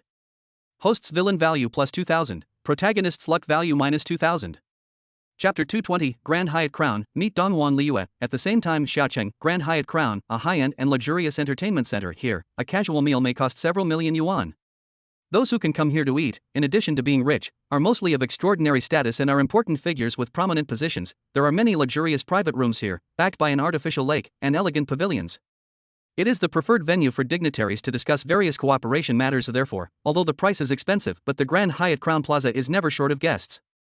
If you want better private rooms and restaurants, you even need to make reservations in advance. It is said that Grand Hyatt Crown has a strong background and is backed by powerful figures, otherwise, it would not have been possible for it to have stood in Xiaocheng for so many years, entertaining countless guests and becoming famous far and wide. Behind the Grand Hyatt Crown Plaza, next to the artificial lake, in a pavilion private room. A graceful and gorgeous figure sits upright, with a slim figure, a slender back, and a face that is both charming and cold, giving people a contradictory feeling, but there is no doubt that she is an absolute beauty. The word stunning beauty cannot fully describe her. The head of the Donghuang family, Donghuang Liyue. At this moment, Donghuang Liyue was sitting in the pavilion, waiting quietly. Countless bodyguards were already scattered around him, keeping a close eye on the area. A middle-aged man in white training clothes, with a square face, thick eyebrows, and large eyes, stood upright to one side, his figure as tall as a pine or cypress, his eyes as fierce and sharp as a hawk's. The Eastern royal family worshipper, Liang Tai. The aura on his body was so powerful that even a slight leak to the outside world would be enough to make the pavilion unable to bear it and collapse and fall down. Surprisingly, he is a master of the transformation realm. Even the Long family has a guest official like Gue Xian who has reached the state of enlightenment, and Donghuang is in charge of the Dongxia martial arts world. In terms of martial arts power, it is by no means comparable to the Long and Feng families. It is definitely the well-deserved number one force in the martial arts world. Time passes slowly. Liang Tai, who was wearing a white training suit, frowned and couldn't help asking, "Master, who are you going to see today? How dare he make you wait here? He's really presumptuous. I'll definitely teach him a lesson later." Donghuang Liyue frowned and shouted angrily, "Be careful with your words." Liang Tai's breath stagnated, and he didn't dare to say much, but there was a hint of dissatisfaction between his brows. However, at this moment, "Oh, really? You are going to teach me a lesson?" A sound exploded like thunder. To the ordinary bodyguards nearby, it was just an extremely loud sound, but when it fell into Liang Tai's ears, his face changed drastically. Boom. He felt as if he was hit by a 1,000-pound hammer. His brain was stabbing with pain and his body could not help but tremble violently. 1 step, 2 steps, 3 steps. After taking 3 steps back, the Grandmaster finally managed to steady himself. Several footprints had been left on the ground under his feet, a sign that his power was out of control. Liang Tai looked up in horror. His mouth and nose were bleeding, and his eyes were full of fear. What is this? As a master of the transformation realm, Liang Tai possesses his own pride and confidence. Although he is not so arrogant as to think that he is invincible, he has never thought that he would be repelled by a voice. Liang Tai secretly asked himself, if the owner of this voice really attacked, could he block a single blow? Obviously, he already had the answer in his mind. Donghuang Liyue was startled and immediately said in a deep voice, "Mr. Feng, please show mercy." "Show mercy?" Feng Yu's indifferent voice rang out. When he uttered the first word, he was still far away. When the last word fell, his figure was already close at hand. Like a phantom passing by, he appeared in the pavilion like a ghost. The black windbreaker rustled without wind, and then slowly fell down. When the violent storm died down, Feng Yu was already sitting opposite Donghuang Liyue, sitting upright on a stone bench. He said calmly, "If I hadn't shown mercy, this guy would have been dead a while ago." "Who?" The bodyguards around were all horrified. Liang Tai's face changed drastically. He only saw a shadow flash by before Feng Yu appeared in the pavilion without making any sound. He had no time to react. When the bodyguard was about to take action, Donghuang Liyue waved his hand and shouted coldly, "Stop." The bodyguards immediately stopped what they were doing. Liang Tai also looked fearful and stopped where he was. He knew very well in his heart that if the person in front of him really wanted to take action, no one present could stop him. However, the patriarch has always been very foresight and has made every possible plan. I believe he has made all the necessary preparations, so there will be no danger. However, under the stone table, Donghuang Liyue clenched his fists, and even though he tried to remain calm, he couldn't hide the tension in his eyes. For other people, other things, she can use the Dongjia family's superb divination skills to deduce the secrets of heaven and predict good and bad luck, but she no longer dared to tell fortunes for Feng Yu, and she knew in her heart that even if she did, she would not be able to obtain effective results, but would instead put her life in danger. Therefore, facing Fang Yu, she was essentially risking her own life, so. Fang Yu was not polite at all. He picked up the teacup in front of him, took a sip, and said calmly, "Tell me about what happened before in detail." "You guys step back first." Donghuan Liyue waved his hand and dispersed everyone, even the worshipper Liang Tai. Although Liang Tai seemed a little uneasy, he did not dare to disobey the order and left obediently. Then, she calmed down a little and said, "I've said it before. We, the Eastern royal family, want to pledge allegiance to you." "Why?" Fang Yu was fascinated. The Donghuang family is one of the three great families, high and mighty, ruling Dongxia. Even if our Fang family unified Linzhou, we would still be nothing more than a local tyrant. Compared to the Donghuang family, there's still a world of difference. Now, you actually said that you want to lead the Donghuang family to follow the Fang family? If this gets out, I'm afraid no one will believe it. Donghuang Liyue said calmly, "Mr. Fang, you misunderstood. The Donghuang family wants to follow you, not the Fang family, oh?" Fang Yu's expression changed, however. He said nothing, just looked at Donghuang Liyue, obviously waiting for her explanation. Donghuang Liyue took a deep breath and finally said, "Mr. Fang, you may have heard that my Donghuang family controls the martial arts forces, but we are not good at fighting. Our best skill is divination. My grandfather, Donghuang Yuanqing, once divined his last hexagram at the end of his life. The hexagram showed that the future of the Donghuang family lies in the Fang family of Linzhou." Donghuang Liyue's eyes sparkled. "And I later did some divination myself, and it was basically confirmed that the fate of the Donghuang family, or more accurately, lies with you." Fang Yu was very interested. "Haha, that's interesting. Is it the art of divination?" He had also heard a little about this strange and unusual technique of detecting the secrets of heaven and predicting everything. Donghuang Liyue said solemnly, "Mr. Fang, in the name of the Donghuang family, everything I said is true. Whether it's true or not, your words don't count." Fang Yu curled his lips slightly and said indifferently, "I have to verify it myself first." Donghuang Liyue was stunned. "Personally inspect it?" Next second, Fang Yu raised his head, his eyes like a pitch-black vortex. The dark aurora spun, bringing with it a huge attraction, and began to pull and swallow Donghuang Liyue's consciousness apart. There is a pendant on Donghuang Liyue's chest. At this moment, the pendant suddenly lit up with a ray of light, and a strange power surged out, protecting her spirit. However, after only a moment of resistance, the force disintegrated, and the pendant trembled violently, and then exploded. Donghuang Liyue's expression became dull and confused. Fang Yu's eyes flashed. "Tell me, what you just said, is it all true?" Chapter 221. I want the East Border Army. Facing Fang Yu's question, Donghuang Liyue's pupils were dulled. He answered mechanically, "Yes." Fang Yu raised his eyebrows, and then, his mental power like a tide was withdrawn, re-entering his mind and falling into silence. The other party's answer was somewhat beyond his expectations. "I originally thought that what Donghuang Liyue said just now was most likely a mixture of truth and falsehood, but I didn't expect that it was all true." "Oh, that's really interesting." Fang Yu pinched his chin and pondered for a moment. Then, he stretched out his hand and snapped his fingers. Donghuang Liyue's body trembled, and then his expression was horrified. "What did you do to me?" "Ha?" Fang Yu uttered "ha" in surprise. Donghuang Liyue actually remembered what had just happened? Logically speaking, she shouldn't have any memories of the time she was controlled by him using her mental power. It seems that this must be the effect of the pendant just now. Is it a secret treasure? It seems to have a certain protective effect. It has caused some impact on my mental strength, resulting in the deprivation of consciousness not being thorough enough. But even so, Fang Yu's face didn't show any embarrassment. He simply picked up the teacup, took a sip, and smiled. "It's just a little trick. After all, what you said is just one-sided. I dare not completely believe it. I have to confirm its authenticity, don't you think?" A trace of fear and palpitation flashed across Donghuang Liyue's eyes. This method is simply too terrifying. It can control a person's mind and gain control of his body silently. If she hadn't been wearing the secret treasure pendant, she probably wouldn't have known what had just happened. It's chilling to think about it. "Now, are you sure, Mr. Fang?" Donghuang Liyue was the head of the Donghuang family after all, so he quickly calmed down and asked calmly. "I guess so." Fang Yu smiled faintly and said, "Then, we can talk about other things. Since you said you want to follow me, what can you bring to me?" "I don't need trash." Donghuang Liyue's expression froze. This guy is just as described in the information, a domineering and arrogant madman. If it were an ordinary person, they would probably have been ecstatic if they encountered such a thing. After all, he represents the Eastern royal family, but Fang Yu used the word trash? It seemed as if he was examining whether the Eastern royal family was qualified to be his subordinate force. How? Fang Yu's expression was calm. "Is what I said strange?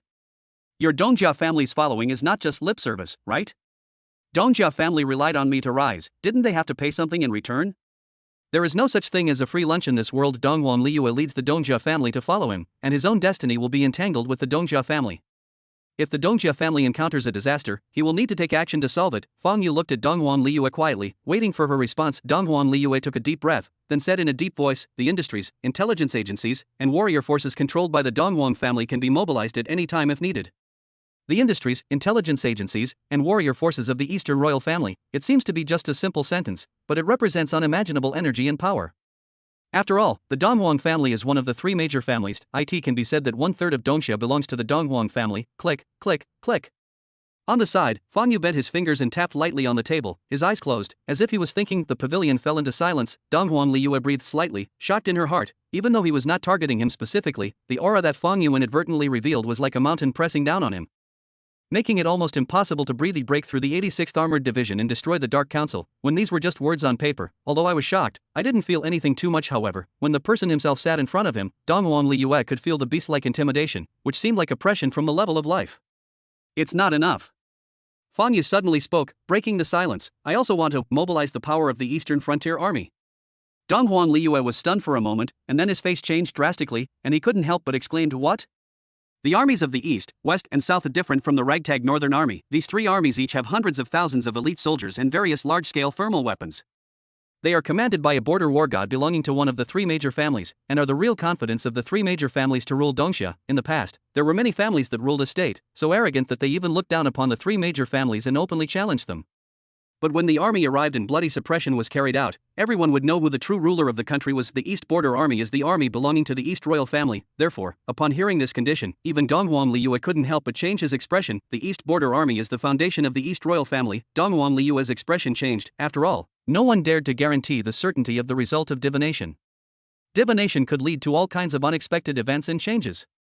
What if Fang Yu couldn't lead the Eastern royal family to rise? So, this is a big gamble. Whether to gamble or not is entirely in your own hands. There was a long silence. Time almost came to a standstill, as if a second had passed, and yet it seemed like a century had passed. Finally, Donghuan Liyue let out a long sigh. She has made her choice. I promise. Hearing this, Fang Yu looked up and smiled. In that case, happy cooperation. Donghuan Liyue's eyes were complicated, and she sighed secretly in her heart, hoping that her choice was correct. She hoped that the Fang family of Linzhou would really be an opportunity for the rise of the Donghuang family. Fang Yu stood up. Yu walked outside and walked out of the pavilion. At the same time, he said, "Don't let this matter leak out. You, the Eastern royal family, can play a greater role if you hide in the dark." Donghuan Liyue nodded. After all, if this matter were to get out, it would definitely cause a huge uproar. If the Long family and the Feng family knew about it, they would definitely be wary and reject them. So concealing the news is the best option. Fang Yu continued, "I will arrange for someone to be in charge of the contact and communication between the two parties. If the Donghuang family is needed, I will notify you in advance." He planned to let Song Qiaoyu handle this matter. With her talent and skills, she is more than capable of handling these matters. After all, Song Qiaoyu is a villain boss in the book, and no one is more suitable than her. This time, Fang Yu turned around and was about to leave, but suddenly, a prompt sound from the system rang in my ears. Bite. Host's villain value plus 2000, protagonist's luck value minus 2000. Fang Yu was stunned. How could the villain value suddenly increase? Unless it is, a gleam of light flashed in his eyes, as if he had thought of a possible idea, and a smile suddenly appeared at the corner of his mouth. Wei Long was abandoned by the Long and Feng families. The plot has changed, so I got 2000 villain points. Oh. Fang Yu's eyes flashed. Now, Yilong's death is not far away.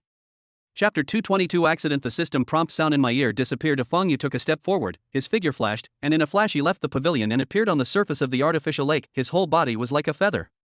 A light tap of his foot only caused a slight ripple, and the whole person was already far away, giving people an extremely contradictory visual impact. It won't take a moment. Fang Yu arrived at the gate of Grand Hyatt Crown Plaza. The door, many dignitaries were coming and going, but no one noticed the figure that suddenly appeared like a ghost. This time, he had turned off the effect of the transformation mask and used Fang Yu's image again. Boom! The roar of the engine was resounding. In the distance, a black Serengo 10 slowly drove over. Lang Han, wearing white gloves, got out of the car, respectfully opened the door, and said, "Master, please get in." As Fang Yu's personal secretary, Lang Han always accompanies Fang Yu wherever he goes, except for some special circumstances. This way, he can provide services at any time. Fang Yu nodded slightly and got into the car. The appearance of Serengo Tan is simple and low-key. If ordinary people see it and just glance at the appearance, they will probably think it is an ordinary car worth 100,000 yuan. However, who are the people who can come to the Grand Hyatt Crown? They must be very knowledgeable. At this moment, someone immediately noticed this place. Just take a quick glance. He couldn't help but gasp. Hiss. Isn't this the Serengo 10? This is the latest model released by the Serengo Group. It's said to be a limited edition, with only 10 units in the world, and it costs hundreds of millions. Even though almost everyone present was wealthy, few could afford to spend hundreds of millions to buy a car. Moreover, this kind of global limited edition luxury car could not be obtained just by having money. Who is that young man who got in the car? I don't think I've seen him before.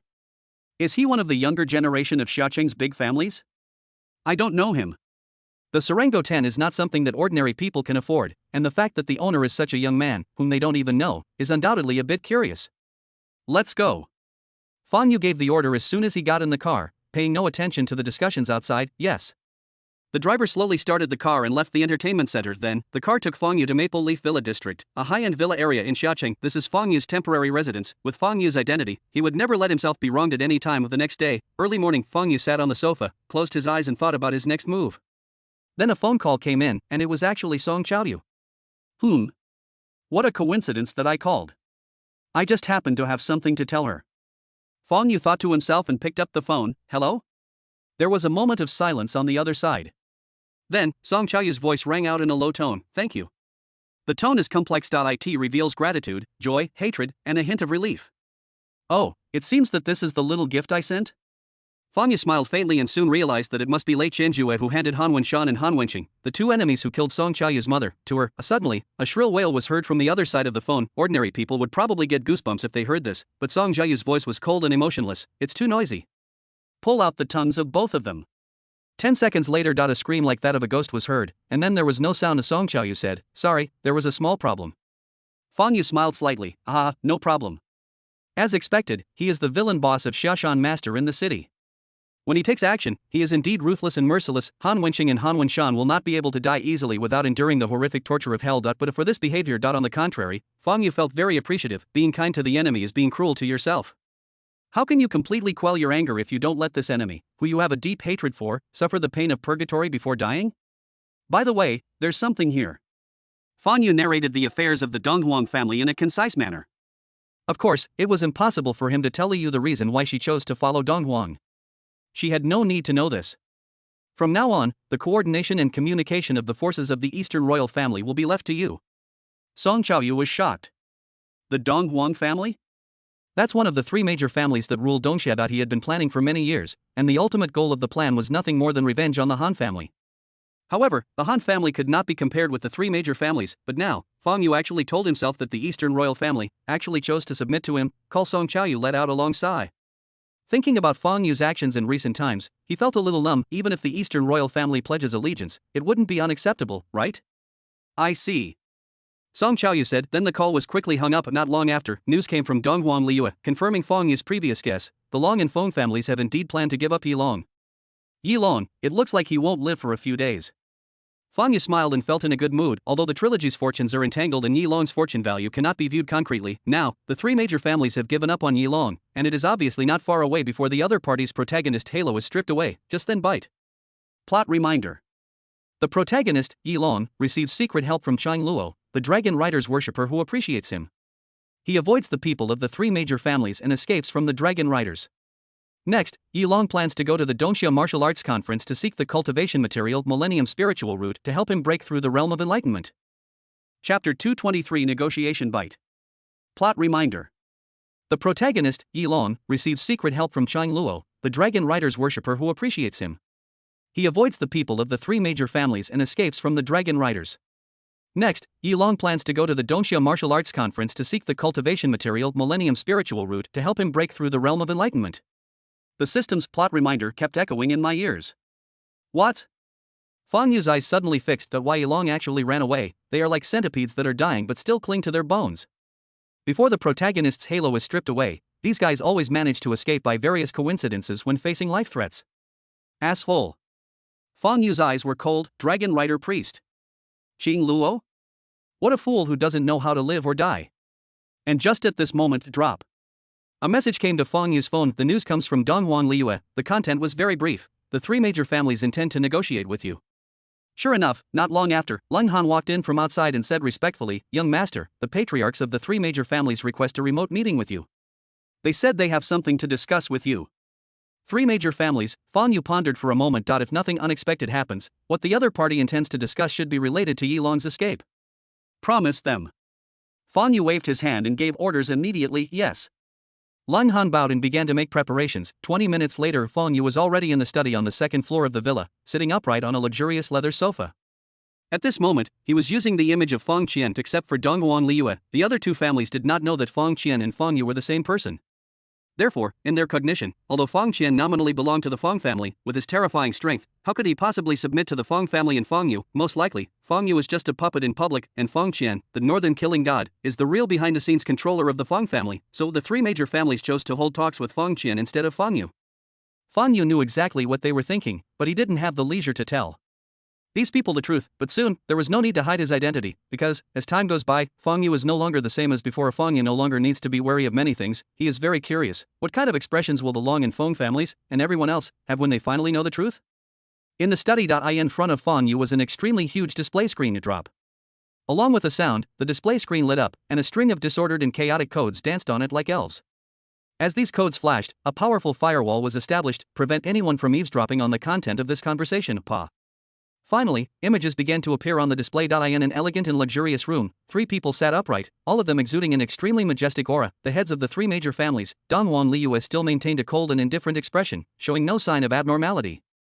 Lam Hongxian and Feng Ding were completely unaware that the people around them were no longer on the same side as them. At this time, before the heads of the three major families could speak, Fang Yu, who was originally lying on his back, leaned forward slightly, his expression playful.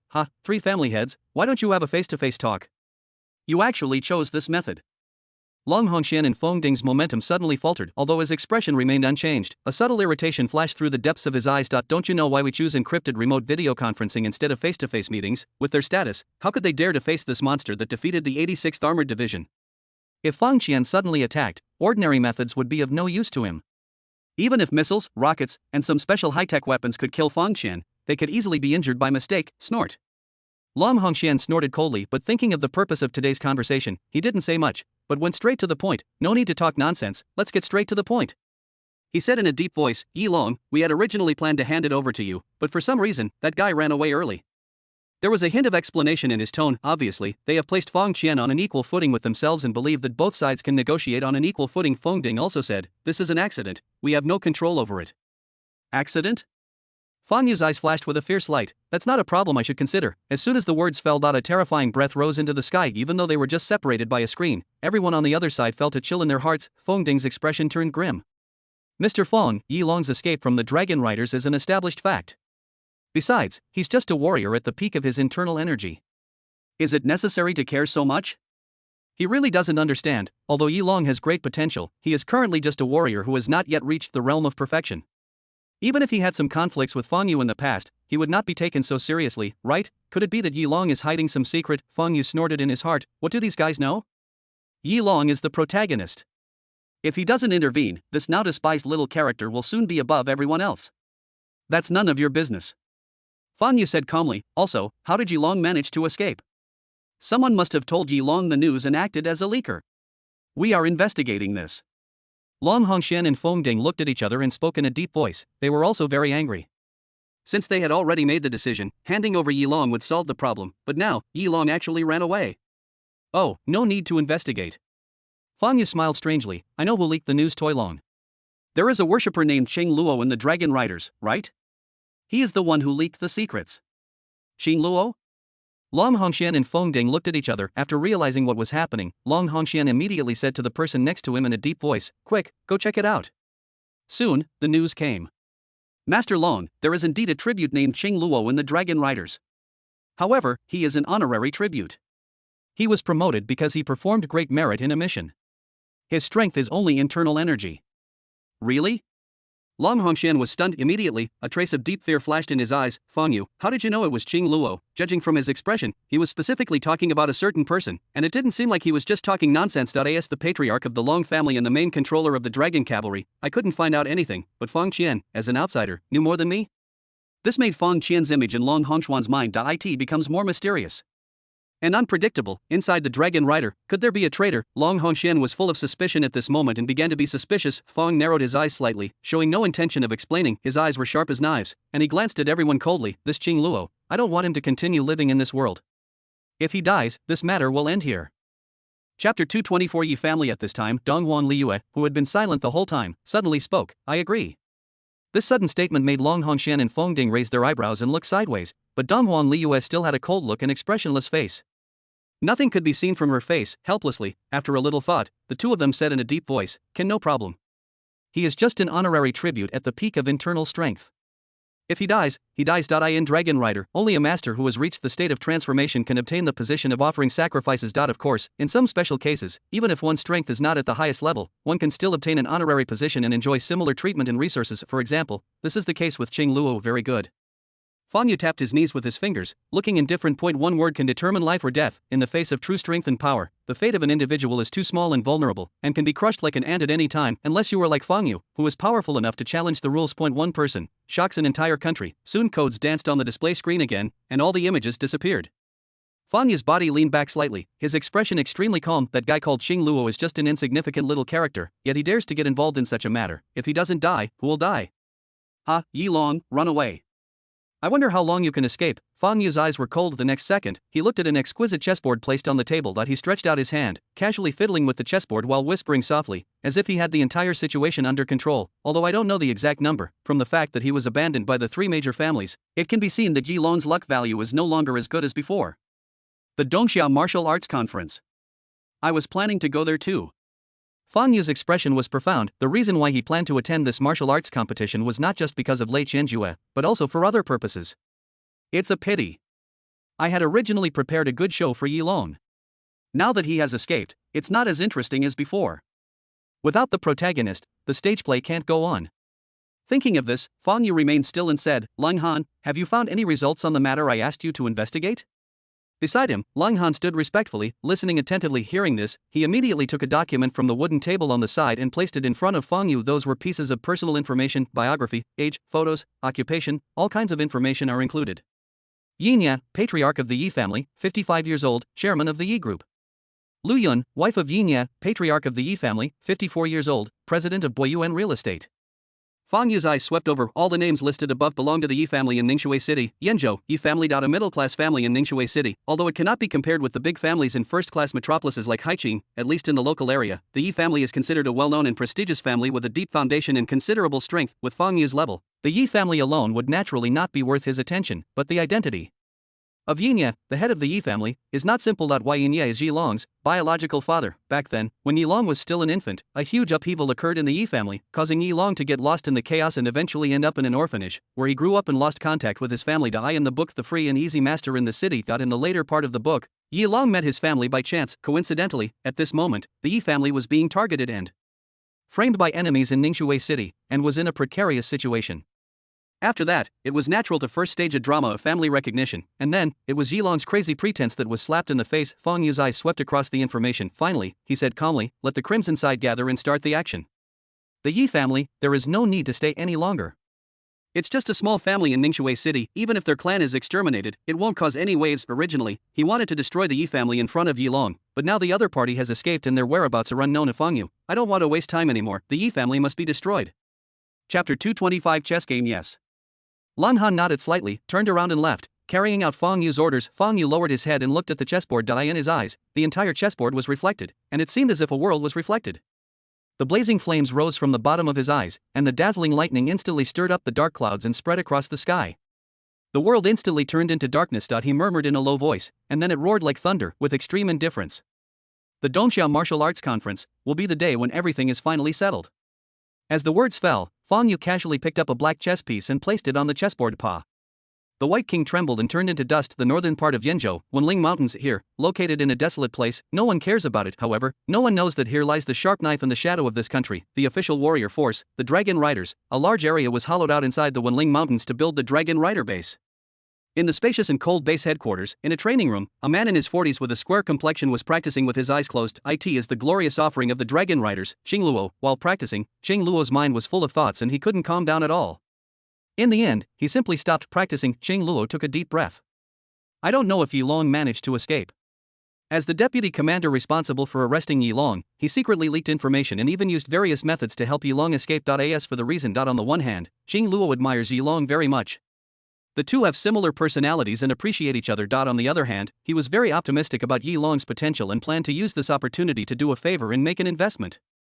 A genius who was only in his 20s and had already stepped into the half-step transformation realm, only one step away from the transformation realm. What level could he achieve in the future? Xing Luo didn't know, however, he is willing to take a gamble. Xing Luo was very clear about his own talent. If nothing unexpected happened, he would probably never reach the transformation realm in his lifetime. Yi Long was his last hope. He hoped that after he transformed into a dragon and soared into the sky, he would be able to help him. Don't think too much about it. Calm your mind. Xing Luo quickly returned to the state of cultivation. As a result, the door of the training room was open just after 10 minutes. Who? Xing Luo suddenly opened his eyes. When he was practicing, the thing he hated most was being disturbed by others, so he felt a little unhappy. Xing Luo? The visitor glanced at him, pulled out an ID, and said coldly, "You are suspected of leaking information and betraying the dragon riders. You will be arrested. I hope you will not resist." Xing Luo's pupils suddenly shrank. He subconsciously thought that the news of his help to Yi Long had been exposed, betraying the dragon rider. Being taken away on this charge means there is absolutely no chance of survival. Xing Luo was not one to sit still and wait for death. He pretended to be submissive and unwilling to resist, while saying, "How can I say I betrayed the dragon riders?" Next second, Xing Luo suddenly jumped up, his muscles bulged, his strength surged, and he threw a punch at drink. He shouted angrily, "Die!" But suddenly, a huge hand burst the air, came whistling, and hit him hard on the head with irresistible force. Boom! Xing Luo's head was hit so hard that it exploded and he fell heavily to the ground. Snort. Gu Xian's body appeared like a ghost, with a cold expression. "Ghost Grandmaster, I'm in trouble," the man holding the ID said. "That's fine." Gu Xian glanced coldly at Xing Luo's headless body. "These are all orders from the Patriarch. You're a traitor, so you deserve to die. Now, I can go back and report to the Patriarch." After he finished speaking, his figure dimmed for a moment, as if blending into the shadows and disappearing. Ningxue City in the suburbs, Yi family villa. Snap, snap, snap. Dozens of almost imperceptible footsteps enveloped the villa.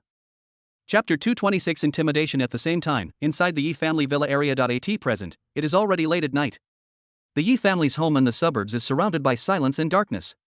Only the Yi family villa is still brightly lit. Originally, this time was when the Yi family held their routine family meeting, but today, two uninvited guests came to the villa: Lin Xinghe, who was smart and capable and wearing a black suit, and Hua Siyu, a middle-aged beauty with a slim figure and lingering charm. Behind the two of them, they represent a family that is no weaker than the Yi family, the Lin family and the Hua family. In the conference room, all the members of the Yi family were filled with indignation, their expressions filled with anger. Yin, the head of the Yi family, who was sitting at the top, had an even uglier expression on his face. "Lin Xinghe, Hua Siyu, what do you two want?" Lin Xinghe stepped forward and laughed heartily. "Patriarch Yi, didn't I make it clear just now? Your Yi family's assets have recently been financially broken, right? Why bother struggling to hold on, only to hurt each other? As long as you hand over the Yi family assets to us, our two families will ensure that you and your wife will live in prosperity for the rest of your lives." "That's right." Nearby, Hua Siyu from the Hua family also smiled sweetly. "Patriarch Yi, stop struggling. If you continue like this, you can indeed cause us more losses, but by then, your Yi family will not only lose the family business." Although she was smiling, her eyes were very cold and contained a threat. "You." Yinya's face was filled with anger. Yinya's wife Luyan was also angry at the side. "Despicable villains, if it weren't for your conspiracy and trickery, how could the Yi group's capital chain be broken?" "That's right. It's really shameless." Members of the various branches of the Yi family also spoke out. No matter how they fight on ordinary days, at this time, all the members of the Yi family unite. After all, if the Yi family collapses, every one of them will be doomed. Snort. Lin Xinghe sneered. "Conspiracy? In this world, there are only wins and losses. In this world, there is only power. Power is justice.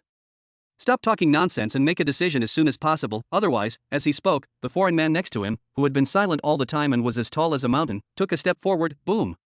The ground in the villa was shaking. The foreign burly man had a cold expression and a fierce aura, like a terrifying beast living in a desolate area. Everyone in the Yi family was shocked and fell silent. Yinya's face also turned pale, and he couldn't help but take a step back. Seeing this, Lin Xinghe looked proud and proud. This was a master he hired from abroad at a high price through special connections. His name was Derek and he was extremely powerful. He could even break through and kill someone when pointed at with a gun. It's terrifying. It is said that he is a master of internal strength, but he is not quite sure what kind of person he is. In short, he is very powerful. In the past few days, Derek has integrated underground forces in many areas of Ningxue with his own powerful strength, and often leads his men to sabotage the Yi family's industries. Otherwise, the Yi family would not have collapsed so quickly. Lin Xinghe sneered. "Yinya, stop struggling and admit defeat." Yinya's expression changed and he clenched his fists. Caught in a struggle, Lin Xinghe and Hua Siyu did not rush, but waited with a smile. At the same time, outside the Yi family villa, dozens of red warriors have quietly surrounded the area. At the main entrance, snap, snap. The commander-in-chief of this operation, Changli, slowly walked towards the gate. The Yi family is also a prominent family in Ningxue City, so the villa is naturally heavily guarded. The bodyguard at the door quickly spotted Chang Li approaching while scanning the area. Who? Stop now. The bodyguard shouted loudly. However, a strange silver light had already appeared in Chang Li's pupils. Countless nano-robots surged like water, swarming out of his blood, instantly covering his strong body and turning into silver armor. Let's get started. As soon as he finished speaking, he stomped his foot, causing the ground to shake, and rushed out, frightening the two bodyguards so much that they immediately dodged to the side. Next second, they watched helplessly as Chang Li turned into a stream of silver light. The heavy steel gate of the Yi family villa was smashed to pieces immediately afterwards, except for some crimson warriors guarding the various exits. The remaining nearly 20 crimson warriors all emerged from the darkness. They were fully armed, wearing special bulletproof vests, and the steel guns in their hands were shining coldly, like the scythe of the god of death. Day. The gunshots began to roar. When the Yi family's bodyguards saw the enemy invading, they quickly rushed out with guns and fought with the Red Warriors. However, the gap in strength is too big. How can these bodyguards, who can only be called elite among ordinary people, compare with the Reds? All the Red Warriors have received special training from the Iron Guards, and the weakest ones are at the peak of external strength. Some of the best among them have even broken through the barriers and advanced to internal strength warriors, not to mention Chang Li wearing nano armor. He could just casually sideways charge and knock several people back, causing them to spit blood. Bullets hitting him only produced a few sparks and could not break their defense at all. The battle situation it was a completely one-sided massacre. Gunshots rang out, and all the Yi family bodyguards were shot to pieces. Then, everyone started to advance directly into the villa. Inside the villa originally, the Yi family, led by Yin Ya, and the hostile forces, led by Lin Xinghe, were in a tense standoff. Suddenly, gunshots, screams, and roars erupted from outside. The sounds were so loud that it made people feel uneasy. What's going on? What happened outside? Why are there gunshots? That scream sounds like the bodyguards guarding the villa. Yin Ye's face changed drastically. He pointed at Lin Xinghe and Hua Siyu, shaking with anger. You, how dare you? Obviously. Yin Ye immediately believed that this was all the work of Lin Xinghe and Hua Siyu in order to force the Yi family to surrender, or in other words, their ambitions were even greater, and they wanted to directly destroy the Ningxue Yi family. Otherwise, how could such a coincidence happen? Just when the Lin and Hua families came to threaten, an accident happened at the Yi family villa and the enemy attacked. What the hell? Lin Xinghe and Hua Siyu were also completely confused at this moment. Hua Siyu turned around and whispered to Lin Xinghe beside her, "Did you arrange for someone to do this? Why didn't you discuss this with me in advance? Are you crazy? No matter how much they want the Yi family's assets, this method is too radical. Not only can it not reap the greatest benefits, but it also carries great risks." Lin Xinghe said angrily, "It wasn't me." What? Hua Siyu was stunned when she heard this answer. If it wasn't Lin Xinghe who did it, then she began to panic. At this moment, the sound of chaotic footsteps approached rapidly, at an astonishing speed. Damn it, what's going on? Lin Xinghe cursed inwardly, looked at Derek beside him, and said, "Mr. Derek, you must protect me." "Don't worry, Mr. Lin. With me here, no one can hurt you." Derek smiled faintly, full of confidence. This is his confidence as a top master of internal strength. Even when he heard the gunshots outside, he didn't feel the slightest bit of fear in his heart. As long as he was careful and the number of the other side was not too exaggerated, it would not be difficult for him to protect Lin Xinghe and escape with his own reaction and mobility. The next moment, boom! The door of the villa was knocked open. The fully armed Red Warriors rushed in quickly. Immediately afterwards, Chang Li, who had retracted his nano armor, also walked in. Being in a state of armor coverage all the time consumes a lot of energy, but when nano robots are in the blood, they can use bioenergy to slowly restore energy. Glancing around, Chang Li asked, "Who is Yin Ye?" Chapter 227 Reunion in Hell. I am.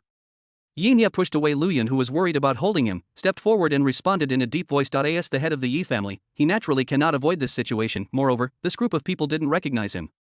They didn't look like they were from the Lin or Hua families. In that case, there was room for maneuver. "Who are you?" Yin Ye asked in a deep voice, his whole body tense. Chang Li did not say anything, but a sneer appeared on the corner of his mouth.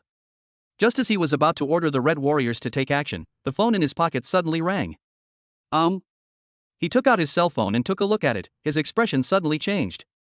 It was Fang Yu. Not daring to be negligent, he immediately picked up the phone and said respectfully, "Master." A calm, indifferent voice came from the other end of the line. "Is it resolved?" Chang Li immediately said, "Not yet, but we have already entered the Yi family villa, too slow." Fang Yu's voice was a little cold. Chang Li's heart trembled when he heard this, and he immediately lowered his head and said, "I am incompetent." At this moment, Yin Ya couldn't help but ask loudly, "Who are you?" Obviously, based on Chang Li's attitude, the person on the other end of the phone is the real person behind the scenes. "Ha, it's Yin Ya, chief of the Yi clan, right?" Fang Yu's voice came from the phone with a hint of smile. "So what? It seems that I and the Yi family have never offended you." Yin Ya's voice was low, with a hint of hidden anger. "You didn't." Fang Yu smiled and said, But who made you give birth to a good son? So the Yi family is doomed to perish, its son. Everyone in the Yi family was stunned. As everyone knows, Yin Yan and his wife have no children, but Yin Yan and Lu Yan's expression suddenly changed. They remembered their son who was lost in the turmoil more than 20 years ago and has not been found yet. Think of this. Why Yin Yan and Lu Yun, a couple, seemed too busy to even care about the emergency situation at the scene. They asked anxiously, "What do you know?" Fang Yu said leisurely, "2 gray birthmarks on the lower back. Are they familiar?" Yin Yan and Lu Yun's faces suddenly turned red. Yes, it's their son. When Yilong was born, there were 2 gray birthmarks on the lower back, but no one else knew about it. Where is he? Yin Yan and Lu Yun asked hurriedly. At this moment, their minds could not think of anything else except Yilong. Don't worry, Fang Yu said with a smile, you will be able to see him soon. When you go to hell, you can reunite with your family. Yin Yan and Lu Yun were stunned. Chang Li had already waved his hand and ordered coldly, go. So, the Red Warrior raised his gun without hesitation, pointed it at everyone in the Yi family, and then, shot. Day. Everyone in the Yi family screamed in disbelief, roared fiercely, and begged for mercy, but after dozens of seconds, only a pool of blood was left, and dozens of cold corpses. Yin Yan and Lu Yun were naturally not spared either. On the side, Lin Xinghe and Hua Siyu were already terrified, and now, right under their noses, all the members of the Yi family were being slaughtered. Who are these guys? At this time, Chang Li looked over and looked at Lin Xinghe, Hua Siyu, and the foreign martial arts master Dai Kelly. Because a lot of people were killed just now, Chang Li was filled with a strong evil aura. Although Lin Xinghe and Hua Siyu both control a large family, they are just ordinary people. How could they have seen such a scene? I was so frightened by this glance that my heart almost stopped beating. Snort. At this moment, a cold snort was heard. The sound was so loud that it made people's ears buzz. It was the foreign warrior. Dai Kree, the towering man, strode forward, walked straight to Lin Xinghe, protected him behind him, and said in a cold voice, "What do you want to do?" The peak of internal strength. Chang Li felt the other person's breath, narrowed his eyes, and said slowly, "Who are you?" Lin Xinghe hid behind Dai Kelly and suddenly felt safe. He shouted, "We are from the Ningshui Lin and Hua families. We have nothing to do with the Yi family. The Yi family is our enemy." Chang Li raised his eyebrows, and after a moment's hesitation, he turned to the still unresolved phone and asked, "Master, what should we do?" Hundreds or thousands of miles away, a villa in Xiaochengai in the living room, Fang Yu held a goblet with scarlet wine flowing from it. Listening to Chang Li's question, he said softly, "Hayashia, Hanaya? Aren't these the 2 villain families that Yilong pinned to the ground and rubbed in the book?" Finally, under Yilong's manipulation, they were directly swallowed up by the Yi family. The heads of the 2 families were forced to jump off the building and died, and their end was extremely miserable. I didn't expect that when we sent people to clean up the Yi family, we would run into them. Fang Yu shook his head. He drank the red wine in the glass and placed it on the table. The voice was extremely indifferent. Kill. Chapter 228 Dongsha Martial Arts Competition begins. They were just 2 small families in Ningshui City. Fang Yu was too lazy to conquer them. It would be better to kill them directly and provide some villain value. Beep. Immediately, the call was hung up. Yi family villa. Hearing Fang Yu's reply, Chang Li smiled a slightly cruel smile. Yes. Naturally, the people in the villa could also hear the conversation between the 2. Daker's face darkened, and he laughed angrily. Arrogant, really arrogant, original, out of caution and the principle of not causing trouble without reason. He planned to escort Lin Xinghe away directly, but now, the calls from Fang Yu and Chang Li completely infuriated him. What's the meaning? That attitude is as if they are just ants on the roadside that can be easily killed. As a martial arts master with peak internal strength, he is admired by thousands of people wherever he goes.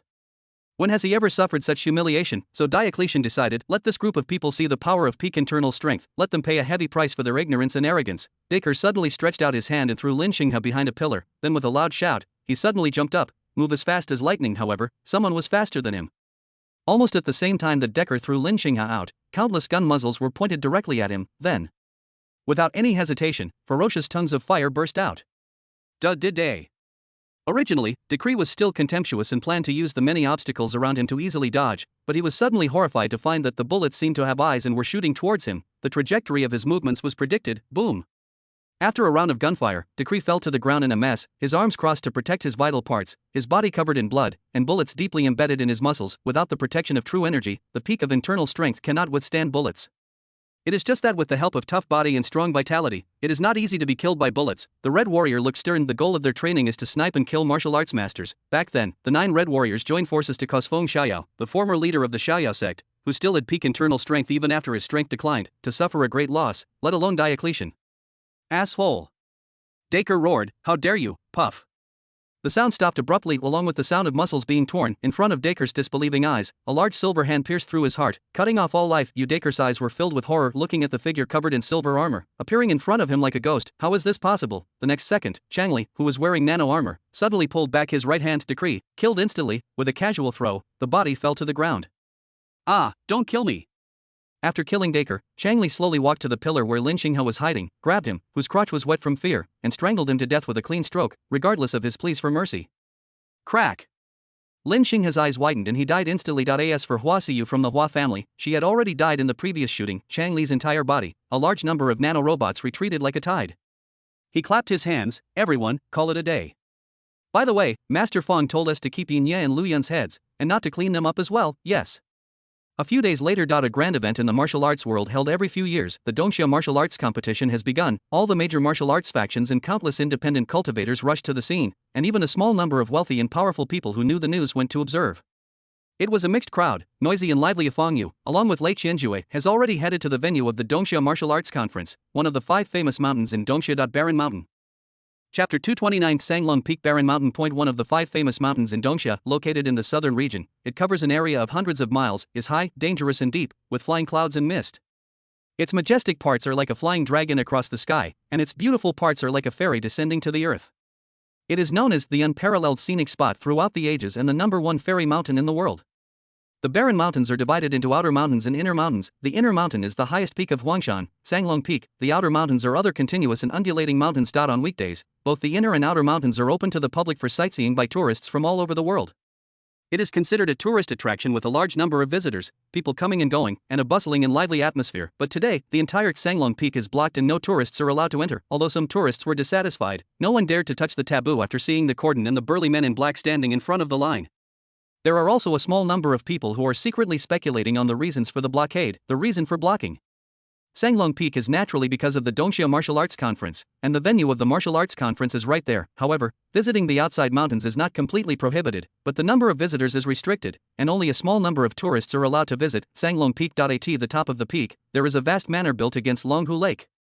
A tall martial arts platform stands in the manor, as well as various other buildings, which are magnificent, solemn, and dignified. The entrance to the manor, luxury cars drove up one after another. The owners of these luxury cars are not only wealthy and powerful people who know the situation in the martial arts world, but also many martial artists who come to observe. After all, times are changing. There are actually very few warriors or sects who completely retreat from the world, have no communication with the outside world, and truly live a life like in ancient times. Most martial arts forces keep pace with the times. For example, many sects in Dongxia own their own industries in the secular world, and many warriors enter the secular world and serve as guests of large families, gaining wealth and power. Master Ren, please come in. Elder Mu, you are finally here. Mr. Jin. Several young sect disciples stood at the gate of the manor, responsible for welcoming everyone and organizing their entry. Suddenly, one of them looked serious and hurriedly stepped forward, saying respectfully, Master Huang. The people around were also shocked when they heard this. Grandmaster, countless eyes looked over along the road up the mountain. An old man in a white robe, with white hair and a youthful face rushed over. With his footsteps flashing, he crossed a long distance and arrived in front of the gate of the manor. Its body was brimming with energy, rising into the sky as if to tear the clouds apart. It's the ancestor of the Huang family, the martial arts family, Huang Yangyao. Someone with sharp eyes immediately recognized the identity of the visitor. Grandmaster Huang. Grandmaster Huang.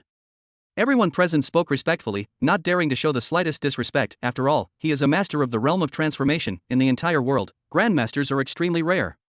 It's not as exaggerated as counting them on one hand, but they are definitely extremely rare. Ordinary firearms are powerless against them. If the grandmaster attacks with all his strength, the resulting movement will be like a natural disaster. Who cannot be afraid of and respect such a godlike figure? Soon after, many more people entered the venue, most of whom came from martial arts families, martial arts sects, or were individual practitioners. Among them are also a small number of wealthy and powerful people in the secular world. However, the treatment these people received was rather cold, but these people dare not complain at all, because they know very well what kind of occasion today is. Even beings like the Grandmaster of the Transformation Realm appeared one after another. The Grandmaster was an existence that the 3 major families would not easily neglect, not to mention these secular dignitaries who had some power and wealth. In a martial arts conference full of masters, it is not worth mentioning at all. If you are blind and provoke a big shot, even if you are destroyed, you will have no place to seek justice. Boom! With the powerful roar of the engine, a black car drove along the path and then slowly stopped. A tall middle-aged man got out of the car first, and then, the other foot stepped on the ground. He was a young man, handsome like a god, with a tall and broad figure. On his resolute face, as sharp as a knife, he had a pair of deep eyes that seemed to be able to see through everything. In the deepest part of his eyes, which was difficult to detect, was an indifference that looked down on everything. The two who just arrived, they are Fong Yu and Lei Qianjue. Fong Yu looked around and asked with interest, "Is this the Dongxia Martial Arts Conference? It seems quite lively." "That's right." Lei Qianjue looked around, feeling a surge of emotion, as if the scene had brought back memories. Sanglong Peak, it's been ages since I've been here. As he spoke, a hint of murderous intent flashed in his eyes. In the past, he was the heir of laymen and a famous genius in the martial arts world. Of course, he was a guest of honor at the Dongxia Martial Arts Conference and was in the limelight. With the passing of the previous sect leader, he was plotted against and seized power by his own senior brother. He was exiled to the secular world, like a rat in the dark, unable to even hide, so how could he dare to participate in Dongxia martial arts? This time, I will definitely avenge the blood feud from 10 years ago and take everything back. Lei Qianjue had a solemn expression, while on the other side, Fong Yu had already stepped forward and walked towards the gate of the manor. Etc. At the door, a disciple in charge of reception frowned slightly and stopped Fong Yu. "Sir, please identify yourself. Not just anyone can enter here.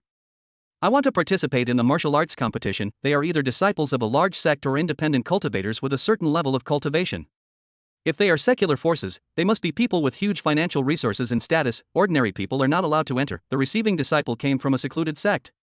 Because he did not sense the special aura of a warrior from Fong Yu, he looked a little contemptuous and disdainful. These people grew up in sects. In fact, most people are full of disdain for the so-called rich and powerful in the secular world. Snort.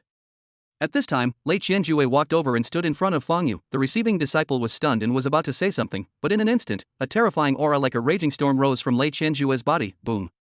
The receiving disciple felt a heavy pressure like a mountain falling from the sky onto him. Without any time to react, he lost control of his body, his legs went soft, and he fell to his knees on the ground with a bang. His face was pale and he was covered in cold sweat. "I feel like if the other person wants to, just a thought, they can crush me into powder." Bang bang. The two stone lion statues at the entrance of the manor also exploded. Lei Qianjue suddenly took a step forward and said in a cold voice, "You are such a contemptuous person. Now, can we go in?"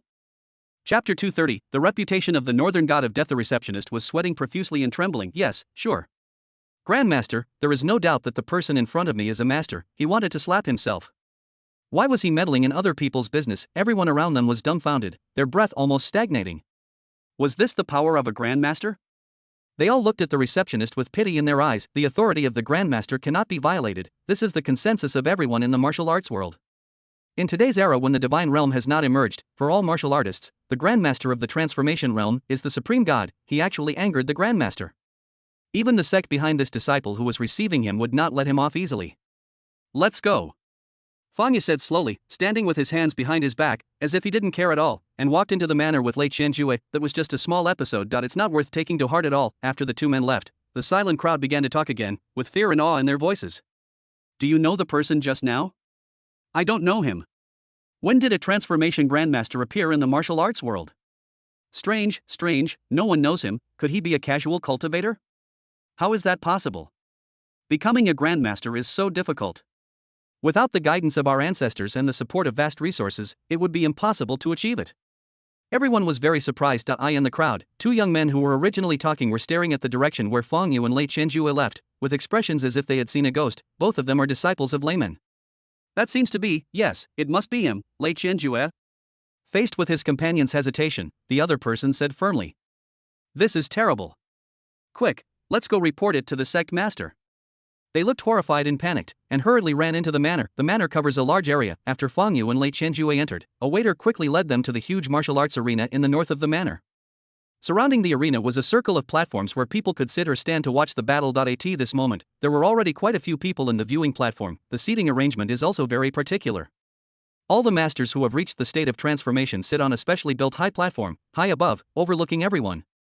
As for the others, they sit on an ordinary viewing platform. Fong Yu looked around and found a seat to sit down, and Lei Qianjue followed closely behind. As soon as he sat down, Lei Qianjue couldn't help but say, "Mr. Fong, with your status, you shouldn't be sitting here."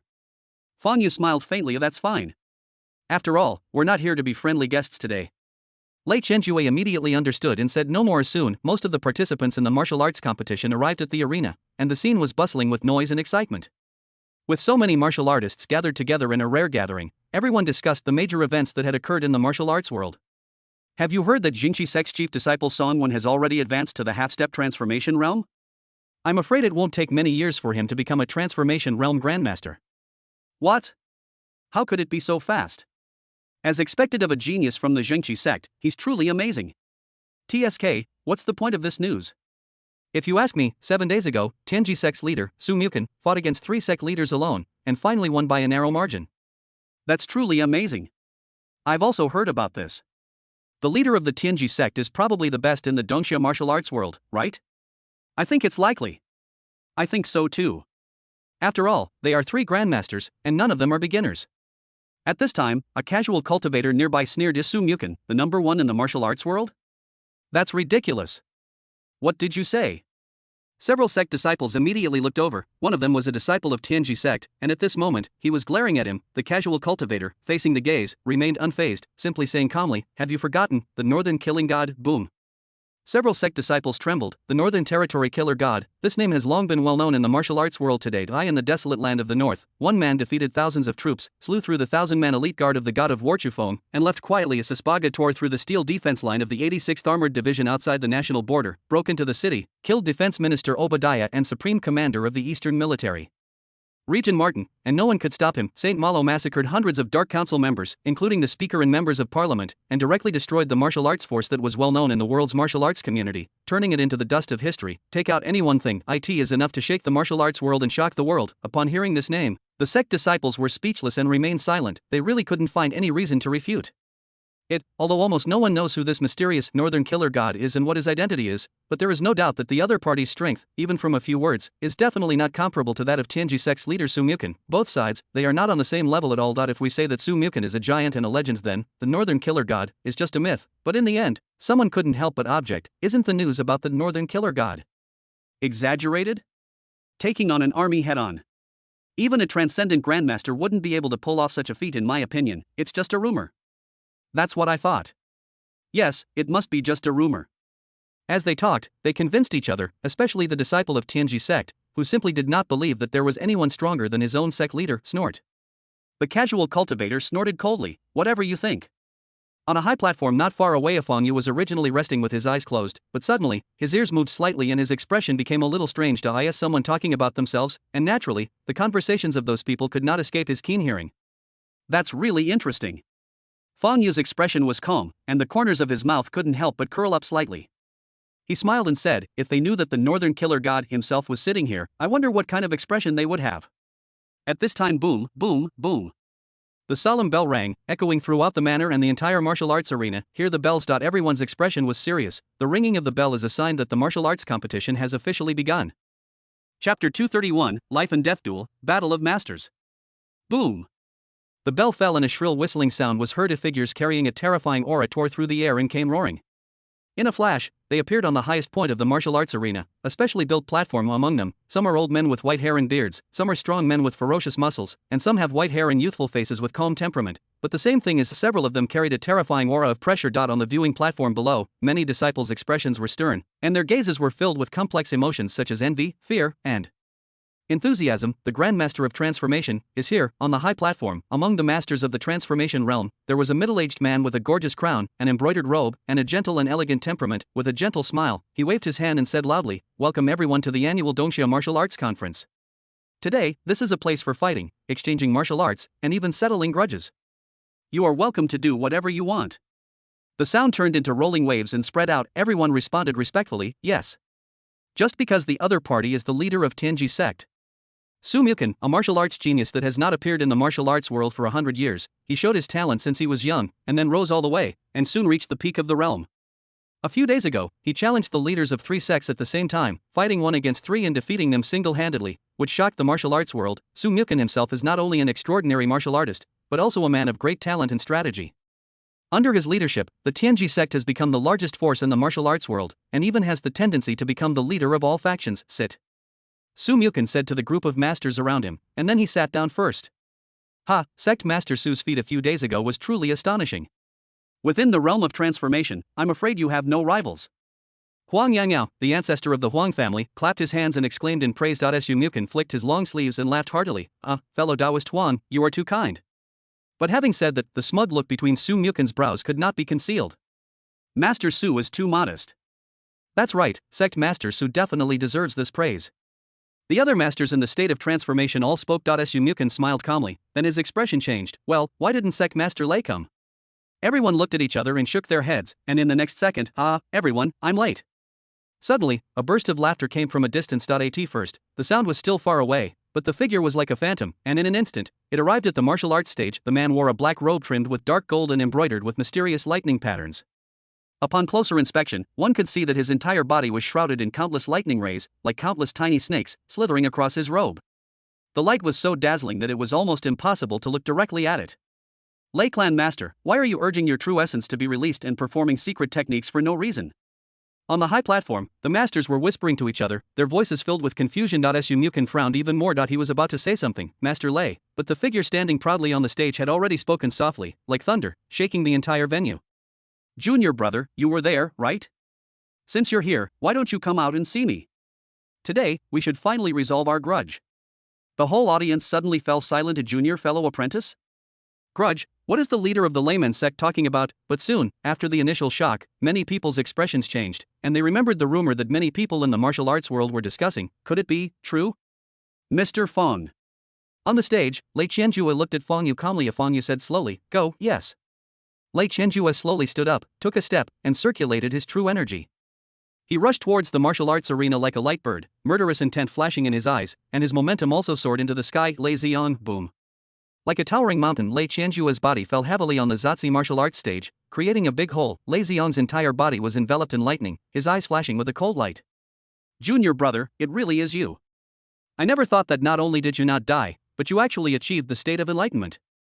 You bastard.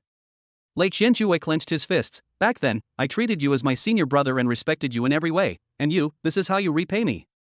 Poof. Lei Xiong stood with his hands behind his back, a cold smile on his face. Is there any point in saying this now?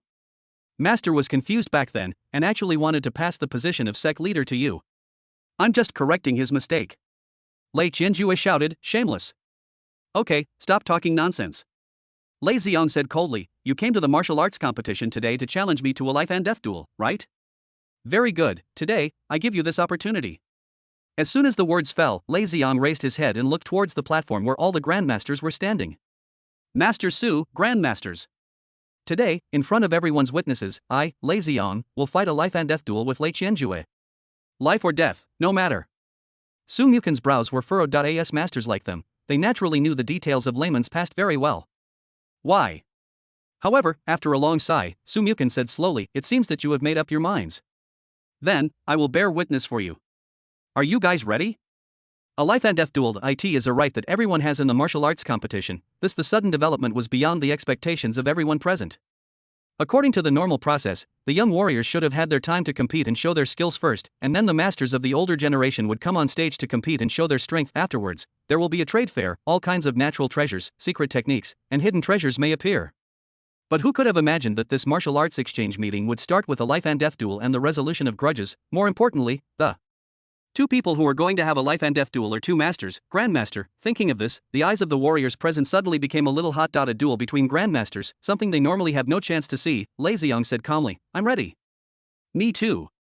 Lei Qianjue responded sharply. Su Mukin nodded, very good, in that case, let's get started. As soon as the words fell, a terrifying aura surged into the sky. As if teleporting, Lei Xiong, whose body was covered with lightning, and the imposing Lei Qianjue collided heavily. Chapter 232 Outrageous. Bang! The terrifying airwaves swept around, and the air roared. Lei Xiong didn't move, but Lei Qianjue retreated several steps.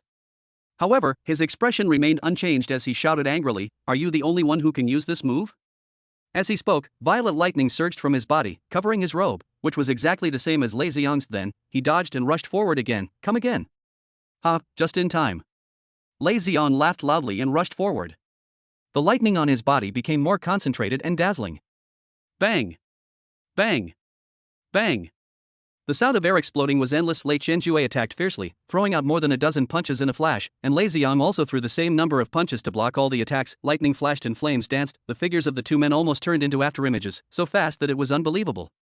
Not to mention ordinary people, even warriors, if they were not strong enough, could not see the battle situation clearly, and could only hear the continuous roar. The terrifying airwaves stirred and roared in all directions, even though they were hundreds of meters apart. Many warriors still felt pain on their faces from the escaping energy and could hardly open their eyes. I was horrified. Is this the battle of the grandmasters? These people don't even have the qualifications to see clearly, or even open their eyes to watch. No wonder they say that without becoming a master, one cannot master the martial arts. We are all ants below the realm of transformation. As for the secular dignitaries, they were even more miserable. Some even collapsed on the stage with terrified looks in their eyes. They finally seemed to understand. Why would the authorities condone the existence of these warriors and even actively recruit masters of the state of transformation? Thunder Blade.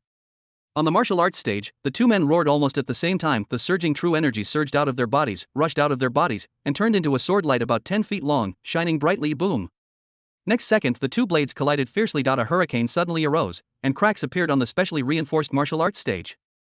In the end, it collapsed directly. Dust flew all over the sky and the ground shook violently. With one sword cut through the martial arts arena. What was the result?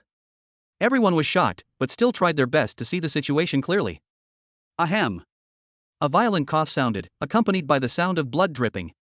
Lei Xiong looked at the hideous knife wound on his chest, his face full of disbelief. How is that possible? Based on the initial sensing of qi, he had already determined that Lei Qianjue had entered the transformation realm not long ago, while he himself was in the middle stage of the transformation realm, and was even not far from the peak. Also used the Thunderblade. How could I be the one who loses? Snap, snap. The dust dissipated and Lei Qianjue slowly approached. Looking closely, the lightning wrapped around his body seemed to be mixed with a hint of blood red, and his pupils had turned a deep red explosive blood. This was the secret method that Fang Yu obtained from the old man who was playing chess at a stall and then passed on to Lei Qianjue. You can amplify the secret technique again based on the performance of the secret technique. At this moment, his strength has surpassed Lei Xiong. It's time to put an end to this feud. Lei Qianjue's expression was cold and filled with hatred.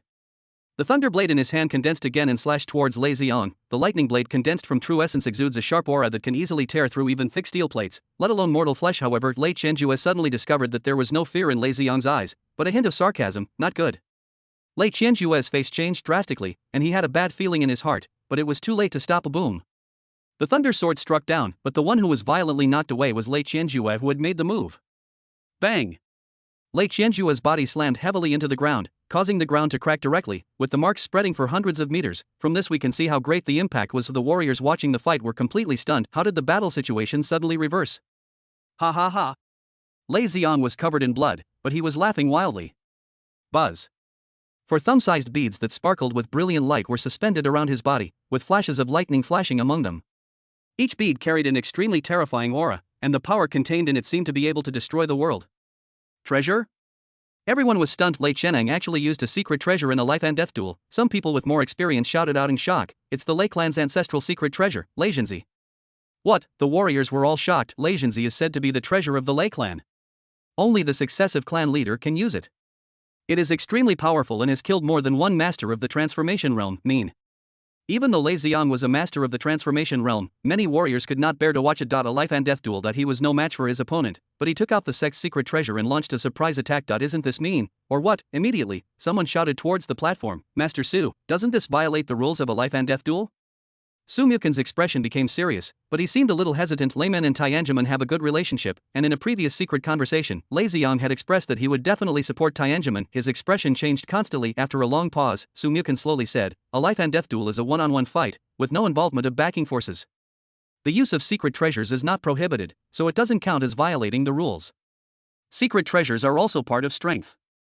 Everyone was stunned, and then they thought, it seems that there is indeed no such rule. However, those who participated in a life and death duel would generally abide by this unwritten agreement. But today, Lei Xiong shamelessly broke it. Everyone sighed. Today, Lei Qianjue is destined to die unwillingly. The collapsed martial arts arena. Lei Xiong walked towards the deep pit where Lei Qianjue had fallen, with a ferocious look on his face. As early as when the disciples came to report, be cautious. Lei Xiong had already made sufficient preparations in advance.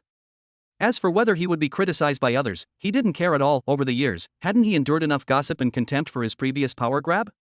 As a result, he was still the high and mighty leader of the Lei clan, while Lei Qianjue could only hide here and there. So, the result is what matters most. The winner writes everything. If Lei Xiong had any shame, he would not have launched a surprise attack when Lei Qianjue broke through, snatched the position of the sect leader, and then sent people to kill him. You in the pit. Lei Qianjue spat out blood and stared at Lei Xiong, looking very unwilling. Junior brother, after all these years, you still haven't made any progress. Lei Xiong laughed playfully, his face brimming with the pride of a victor. You've been on the run for 10 years, you're truly tenacious. Today, I'll send you off. After saying that, he stretched out his hand and punched into the air, hitting Lei Qianjue. Bang! Lei Qian closed his eyes in despair and unwillingness. Many warriors also lamented that a master of the transformation realm was about to die like this. Just as Lei Xiong's fist was about to fall, Fang Yu, who was sitting on the viewing platform, raised his head. He looked calm and said a presumptuous.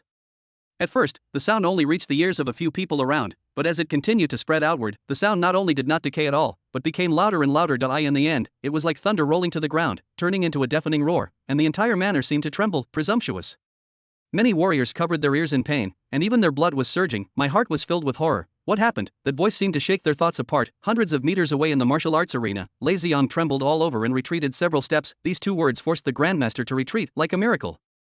Chapter 233, One Finger to Repel and Kill. There was silence at the scene, just uttered two words. He actually dominated the entire field and repelled the Grandmaster. Everyone present was shocked and horrified. This method had completely exceeded their imagination. They feel that their worldview is being overturned. Sizzle.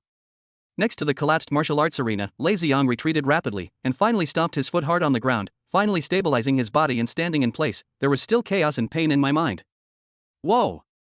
Lei Ziyang spat out a mouthful of blood, his body trembling, and he was in shock. Who was that just now?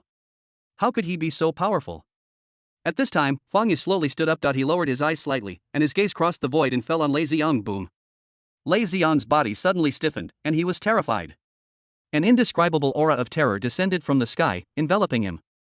Every cell and every nerve in his body seemed to be constantly issuing warnings. You will die. Immediately, Lei Ziyang's body trembled, and he hurriedly explained, Who are you? I have never offended you, and this life and death duel is a private matter between us. Lei Qianjue, he's mine, do you think it matters? The next moment, Fang Yu's calm voice resounded like thunder. This was a fair duel of life and death. You were defeated, yet you actually used the sect's secret treasure to launch a sneak attack. You truly don't know how to live or die. Lei Qianjue actually knows such a master. Lei Ziyang panicked and shouted, There's no rule against using secret treasures in a life or death duel. I didn't break the rules. Oh. Fang Yu's expression was indifferent. Did I ask you? If I say yes, then it is. If I say you deserve to die, then you must die. Ants, when is it time to reason with a dragon? Lei Ziyang's expression changed drastically. After saying that, Fang Yu stretched out his right hand and grasped it in the air. Suddenly, a long sword appeared out of thin air in his palm. Next second, the whole body's true energy and mental strength are boiling at the same time. The heart is beating like a furnace, the blood is surging, and the muscles are contracting, exerting every bit of strength to the extreme. Grip the sword tightly and cut, call. The buzzing sound caused tinnitus in everyone's ears, and amidst the buzzing sound, a sword light several feet long slashed across the sky, crossing a distance of hundreds of meters and falling towards Lei Ziyang. The sword light was not fast, but it locked firmly. There is no way to avoid it. Lei Ziyang's face changed drastically, and the hairs on his body stood up. He couldn't help but look at Su Mukin and shouted, Master Su, save me. Su Mukin's expression changed when Fang Yu uttered those two words just now. Even he felt his breath surging and was frightened. However, Layman was a loyal follower of Tianjin. If he stood aside and watched, who would dare to follow Tianjin in the future? How could he achieve his goal of leading Tianjin to become the leader of the martial arts world? So, after a sigh, Su Mukin decided to take action. With a flash of his figure, he rushed over and quickly said, My fellow Taoist, the two are still fighting a life and death duel. Lei Ziyang has not violated the rules. Please stop. Su Mukin is still confident in his own strength, recognized by many warriors as the number one in the martial arts world. His terrifying strength is genuine to roll. However, Fang Yu's eyes were cold, and he put two fingers together and suddenly drew a line through the air. The terrifying energy spread out like ripples. Bang! Su Mukin's body trembled suddenly. The whole person was like being hit head-on by a howitzer, and was thrown backwards in the blast. How is this possible? Su Mukin's face was full of disbelief. He was actually blown away by the opponent's casual move. At the same time, the sword light finally fell. Escape. At this moment, Lei Ziyang was already frightened out of his wits and fled quickly, but the sword light still locked onto his body and tore through the air. Thunder blade. On the black and gold robe, surging lightning gathered and turned into a purple lightning knife, which slashed fiercely at the sword light. However, in just a moment, the lightning knife met the sword light, like ice touching lava, and instantly fell apart. The sword light was reduced by less than a quarter. No, I won't die. Lei Ziyang roared unwillingly, and then the four thunder beads floated around his body again, and the surging lightning rushed out from them, forming a protective shield to protect him inside. Sizzle. The sword light paused for a moment. Lei Ziyang was delighted, but before he could catch his breath, the sword light tore through the protective shield that had lasted for less than a second, and then chopped it down. No matter how powerful the secret treasure is, it still depends on the user. If one's own strength is insufficient, everything will be in vain. Sizzle. No. Lei Ziyang's face was filled with despair and his eyes were filled with fear. However, the dazzling sword light instantly tore his body apart. Boom! There was a loud bang, and a trace over 10 feet wide and bottomless appeared on the ground, extending as far as the sight. Many layman disciples cried out in sorrow, Master. The leader of the Lei clan, Lei Ziyang, died. He was killed by Fang Yu with one sword, drop. With a crisp sound, the 4 Leijianzi, which were the secret treasures of the Lei clan, were not destroyed by the swordlight, but were bounced into the air. Suddenly a Feng Yu's body disappeared from the audience stands. At the same time, a hand mysteriously emerged from the void, holding 4 thunder beads. Bang! Feng Yu's body fell heavily to the ground from mid-air. He spread out his palms, and 4 thunder beads appeared in his hands. Interesting. Feng Yu's eyes narrowed, and a hint of interest appeared on his face. According to his perception, the power of the layman's secret treasure is far more than what Lei Ziyang exerted. The power contained in it is so powerful that even he is shocked. I'll study it in detail later when I have time. Immediately, he flipped his hand and put it back into the storage space attached to the system. Then, he flashed and came to Lei Qianjue, who was lying in the pit. He placed his palm on his chest, and a cold air surged from his dantian and flowed into his body. But in the blink of an eye, Lei Qianjue's body turned from pale to rosy, and the weak aura on his body gradually became stronger. Moment Feng Yu withdrew his hand from his body. Lei Qianjue let out a long sigh and jumped up from the ground. Although he had not completely recovered, his injuries were far less serious than before. His expression was grateful, yet a little ashamed. Thank you, Mr. Feng. Glancing at him, Feng Yu smiled faintly and said, don't worry, don't take it to heart. If Lei Ziyang hadn't used his secret treasure to sneak attack, he would have been killed by you long ago. Your performance is already enough to surprise me. I have to say, Lei Qianjue is indeed a rare martial arts genius. In a short period of time, he cultivated the blood explosion to the point where it is almost perfected, and his true energy was also powerful and condensed, not at all like he had just been promoted. Although it had been wasted for nearly 10 years, he still defeated Lei Ziyang, who had been in the state of transformation for many years. If you cultivate it well, the future achievements will surely be limitless, yes. Lei Qianjue nodded. Today, my revenge has been achieved, and I have no regrets. As for the Lei clan, he had already completely lost hope in that place and didn't want to have any further contact with it. Gathering his thoughts, Lei Qianjue stood quietly behind Feng Yu. Chapter 234. Who was he? Feng Yu raised his head and looked around. The whole audience was silent. Everyone's eyes were filled with extreme horror. Some have wide eyes, some have dull expressions, and some have fanatical and adoring expressions. Lei Ziyang of Layman, also a well-known master in the martial arts world, used the sect's secret treasure, but was still killed by a single sword. Su Mukan, who was once hailed as the #1 martial artist in Dongxia, was also repelled with just one finger. Shock, unbelievable. Before this, everyone was excited and fascinated by the battle between the two masters, Lei Qianjue and Lei Ziyang, and wanted to see the battle between the masters and the power of the masters. However, when Lei Ziyang was killed by Feng Yu with one sword, the emotions rising from the bottom of their hearts, a power far beyond their imagination, turned excitement into uncontrollable fear. No one dared to exclaim, no one opened their mouth to comment. At this moment, Su Mukan had wiped the blood from the corner of his mouth, adjusted his breathing, and spoke in a low voice with extreme fear. Sir, who is it? In a life-or-death duel, the use of secret treasures is not prohibited. You have forcibly interfered in a life-or-death duel. You have violated the rules and are the public enemy of the martial arts world. You will be hunted down by the entire martial arts community until you are annihilated. Su Mukan's expression was cold. Lei Ziyang's death had completely enraged him. The other party was an important supporter of Tianji sect, but he was still killed even though he took action. This was like a loud slap in his face. Moreover, it completely disrupted his plans. Originally, at today's martial arts meeting, Su Mukan planned to propose the establishment of a martial arts alliance, with himself as the leader, leading the Tianji sect, which was already the tacit leader of Dongxia martial arts, to officially become the leader of the martial arts world. The previous challenge to the leaders of 3 sects by one person was just to build momentum for this, but now, he was defeated in front of everyone, and the invincible image he had just established collapsed in an instant. Therefore, Su Mukan wanted to put a big pot on Feng Yu. He led the crowd to attack them, killed them on the spot, and completely wiped them out. The martial arts world that he presides over does not need such people, people who are completely out of his control. No matter who this guy is, no matter how strong he is still just a human. Feng Yu does not have any of the legendary characteristics of the divine realm, so he is just at the same level of the transformation realm. Next to Su Mukan, all the masters were filled with awe. They were all smart people, so they naturally understood that Su Mukan was determined to get rid of this man. However, they all chose to remain silent. Compared to Su Mukan, the leader of the Tianji sect who was at the peak of his career, these people naturally would not speak up for a stranger. That's right. At this time, a long-bearded elder from the Lei clan stood up on the viewing platform. His expression was gloomy, and he shouted, Master Su is right. This man has interfered in this life and death duel for no reason and openly tried to kill our master. He is extremely arrogant and his identity is extremely suspicious. He deserves to be killed. Su Mukan's expression was icy cold. Sir, who are you? If you don't give a reasonable explanation today, I'm afraid this matter won't be easily resolved. Due to Su Mukan's prestige in the martial arts world, his words affected the attitudes of many martial artists present, and they began to criticize him one after another. Killing sect master Lei is truly unforgivable. So what if I'm a grandmaster? I still have to abide by the rules of this life or death duel and not interfere without permission. Acting like this, you are unworthy of the title of grandmaster. You are just a thug. Most of these people came from orthodox sections. They were arrogant, looked down on others, and had a sense of superiority. The few who had criticized Lei Zion's behavior before were basically just casual cultivators. Who I am. Fang Yu's expression was calm. So, he put his hands behind his back and walked slowly forward. A suit of black armor mysteriously appeared out of thin air. Blood-colored lines lit up one after another, extending across his shoulders, thighs, back, and finally his entire body. Dots of black flames also emerged from the armor, deep and scorching, eventually transforming into a blazing inferno, as if emanating from hell. Boom! Fang Yu raised his foot and took a step forward. In an instant, the earth roared, and countless cracks spread far and wide from the place where he was standing. The surrounding air seemed unable to bear his terrifying momentum and trembled and hummed. Present, countless warriors felt the chill and trembling of their souls.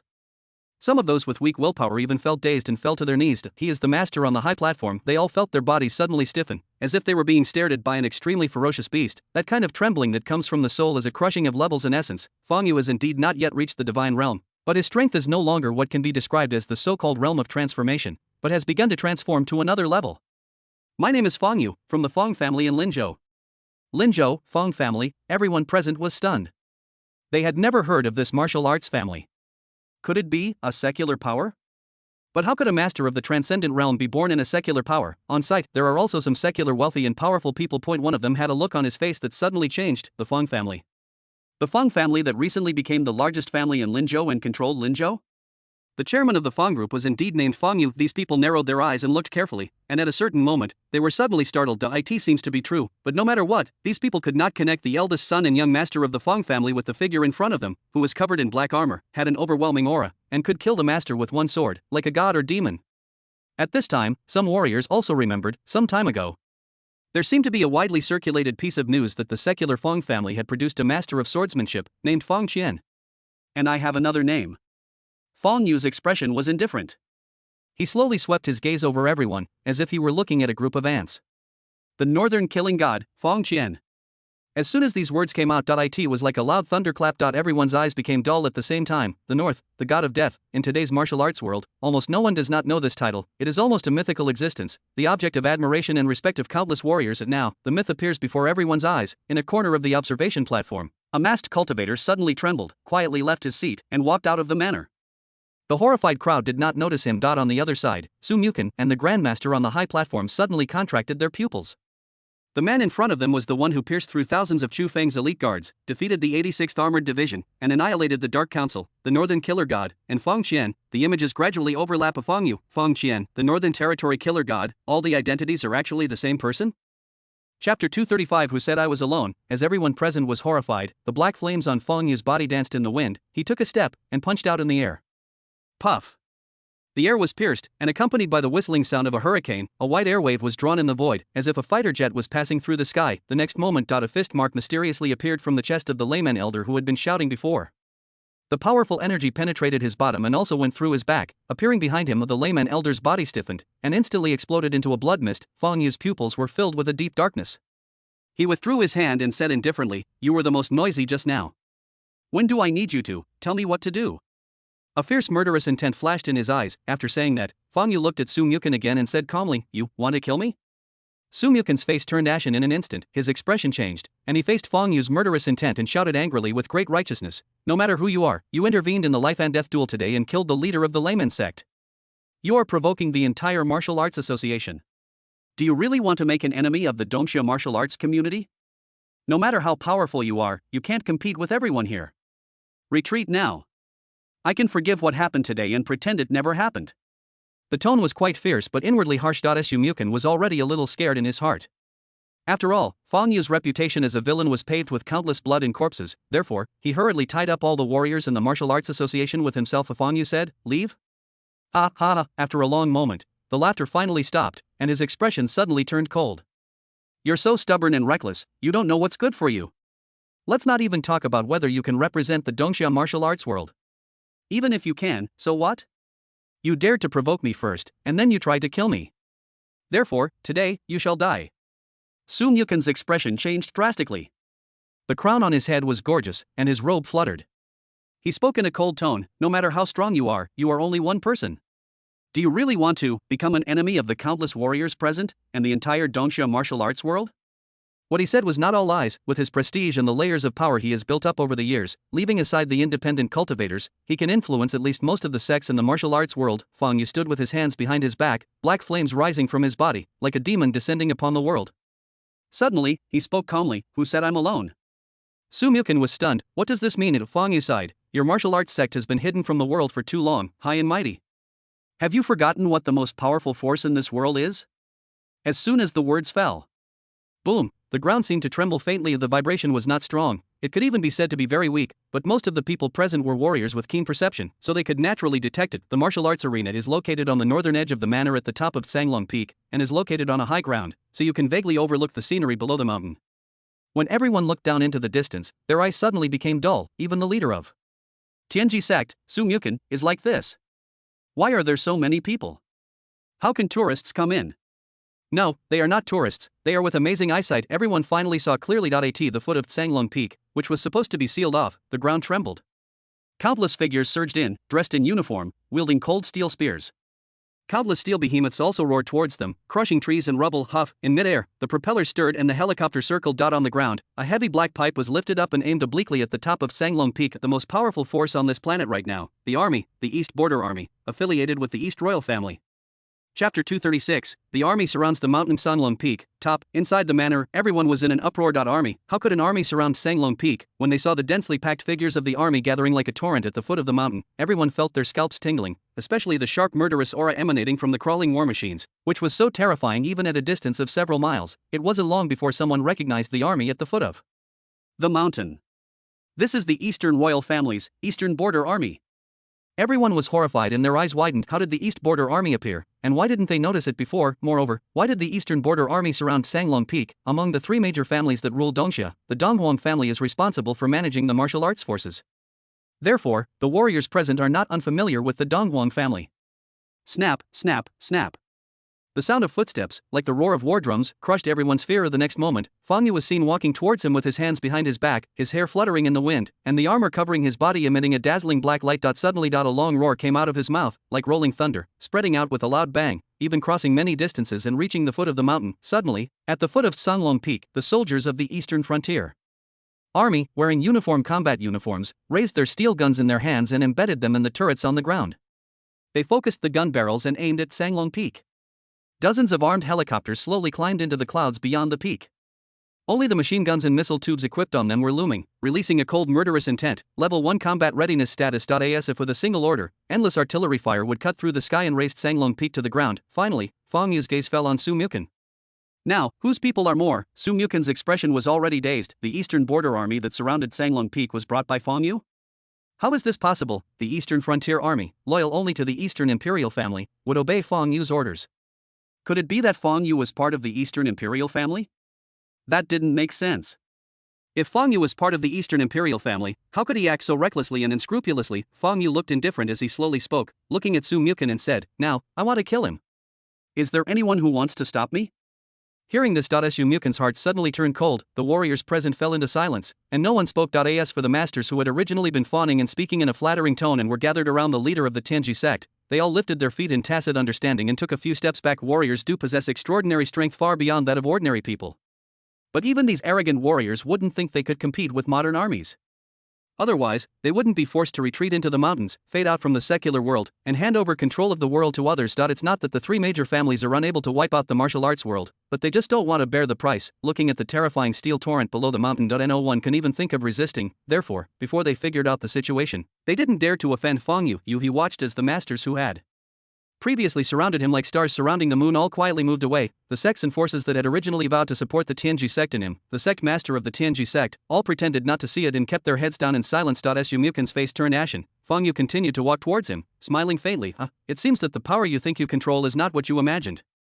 There was a hint of mockery in his eyes. Laugh at Su Mukin's self-righteousness and control of everything. Laugh at Su Mukin's overestimation of his own abilities. Over the past few years, Su Mukin has been running around, using all kinds of strategies and methods to improve his personal strength, build the prestige of Tianji sect, coerce and bribe various forces, and form alliances, all for the purpose of officially becoming the leader of the Dongxia Martial Arts Association at today's Martial Arts Conference. He wanted to control the power of the martial arts world and twist it into a ball, trying to recreate the scene of the sect era.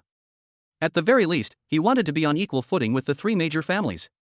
Especially before, Fang Yu's series of mythical deeds ignited hope in his heart. However, Su Mukan didn't know Donghuan Liu knew all of his little actions in recent years, but he was too lazy to care, as if he was watching a funny clown. Just like now, the Eastern Territory Army surrounded Sanglong Peak even before doing anything. Everything Su Mukan had created had already fallen apart, because, despite all his plans, he was still missing one thing: strength, real power, just like Fang Yu, who can act recklessly, kill all enemies with a sword, and intimidate an entire country by himself. He has a truly terrifying power. The Battle of the North, Battle of Malditz, Battle of the Dark Council, his reputation is built on mountains of corpses and blood.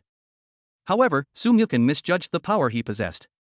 How could the Eastern royal family, which controlled an elite modern army, allow them to be on an equal footing with him? No matter how strong Fang Yu is now, and nothing can hide the fact that the martial arts world is declining. Now, the vitality of heaven and earth is declining day by day. If there is no divine realm, even the number of people in the transformation realm will be greatly reduced. If the foundation is not changed, it is destined that the past glory will not be restored. Fang Yu looked calm except for the mismatch between ambition and strength. Su Mukan's biggest mistake was provoking himself, although Fang Yu himself is also a warrior, and is even considered by some people to be a harbinger of the rise of martial arts and the subversion of the current situation. In fact, Fang Yu has no stance. All he cares about is his own pros and cons. If the country's rulers provoke him, he will naturally not hesitate to spill blood for thousands of miles and defeat thousands of troops alone. However, since the entire Donghuan Liu clan has submitted to him and become a force under his command, it belongs to his own power. Therefore, Su Mukan, this guy who overestimates his own capabilities, deserves to die. Not to mention, Fang Yu sneered, his expression cruel. The plot reminder that rang in my ears before seemed to still be echoing. Plot reminder: when Yilong arrives at the martial arts competition, he will show off his prowess in the competition and attract Su Mukan's attention. In the subsequent transaction, with Su Mukan's help, he will obtain the Millennium Elixir and advance to the Grandmaster level. The price is to join the Tianji sect. He intervened in the life and death duel between Lei Xiang and Lei Chenjue, completely disrupting the progress of the martial arts competition. It was not only because Lei Xiang's use of the secret treasure for a sneak attack angered him, but also because he wanted to change the plot. Bite. Congratulations to the host for changing the plot. Host's villain value plus 1000, protagonist's luck value minus 1000. Fang Yu looked at Su Mukan, as if he was not observing a person, but observing the pigs in the pig pen, waiting to be killed by him and gain villain points. Chapter 237. Prepare to end. Whoosh, suddenly Su Mukan made a move. His figure seemed to teleport as he fled to the rear. Want to escape? Fang Yu looked cold. He took a sudden step forward, stretched out his palm, clenched it, and punched out. Sizzle. The air could not withstand the huge force and was directly torn apart. A white light pierced through everything and in an instant, reached the back of Su Mukan, who had just taken off into the air. Boom. The punch arrives first, followed by a loud noise that was proof that the attack broke the sound barrier. When Su Mukan was hit by this attack, his body trembled, blood spurted out of his mouth, and he was smashed heavily to the ground under the platform like a cannonball. Whoosh! In the smoke and dust. Su Mukan's body soared into the sky. After all, he was the leader of the Tianji sect, once hailed as the foremost figure in the Dongxia martial arts world. Even at the peak of the transformation realm, he was an extremely powerful being, far superior to the likes of Lei Xiang. Therefore, even Fang Yu couldn't possibly kill him from a distance of hundreds of meters. Snort. A fierce look flashed across Fang Yu's eyes. He stomped his foot lightly, and with a loud clanging sound, the hard ground was smashed down by this huge force, and a huge hole with a diameter of about several meters appeared, and dense cracks appeared to boom. The next second, the body disappeared from the spot and turned into a stream of light to chase after him. The figure moved in mid-air, tearing the air. At the same time, Fang Yu did not stop his movements. Lightning suddenly appeared on the dark armor and gathered in his palm, turning into a dazzling thunder sword. The thunder sword, moreover, not only that, this thunder sword is different from the ones used by Lei Xiang and Lei Chenjue. The black flames on the armor spread to it, making it more powerful. Thunder Blade! The warriors present exclaimed in shock. Isn't this the secret technique of the Lei sect that is not passed on to outsiders? Even within the Lei sect, only a few core disciples can learn it. Could it be that Lei Chenjue taught it to Fang Yu, but they would never have thought of it if Fang Yu observed and deduced this move during the Grandmaster's life and death duel just now? Kill. With a roar, the thunder sword chopped down. Su Mukan's heart suddenly turned cold. The next second, a fierce look flashed in his eyes. He actually grabbed a sect disciple on the viewing platform next to him through the air and threw him into the air. Ah! The man screamed in panic. Tear it apart. The sect disciple was instantly torn in two, unable to resist for even a second. However, this also bought Su Mukan a moment of time. In the face of life and death crisis, he twisted his body violently and barely avoided Fang Yu's thunder knife. However, he was only touched once, and his entire right arm was torn apart. Snort. With a muffled groan, Su Mukan continued to flee. Escape, keep running, I absolutely cannot die here. Thinking of this, he turned around and rushed towards the audience stands, intending to use the warriors on the stage as his shield, making Fang Yu afraid to act rashly and giving himself a chance to escape. Interesting. Fang Yu nodded secretly, praising in his heart that he is worthy of being the leader of the Tianji sect, who is known as the number one in the Dongxia martial arts world. If he were in an ordinary state of transformation, he would have been killed by me with one punch and would never have been able to withstand so many moves. His methods are ruthless and decisive, and his combat awareness is also first class. Most of the force of my first punch was absorbed by him and did not hit him directly. But that's all. Fang Yu sneered, looking at Su Mukin, who took the time to turn around and escape to the audience stand, his eyes dark and deep. You want to buy more time this way? What gave you the illusion that I would be cautious? Who do you think I am? Boom. Fang Yu's body shook, and a huge amount of true energy and mental power was injected into the armor. A terrifying aura burst out from his body, and the black armor vibrated and hummed, and the black flames almost shot up into the sky. Divine light shot out 3 feet from his eyes. The vital energy of heaven and earth around like a tide began to become agitated like boiling water and surged up. Fang Yu stretched out his palm in the air, and suddenly, the energy of heaven and earth came from all directions and gathered in a certain direction. The wind and clouds changed and turned into a huge transparent shadow-like palm. On the high platform, the masters in the state of transformation were all shocked. At their level, they can already sense the vast, almost boundless vital energy in the surrounding environment, absorb it and transform it into true energy in the body to attack. However, only when they reach the divine realm can they directly mobilize the vital energy of heaven and earth with just a wave of their hands and feet. He could even use the vital energy of heaven and earth to achieve the ability to walk in the air in a short period of time, just like a god. And just now, they actually noticed that the vital energy of the heaven and earth around them was shaking wildly. Fang Yu was actually directly mobilizing the vital energy of heaven and earth. Could it be that he has already advanced to the divine realm? Fang Yu naturally did not advance to the divine realm. The reason why he could mobilize the vitality of heaven and earth to a certain extent was because of the effect of the black armor he obtained from the divine realm ancestor of the Dark Council. Just as they were shocked, they were suddenly startled, and their expressions suddenly changed. Not good. Because the illusory transparent palm had already smashed down and slapped towards the fleeing Su Mukin, and the place where Su Mukin was crowded with sect disciples, many of whom were disciples of their own sect. However, Fang Yu had no scruples at all. Boom. With a rumbling momentum, the giant palm slapped down. Su Mukin, who was in midair, was slapped to the ground like a fly. Boom. The viewing platform within the coverage area collapsed directly and turned into dust, leaving only a huge pit deeply sunken into the ground. Su Mukin, along with the disciples on the viewing platform in that area, were blown to pieces. The leader of Tianji sect, Su Mukin, is dead. Bite. Host's villain value plus 1000, protagonist's luck value minus 1000. No. Several masters rushed over with red eyes and shrill voices. Among them was Huang Yangyao, the ancestor of the Huang family, a martial arts family. He rushed over with red eyes. His most beloved disciple was also beaten into bloody powder by Fang Yu's palm, and turned into ashes. Under the intense stimulation, Huang Yangyao looked at him with red eyes and shouted, "Sir, my disciple has not offended you in the slightest. Why are you so cruel?" Fang Yu narrowed his eyes slightly. You are questioning me? A cold murderous aura enveloped the surroundings, the temperature dropped sharply, and everyone felt like they were falling into an ice cellar. Huang Yangyao shuddered when Fang Yu's gaze swept over him. He felt his soul trembling, and the little courage he had accumulated because of his anger instantly disappeared. A smile suddenly appeared on his face. Sorry, Mr. Fang Yu, my mind was a little unclear just now, just pretend you didn't hear. Roll. Fang Yu glanced at him coldly. Huang Yangyao was thrown into the air with an instantaneous momentum. He landed on the ground in a mess and stood there obediently, not daring to say a word. The other masters didn't dare to speak and were trembling with fear. Immediately, Fang Yu ignored everyone present, put on black armor, and walked towards the outside. The issue between Lei Qianjue and Su Mukin was resolved. There is only one last target left, which is also the main purpose of this trip, Yi Long. In fact, he had discovered Yi Long's whereabouts a long time ago. The other party was wearing a mask and sitting in the corner of the viewing platform. He also knew that the other party had escaped. Do you think you can escape? Fang Yu's eyes were deep. Of the book, the free and easy master in the city has allowed Yi Long to survive for so long, and it's time to end it. Exam, 2 more updates.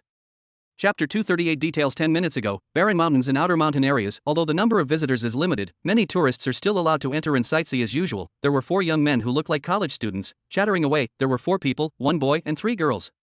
The only boy was tall and handsome. As for the 3 girls, 2 were plain looking, but one of them, wearing a long white dress and with loose black hair, looked gentle, charming, pure and lovely. Yutong, look, the boy Zhang Miao, wearing branded clothes and with a gentlemanly smile on his face, kept pointing at the surrounding scenery and talking, but his eyes were inadvertently secretly looking at the innocent girl. Almost everyone can see his little thoughts. Tang Yutong, however, had an indifferent expression. After glancing at Zhang Miao, he said nothing and his attitude seemed extremely cold. The 2 girls next to her wanted to replace Tang Yutong and stick to Zhang Miao, because Zhang Miao is the only son of the richest man in Tianlin City, and he is definitely a super young master with the highest status, but both of them are self-aware of their appearance. If they weren't Tang Yutong's best friends, they wouldn't even be qualified to be around Zhang Miao. Perhaps only a beauty like Tang Yutong could make Zhang Miao fall in love with her so wholeheartedly that he would lower his status to pursue her. The two best friends looked at Tang Yutong enviously, however, they quickly positioned themselves. After all, Zhang Miao had promised that if they could help capture Tang Yutong, they would also receive considerable benefits. So, he immediately started bragging about Zhang Miao. Various indirect hints. Zhang Miao wore a smug smile and said, Yutong, I recently bought a luxury Rolls-Royce. How about we go for a drive together tomorrow? I've reserved a table at the Gold and Silver restaurant. We can have lunch together then. Tang Yutong's expression changed, but his face remained cold. I'll think about it.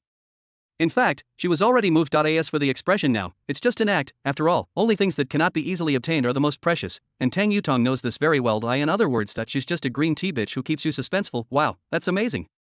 Of the two best friends, the girl with short golden hair spoke with tears in her eyes. The Gold and Silver restaurant is said to be the most luxurious restaurant in all of Yuzhou. It's almost impossible for ordinary people, or even wealthy people, to make a reservation.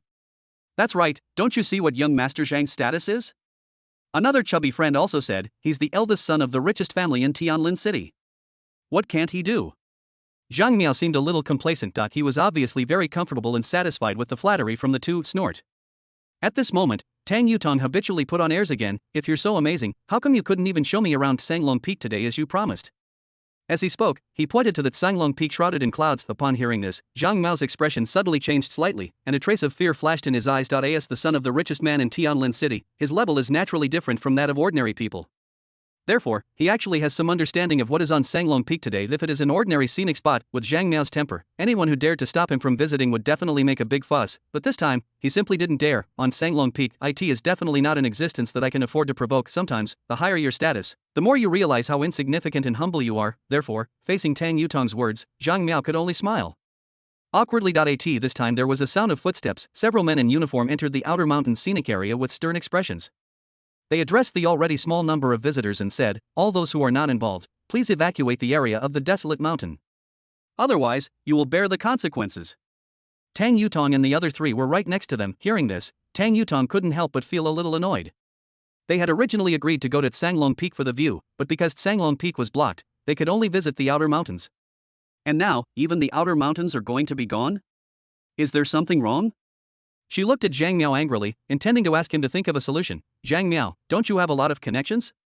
What's wrong with these people? Suddenly, she froze because Zhang Miao, who had always been proud, confident, and gentle, now opened his mouth slightly and stammered in shock. Eastern Border Army? Boom! The ground began to shake. This time, Tang Yutong stopped talking and looked dull, because they have seen that behind the vanguard soldiers, there is an army like a tide, almost covering the sky and the sun, with no end in sight. Go! Zhang Miao's expression changed drastically this time. Tang Yutong didn't dare to make any comments.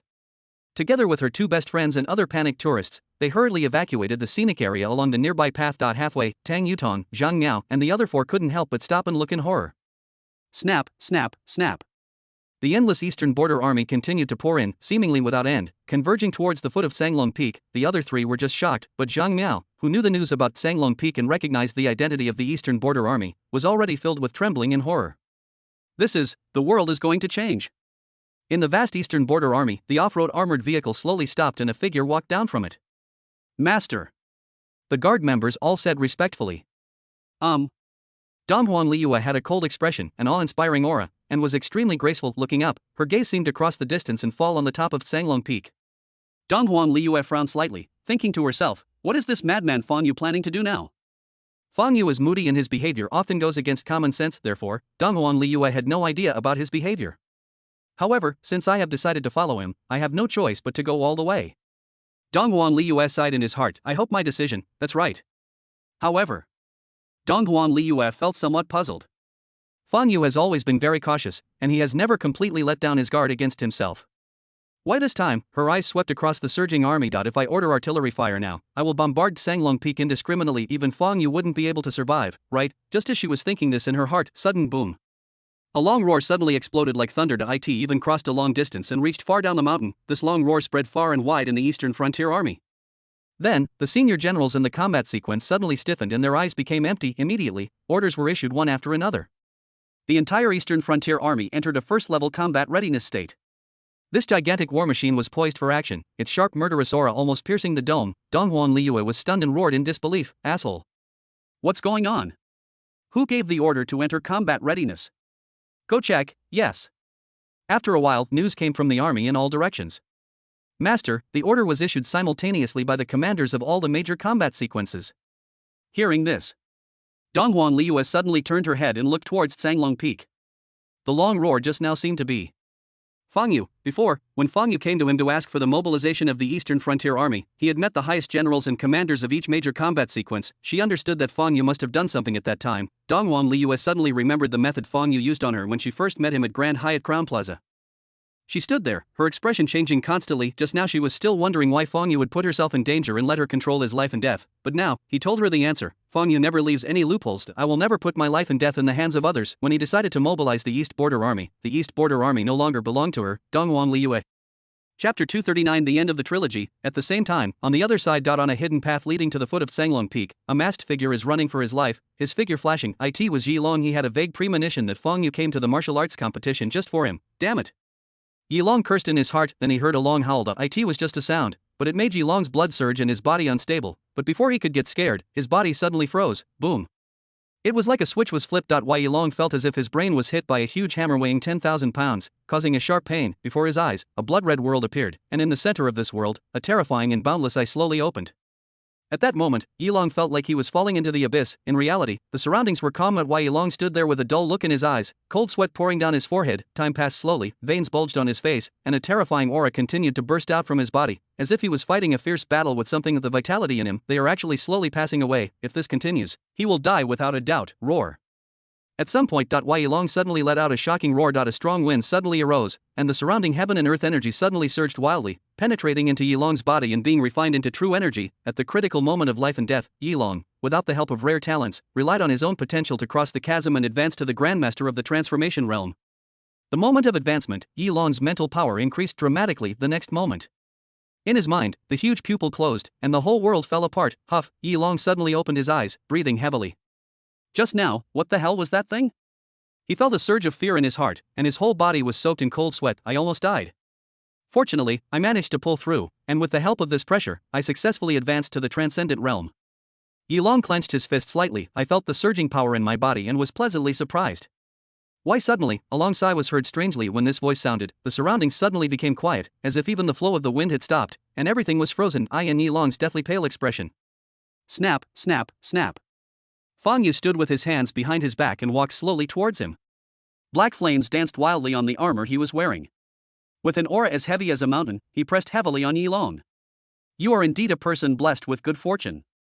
During our previous encounters, I expended a great deal of mental energy to plant hints in your mind. Not only did it fail to kill you, but it actually allowed you to break through to the realm of enlightenment. Fang Yu's expression was calm, but that's all. In the end, this breakthrough, which was completely contrary to common sense, has exhausted Yi Long's limited luck points. There is the East Border Army in front and myself behind. There is no force or person who can help Yi Long. Under the reasonable logic of this world, Yi Long is now completely trapped in a desperate situation. As expected, next second bite. Congratulations, host. The protagonist Yi Long's luck has been weakened to the extreme, and his aura as a protagonist has been completely stripped away. Fang Yu. Yi Long roared in anger, and at the same time, deep in his eyes, there was an incomparable despair. Even though he had broken through the realm of transformation, in front of Fang Yu's trembling aura, he was still as weak as an ant. Why do you have to kill me? He doesn't understand whether it was forcing the three major families to force Lungchi to hand him over, or chasing him to the martial arts conference and forcing him into a desperate situation. He did not understand these actions and felt aggrieved in his heart. No wait, is it really just because of the grudges in Linzhou? Suddenly, Fang Yu showed a hint of sarcasm at the corner of his mouth, and said slowly, because you are too weak, so, I don't need a reason to kill you. He indifferently stretched out his hand, clenched it, and punched out. Die. Yi Long looked resentful. Fang Yu, I won't let you go even if I become a ghost. Boom. The fist twisted the air and exploded like a cannonball. Starting from Fang Yu's fist, the ground in front was directly lifted up and a thick layer was cut down. Dust flew everywhere, and trees and weeds were all shattered. Yi Long's body was like a fragile piece of thin paper, turning into powder. The free and easy master in the city, the protagonist, Yi Long died. Fang Yu's expression was indifferent. It's over. Ding. The protagonist Yi Long's death has been detected. Book, The Free and Easy Master in the City, end. XXXX's Urban Trilogy has concluded, and we're giving away intermediate gift packs. Do you want to open it? Fang Yu said without hesitation, yes.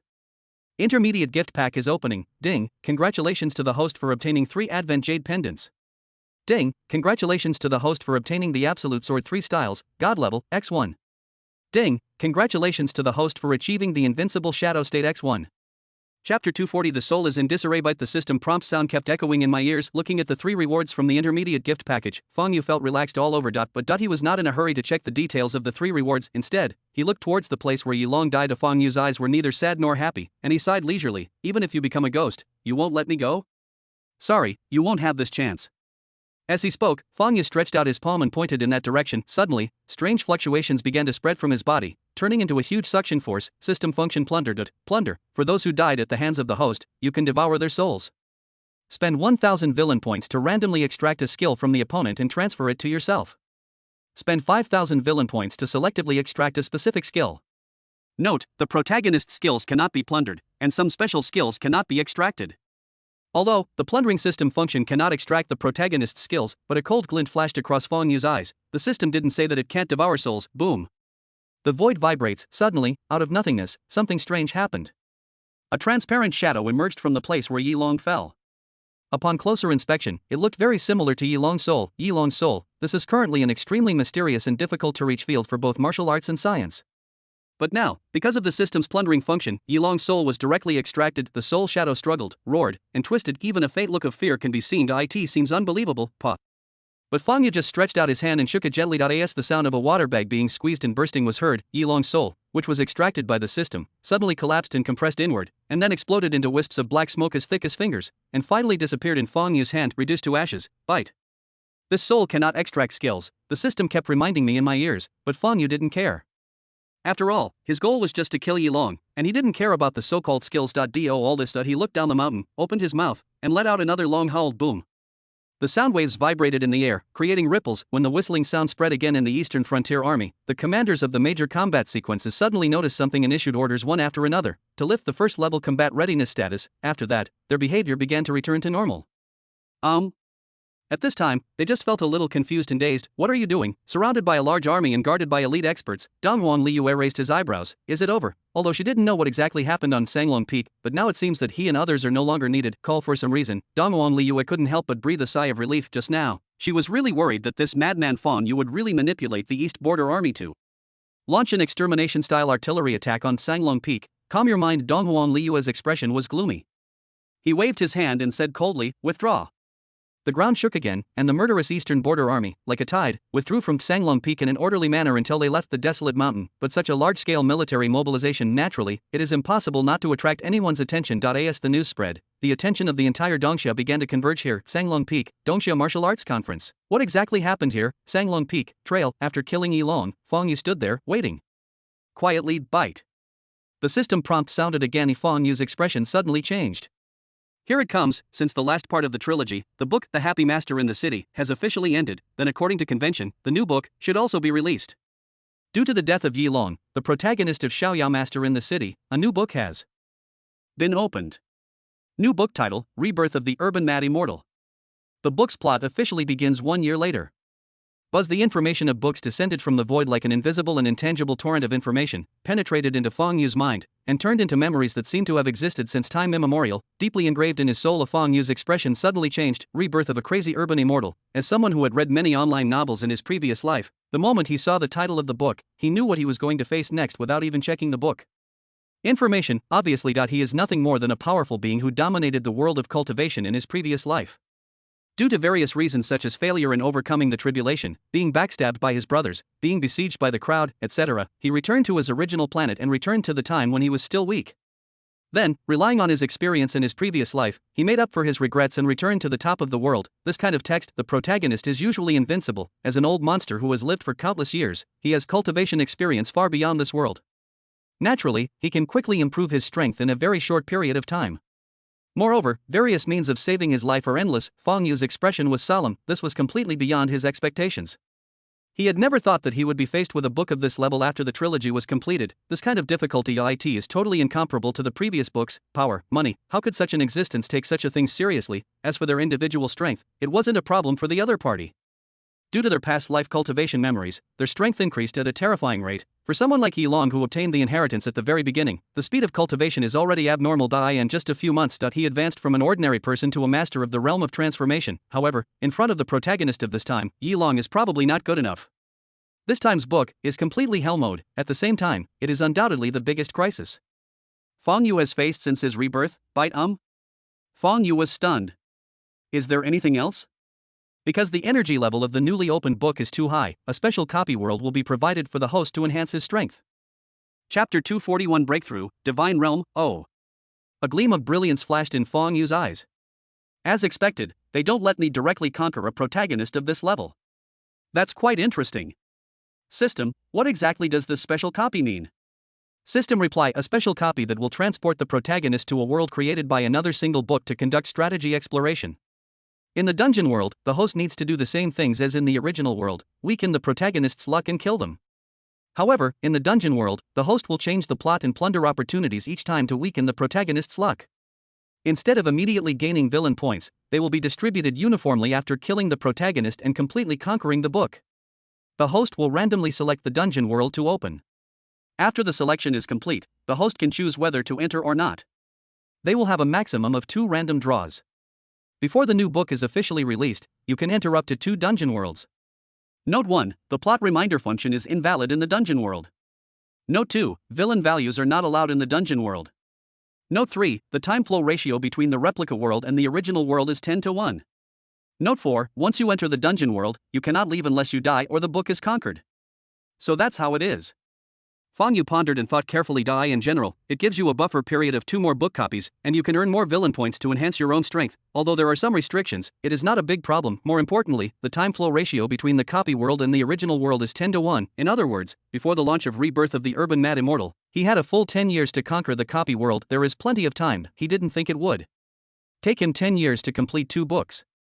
However, the copy is randomly drawn, and I don't know what I will get. Fang Yu thought and let out a long sigh. Forget it, we'll talk about it later. Before entering the dungeon world, I have to arrange some things first, and then I can leave with peace of mind. Fang Yu looked calm, but he waved his hand, and suddenly, a ball of silver light emerged and outlined in front of his eyes. It was the system panel. Look closely. At present, Fang Yu's physical fitness is 182 points, and the remaining villain value is 13100. When he killed Zhang Ling before, his villain value was 7100. Later, he destroyed the Yi family, forced the Long and Feng families to abandon Yilong, etc., and his villain value gradually increased, reaching 13,100 points. 13100 villain points. In other words, he could advance to the Divine Realm. Fang Yu's heart was surging with an uncontrollable excitement. Divine Realm, in today's martial arts world, it is a legendary and illusory realm, and I am finally about to take this step. Let's find a place to break through first. Fang Yu's figure flashed, tearing through the air, and the surrounding scenery flew backwards at an incredible speed. Boom. After a few minutes, the afterimage solidified again. Fang Yu's figure has appeared in a sturdy, hidden and spacious cave. It is still within the scope of the barren mountains, but it is now in a restricted area where tourists are not allowed to enter, because ferocious large wild animals often appear in this area, making it a high-risk area. No one will disturb you here. Walking slowly into the cave, Fang Yu went straight to the deepest part and found a clean protruding rock. He sat cross-legged on it with his eyes closed. He planned to use this place as his retreat place. As for the so-called dangers, those large wild animals, I should pray that they don't encounter me. System, use all villain values to increase physical points. System response: once the host's physical fitness reaches 200 points, their strength will enter the next stage and undergo a qualitative change. The system interface will also be upgraded. Therefore, you can use a maximum of 9,000 villain points this time, increasing your physical fitness by 18. Do you want to add points? Oh, system interface upgrade? Fang Yu raised his eyebrows, and then said without hesitation, add some, bite. Host's villain value is -9,000, and his physical strength is +18. In an instant, boom, an unimaginably huge amount of energy emerged out of thin air and began to temper Fang Yu's mind and body, improving his strength. Fang Yu's chest and abdomen rose and fell, and along with the process of breathing, energy like a cloud tide fills the body, skin, bones, internal organs, and even more tiny cells, chromosomes, DNA. In the smallest and deepest parts, changes are happening silently. Bang, bang, bang, bang. In the cave, the sound of a heartbeat like thunder began to boom. If someone was nearby at this moment, they would be able to sense that the ground was shaking slightly. The stronger the strength, the longer it takes to absorb the system energy.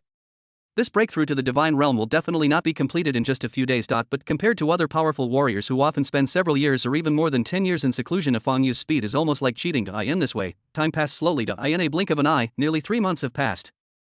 Chapter 242 Return to the ruins. During this period of time, everything that happened in Sanglong Peak continued to spread and disseminate among those who were qualified to know the truth. The whole world is shocked. There was a tremor like a landslide. Fong Yu is the god of killing in the north and master of sword Dao Fong Qian. Everyone who knew the news was in extreme shock and could not believe it at all.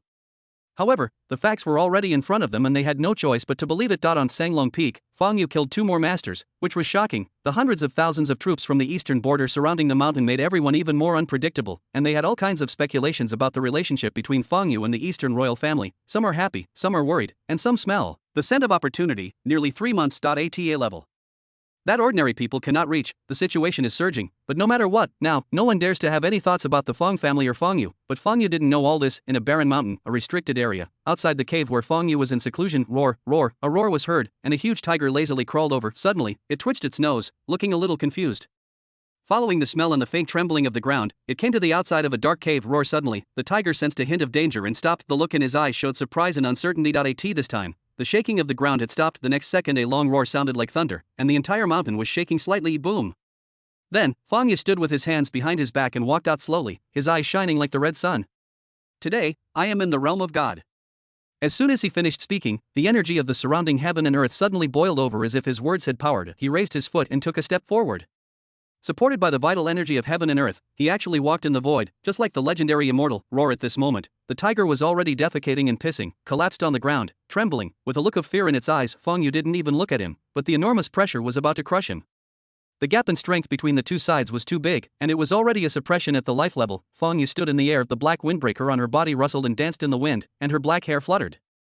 Ding, the system is upgrading, please wait patiently. I tried to summon the system, but it failed. Oh, I don't know when it will be completed. Thinking in his heart, Fong Yu raised his hand and clenched it gently. A small amount of energy from heaven and earth immediately swirled around his palm. He felt it carefully for a moment and couldn't help but raise his brows. Sure enough, the vitality of heaven and earth is beginning to revive. Fong Yu muttered, his eyes dark and deep. At the plot of the book Rebirth of the Urban Mad Immortal officially begins 1 year later. The opening plot of the first act is that the protagonist is reborn in shock. As the background gradually unfolds in the middle and late stages, we can understand that the world was actually undergoing tremendous changes a year before the protagonist's rebirth. The exhausted vitality of heaven and earth began to recover without any warning. The sectarian era. Thousands of years ago, when heaven and earth are full of vitality, it is a glorious period for warriors. In fact, that period of time was called the mythological era. At that time, there were many powerful people in the realm of gods, and there were even beings above the realm of gods. Later, as the vitality of heaven and earth declined, warriors at the divine realm and above could not make any progress in strength, and even tended to fall back to a lower realm. This time, the leader of the martial arts world at that time led many martial artists to find a magical place.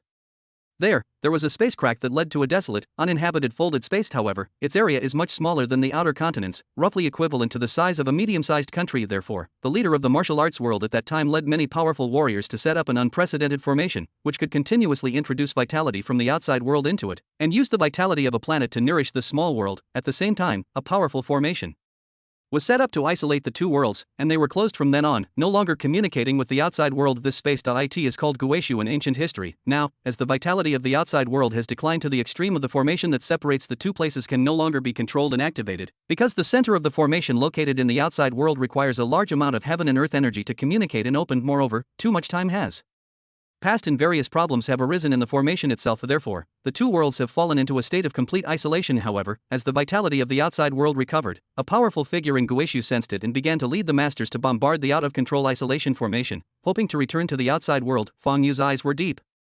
Before heading to the dungeon world, we still have to go to Guishu first. It's still too early to enter the stage of cultivating immortals. The first copy of the book is tentatively titled Doomsday and Behind the Scenes. These two are elements of the book, not Fong Yu's. The setting of Doomsday may not be the same as everyone thinks. Chapter 243 Eastern Xia People, Northern Ice Sheet, located on this planet, in the northernmost area of the entire continent. Here, it is desolate, cold, and depressed, because it snows all year round, the climate is cold, the soil is poor, and permafrost is widespread. Most crops cannot grow.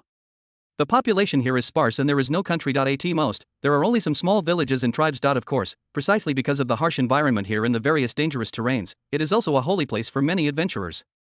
They come from all directions to explore and satisfy their desire for excitement. The central part of the Northland Ice Sheet, near the Takika River, here, there is a small human village. The village is not big, with only dozens of households and about 200 people. They surrounded the village with wooden fences and made various reinforcements to prevent attacks from various wild beasts. The northern icefields are not suitable for human survival, but they are filled with all kinds of ferocious beasts. After all, the adaptability of wild beasts is much stronger than that of humans. Now, bonfires were burning in the village, many people gathered around the campfire, dancing and shouting, their excitement beyond words. Today, the hunting team in the settlement brought back many preys, which was a big harvest. This is a customary celebration ceremony. Outside the village, a tent was set up, and two men were snuggling beside a fire, eating compressed biscuits while warming themselves by the fire. Jiang Yuanzhou and Tan Hongfei, both of them are from Dongsha and are professional explorers. As a strong snowstorm was blowing across the northern ice sheet, it would be very dangerous to advance rashly, so the two chose to rest here. They had originally planned to stay overnight in a village, but unfortunately the other party was very vigilant and xenophobic and forbade them to enter. However, they still reluctantly agreed to let them in for refuge in case of danger. This damn place. Jiang Yuanzhou complained, I don't know when we can continue our journey. No way. Tan Hongfei took a bite of compressed biscuits and shrugged. Wait a minute. It's snowing so hard right now, and the temperature is minus dozens of degrees Celsius. It's simply not an environment where humans can continue to move forward. Suddenly, his tone faltered. Jiang Yuanzhou was puzzled. What's wrong? Pointing in a certain direction with his index finger, Tan Hongfei looked dazed. Look, is that a person? Jiang Yuanzhou was stunned and turned his head to look. Indeed, in the heavy snow and wind, a figure is slowly approaching.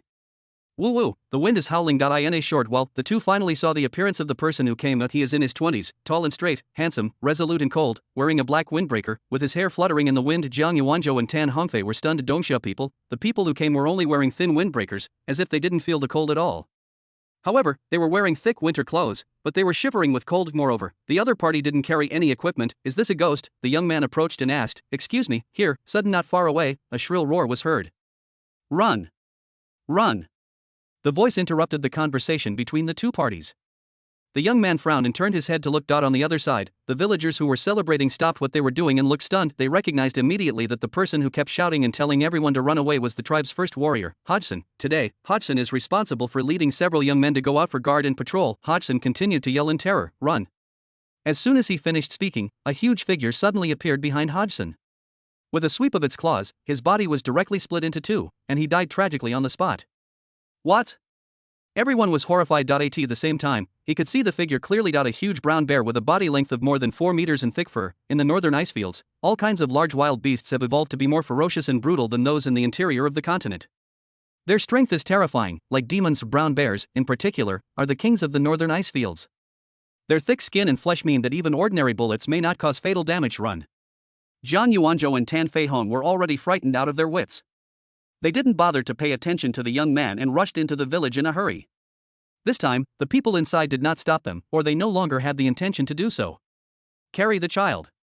Drop everything and run. The entire village was plunged into chaos and noise. Having grown up on the northern icefields for many years, they knew very well that a brown bear of this size, usually called the Bear King, was enough to massacre a small village like theirs. Boom! The huge brown bear easily smashed the reinforced wooden fence with a slap and chased towards the crowd, roaring and roaring. The shock made people's ears tremble. It's over, I'm dead. Jiang Yuanzhou and Tan Fei Hong were running at the end, their faces pale as they watched the ferocious monster approaching within a few meters of them. The rest of the villagers were also filled with despair. After Jiang Yuanzhou and Tan Fei Hong, it might be their turn now. Their speed is no match for the brown bear roar. The huge brown bear roared and slapped out with a fierce palm. If this palm landed, the two of them would definitely turn into a pool of bloody mud, and then, just then, boom! A loud noise erupted. The brown bear's body was cut through the air and fell heavily to the ground, without any movement. There was a huge bloody hole on its chest, from which blood continued to flow out. After twitching for a while, this Bear King-level brown bear lost its vitality and was obviously dead. Jiang Yuanzhou and Tan Hongfei had already collapsed on the ground. The other villagers who were fleeing for their lives with the elderly, the young, the sick, and the disabled paused and could not help but stop. His expression was filled with astonishment. What's going on? Snap, snap, snap. As footsteps sounded, a figure appeared behind the brown bear at some point, and at this moment, he was slowly retracting a finger he had extended. What? Jiang Yuanzhou and Tan Hongfei were horrified. As professional explorers, the two had naturally done their homework before setting off to the northern glaciers. According to their knowledge, this brown bear was the most threatening beast in the northern glaciers, possessing immense strength and thick skin. A single slap from it could pack a punch comparable to a car crash. Such a terrifying monster was actually killed instantly by that person with just one finger. What a joke! Before the two of them could speak, in the distance, an old man with a wrinkled face and a trembling gait was walking slowly towards them. He was wearing a fur coat and surrounded by several young men, looking quite high in status. The old man said respectfully, "Thank you for saving my life, sir." I am Curtis, the village chief of this village. Are you, the legendary Grandmaster? Ha! Fang Yu looked very interested. How did you figure that out? In such a remote and poor place, there are actually people who know the Grandmaster of Transformation. This was indeed beyond his expectations. Seeing that Fang Yu didn't refute him, Curtis's eyes were filled with awe, and he bent even lower. Although our village has moved many times, it has actually been passed down for a long time. Our ancestors were said to be very powerful warriors. Even though the martial arts in the village have declined now, and it's basically all ordinary people, they still know something about these things. On the northern icy plains, wild beasts and blizzards are deadly threats. Even our elite team, fully prepared, will inevitably suffer casualties when they go out. Yet, you are wearing only a single layer of clothing, walking here without a speck of dust on your body. How could you be an ordinary person? And the way you just killed the Bear King with a single finger was undoubtedly the 100-step divine fist passed down from our ancestors. It's a technique that only a grandmaster at the transformation realm can perform. It releases true energy and kills people from a distance without them even realizing it. Curtis said respectfully, "That's how I know you are a grandmaster." Chapter 244 System Reward, Invincible Shadow State. Interesting, you know quite a bit. Fang Yu smiled, but in his heart he was secretly thinking, were his ancestors ancient warriors? It was very likely that they were warriors left behind during the Great Migration at the end of the Sect era. When moving into Guishu, not everyone is qualified to enter. After all, the area of Guishu is limited, and if one more warrior goes in, one more person will consume the vitality of heaven and earth, even if it has not reached perfection. Although they cannot sense the heaven and earth vital energy contained in the surrounding space, they will unconsciously absorb a small amount of heaven and earth vital energy through ordinary conversation. Therefore, in the past, when heaven and earth vital energy was most abundant, ordinary people were also strong and healthy, and walked with great speed. Disciples from large sects have orthodox identities and can naturally enter. For independent cultivators, it depends on their strength and luck. Fang Yu nodded and asked, "Is this to the north, the Chila Rift Valley?" "Yes, sir," Curtis quickly responded. However, recently, according to people from other tribes, there seems to be some unusual movement over there, and no one dares to approach. A gleam of light flashed in Fang Yu's eyes. Unusual movement? Since the book does not describe the specific location of Guishu, Fang Yu can only make speculations based on some descriptions. As for now, he is basically certain the entrance to Guishu is definitely in the Kill Great Rift Valley. "Are you going to the Kill Great Rift Valley? If necessary, we can lead the way." Fang Yu glanced at Curtis with a half smile. "No need for that, your speed is too slow."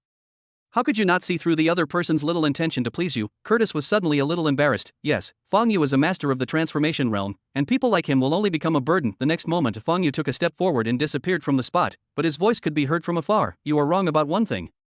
I am not in the state of enlightenment." "Isn't it the realm of transformation?" Curtis was a little stunned, muttering, "That's not right. I just saw him kill the Bear King with one finger. How could he do that if he's not a grandmaster?" "It's not the realm of enlightenment, it's not the realm of enlightenment." After mumbling a few words, Curtis seemed to understand something. A trace of extreme shock flashed in his eyes, and he became a little dazed. My body started to tremble. Divine realm. At this moment, Fang Yu was already moving away quickly. A black armor emerged on his body, blood-colored lines lit up, flames flew, and he turned into a black stream of light, bursting towards the Kill Great Rift Valley.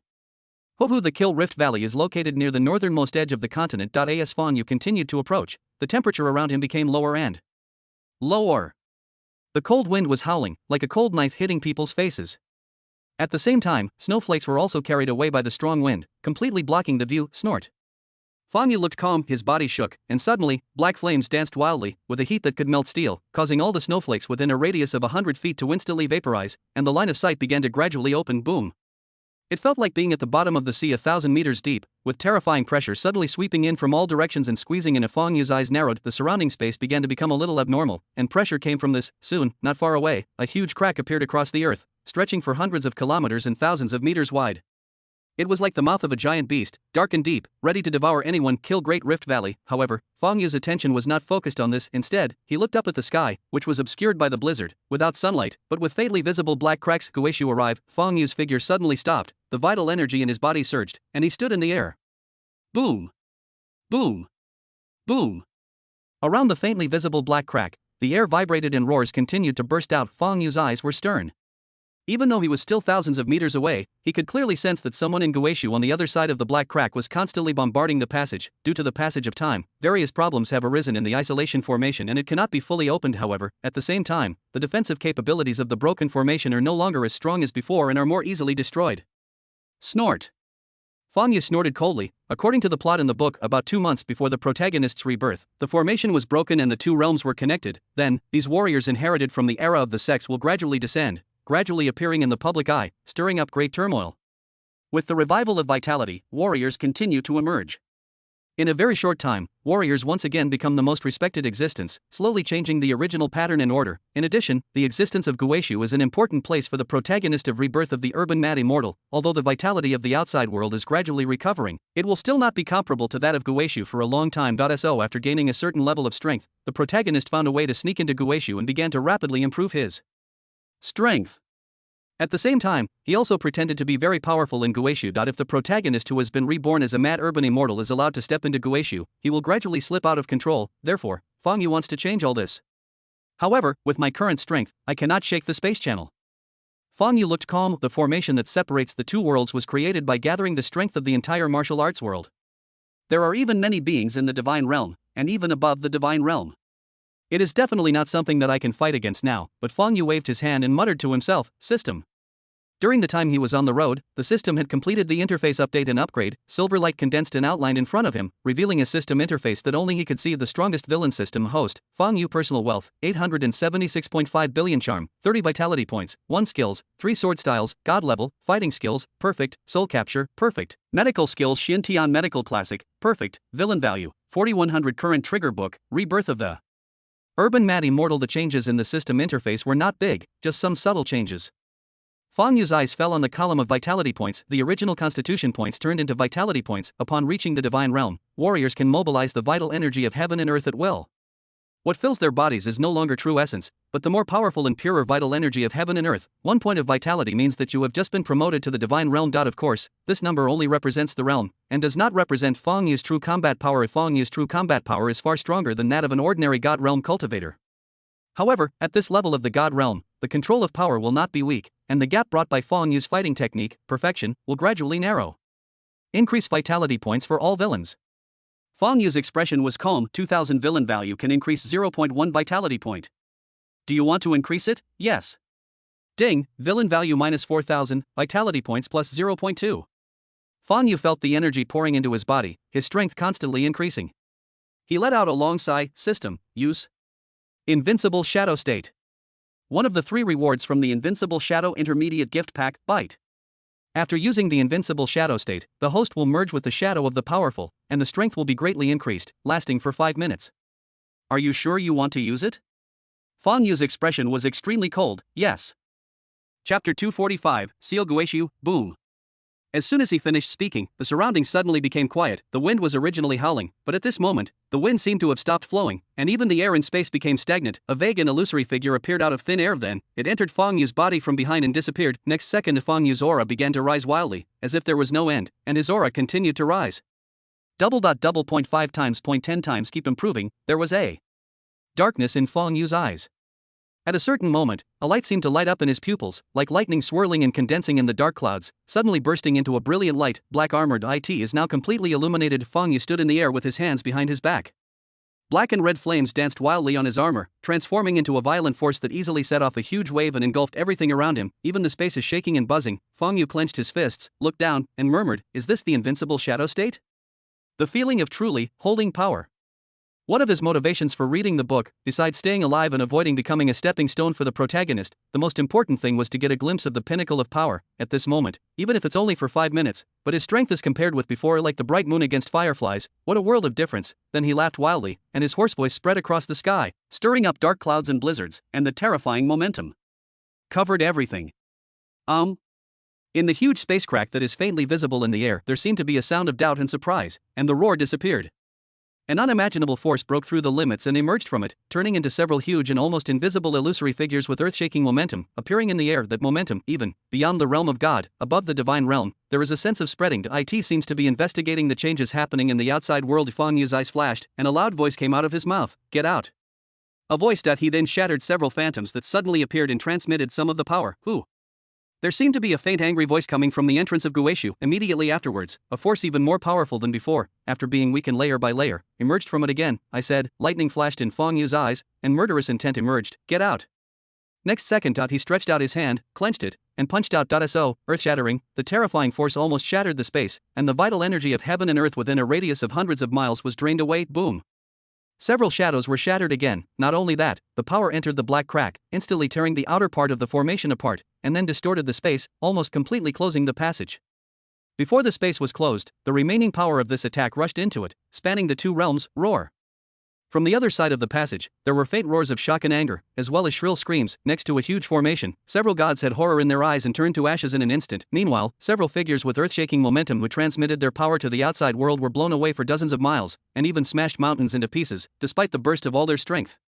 Everyone looked at the space crack that had fallen into chaos. Looks dull. What on earth happened? The lofty divine realm was annihilated, and the existence above the divine realm was also knocked away. What kind of power is that? Fang Yu slowly retracted his fist. Look indifferent. At this moment, the space crack had been stirred into chaos by him, and Guishu would definitely not be able to be open for a long time. Bite. Congratulations to the host for changing the plot. The villain's value is plus 5,000, and the protagonist's luck value is minus 5,000. Standing in the void of Fang Yu thought to himself, most of the other things have been arranged. Next, I can go to the dungeon world with peace of mind. However, we still need to fulfill our previous promise. It seems like it's been over 4 months. Russell Camus, go rescue him while you can. Fang Yu felt the power surging in his body. The distance is not far, and there is still enough time. Boom. A powerful aura burst out. Fang Yu turned into a stream of light, and in an instant he crossed a long distance and headed in a certain direction. Chapter 246 Compensation. The Northern Ice Sheet, the westernmost area. The climate here is still harsh, but it is much better than the depths of the northern ice sheet. However, it is still a desolate place with no people and is not suitable for living. Yet, almost no one knows right here lies the most mysterious, strictest, and most heavily guarded prison in the world. Svenger Heavy Prison. A prison that holds only one prisoner. Russell Camus, a once extremely powerful figure, was eventually captured by all countries and imprisoned in the Sphinx Heavy Prison because he held too many secrets of important figures and too many dangerous things in his hands. However, due to the sensitivity of its identity, even though he was imprisoned here, Russell Camus could still remotely control the huge forces in the outside world, and even heavy weapons such as missiles could be obtained by him at a price. Boom. In the sky, Fang Yu's figure shot out, carrying enormous pressure, and his speed reached an extreme speed. Almost in a flash. A distance of thousands of meters was crossed. Arrive. Fang Yu looked down. As far as the eye can see, a heavily fortified prison made of steel, like an ancient behemoth, lies crawling on this desolate land. Svenger Heavy Prison. After a long investigation, his hacker team finally found out the detailed location of the prison. Boom. Fang Yu moved his mind, and his terrifying mental power covered the entire Sphinx Heavy Prison, revealing everything in it in his mind. Oh, I found it. In a room, he found traces of the target. In the interrogation room, Russell Camus, with messy hair and unshaven beard, was tied to a chair. Even though his body was covered with bloodstains and hideous scars, his expression remained calm and solemn. His voice was magnetic and full of sarcasm. Don't waste your energy. I've been imprisoned here for so many years. You should know this, right? I can't give up what you want. Otherwise, how could I be alive today? Snort. A middle-aged man with a mustache, resembling an officer, said with a gloomy expression, "You're being rather stubborn, but you're nothing more than a lowly, filthy prisoner. To tell you the truth, the powers above are beginning to lose patience with you. I want to see how long you can be so arrogant." As he spoke, he raised the stick in his hand again and hit Russell Camus fiercely. Bang. Following a dull hum, Russell Camus' face turned pale and cold sweat broke out, but he still said, "I hope you pray that I won't go out one day, otherwise, very good, you still dare to threaten me." Veins popped out of the mustache officer's forehead, and he laughed angrily, a cruel smile on his lips. "It seems that today, I have to give you some new tricks." As soon as he finished speaking, he walked directly to the shelf next to him, took a torture instrument from it, and walked towards Russell Camus with a ferocious face. Boom. Suddenly, enormous pressure came from the sky. The ceiling above the room was made of a specially reinforced alloy steel plate, but at this moment, it was like paper and was easily torn apart. Tear it up. An illusory hand formed by the essence of heaven and earth reached out, grabbed Russell Camus, and rose into the sky. As for the mustachioed officer next to him and a dozen fully armed elite soldiers, they were crushed into meat patties under the terrifying pressure. Russell Camus was completely terrified even though he had experienced many storms and had long developed a calm state of mind. What happened at this moment was too sudden and too terrible, and it exceeded his psychological endurance. What happened?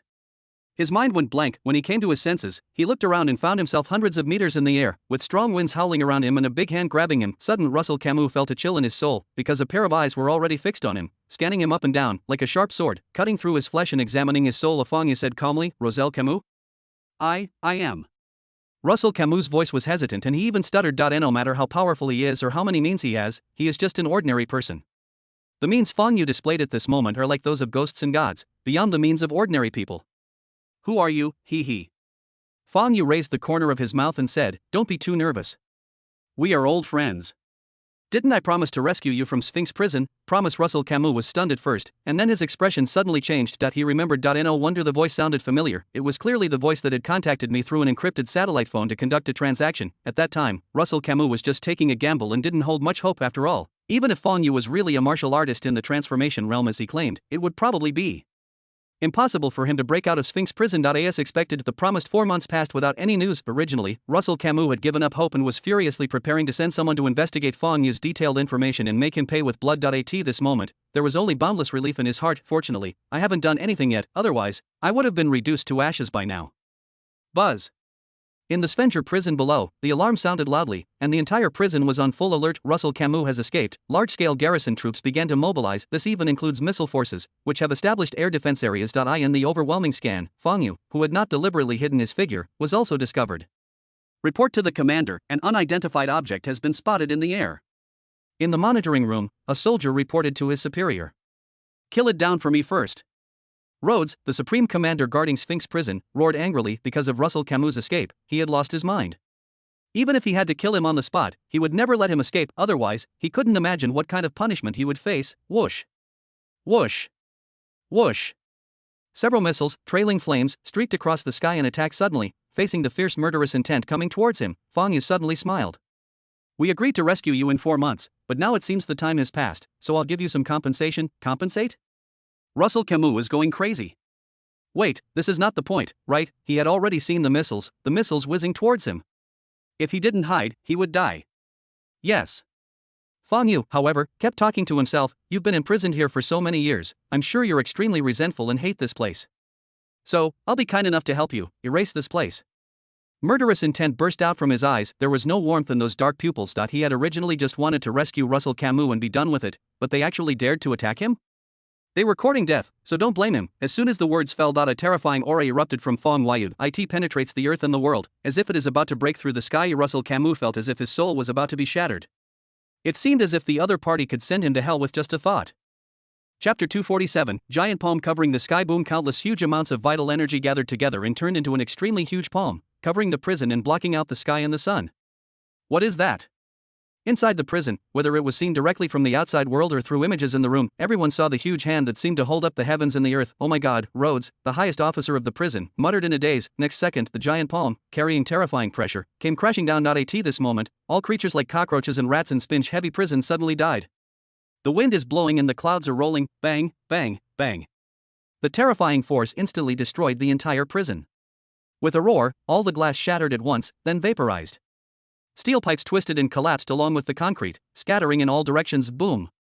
The airwaves swept like a torrent, carrying countless smoke and dust, covering the sky and the sun. The entire Sphinx prison has been completely razed to the ground. It wasn't a messy scene with debris and rubble all over the ground, but it was truly flattened. The place where the building originally stood was as smooth as a mirror. The shaking of the earth, can be clearly sensed even from 100 miles away. On the northern ice fields, due to the extremely cold climate and harsh environment, many warriors come here to hone their will and practice, and at this moment inside the northern ice fields, all the warriors sensed something and couldn't help but raise their heads. A terrifying aura rose into the sky, making them look horrified and trembling in their hearts. They almost couldn't help but kneel on the ground and kowtow. Over the prison, Russell Camus was dumbfounded. My tongue seemed to be tied and I couldn't utter a word. One palm, destroyed Sphinx prison. This is completely beyond the scope of reality, as if it is a scene that only appears in movies or myths. Under this power, even a master of the realm of transformation would probably be shattered into pieces in an instant, right? Fang Yu looked down with a cold expression and suddenly asked, how is this compensation? Are you satisfied? Satisfied. Russell Camus nodded frantically. At this moment, where was the image of the hero who once shocked the world? He was just like a frightened lamb. Very good. Fang Yu nodded and smiled slightly. I am a man who keeps his promises. So, the agreement between the two of us ends here. Russell Camus breathed a sigh of relief. Suddenly, an uncontrollable ecstasy welled up in my heart. Freed, I am free again. After such a long period of imprisonment and suffering, Russell Camus has become more reserved and calm. Compared to the past, he is less flamboyant and sharp, but more vicious and wise. This time, he wouldn't get caught again. The king in the shadows will return. Just when Russell Camus was ambitious and planning his future development of power, revenge plan, and a series of other things in his mind, Fang Yu suddenly spoke. He smiled amiably and said, well, now that the previous deal is over, let's start a new one. Roselle Camus was stunned. A new deal? What does that mean? Oh, Fong Yu kept smiling. The content of the deal is, submit to me, work for me, and your reward is your life. There was a darkness in his pupils. Agreeing to save someone is one thing, but now that you've saved them, it's normal for them to buy their own life in order to avoid being killed, right? It's a fair trade. In just one sentence, Russell Camus felt as if he had fallen into an ice cellar, his entire body freezing cold. This time Fong Yu claimed that it was a transaction, but he was not given any chance to bargain. One's reward is to be able to stay alive, which is already a naked threat. There are only two paths before him, life or death. Russell Camus had no other choice but to open his mouth slightly and say bitterly, deal done. Fong Yu's expression was indifferent. I came all the way here to rescue this guy from Sphinx prison, not because I had nothing to do, but because I valued the power that this guy held. The power of an individual is ultimately limited. At least with his current strength, he couldn't completely break free from the support of secular forces. Even in the world of immortal cultivation, didn't the powerful still establish sects and teach disciples? After all, they couldn't do everything themselves. Very good. Fong Yu nodded, and suddenly, his brows furrowed slightly. The time is almost up, so, he said calmly, it's time to go, hurry up, boom. As soon as the words fell, Fong Yu grabbed Russell Camus, tore through the air, turned into a stream of light, and rushed towards the south. Wherever he passed, he released his mighty power to the surrounding nature, causing countless wild beasts to die suddenly from heart palpitations, leaving their corpses everywhere. Russell Camus' heart was beating so violently that it almost jumped out of his chest. He couldn't help but scream out in surprise, and he couldn't open his eyes at all. He even felt like he was traveling through time and space. Fong Yu glanced at the other person. If he had not mobilized the vital energy of heaven and earth to protect the other party, he would have been crushed by the wind pressure at the fastest speed in his invincible shadow state. Soon, the two arrived at the southern edge of the northern icefield. Further down, there are the borders of many countries. In a small border town of a small country, Fong Yu casually dropped Russell Camus and gave him a cell phone, telling him to first integrate and gather his forces, and then go to Dongxia to find Song Chaoyu and follow her arrangements. As for Fong Yu himself, he once again transformed into a stream of light and soared into the sky. 5 minutes passed in a flash. 10 seconds. 5 seconds. 3 seconds. 1 second. Boom. Fong Yu, wearing black armor, landed heavily on the ground, creating a big hole in the ground. The invincible shadow state is lifted. Fong Yu's aura diminished at a visible rate, returning to its previous state. While still terrifying and abyssal, it was a world away from his invincible phantom state. It's over, Fong Yu sighed deeply, feeling a little regretful, but immediately, his eyes became firm again. One day eventually. He no longer needs to rely on the invincible shadow state to truly possess this power, or even, a power far beyond that. A thought flashed through his mind, and Fong Yu's figure turned into a shadow and rushed away. It's time to go to the dungeon world. Chapter 248, Doomsday. I keep all humanity in captivity. 5 days later at Dongxia, Lingzhou, Haiqing City, outside the training room at the back of Yundian Villa, located on the top of Yunshan Mountain. Fong Yu stood with his hands behind his back and instructed Long Han beside him, I'm going to be in seclusion for a few months, less than a year. During this time, don't disturb me for anything, understand? You should already know how to deal with things when they happen. Long Han said respectfully, yes, master, I understand. Fong Yu nodded. A few days after returning to Dongxia, he had already explained and arranged most of the things and planned the general direction. Song Chaoyu, Lei Qianjue, Taiwei, Donghuang Liu. Fong Yu made arrangements for these people and instructed them on the tasks for the next period of time. And I now have a bad reputation and I frighten everyone. Even if I go to the dungeon world and disappear for a while, there will probably be no accidents. Thinking of this, Fong Yu walked into the training room. Boom. The alloy door slammed shut. After randomly finding a spot, Fong Yu sat cross-legged and let out a long breath. System, I want to go to the dungeon world. Ding, do you want to start randomly drawing books? Yes. He said calmly. Books are being drawn. Ding, congratulations to the host for winning the book, Doomsday, I keep all humanity in captivity. The book information will be transmitted after arriving at the dungeon world. Do you want to enter? Note, in the dungeon world, the host will retain their original body, strength, etc. And, Fong Yu's eyes were deep. Having read many online novels in his previous life, he was naturally familiar with this term. When seeing this word, some people may immediately think of things like zombies, but in fact, the end of the world is a broad concept. The biochemical flow represented by zombies, the wasteland flow represented by nuclear radiation background, and even the combination of multiple settings. All kinds of them, too many to count. If Fong Yu has not read this book without any information about the book, he didn't dare to make a hasty judgment. Why don't you go and see for yourself and then you'll know? Fong Yu smiled softly, a gleam in his eyes. Enter. Suddenly, ripples began to form in the surrounding space, like a stone being thrown into a pond. Soon, his body was erased as if by an eraser, and he disappeared into oblivion. Fong Yu's consciousness is still retained, but his senses were completely deprived. He felt a strong sense of suffocation, and time seemed to be infinitely stretched. It seemed that a second had passed, but it also seemed as long as several centuries. Before his eyes, it seemed as if the earth and mountains, and countless worlds were passing by. Boom. A certain moment, endless phantoms converge and collapse, the floating consciousness returned to the body, and the invisible door slammed shut. Fong felt his body again, hands, thighs, neck, head, blood rushes in the veins, the heart beats in the chest, and the pulse beats like thunder again. Then, he suddenly opened his eyes. The first thing that caught my eye was the dark and gloomy sky, with almost no light shining through, and the surrounding temperature made me feel a little chilly. Boom.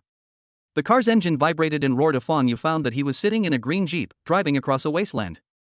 He was surrounded by several armed soldiers who seemed to be protecting him. Chapter 249 Latter-day background buzz. Just arrived in the dungeon world. In an instant, system information came down from the sky and penetrated into my mind. It is the content of the book. Here I come.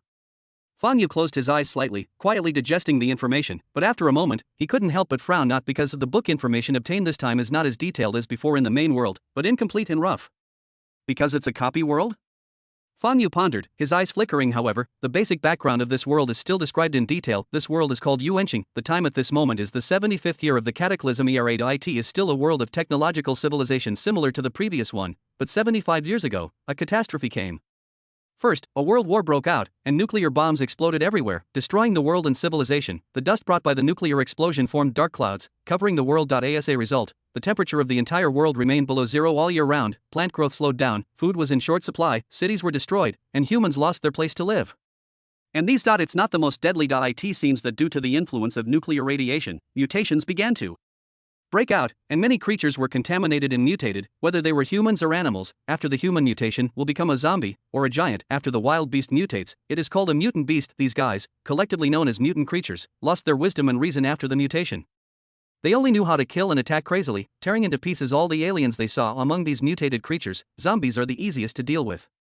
After their mutation, their physique is not much stronger than that of ordinary people, and they also have the same lifespan and physiological limitations as humans. In addition to being hunted to death, they can also starve to death or die at the end of their lifespan. However, some humans have mutated into giants. They are several meters tall, with hard bodies, indestructible, and they don't even need to eat. Humanity has already suffered heavy losses under the crazy slaughter of zombies, giants, and mutant beasts. The population was reduced again. The original population of nearly 10 billion was reduced to less than 100 million. Humanity is in a precarious situation, but at the same time, with the outbreak of the catastrophe, the vitality of heaven and earth became inexplicably active, martial arts rose, and entered a glorious period. Faced with extremely powerful individual mutant life forms, the destructive power that warriors can cause is far beyond imagination. When human civilization has suffered severe damage and the level of science and technology has regressed drastically, led by many emerging warriors, humanity gradually gained a firm foothold, established one gathering point after another, formed many major forces, and gradually gained a firm foothold. In addition, Fong narrowed his eyes slightly, suddenly stretched out his hand, his eyes slightly focused, and a trace of his aura was inadvertently revealed, and the air around him froze. It's true. The suppression of strength in this world is lower than that in the main world. In other words, warriors of the same level can exert greater destructive power in this world than in the main world. At the same time, several soldiers in the car suddenly felt their hearts shrink and seemed to stop beating because of the slight breath leak by Fong. What was that feeling I had just now? Among them, Shang Hong, the leader of several soldiers, looked around in confusion, and only breathed a sigh of relief after confirming that there was nothing unusual. Afterwards, he still didn't completely relax, and said in a deep voice to the people around him, "Stay alert to avoid danger. We are not in a gathering point now, so we cannot be careless at all." Yes. Several people all claimed yes. However, a soldier with red hair and a gun laughed and said, "Captain, you're too nervous. We're just here to take the young master for a ride. What danger could there be?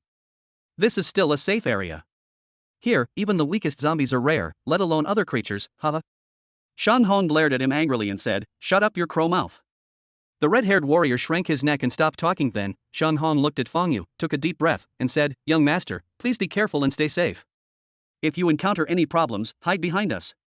If anything happens to you, we won't be able to explain to Lord Fong Changhai." Fong Yu glanced at the other person. Shang Hong, 43 years old, male, is a squad leader of the Donghua Judian Armed Forces, commanding dozens of elite soldiers. As for my own identity, he is the controller of the entire Donghua Gathering Point, the only son of the boss Fong Changhai, and the eldest son of the Gathering Point. Fong Changhai had a son in his old age, so he can be said to be doting on his child to the extreme. Since the catastrophe, countries perished, cities were destroyed, and the original power structures vanished into thin air due to the existence of nuclear radiation and the various mutated creatures lurking everywhere. There are not many places suitable for human survival. The Gathering Point has become the new power structure. Currently, a considerable portion of the world's population, less than 200 million, lives in gathering places of all sizes. Some people have never been out in their entire life. Donghua Gathering Point IT is one of them, a third-level gathering point. Although it is only the lowest level 3 gathering point, it has a population of more than 100,000 and nearly 1,000 armed fighters. It is already the largest human settlement within a radius of hundreds of miles. Even in the end times, he is still a dandy second-generation disciple. Fang Yu was really speechless. Can't I just give myself a more prestigious villain? Every time, I'm just a cannon fodder, the kind of useless character who gets easily killed by the protagonist in the book without even being able to struggle. However, no matter how much you complain, there is no point in thinking about it since the facts have been confirmed. It's just an identity. It's not like he really became the villain and loser he originally was. Fang Yu went over the relevant information in his mind, then he looked up at the team leader. Shan Hong was suddenly shocked. What's going on? Under normal circumstances, Fang Yu would have said impatiently, all right, I got it, or in a cold tone, does this young master need you to remind him? These reactions are in line with his character, but at this moment, these eyes, which were usually filled with arrogance, were now filled with depth and darkness. Even just looking at each other made people tremble in their hearts. Chapter 250 attack immediately following, Fang Yu ignored the other party. The next second, his ears moved slightly, and he suddenly looked up and looked to the left. He whispered, something is coming from that direction. What? Shan Hong had not yet recovered from his daze and was still a little confused. At this moment, when he heard what Fang Yu said, he subconsciously asked. Fang Yu pinched his chin, his face full of interest, standing on the jeep, looking into the distance. Of course it's something interesting. A strange light flickered in his pupils, relying on the powerful mental strength of a powerful god, and the suppression of the source star far lower than that of the main world. His exploration instantly crossed a distance of thousands of meters and detected unusual movements in the distance. Boom! Not long after, the ground began to shake slightly, and on the left side of the jeep, at the end of the sight, smoke and dust were faintly billowing. Roar! There was a deafening roar. Dozens of figures appeared in the billowing smoke and dust. These figures were tall, the shortest being around 3 meters tall, the tallest even reaching 4 meters. They were hairless, with gray skin that had a keratinous texture, bulging muscles, and vaguely human forms, but their faces were as ferocious as those of demons, and their eyes held the fierce gleam of a wild beast. Shan Hong stared at that direction, his face suddenly turning pale. Giant, and there's a level 6 giant. In the jeep, the eyes of the other soldiers were filled with despair.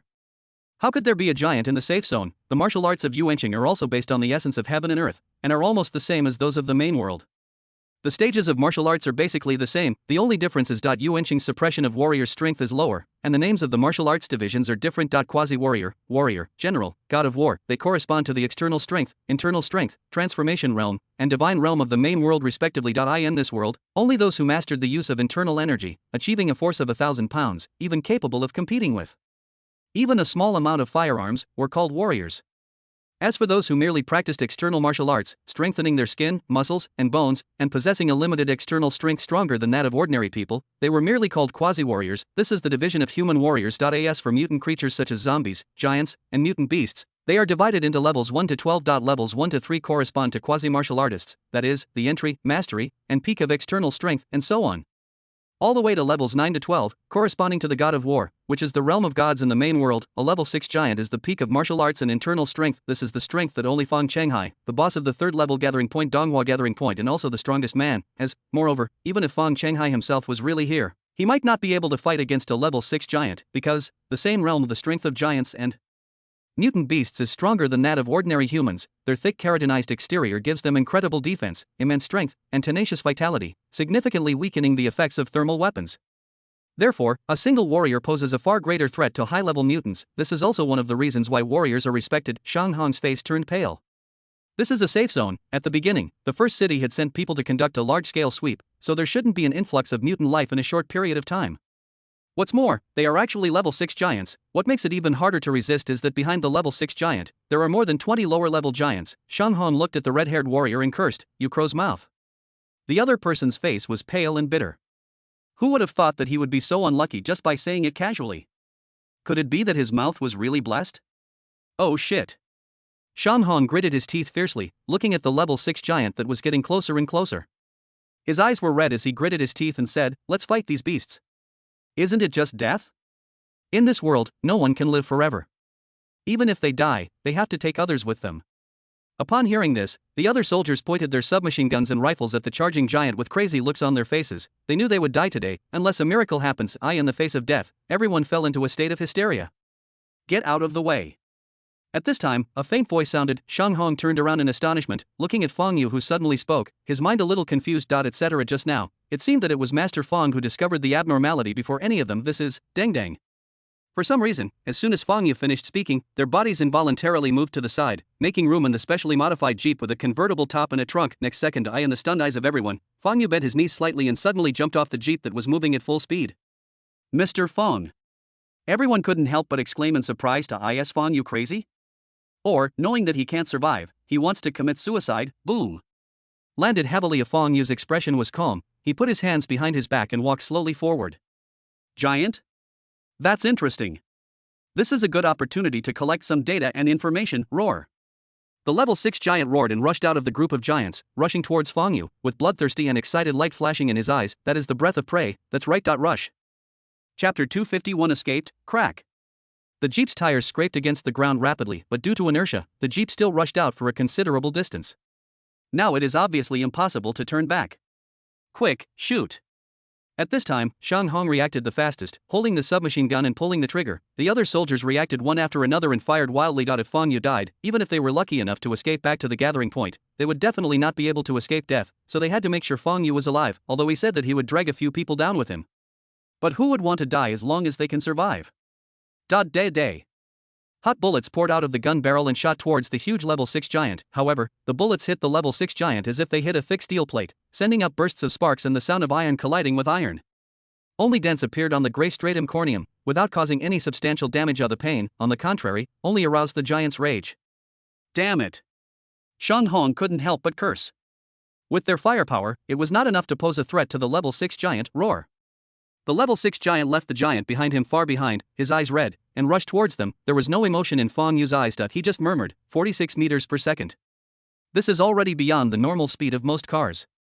Next second, the level 6 giant was approaching, his body as big as a mountain, and he punched him. Shang Hong subconsciously closed his eyes, unable to bear to watch any further. Although Fang Yu's jump from the car had shocked them, and it seemed that their young master had acquired considerable martial arts skills, no one believed that he could contend with a level 6 giant. After all, Fang Changhai, the strongest person in Donghua Judian, was only at the same level as the giant before him. How young was Fang Yucai? Even for a rare and brilliant genius, breaking through to the level of a quasi-warrior and becoming a full-fledged warrior at this age was already incredible. As for going further, it is simply impossible. Bang! The fist fell. A loud noise erupted, the air was shaking, smoke and dust were everywhere, and the earth was trembling. The ending seems to be predetermined, and there can be no surprises, team leader. Then, a scream suddenly came to Shang Hong's ears, which made him open his eyes suddenly. Once he opened his eyes, he could no longer close them.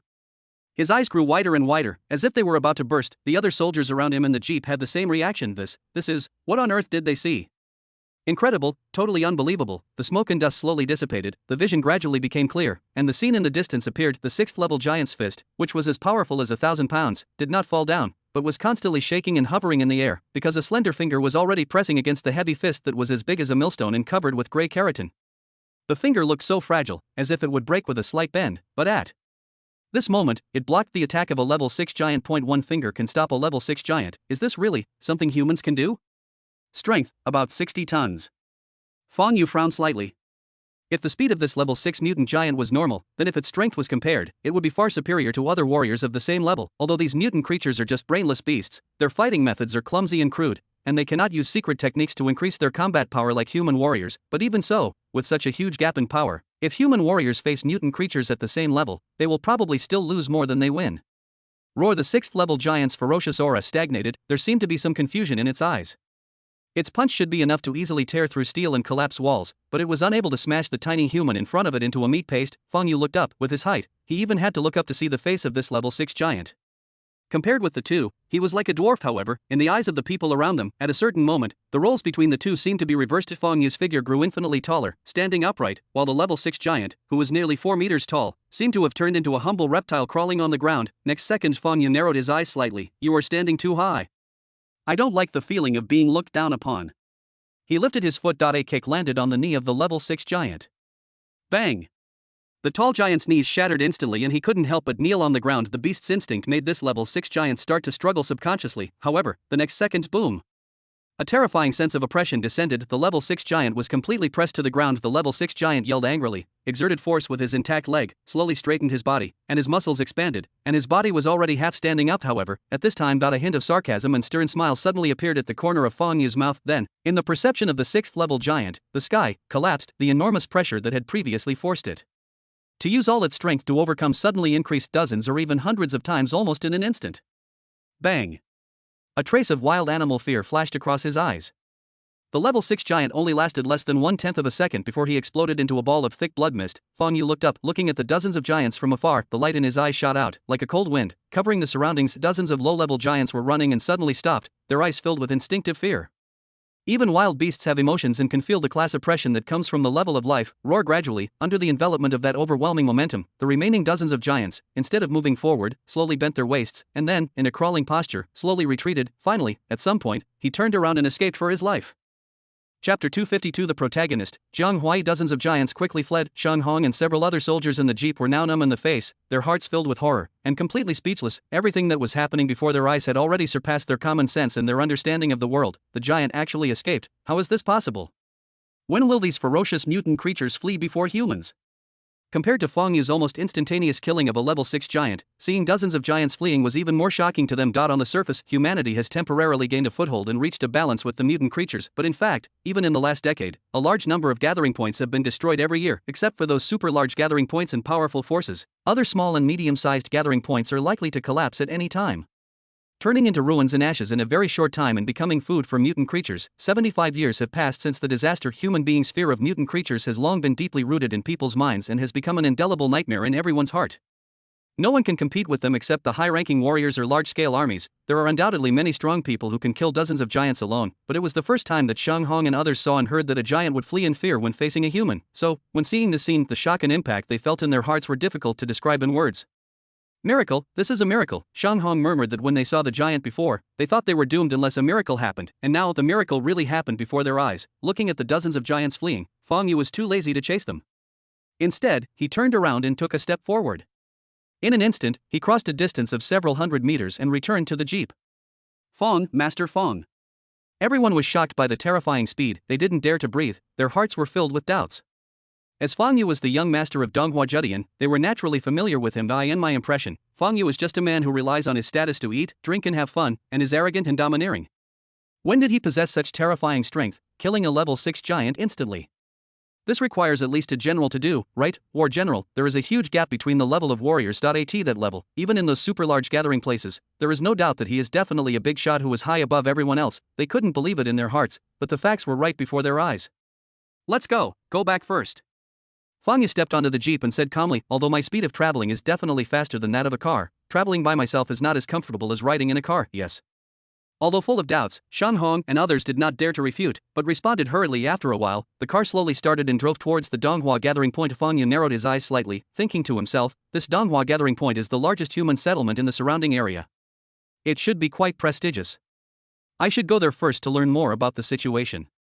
He has always been a very cautious person, and now, the book information obtained from the system is incomplete, and Fang Yu will not act rashly. Although this world is set in the apocalypse, it is mixed with martial arts settings, and in terms of martial arts strength alone, it is probably even better than the main world. Of course, this is excluding Guishu. The main world is now in a transition period from the decline of martial arts to the revival of the vitality of heaven and earth. Martial arts are beginning to flourish again, and in this doomsday world, the vitality of heaven and earth has been active for 75 years. On the source star, the divine realm is not an illusory existence. Instead, he is truly active in the world, a supreme being admired and worshipped by everyone in this era where warriors are extremely respected. Also, the protagonist this time doesn't seem easy to deal with. Fang Yu narrowed his eyes slightly, chewing carefully on the information he had obtained so far. Doomsday, I keep all humanity in captivity. You can tell from the title of the book, this apocalyptic novel does not tell the story of the struggles of ordinary people in the apocalypse, exposing the ugliness and brilliance of human nature, nor does it describe the cheaters who control the system, slaughter zombies, recapture women and subordinates, and dominate the world. It is a unique book about the doomsday behind the scenes. The mutation that swept across the world was not caused by the radiation pollution from the nuclear explosion as everyone generally believed, but because of the protagonist Jiang Huai. He is the one who controls everything behind the scenes. In the book, it is explained that the protagonist Jiang Huai was originally very talented. At the age of only 28, he became a respected professor of anthropology at a university. But Jiang Huai's thoughts are somewhat extreme. He believed that humanity's existence was a heresy that had escaped control in the evolutionary chain, a cancer on the origin star. No creature could truly be called humanity's natural enemy. Humanity's unlimited reproduction, arbitrary demands, and insatiable greed would one day bring destruction to the world. Therefore, he proposed that human self-extinction should be carried out gradually. Such crazy remarks were naturally ridiculed by everyone. He was fired from the school and was regarded as a madman and cursed and ridiculed by everyone. In fact, it is normal to think that he is a lunatic. After all, as a human being who was willing to save the world at the cost of destroying his own race, however, this made Jiang Huai even more disappointed with human beings. When Jiang Huai was 30 years old, World War broke out, nuclear bombs were detonated everywhere, and human civilization was almost overturned. The mushroom clouds not only became a disaster for mankind, but also caused irreparable trauma to the entire food chain and the entire source story. Jiang Huai, a survivor of the Great War. At this moment, he gained a strange space. Through this space, he can spread a horrible infection. It is this infection that created zombies, giants, mutant beasts, and many other mutated creatures. These monsters are wreaking havoc all over the world and almost causing the extinction of mankind. In the end, only less than 200 million people are left, barely surviving. The creator of these mutated creatures, Jiang Huai, with the help of the strange space, can use special methods to gradually control and command them and manipulate them at will. In addition, the mysterious space also brings him almost eternal life and youth. Jiang Huai considers himself the agent of the world's will. The purpose of his existence is to punish and destroy mankind and reshape the new order of this world. He wanted to give humans a chance. However, even after the catastrophe, humans are still as greedy and unbearable as before. Then, the time has come to the 75th year of the Cataclysm era. Jiang Huai, a man of the old era who has witnessed everything from the World War, has completely lost patience with humans. His control over the mysterious space is far stronger than before. He can control many mutated creatures at once, and he begins to plan to exterminate the remaining humans. This time, humanity is still immersed in the dream of temporary stability, but no one expected that the real disaster was about to come. The highlight of this book is Jiang Huai, the protagonist, who is invincible and secretly controlling and manipulating everything, and who disguises himself as an ordinary human being and lurks in the human world, watching the destruction of gathering points indifferently with secret joy, and his cruel and cold-blooded personality. To be honest, I really admire this guy's character. Fang Yu let out a long sigh, his expression calm, and couldn't help but sigh. He didn't think there was anything wrong with using any means to achieve his goals, even leaving corpses everywhere and blood staining the ground for thousands of miles. On the contrary, if it were him, he would do the same. Pity I in this world, the other party is the protagonist, and I am the villain.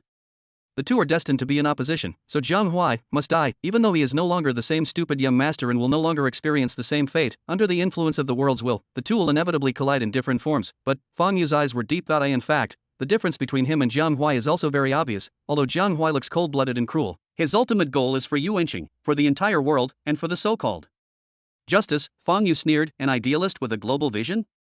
Sure enough, he's the protagonist. Even if he's committing acts of genocide against humanity, he still has to put on a high-sounding hat. Wait a minute, Jiang Huai.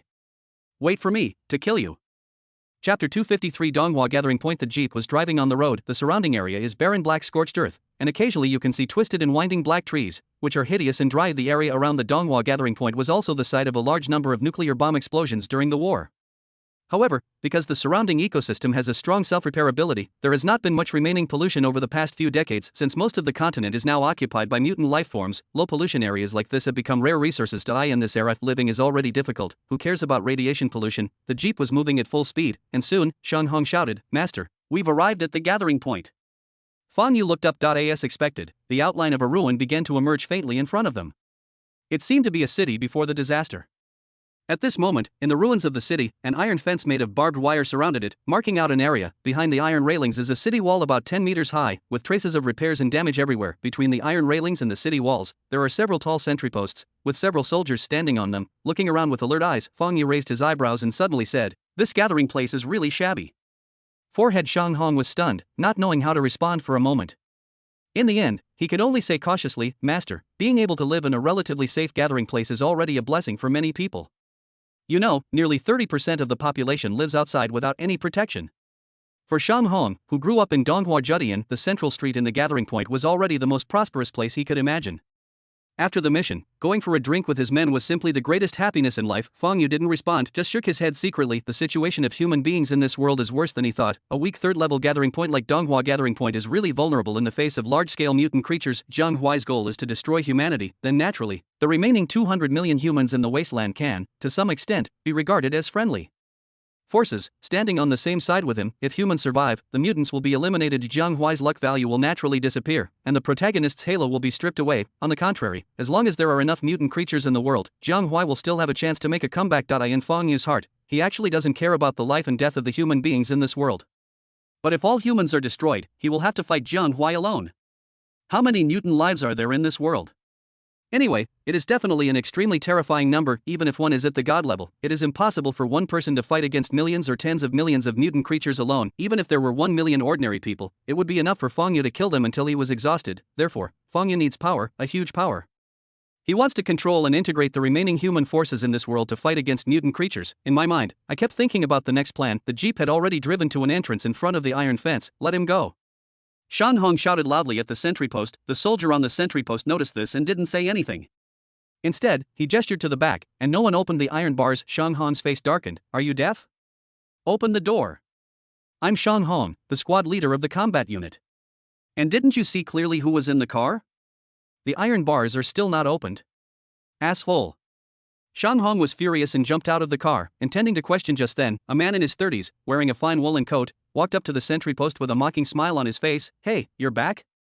Commander? Shan Hong was stunned. The person who came up to the sentry post and spoke was none other than Hui He, the commander of the Donghua Judian combat force and the boss Feng Qinghai's right-hand man. Hui He smiled lightly and continued, Master Feng, I regretfully inform you that your father was attacked and killed by giants while leading people out to search for supplies. So now, I will take over the Donghua gathering point. He pretended to look serious, but anyone could hear the smugness in his tone. The faces of several soldiers in the car changed drastically. A Feng Qinghai is dead? How is this possible? Lord Feng is a peak warrior. However, when they thought of the dozens of mutant giants they had encountered before, they suddenly felt that what happened was very likely true. Feng Yu seemed thoughtful. Originally, there was no such plot in the book. It seems that because I came to this world, a butterfly effect was caused so quickly. Boom. At this time, the iron gate opened, and many troop transport trucks drove out. Hundreds of soldiers from the combat troops jumped off the vehicles and pointed the steel guns in their hands, which were shining coldly, at the jeep where Feng Yu was. Shan Hong's eyes flickered a few times, then, he turned his head abruptly and stared at Hui He. Commander, are you planning a rebellion? Even if Lord Feng Qinghai is dead, the gathering point should be handed over to young Master Feng. When will it be your turn to take charge? Hui He sneered, let a young boy ride on my head? Bah, forget it. Shan Hong, a smart person should learn to see the situation clearly. If you surrender now, I can keep your position as the captain of the combat unit. Think about it carefully. Shan Hong roared, don't even think about it. You don't know how to appreciate it. Hui He had a blank expression on his face. After gathering his clothes, he waved his hand and said, go. Kill them all, leaving no one alive. But suddenly, he was stunned because he noticed that the faces of the soldiers in the jeep were not filled with fear, but even had a hint of mockery and pity. What is going on? Why? A long sigh was heard, and Feng Yu's figure appeared in front of everyone like a ghost. Including Shan Hong, several people said in panic and fear, young Master Feng. They had witnessed Feng Yu's strength before. Just like killing a chicken or a dog, he killed a level 6 giant in seconds. Although with their knowledge, they couldn't see much, but at least they can be sure that Feng Yu is at least a general, and even among the generals, he is probably an extremely powerful one. Facing such existence, Hui He, this idiot, actually wants to kill people to seize power. It's absolutely stupid. That's why they showed expressions of pity, as if they were looking at a dead person. Feng Yu stepped forward, and Shan Hong, who was behind him, showed a gleam of brilliance in his eyes. However, at this moment, Feng Yu suddenly turned his head to look at Shan Hong and said with a smile, by the way, don't you think your acting is a bit too exaggerated? You clearly had the opportunity to remind him, but you pretended to be ready to die and deliberately angered him. You want to make sure he dies at my hands and leave a good impression on me, so that you can naturally replace him and take control of the combat forces at the Donghua gathering point? Chapter 254. The Price of Ambition. Feng Yu had just finished speaking. Shan Hong's expression suddenly changed. He didn't expect that Feng Yu could see through his little thoughts at a glance. He had indeed had such thoughts in his mind just now. He felt a chill in his heart and began to feel regretful. I am just an insignificant little character, but I dare to act smart in front of Feng Yu. Thinking of this, Shan Hong couldn't help swallowing his saliva, his face full of panic. Mr. Feng, spare my life, give me another chance. Brush. A cold light flashed. Shan Hong's body was instantly torn apart, his eyes filled with unwillingness and regret, his head rolled to the ground, and blood stained the ground red. You actually want to use me, you deserve to die. Feng Yu said calmly, opportunity? You're not qualified yet. Let me give you a chance.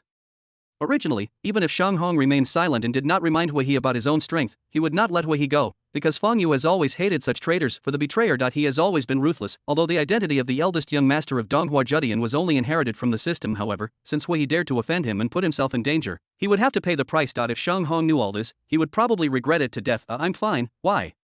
Would I have to hang around like that when I have nothing to do? Unfortunately, there is no medicine for regret in the world. Mr. Feng, the soldiers in the jeep felt a chill in their hearts. They all lowered their heads in fear, their voices trembling, and they didn't dare to look Feng Yu in the EYE.AS. For the hundreds of soldiers belonging to the Donghua gathering point, they were so frightened that they all took a step back, their legs shaking. and their hearts filled with fear. What happened just now, in this era where martial arts are respected?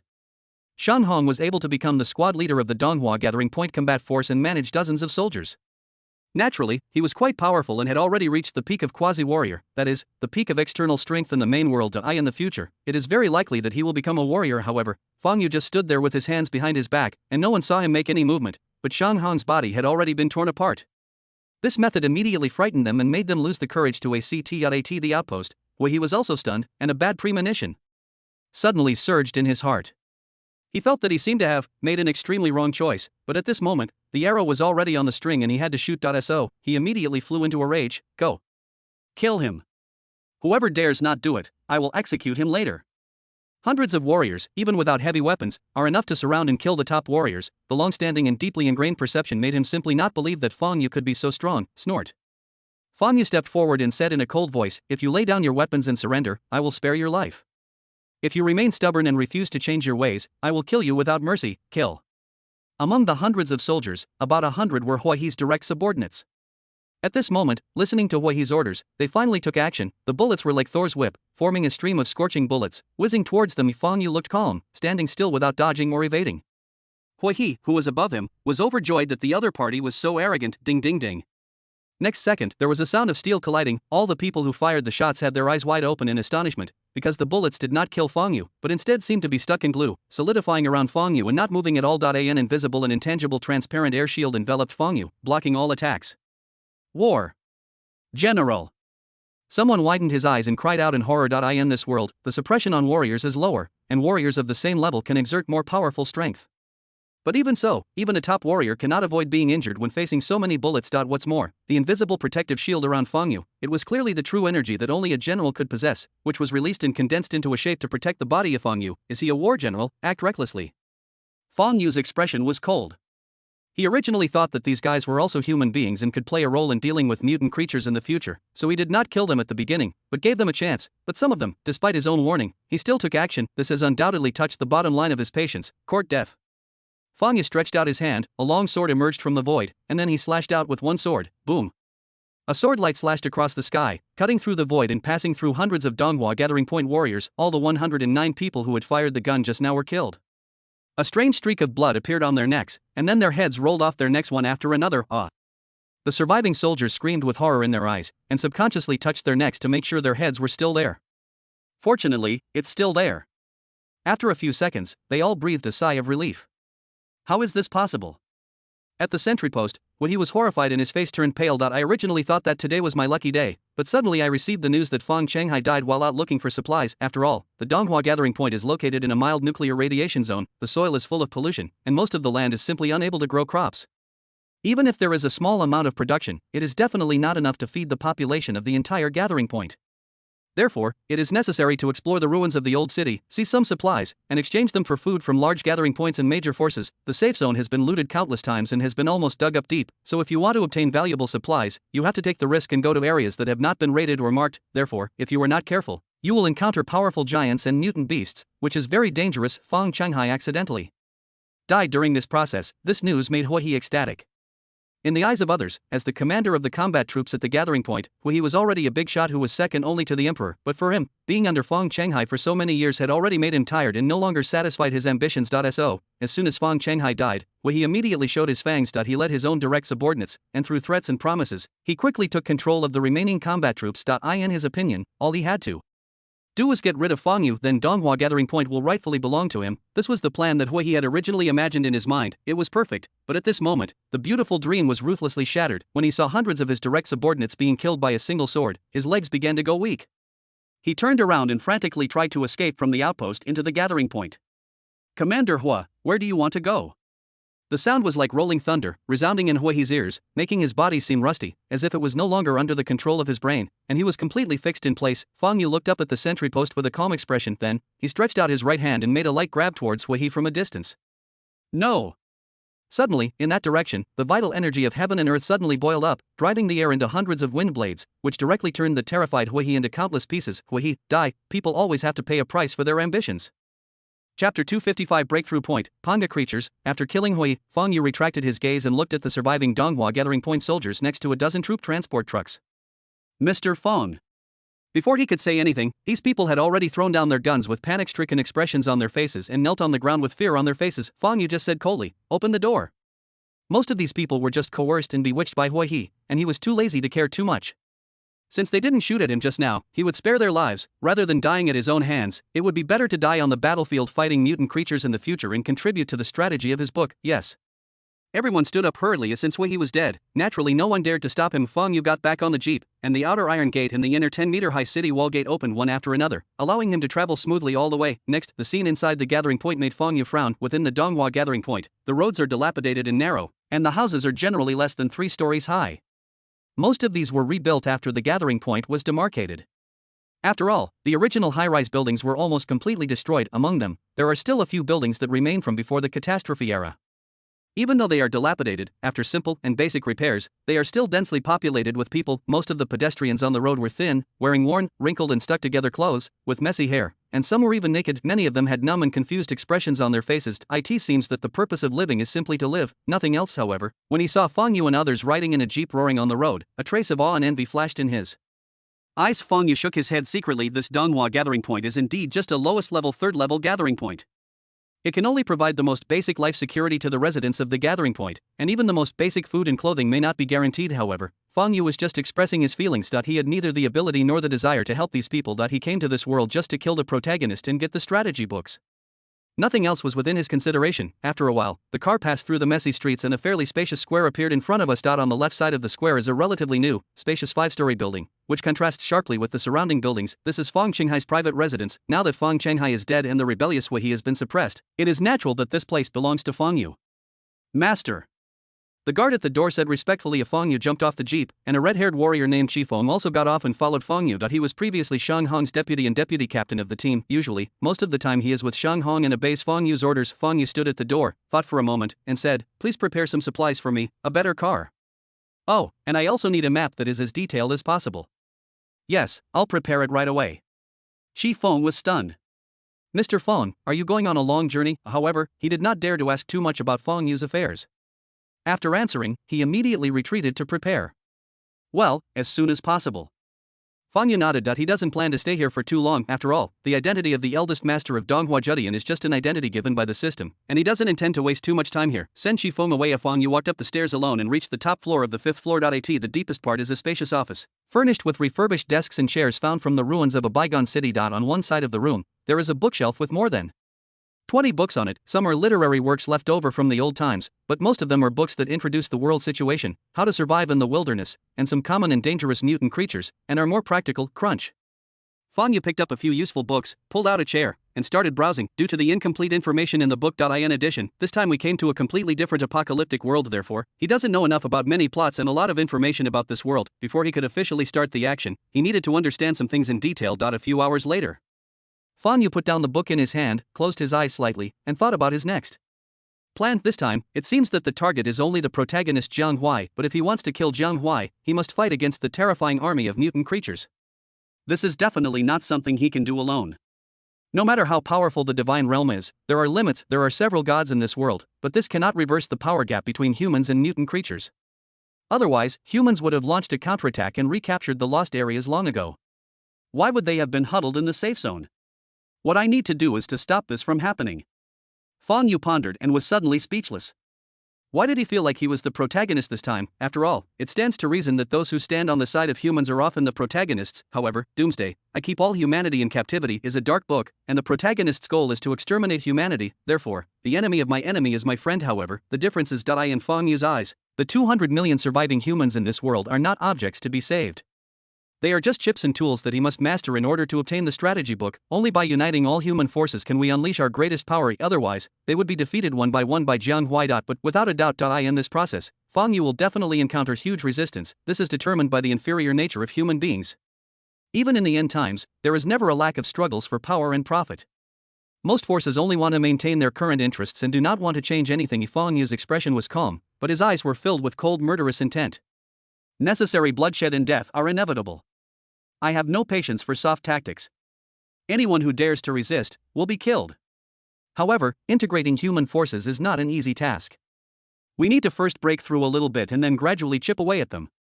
Fang Yu suppressed his murderous aura and turned his gaze towards the table. On it was a tightly fitted map, a rough one that covered a relatively large area. There are large areas of gray and unknown areas, as well as green areas, which represent explored safe areas and human settlements. Several major forces are also highlighted above. Point one of them, located far northeast of Donghua Gathering Point, use red conspicuous symbols in special circles to mark it out. Fang Yu stared at it and whispered the 4 words Panga.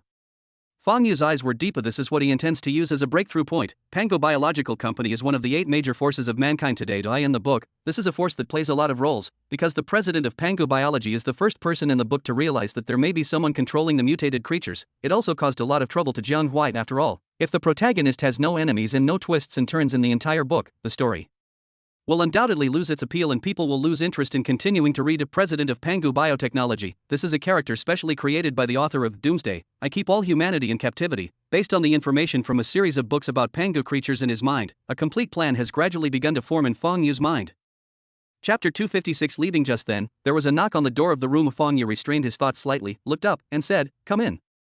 Chi Feng, the deputy captain of the Donghua Gathering Point Combat Force team with dyed red hair, pushed the door open and walked in. Chi Feng said respectfully, "Master, everything you asked me to prepare is ready." "Very good, well done." Fang Yu nodded slightly, stood up from his chair, and walked towards the door. "Come on, take me there." Chi Feng was a little stunned. "Master, are you leaving now?" Fang Yu nodded and walked outside. After a while, under the guidance of Chi Feng, Fang Yu came to an exit behind the Donghua Gathering Point, where an almost new jeep was parked. Good. Fang Yu opened the trunk and took a look. There is sufficient supply of all necessary materials. Although the quality is not very good, it is already the limit of what can be achieved given the level of Donghua Gathering Point. With Fang Yu's strength, many of these things are not necessities, for example, food. After reaching the divine realm, simply absorbing the essence of heaven and earth is enough to replenish the energy needs of the body. For example, if he moves at full speed, his speed will definitely far exceed that of a car. However, when allowed, Fang Yu naturally pursues better conditions rather than just maintaining basic survival. "Master, this is the map you requested." Chi Feng respectfully presented a map to Fang Yu. Reaching out to take the map and taking a look at it, Fang Yu couldn't help but raise an eyebrow. "Is this all?" It's no wonder he reacted like this, because the map the other party brought was too rough due to the outbreak of the war. Nuclear bombs exploded all over the world. In addition, the weather became active, and even the plate topography began to change. Therefore, the original map has almost no reference value, but the era of catastrophe has begun. Human survival is difficult, and with numerous mutant creatures potentially lurking everywhere, who has the ability to map the entire world? Even the major powers lack the power to do so. Therefore, more detailed maps became precious hard currency and had to be obtained at a high price. Widely circulated maps are usually of small areas. Even in the age of cataclysm, there was a special profession called ruin investigators. They were active in many unconfirmed and unmarked areas, marking the terrain, routes, dangers, etc., and handing them over to major forces, or selling them on their own for profit. It's very profitable, but also very dangerous. Chi Feng smiled bitterly. "Master, this is the most detailed map of the area around Donghua Gathering Point." "All right." Fang Yu sighed helplessly. "After all, it's not the other party's fault. I can only change it on the way." Fang Yu thought to himself, the world has a large land area. It is even much larger than the planet where the main world is located, and its territory is vast, so without a map, you can't just run around like a headless fly. Moreover, if he breaks into an area where mutant creatures live in large numbers, it will be a trouble even for him. At this time, Chi Feng said again, "Master Fang, do you need to send some soldiers to accompany you?" "No need." Fang Yu waved his hand. If these people followed him, it would cause him more trouble. As he spoke, he opened the car door and got in. "That's right." As if he had thought of something, Fang Yu suddenly rolled down the car window and said casually, "From now on, you are the commander-in-chief of the Donghua Gathering Point Combat Force. The management of the Gathering Point will also be handed over to you." "Ah? How can this be possible?" Chi Feng was startled and subconsciously waved his hands in panic to refuse. When he came to his senses, he couldn't help but said in surprise, "Mr. Feng, you are leaving this time, don't you plan to come back?" "Who knows?" Fang Yu patted his shoulder with a smile and said, "Manage the Gathering Point well. I'll leave this place to you. As long as the combat troops are in your hands, you shouldn't be worried about anyone causing trouble, right? Tell the combat troops over there, these are my orders. If anyone dares to disobey, I'll kill them when I return." Based on the strength he had demonstrated before, these people would definitely not dare to have any intention of disobeying him. The words were spoken lightly, but Chi Feng could sense the hint of murderous intent in them, and felt a chill in his heart. "Leave." Immediately, the jeep roared, drove away into the distance, and disappeared from sight. Chi Feng stared blankly at the direction where Fang Yu had left, his mind still confused, as if he was wondering if he was still dreaming. In a simple word, he became the commander-in-chief of the Donghua Gathering Point Combat Forces and the acting manager of the entire Donghua Gathering Point? He had been planning for years and wanted this position, but ended up with a tragic death. Shang Hong originally had this opportunity, but because he did not recognize the situation, he was killed by Fang Yu. But now, Fang Yu threw this position directly to himself as if it were trash.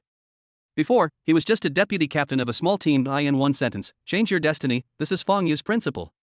What I give you, no one can take away. If I don't give it to you, I'll chop one off if you stretch out your hand, and I'll chop a pair if you stretch out two. Like a cold-blooded tyrant. Chi Fong looked silently at the direction where Fang Yu left. At this moment, it was already dusk, and the blood-red sun hung in the sky, faintly revealing a sinister aura. For some reason, he had a premonition of Fang Yu's departure this time will probably shock the world, and change the world. Chapter 257 Wilderness Bandits. Early morning. In a well-equipped, spacious and atmospheric laboratory. A young man in his 30s, with delicate features and a resolute look, was conducting various experiments with a serious and earnest look. In his left eye socket, he wore a monocle. Here. No, this side. While operating with his hands, the young man kept mumbling. At some point, a bald man with a big belly walked in and greeted the young man. Hi, Dr. Jiang, you're here so early again. The young man looked up and smiled. Time is precious.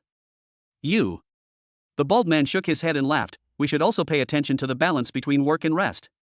Having said that, he hurried to his own lab bench and made his own preparations. Hee.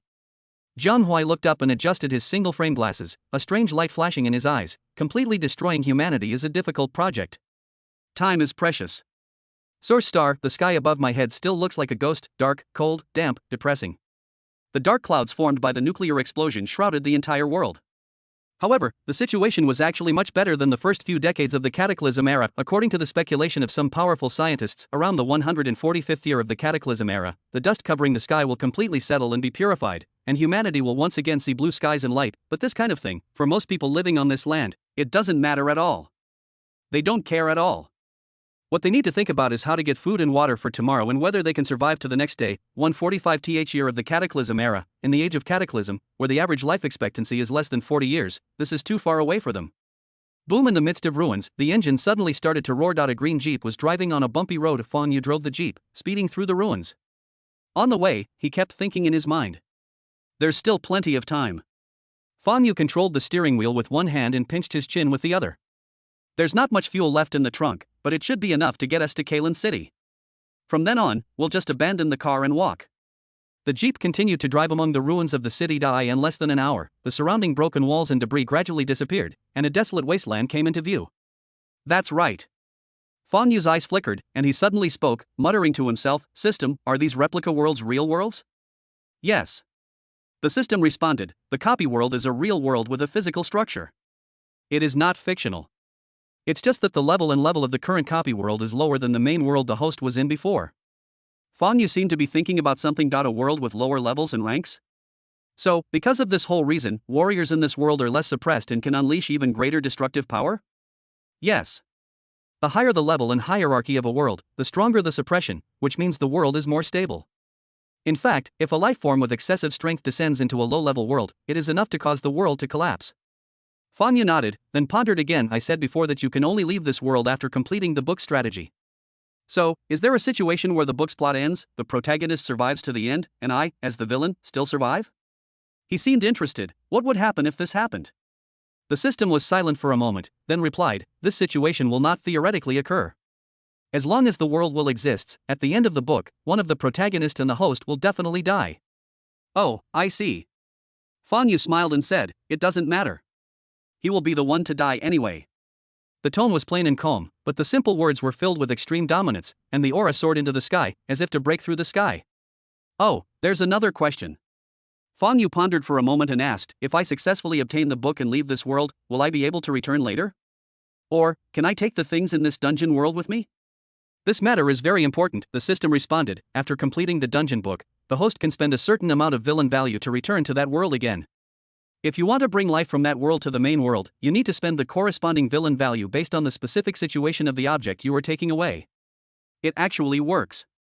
Fang Yu's eyes suddenly lit up. In other words, if you have enough villain value, you can bring the subordinates you trained in the forces you formed in this world to the main world. In order to deal with the protagonist of the book, Jiang Hui, and eliminate the various mutant creatures that are rampant in the world, he originally planned to integrate human forces and form a team that is under his control and obeys his orders, and at this moment, the system's answer made him more determined. If he could bring the elite forces formed here back to the main world, then he would have more confidence and self-confidence to deal with the protagonist of Rebirth of the Urban Mad Immortal. The strategy for the dungeon world is not the goal itself, but a process.at this time. Just as he arrived in the wilderness outside the city ruins, Fang Yu suddenly heard a noise and frowned.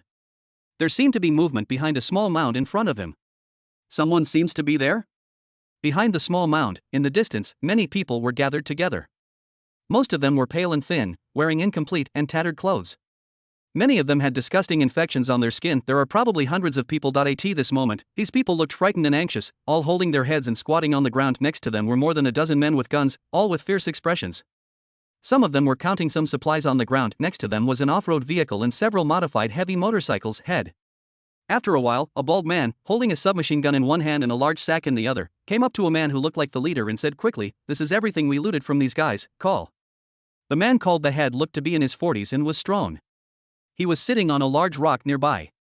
He was wearing a wrinkled brown coat, had a scruffy beard, and a cigarette in his mouth. At this moment, a smoke ring was slowly coming out of his mouth. The middle-aged man raised his foot, kicked the sack, and looked at the things inside. Some low-quality food, drinking water with a faint stench, broken glasses, metal nails, broken and non-working watches, all kinds of messy small parts, like a garbage dump. However, if these seemingly tattered wastes are taken to specific places for exchange, they can actually be exchanged for a lot of food and drinking water. After all, this was an era of material scarcity and low productivity. Almost all the major forces that have the ability to build factories develop the military industry and produce weapons and cars.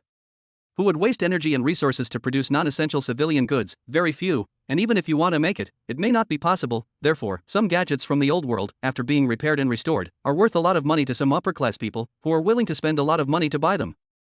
Chapter 258. There is never a shortage of idiots, that's all? The middle-aged man's face looked a little gloomy. The bald man smiled bitterly and said, "Boss, this is really all we have. These guys are really poor. In any case, it's better than nothing. After all, something is better than nothing." Anger flashed across the middle-aged man's face, and he shouted angrily, "Kill a few people to establish our authority, and search them again to prevent them from hiding anything, yes." The bald man took the order and was about to leave, but he was suddenly stunned because he saw a jeep coming from behind the small mound in the distance. "Boss. I know." Without the bald man's reminder, the man's face changed. He quickly picked up a military telescope from somewhere and looked in that direction. There is only one jeep, and the vehicle is about 80% new. Moreover, there seems to be only one person in the car. The man muttered and became more and more excited as he spoke. The bald man also looked excited. There are no guards around that car. The person who can afford such a car might be a businessman traveling between gathering places, or a young man from a small gathering place nearby. As for the guards, it's very likely that they encountered danger before, and only one person survived. "Boss, this looks like a good opportunity. Do you want to do it?" However, they should be armed, so there might be casualties. At this moment, the other men with guns also heard the noise, and the conversation between the two men came over, and then stared at the man's face, waiting for the order from their leader. The leading middle-aged man licked his lips and sneered, "Go. Why not? How are we going to survive with the little we snatched today? Casualties are inevitable. In this world, anyone can die. Listen to my orders and prepare for battle, yes." These robbers only left 2 people to guard, and the rest either rode heavy motorcycles or got on off-road vehicles, holding loaded guns and looking ferocious. The man on his motorcycle rushed out first, shouting, "Charge."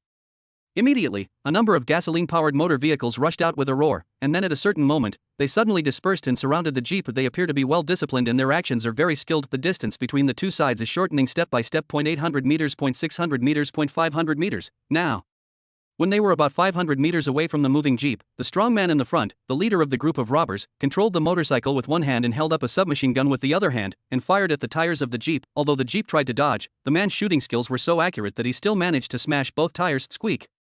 There was a loud friction sound, and the jeep slid forward for nearly 100 meters in the wilderness before finally coming to a slow stop. Very good. The leading middle-aged man breathed a sigh of relief and excitedly rode his heavy motorcycle to the front of the jeep. His eyes were fierce and ferocious, and his submachine gun was pointed at the jeep window. "Everyone in the car, get out immediately, or I will shoot. Hand over your supplies and don't resist." Quite a long sigh was heard from inside the jeep. I finally realized that no matter what era it is, there is never a shortage of idiots. Fang Yu was speechless and helpless, with a hint of coldness in his eyes. A group of wilderness bandits. The robbery actually happened to him. The next second, there was a harsh friction sound. A hand as white as jade pierced through the special car window glass. In the man's disbelief, a fist stretched out and hit his chest. Boom. Immediately, the man's upper body exploded, leaving only the other half falling powerlessly. It twitched a few times on the ground and became motionless. Squeak.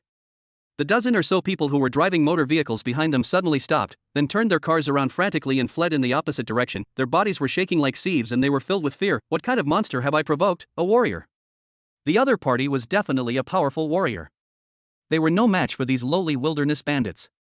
How could they be so unlucky to encounter such a powerful warrior? Escape, only escape. These people fled frantically, however, everything was in vain. Boom. A streak of light rushed out from the jeep, piercing through and tearing through the air, breaking the sound barrier, leaving the sound behind, and instantly caught up with the fleeing wilderness bandits. Powerful mental power spread out, quickly and widely covering the surrounding area. Then, the long sword turned into a stream of light, as if it had eyes, flew down and cut off heads one by one. As for the vehicles driven by these wilderness bandits, they all turned into fireballs and exploded, with flying fire snakes burning fiercely. Crunch. Fang Yu pushed the door open and got out of the jeep. Since you are a wilderness bandit, you must be prepared to face death at any time, right? His expression was indifferent. Then, his mental power spread to the distance, and his brows suddenly frowned. Where do so many wilderness wanderers come from?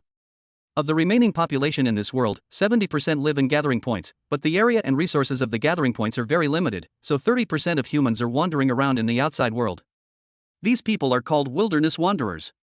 And those people before were wilderness bandits. However, to a certain extent, there is actually no clear distinction or boundary between wilderness wanderers and wilderness bandits, and these two identities often change dynamically. Today you are a bullied wilderness wanderer, but tomorrow you may become a wilderness bandit who robs others.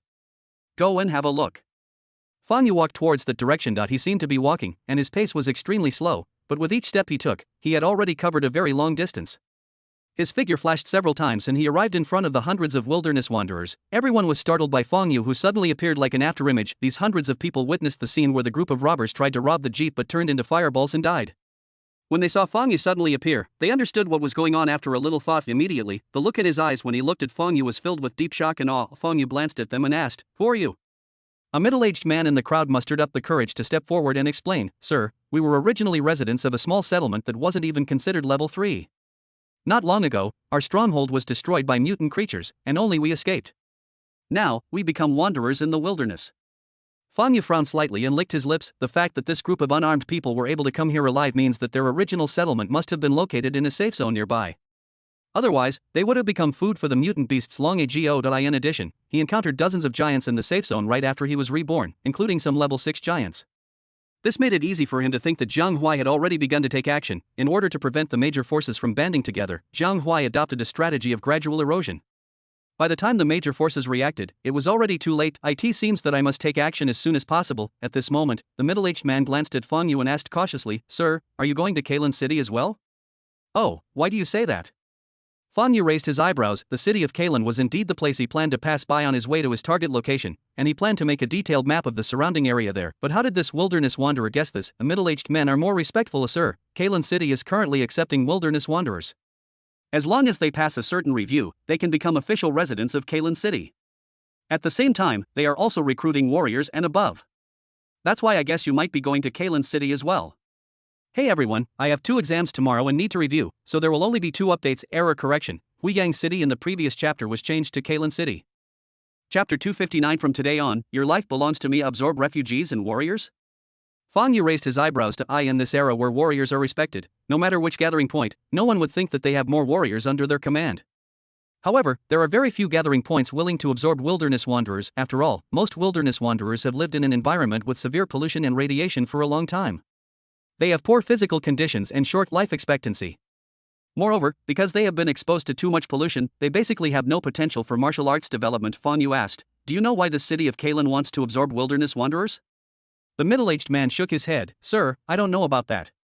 Fang Yu pondered for a moment and stopped asking questions. After all, although there are few forces willing to absorb wilderness wanderers, they do exist, so it is not a very strange thing. In addition, even if wilderness wanderers are absorbed, the selection criteria are usually very strict. I'm afraid that 99% of these people in front of me cannot enter. Just when Fang Yu was about to leave and continue on his journey, suddenly, his expression changed drastically.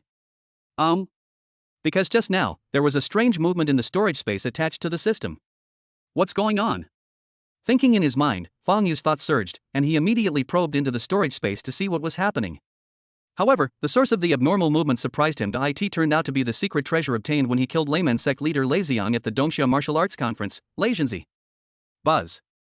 In the dark and deep storage space, Lei Zhenzi floated in the air by himself, trembling constantly, and tiny flashes of lightning burst out on his surface. This strange sight made Fang Yu's expression immediately serious. His mental power surged, covering the surroundings in an instant. He conducted a detailed investigation inch by inch, not missing any details. Under the scan of mental power, hundreds of wilderness wanderers felt a chill all over their bodies, as if their whole bodies were seen through. And not long after following the direction that caused Lei Jinzi's unusual movements, Fang Yu finally found the source of the movement. Ha! Fang Yu opened his mouth, let out a light and then his figure flashed and disappeared on the spot. Everyone only felt a gust of wind passing by them. When he reappeared, there was a boy of 17 or 18 years old beside him. The boy was wearing a black jacket with 2 obvious holes and tangled threads, and his pants were covered with various patches. He was thin and had a fairly handsome face, but it looked pale due to malnutrition and lacked color and redness. At this moment, Lin Jiang was completely stunned when Fang Yu grabbed him in front of him. What's going on? I clearly didn't do anything. Fang Yu put him down and asked with a smile, what's your name? Although he was a little confused, Lin Jiang still calmed himself down, took a deep breath, and said nervously, Your Excellency, my name is Lin Jiang. Lin Jiang. Not bad, fairly calm. Fang Yu nodded, looked him up and down, and said abruptly, Are you willing to leave with me? Lin Jiang stared at Fang Yu in a daze. He could understand every word of the sentence, but when they were put together, he was a little confused. To leave with him? Where are you going? What are you doing? Fang Yu didn't care, but patiently explained, You have a talent for martial arts practice. What I mean is, if you are willing to follow me, I can guide you in practicing martial arts. Are you willing to come with me? After explaining, Fang Yu stopped talking and did not urge him. Instead, he stood there and waited patiently for the other party's reply, but deep in his eyes, there was a hint of surprise. The one who caused Lei Jinzi's unusual behavior just now was this man named Lin Jiang. When he grabbed him out of the crowd, Fang Yu examined his body and found that he actually had a rare Thunder Spirit physique. Thunder Spirit physique. A powerful martial arts physique. The reason why Fang Yu knew about this so-called Thunder Spirit body was through the book Rebirth of the Urban Mad Immortal, because in the book, the protagonist also possessed this physique. Of course, the strength of the protagonist of Rebirth of the Urban Mad Immortal in his previous life was far beyond what a mere Thunder Spirit could achieve. He also had various heaven-defying opportunities as the protagonist. But no matter what, there was no doubt that the Thunder Spirit was a powerful physique suitable for cultivation. People with this kind of physique will achieve twice the result with half the effort when practicing thunder-attributed exercises or using thunder-attributed treasures and magical instruments. Ever since he learned that people from the copy world could be brought back to the main world, Fang Yu made up his mind to form his own elite force. However, he didn't expect to accidentally encounter such an unpolished talent on the road, which really surprised him. Fang Yu smiled faintly and waited for Lin Jiang's reply. At this moment, Lin Jiang's mind was in chaos and his thoughts were stagnant. Do I have a talent for martial arts? Can this martial artist take me away and teach me martial arts? In the age of cataclysm, no one doesn't want to become a superior warrior. At the same time, no one doesn't want to gain strength and change their life. Although he didn't know who Fang Yu was or what his strength was, he had a vague feeling that he was very strong, stronger than he thought. How to choose is self-evident. The 17-year-old boy breathed rapidly and actually knelt on the ground in front of Fang Yu. He said excitedly, I do. Stand up. Fang Yu frowned and shouted, his voice hinting at coldness and depth. Lin Jiang was startled and quickly got up from the ground. He seemed a little confused and at a loss, not knowing how he had made Fang Yu angry. Fang Yu looked down at him, his eyes cold and stern. As a man, did your parents give birth to you just to kneel before anyone? Remember, from today on, from this moment on, no one can make you kneel, unless it means death. Do you understand? I will give you dignity and strength, and everything, but all you need to pay is your life. He said slowly, from today on, your life belongs to me. Lin Jiang was a little bewildered, but soon, his slightly childish face turned serious, and he said solemnly, my life will be yours from now on. Very good. Fang Yu nodded slightly, chuckled and said, come with me. Nearby, a group of wilderness wanderers had their eyes filled with envy and jealousy. They never expected that the young man who had been so inconspicuous among them would be noticed by a powerful warrior. From now on, they are probably no longer people from the same world. Chapter 260, Pushing the Limits Adult. At this moment, a woman wearing a dirty red coat and trousers only reaching the knees suddenly rushed out from the group of wilderness wanderers. The woman's face was filled with pleading. Since you are also going to Kailan City, could you please take me into the city with you? With your strength, you can take a group of people to bypass the inspection and enter the city directly. As soon as these words were spoken, the eyes of this group of wilderness wanderers suddenly lit up, and several of them rushed up immediately. Sir, please take me with you. And me. This group of people were like crazy, crowding each other and rushing towards Fang Yu. Fang Yu frowned slightly, his expression cold. If you dare to come one step closer, I will kill you. But these wilderness wanderers, seeing the opportunity to enter the city, had almost lost their minds and gone crazy, and they still rushed forward madly. Sir, don't worry about them, take me with you. Whoosh. The wilderness wanderer in the front suddenly stiffened and then suddenly broke into 2 pieces. Can't you hear what I say? A terrifying murderous intent suddenly emanated from Fang Yu, like a freezing cold wind, enveloping the surroundings and making people feel as if they were falling into an ice cellar. Wow. In an instant, the wilderness wanderers who had surrounded them madly before could not help but retreat with fear in their eyes. I'm sorry, sir. On behalf of everyone, I apologize for the offense against you. The middle-aged man who had talked to Fang Yu before hurried forward, looking terrified and with cold sweat on his face. Before he joined the wandering settlement where everyone was, he was a wanderer living in the wilderness, so he knew the rules of the wilderness and this world better than anyone else. In this end times, where are the great good people? As for those more powerful warriors, none of them are merciful. There are countless cases of small settlements being massacred because they offended the powerful. It is your honor if the strong can talk to you in a kind manner and as an equal, but if you do not know what is good for you, then hell will be waiting for you. Sir, we beg you to forgive us. The middle-aged man's face became even paler, he was bent over, and his head was almost touching the ground. Let's go. The murderous intent in Fang Yu's eyes disappeared, he snorted coldly, and walked away. He walked towards the off-road vehicle driven by the previous group of robbers, which he had specially left behind so that it would not be destroyed. The Jeep he had driven before was damaged, and he did not have a spare tire with him, so it could not be repaired. Lin Jiang also hurriedly followed. The two men got on the off-road vehicle and sped away, about 500 miles away from Kailan City. It is still a wasteland. Baji, Baji. Lin Jiang was wolfing down the food and water Fang Yu had handed him. Although Fang Yu considered the food to be of poor quality, Lin Jiang considered it the most delicious thing in the world. Fang Yu could also rely on absorbing the vital energy of heaven and earth to maintain his basic physical needs, but Lin Jiang couldn't. Although he possessed a thunder spirit body, he was just an ordinary person now and couldn't go without food and water. Fang Yu glanced at him and said, "Eat quickly. We are not far from Kailan City. If you were not suddenly hungry, why would you stop?" Lin Jiang's expression was a little awkward, but he immediately asked doubtfully, "Sir, this doesn't seem to be a safe zone, right?" Fang Yu was very interested. "You remember it so clearly?" Lin Jiang smiled smugly. "I can recite all the places around here with my eyes closed." For wilderness wanderers, memorizing the surrounding map and avoiding unexplored gray areas is the top priority. Otherwise, if you stray into the base camp of mutant creatures, you will surely die. "Oh, now, you can forget about that," Fang Yu said calmly, "because, wherever I am, that is the safe zone." Lin Jiang was stunned. I was shocked by the extreme arrogance and confidence contained in these words. "Wherever I am, it is a safe zone." How strong do you have to be able to say this? There are indeed some places in this world that are dangerous for Fang Yu, but those are areas where mutant creatures gather in large numbers, and they are far away from human settlements. The place where they are now is inside the human settlement area and is relatively safe. Even in the unexplored gray area, there are not too many mutated creatures, and it is impossible for them to pose a threat to him, a powerful person in the realm of gods. "Sir, what is your strength?" Lin Jiang couldn't help but ask. "You just need to know that I'm very strong." Fang Yu shrugged, then tossed a string of beads to Lin Jiang. "Take this, it will help you in your cultivation."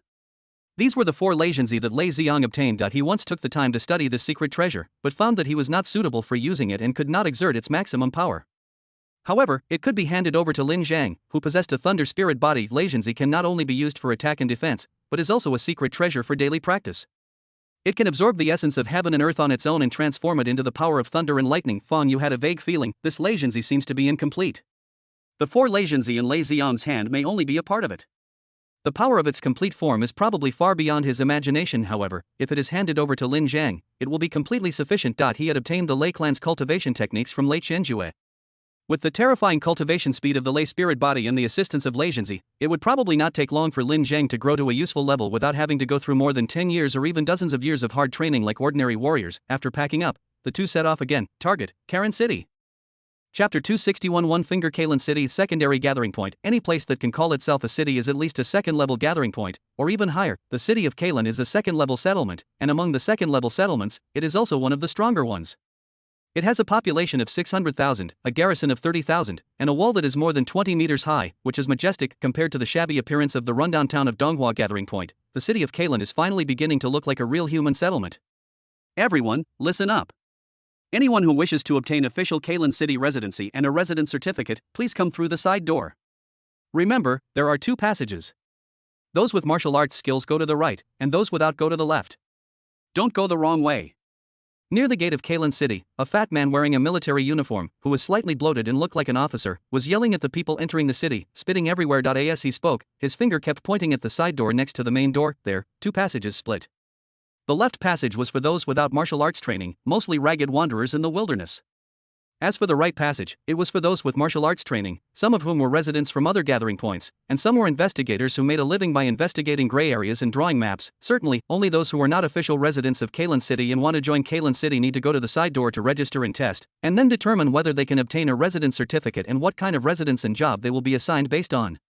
The results.as for everyone else, just go through the main entrance normally. I in the noise. A tall man with black hair and black eyes, wearing a windbreaker, walked slowly towards them, followed by a young man. The two people were Fang Yu and Lin Zhang. The two ignored everything at the side door and walked straight towards the spacious and tall main entrance. Lin Zhang's eyes were filled with excitement as he kept looking around. Since he was born, he had been living in a small gathering place that was not even a third-level gathering place. At this moment, seeing the majesty and prosperity of Kailan City, he was immediately stunned. His pace couldn't help but quicken, even leaving Fang Yu behind. This guy. Fang Yu laughed in silence, but didn't say much. His gaze drifted inadvertently to the side door. In the passage to the left of the side door, staff would first conduct a routine physical examination. Those who met the requirements would proceed to the next stage, where someone would inject a blue potion into the wilderness wanderer's arm with a syringe. Then, they would go under a nearby awning to await the results. Lin Dongchang, passed. Guasun, no pass. Those who failed were dejected and looked gloomy. Those who passed were jubilant and danced with joy. This means that they can join the city of Kailan, have more stable food and water, and no longer have to worry about survival. This is the lifelong dream of these wilderness wanderers. Fang Yu, who was observing from the side, suddenly became serious. Looking at the screening process of wilderness wanderer, book information began to emerge in my mind.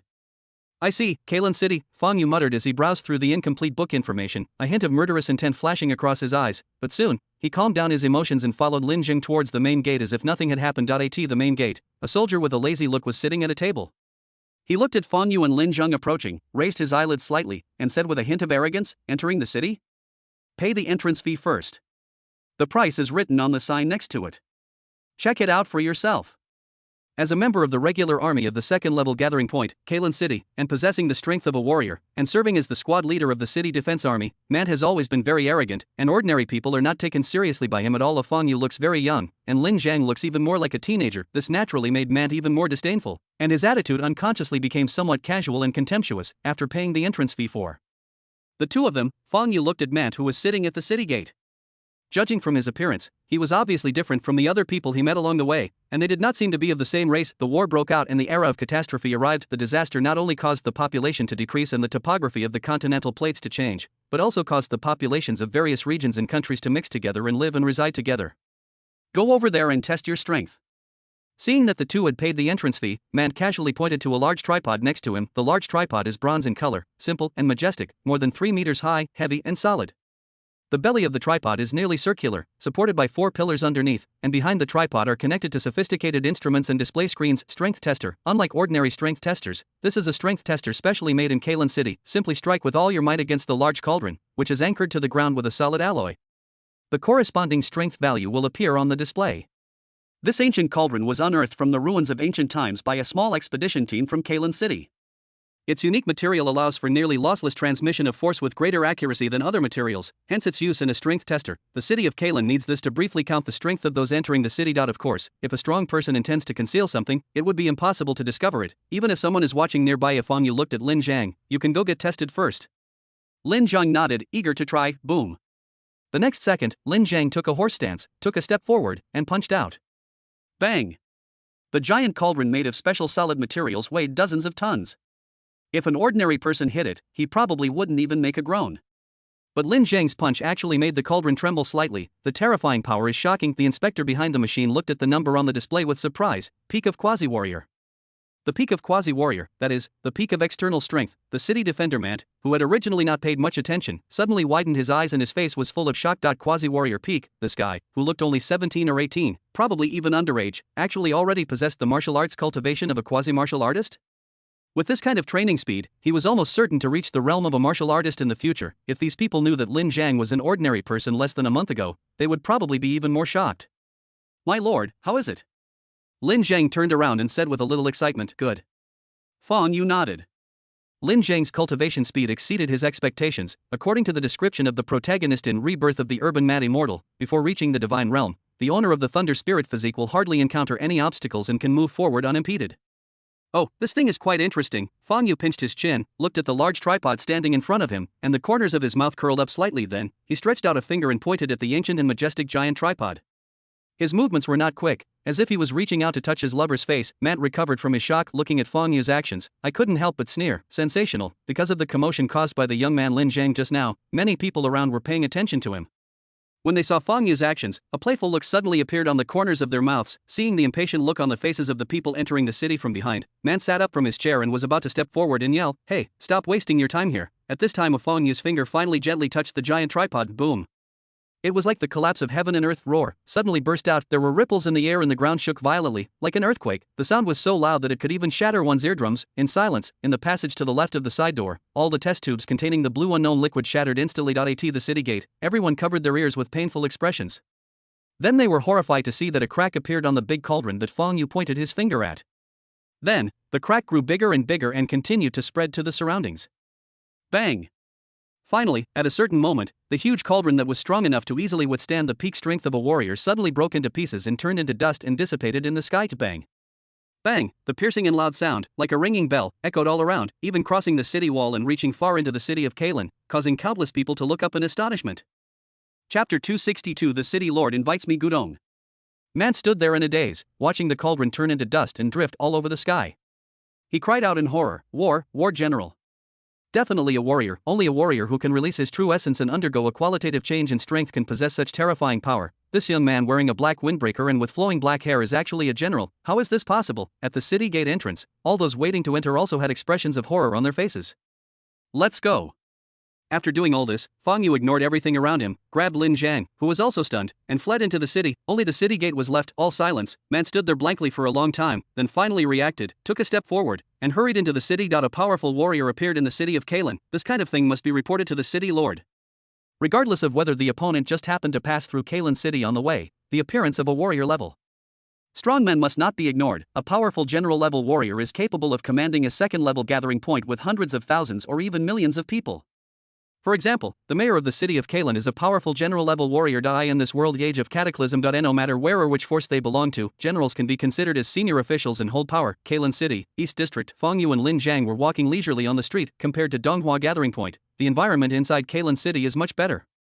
Most of the houses are relatively new and complete, and the streets are much wider and cleaner.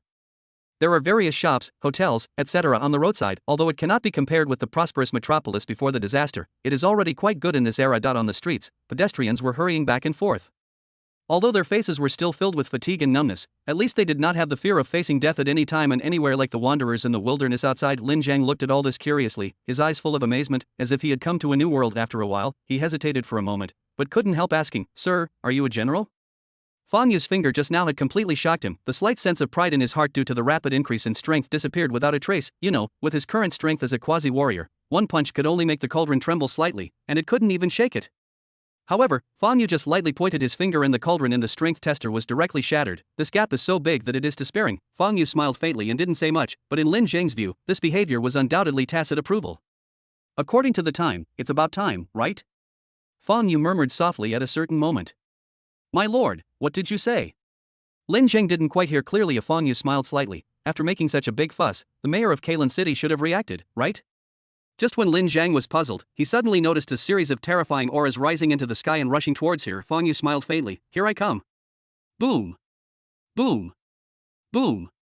Several figures rushed over at a speed of dozens of meters per second, and soon arrived in front of Fang Yu and the others. The strength of these people is surprisingly at the peak of martial arts, and they have even touched the edge of becoming generals. Among the four figures, a man with a stern expression stepped forward and said respectfully, "Sir, I am Summerfield, the governor of the West District.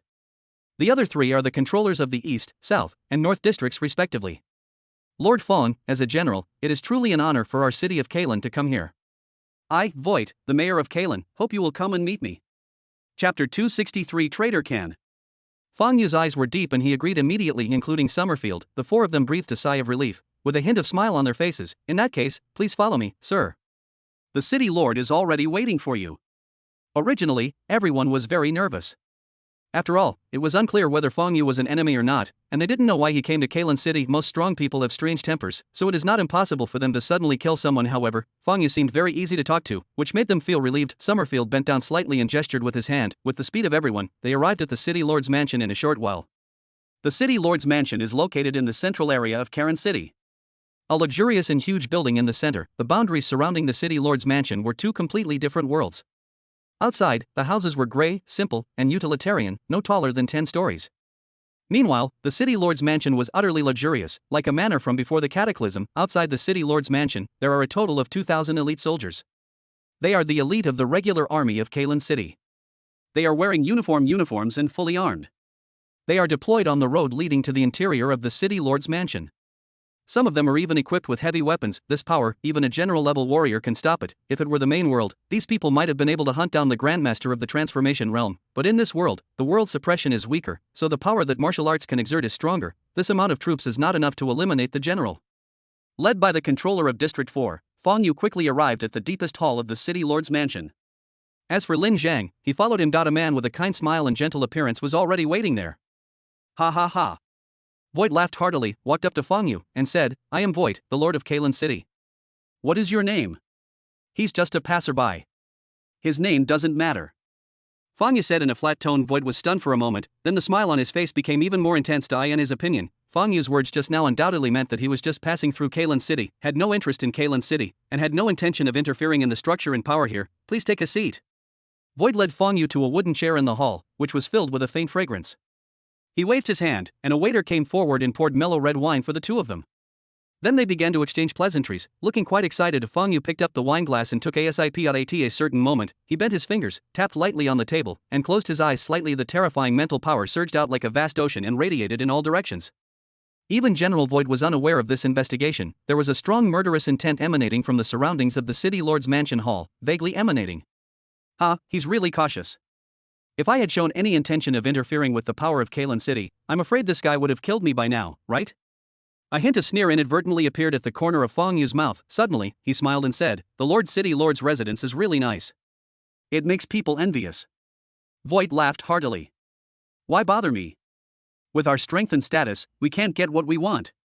We can't be treated like ordinary people. If you like, you can stay here for a few more days, yes. Fong Yu sighed. In this era, you control a city and decide the life and death and fate of hundreds of thousands of people. Unfortunately, this does not seem to satisfy you. Voight was stunned. What does this mean? The next second, the smile on Fong Yu's face faded. He picked up the wine glass and took another sip of red wine. Then, his expression became extremely indifferent. I'm curious. What conditions would make you willing to betray humanity and stand with that lunatic Jian Hui? Voight's expression suddenly changed. He suddenly stood up from his seat, looking confused and puzzled. You? Did I tell you to stand up? Divine light burst out from Fong Yu's eyes, and thousands of lightning bolts emanated. Boom! A terrifying aura surged from his body and soared into the sky. The entire roof of the city lord's mansion was blown away like a strong wind, turning into debris and powder all over the sky, scattering all over the sky. Bang! This aura was like thunder, rumbling and spreading in all directions.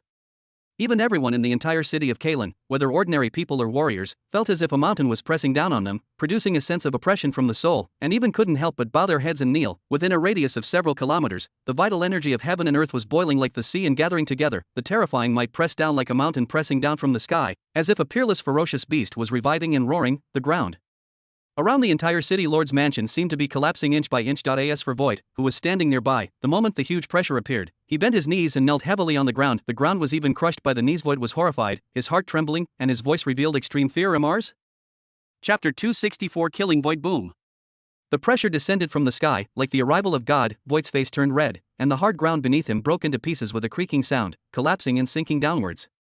If this continued, he would probably be crushed to death by Fong Yu's momentum. Is the gap between the god of war and the general really that big? Just the outpouring of his aura made him lose all desire to resist. However, Voight didn't know that Fong Yu's strength was not comparable to that of an ordinary god. He used the system's energy to upgrade, and his energy, concentration, and power reached the theoretical extreme.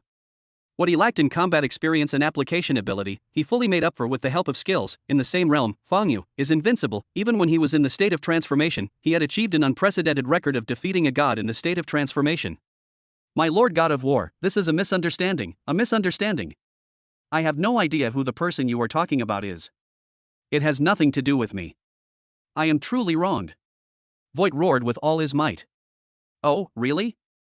Fong Yu's expression was cold and stern. If you are wronged, then you should die to prove your guilt.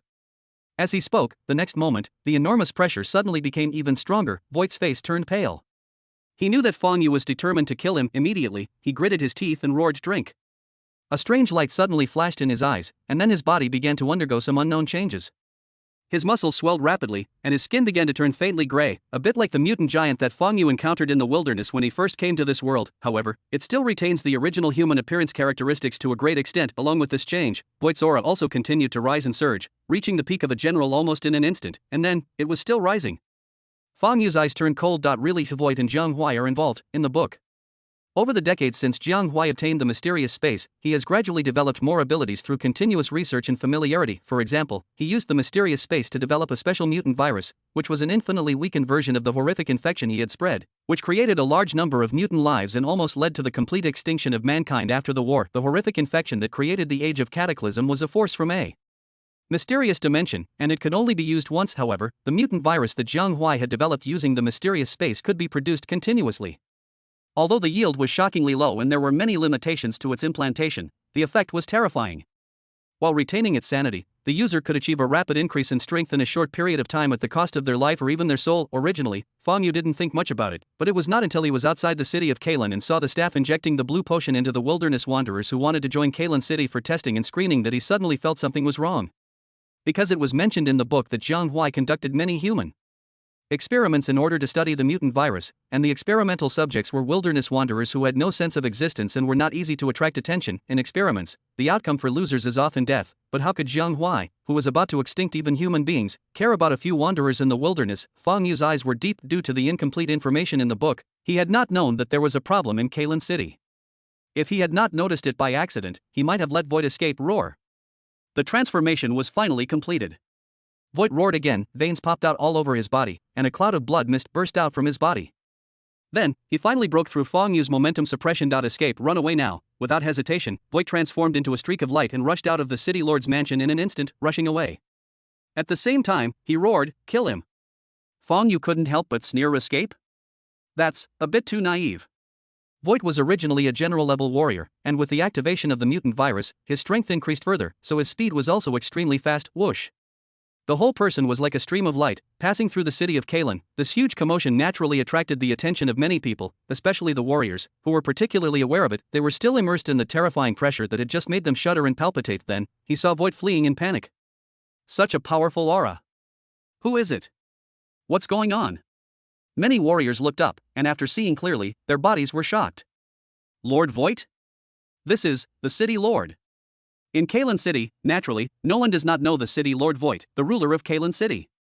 Voight can be said to be a godlike existence in Kalen City, and now, Voight, like running away, these warriors, whose eyesight was far superior to that of ordinary people, looked at Voight flying through the air in surprise and doubt, and finally confirmed this incredible fact. I was suddenly shocked and terrified. A powerful warrior at the peak of his powers, the lord of the second-level gathering point, Kalen City, actually fled in panic on his own territory?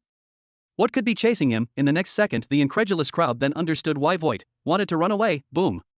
The heaven and earth roared above the sky where Voight was escaping. The wind swept away the clouds, and countless vital energies of heaven and earth suddenly boiled over, gradually gathering into an illusory giant hand.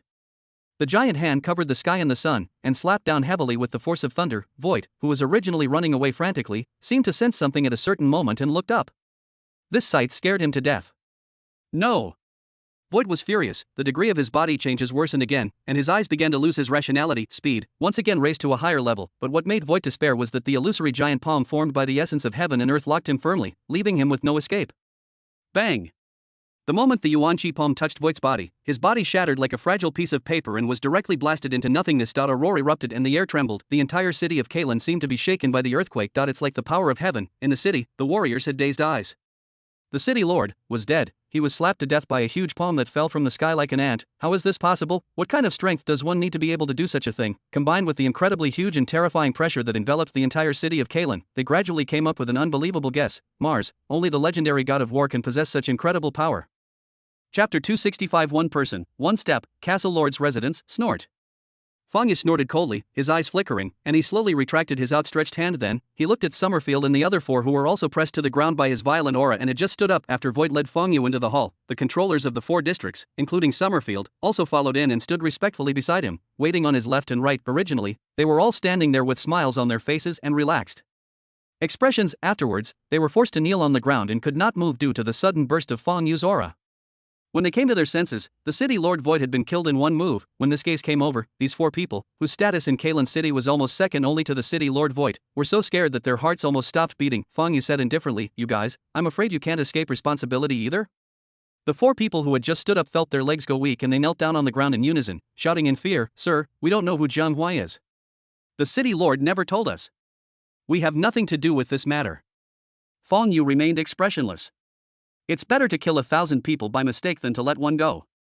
If you want to blame someone, just blame your bad luck for joining this void.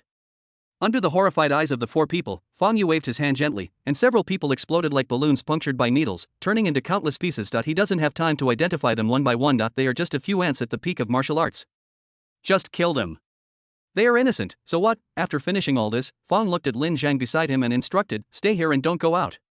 During the attack just now, he deliberately used part of his strength to protect Lin Zhang so that he was not affected. Others can die. Lin Zhang cannot die easily. After all, Lin Zhang possesses the Thunder Spirit physique, has great potential, and grows extremely fast. In a very short time, he is expected to become his assistant. Moreover, on the other hand, the protagonist of Rebirth of the Urban Mad Immortal also possesses the Thunder Spirit physique. Knowing yourself and your enemy is the key to victory in every battle. This is also of great help to understanding the protagonist that you will face soon. Finished explaining, Fong Yu walked straight outside. Snap, snap, snap. At this moment, outside the hall of the city lord's mansion, in the spacious courtyard, countless soldiers with stern expressions have gathered in 3 layers inside and outside, and all kinds of heavy weapons are locked and aimed at Fong Yu. In addition to the 2,000 elite soldiers that Fong Yu had seen in public before, Voigt had also temporarily deployed double the number of troops in secret. Voigt was a very suspicious man.so when he heard that a powerful warrior, who was most likely a general, had defeated the strength tester with 1 finger and entered the city of Kalen in such a high-profile manner. He was shocked and confused, so naturally he arranged a series of measures. What a pity! He misjudged Fong Yu's strength. Fong Yu stood with his hands behind his back, turning his head, looking at the 6,000 cold steel guns pointed at him, his expression extremely calm. There was no emotion in his eyes. It was as if what was in front of him was not a terrifying iron army, but a group of chickens and dogs. Bah! A drop of cold sweat dripped from the face of one of the soldiers, and the hand holding the gun was trembling slightly. It's clearly 6,000 to 1 person. Everyone's heart was beating wildly. No one has dared to give the order to attack, but Fong Yu moved. Suddenly, he took a step forward, and the terrifying aura surged wildly, piercing the sky and even showing signs of solidifying. Bang! The ground shook. The 6,000 soldiers from the city of Kalen on the opposite side couldn't help but take a step back. Bang! Fong Yu took another step forward. The army of 6,000 people took another step back in unison. All the soldiers had terrified looks in their eyes.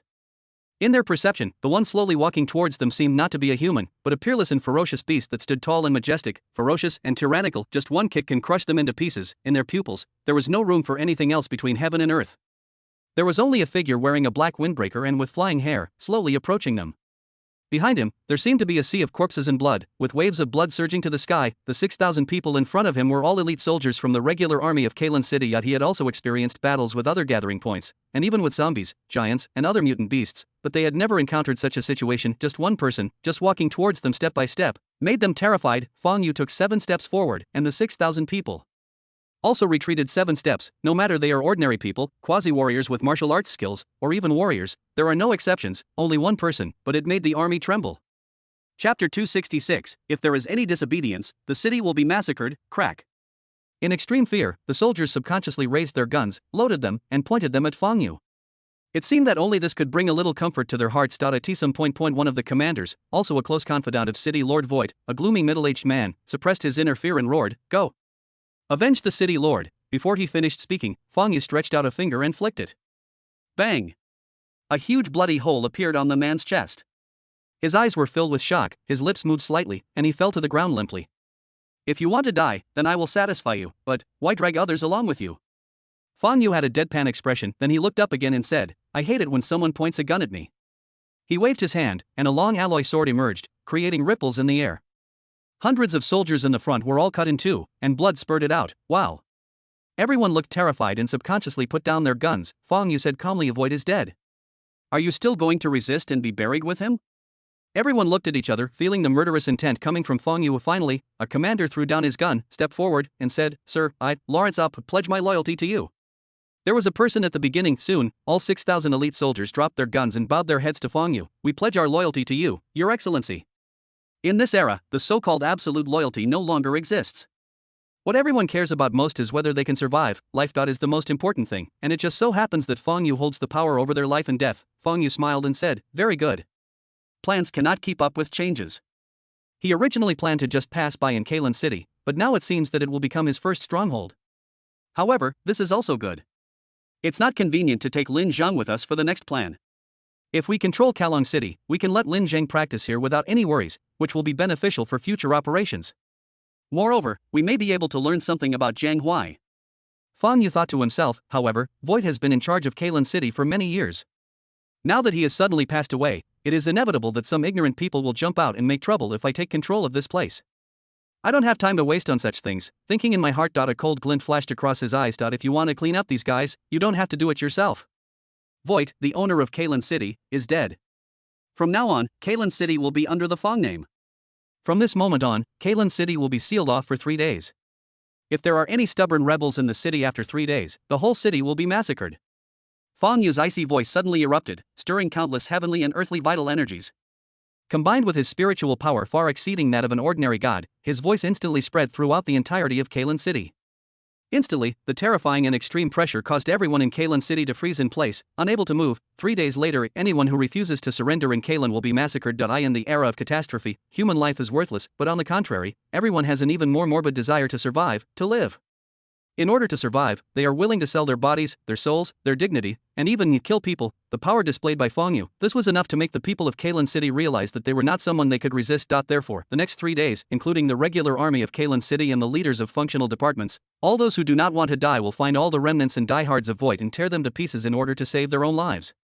3 days later, the city lord's mansion, the top floor of the central building. In front of the huge floor-to-ceiling window, Fong Yu held a glass of red wine in his hand and looked out at the entire city of Kailan. It's so clean. He sighed, his eyes revealing indifference, but in fact, right in front of him, blood and corpses that had not been cleaned up were still vaguely visible on the street, and a faint murderous atmosphere was blowing in his face. Behind him, a man of medium build and ordinary appearance couldn't help but tremble when he heard the words. He is the current supreme commander of the army in the city of Karen, Ruskin. He was also one of the first powerful people in Kailan City to sided with Fong Yu and pledged his loyalty to him. Furthermore, he had sufficient abilities and means to recognize his position, so Fong Yu did not touch him. Did you bring the people? Fong Yu asked calmly without turning around. Lord Fong, I'm here. Ruskin bowed respectfully. Humph. Fong Yu turned around, his eyes deep. Bring him in. Chapter 267 Interrogation Crunch. After a while, a man wearing blue-framed glasses and a neat white coat was escorted in by several soldiers. With a look of panic on his face, Fong Yu waved his hand and the soldiers immediately let him go. Then, everyone, including Loggins, closed the door and left the room. Great. The man in a white coat and blue-framed glasses knelt on the ground in panic. With cold sweat on his forehead, Fong Yu sat on the sofa, looking down at the man, and said calmly, "What is your identity?" Swallowing his saliva, the man wiped the cold sweat from his head and stuttered, "My name is Ding Buotao. I am the head of the research department and chief researcher of Kailan City. I previously served as." "That's enough." Fong Yu frowned and said, "I'm only asking about your identity, not your life experience." Yes, Ding Buotao immediately shut up and said tremblingly, "If you have any questions, please feel free to ask. I will tell you everything I know." He is really scared. After all, the man before him was the new ruler of Kailan City, a being who would massacre the entire city at the slightest disagreement. For the past few days, the bloody storm that had enveloped Kailan City had terrified everyone, fearing they would be affected. Countless bodies lay dead in the streets, and the city's drainage canals had been dyed blood red, and this was just because of a word from the other party. "Speak out everything you know?" Fong Yu smiled strangely and said, "I believe you will tell me everything you know." As soon as he finished speaking, his pupils turned pitch black, like two black hole whirlpools, tearing and pulling everything. Buzz. Strange mental fluctuations emanate. Ding Buotao felt his brain suddenly shaken, and his eyes became empty, like a dead person, without any emotion. A few minutes later, Fong Yu leaned back slightly, frowning slightly. After the questioning just now, Ding Buotao has basically told everything he knows. Although Ding Buotao was in charge of the specific matters regarding the screening of wilderness wanderers, he was just following orders and actually knew nothing about Jiang Huai's affairs. In fact, not to mention Ding Buotao, even Voight may not understand everything. Snort. Fong Yu's eyes turned cold. "You don't know anything. If that's the case, what's the point of having you?" Even if he was not aware of it, he was still Jiang Huai's accomplice, so, damn it. After withdrawing his mental power, Ding Buotao regained consciousness instantly. There was a look of fear in his eyes and his mouth opened, as if he wanted to say something, but Fong Yu had already punched him out, directly blasting him into a ball of blood mist. "Someone come." Not long after he finished speaking, Loggins walked in again. Looking at the pool of blood on the ground, he didn't even dare to breathe. He was as silent as a cicada, fearing that he would anger Fang Yu and be killed directly. That would be too unfair. Pass on my orders. Fang Yu said calmly, send a notice to the Council of Elders of the First City, informing them that the ruler of Kalen City has been replaced. First Castle.as the name suggests, First City was the first city and settlement built by humanity after the Cataclysm era. In the early days of the Cataclysm era, under the leadership of First City, humanity cleared out one safe zone after another. Leveraging the influx of warriors, they gradually established countless gathering points and re-established order. After this, the First City naturally became the leader of humanity. Of course, as time passed and the Age of Cataclysm lasted for several decades, numerous powerful factions emerged, commanding large populations and armies. The First City's status became more symbolic, but it remained one of humanity's 8 major factions, nominally the leader of the 8. Although none of the other 7 major forces would allow the initial city to interfere with their own forces, the initial city is still very deterrent to small gathering places outside the 7 major forces. Due to this relatively transcendent status, the establishment, destruction, and even changes of rulers must be reported to the original city, otherwise they will not have legitimacy. Of course, as to the reason why the controller of the gathering point was changed, civil unrest, vendettas, and so on, these are not within the jurisdiction of the original city. Age of Cataclysm. It's a chaotic world. Every day, gathering points are destroyed and established. It was very common for the strong to massacre ordinary people, for wars to break out between gathering points due to friction, and for the rulers of gathering points to be killed. Kalen City is just one of them. The only special thing about it is that it is a second-level gathering point, and it is also considered powerful among the second-level gathering points. Moreover, the original city lord is a powerful general, yes. Loggins responded respectfully. Also, add this sentence at the end of the notice. Fang Yu closed his eyes slightly. The new lord of Kalong City is an invincible god of war. Loggins' eyes suddenly widened. Invincible god of war. This is not just a respectful title for a powerful god of war, but a specific title and an honor. Only the number 1 god in the world can be called the invincible god of war. The god of war is already the strongest martial arts realm known so far, and no one can surpass it for the time being, so the invincible god of war represents the number 1 among warriors, the number 1 in the world. The one who now holds the title of invincible god of war is the one in the divine punishment guards of the First City, and Fang Yu actually declared himself the invincible god of war and the strongest man in the world in the notice sent to the Senate of the original city. This is too ridiculous. Fang Yu's expression was calm. You don't need to ask any more questions, just do as I tell you. That's right. He paused, then said, call Lin Zheng to me. Ruskin said no more immediately. He left the room respectfully. About 10 minutes later, there was a knock on the door and Lin Zheng walked in from outside. At this moment, he was no longer the ragged and pale-faced man he was before. Instead, he was wearing neat clothes and his hair was neatly combed. These days, Lin Zheng felt like he was living in a dream. He no longer had to worry about being eaten by mutant creatures, no longer had to worry about food and drinking water, and his bed was as soft as cotton. In addition, knowing his relationship with Fang Yu, many important figures in Kalen City did not dare to act rudely in front of Lin Zheng, but were respectful and kept trying to curry favor with him. Sir, you're looking for me? Yeah. Fang Yu raised his head, glanced at Lin Zheng, and said in a faint voice, have you been a little slack these days? Lin Zheng's body shook suddenly. In the past few days, he had fallen into a state of ecstasy and indeed no longer spent all his time on practicing martial arts. After all, how could boring practice be as comfortable as enjoyment? Fang Yu's expression was calm.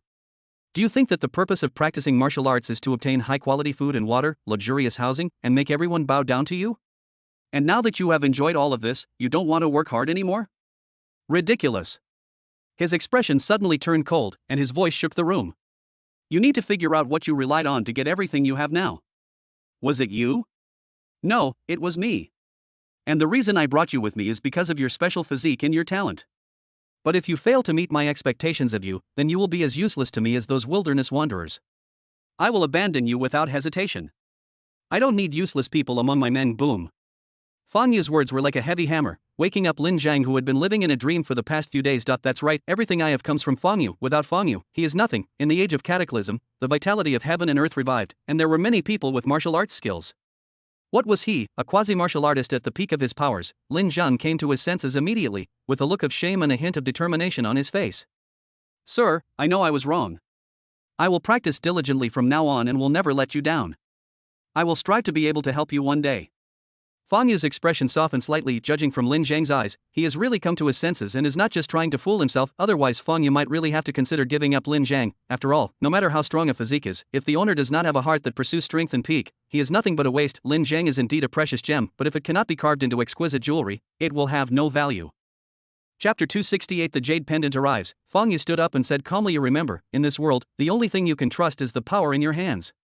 Everything else is false, yes. Lin Zhang lowered his head. Fang Yu spread out his palms, and with a thought, a black jade pendant appeared out of thin air.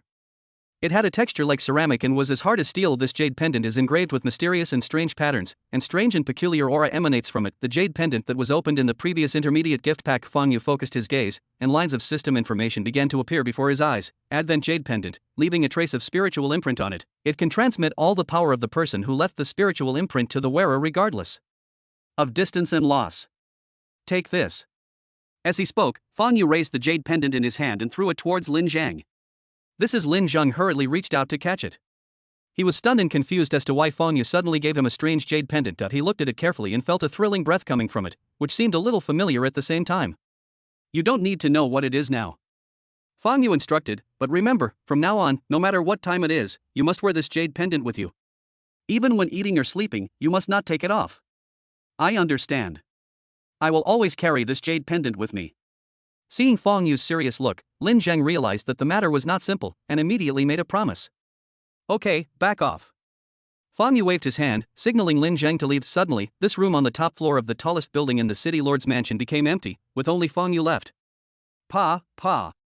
Fang Yu walked back to the window again, the sky of the end of the world reflected in his pupils, gloomy and dark, making people despair. Maybe it was because of my appearance. Judging from a series of clues so far, Jiang Huai's plan to destroy the world is being advanced. Therefore, it is necessary for him to speed up his actions and not move forward steadily. This can be seen from their action to recapture the city of Kailan.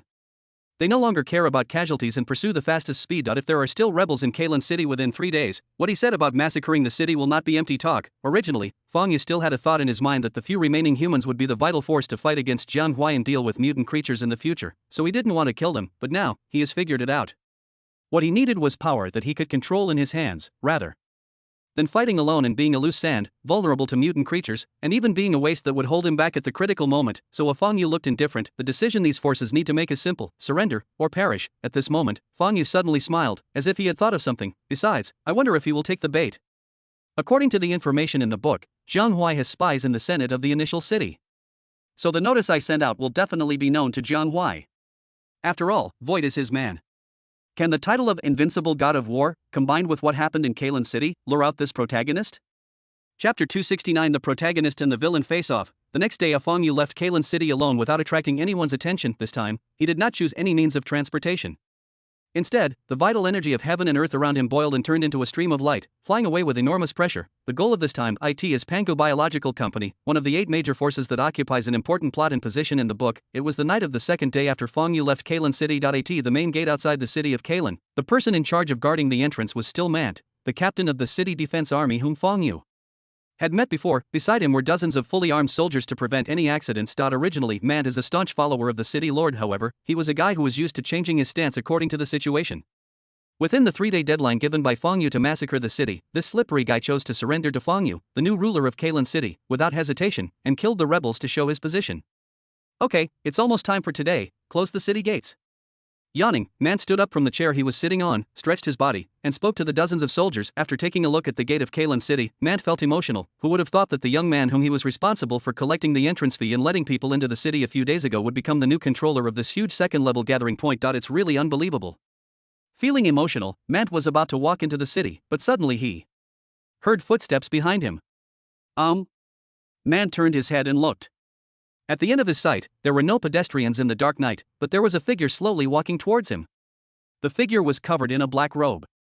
Just looking at him made him feel suspicious. Stop! Who are you? Mant shouted loudly, his voice cold. The gates of Kailan are about to close. No one is allowed to enter. Retreat immediately. The figure, completely covered in a black robe, seemed to hear nothing, still walking towards her step by step. With steady and firm steps, Mant felt a bad feeling in his heart, and immediately waved his hand, signaling to the dozens of guards behind him. Dozens of guns were instantly pointed at that figure. Since you ignored the warning, you are considered an enemy. Shoot! Dozens of soldiers, with grim expressions, had their fingers on the triggers, but the next second, the figure suddenly disappeared from their sight.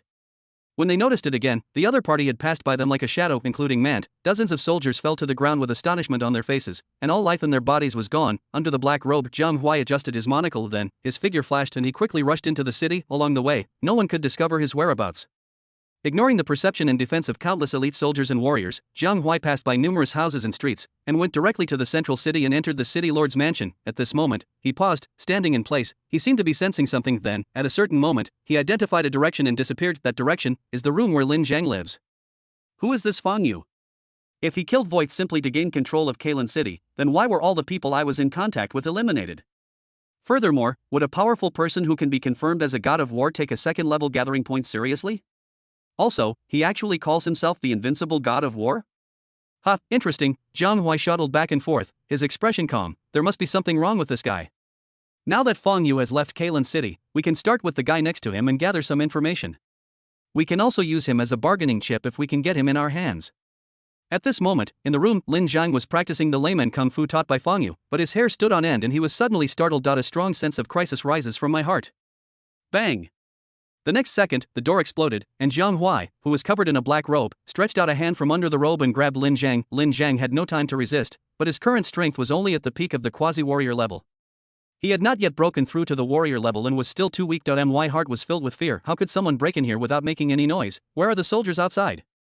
Where are the warriors? Why is there no movement at all? A strange light flashed across the monocle embedded in Jiang Huai's left eye socket, and he smiled and said, "Come with me, I have something I want to know from you." But just as Jiang Huai's hand touched Lin Jiang's body, the black jade pendant worn on Lin Jiang's neck suddenly lit up with bright light. Buzz! Lin Jiang's eyes instantly became empty and slowly closed. When he opened his eyes again, he seemed to have become a different person with a completely different look in his eyes. The panic and shock are gone. Instead, it is filled with depth, darkness, and extreme coldness. That gaze was like looking at a clown. The terrifying power, like a tidal wave, passed through layers of void, spanned endless distances, and was infused into Lin Jiang's body. Using him as a carrier, Fang Yu's thoughts, spirit, and strength all descended. Lin Jiang slowly stood up, and under the support of the vitality of heaven and earth, his figure stood in the air, his feet stepping on the void, and a hint of ridicule flashed in his eyes. Really? I want to talk to you too. Before the protagonist's halo is completely stripped away, the protagonist is almost impossible to kill, but that doesn't mean he can't cause damage. Just like Chen Yi in the first book, wasn't his legs broken by the iron guards he sent out? We can't kill Jiang Huai now, but we have to collect some interest to prevent him from getting too active. Jiang Huai looked stunned and his body was shaking violently. I was fooled. Chapter 270 Space Teleportation, Spiritual Imprint, Whoosh. The next second, without any hesitation, Jiang Huai retreated quickly. His face was gloomy, and he couldn't understand why Fang Yu knew he was coming to Kailan City and would come to find Lin Jiang. His action was purely a spur-of-the-moment decision after receiving the news about Kailan City and Fang Yu, and he hadn't told anyone. Jiang Huai has always regarded himself as the agent of the world's will, and felt that he was the creator of the Age of Cataclysm. He hid behind the scenes, watching everyone struggle, feel unwilling and desperate in his hands. But now, Jiang Huai couldn't accept this feeling of being guessed. But even though thoughts kept flashing through his mind, Jiang Huai's movements did not slow down at all.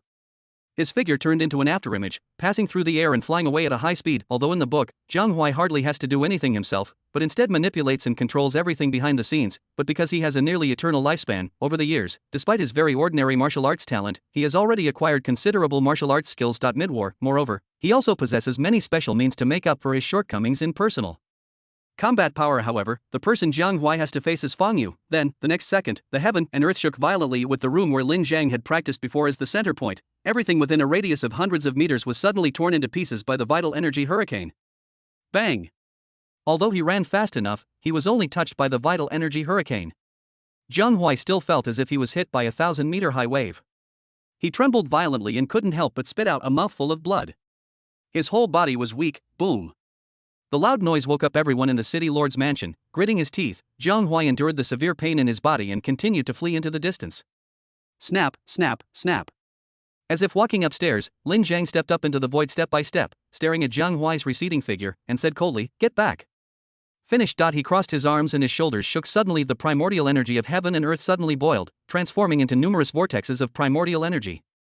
Within these vortexes, a strong attraction suddenly erupted. Instead of interfering with each other, these countless vortexes strengthened each other, constantly pulling at the surrounding objects, as if invisible hands were grabbing at Jiang Huai. Whoosh! Jiang Huai's figure was still in mid-air when he suddenly stopped. He felt a strange attraction pulling him back rapidly. The world changed and a loud noise erupted. Lin Jiang stood with his hands behind his back, too lazy to even move his hands. He raised his foot and stepped down. Boom! The sound of metal popping was heard. That kick seemed to crack the ground. Blood gushed out of Jiang Huai's mouth, white true energy flowed around his body, and he used all kinds of weird methods. However, in the face of the absolute gap in strength, everything was useless. Jiang Huai's body fell like a meteor, crashing down. Damn it! His expression changed drastically. If he was really thrown to the ground, he would be torn into pieces and turned into a pool of meat paste the moment he hit the ground. In midair. Lin Zhang looked on coldly from afar. It would be ridiculous if the protagonist, who has such incredible luck and the aura of a protagonist, was really killed by his own foot. The will of the world will never allow such a thing to happen. As expected. In midair, a silver light began to flicker on Jiang Huai's body, and then the surrounding space suddenly began to fluctuate. Then, in the strange fluctuations, his figure slowly disappeared. Lin Zhang's expression changed. Space teleportation? The power of space is a realm that cannot be reached or mastered even at the divine level. Of course, since the suppression of martial arts in this world is relatively weak, Feng Yu can now vaguely sense the power of space with his almost invincible strength in the divine realm, but that is actually a realm that only beings above the divine realm can truly touch. Jiang Huai is only at the mid-stage of the war general, so this power naturally cannot belong to him. It seems, it is his plug-in, the power of the mysterious space, but although I don't know what it is, I guess Jiang Huai will also have to pay a heavy price, because in the books, this guy didn't seem to have used this ability at all, and only used it in this life or death crisis. If it had no cost and could be used as a skill to speed up the journey, wouldn't it be great? Ha, you can't kill me. Jiang Huai laughed wildly, as if he was provoking. In the distortion of space, his body was about to be teleported away. He thought that from this moment on, Feng Yu could no longer do anything to him. Lin Zhang's expression turned cold, looking for death. The next moment, darkness swirled in his pupils and lightning burst out. Two rays of light, which were completely condensed from mental power but seemed to be real, instantly crossed the distance between the two people and heavily bombarded Jiang Huai. Jiang Huai screamed. His mind was in a mess, and he felt like thousands of cold iron needles were piercing his heart and marrow, and tears of blood were flowing from his eyes. At the same time, Jiang Huai didn't notice a faint spiritual imprint has been left on him. This moment, under Feng Yu's mental attack, Jiang Huai's mental power fluctuated violently, and a loophole and gap appeared in the space transmission. Right now. Feng Yu controlled Lin Zhang's body, leaped down, and punched out. As if carrying a mountain, his fist smashed down heavily, directly penetrating into the twisted and fluctuating space, as if grabbing something and pulling it out fiercely. Boom. The last moment, the space transfer was completed smoothly, and Jiang Huaihong flew to the dark. However, in the space that was gradually returning to calm from the distortion, a faint scream seemed to be heard. Chapter 271. From Light to Dark. Snort. Lin Jing sneered, holding a broken arm in his hand that was still dripping with blood. Just now, before Jiang Huai was completely teleported away, he tore off one of his arms. After this incident, the conflict between Jiang Huai and I has been completely exposed. The advantage I had hidden behind the scenes has been completely destroyed. Of course, maybe this thing didn't exist in the first place. Lin Zhang shook his head. Due to the incomplete information in the book, the two of them are not actually one in the light and the other in the dark. At best, both of them are in the dark. Before, he couldn't even determine Jiang Huai's exact location. Therefore, it would be better to use the only asymmetric information advantage in his hands to lure Jiang Huai out from the darkness into the sunlight. I just left a hidden mental mark on Jiang Huai. From now on, as long as he gets close to a certain distance, I will be able to sense him. A strange light flashed in Lin Zhang's eyes. This action must have made Jiang Huai realize that he has been exposed, at least to himself. This guy's leisurely game probably can't continue. It's even unknown whether he will continue to stay in the human settlement. Jiang Huai will probably start to quickly advance his plan of annihilation, controlling mutant creatures and sweeping out human settlements. However, I just severed one of his arms, severely damaging his spiritual essence. I'm afraid he won't be able to recover in a short time.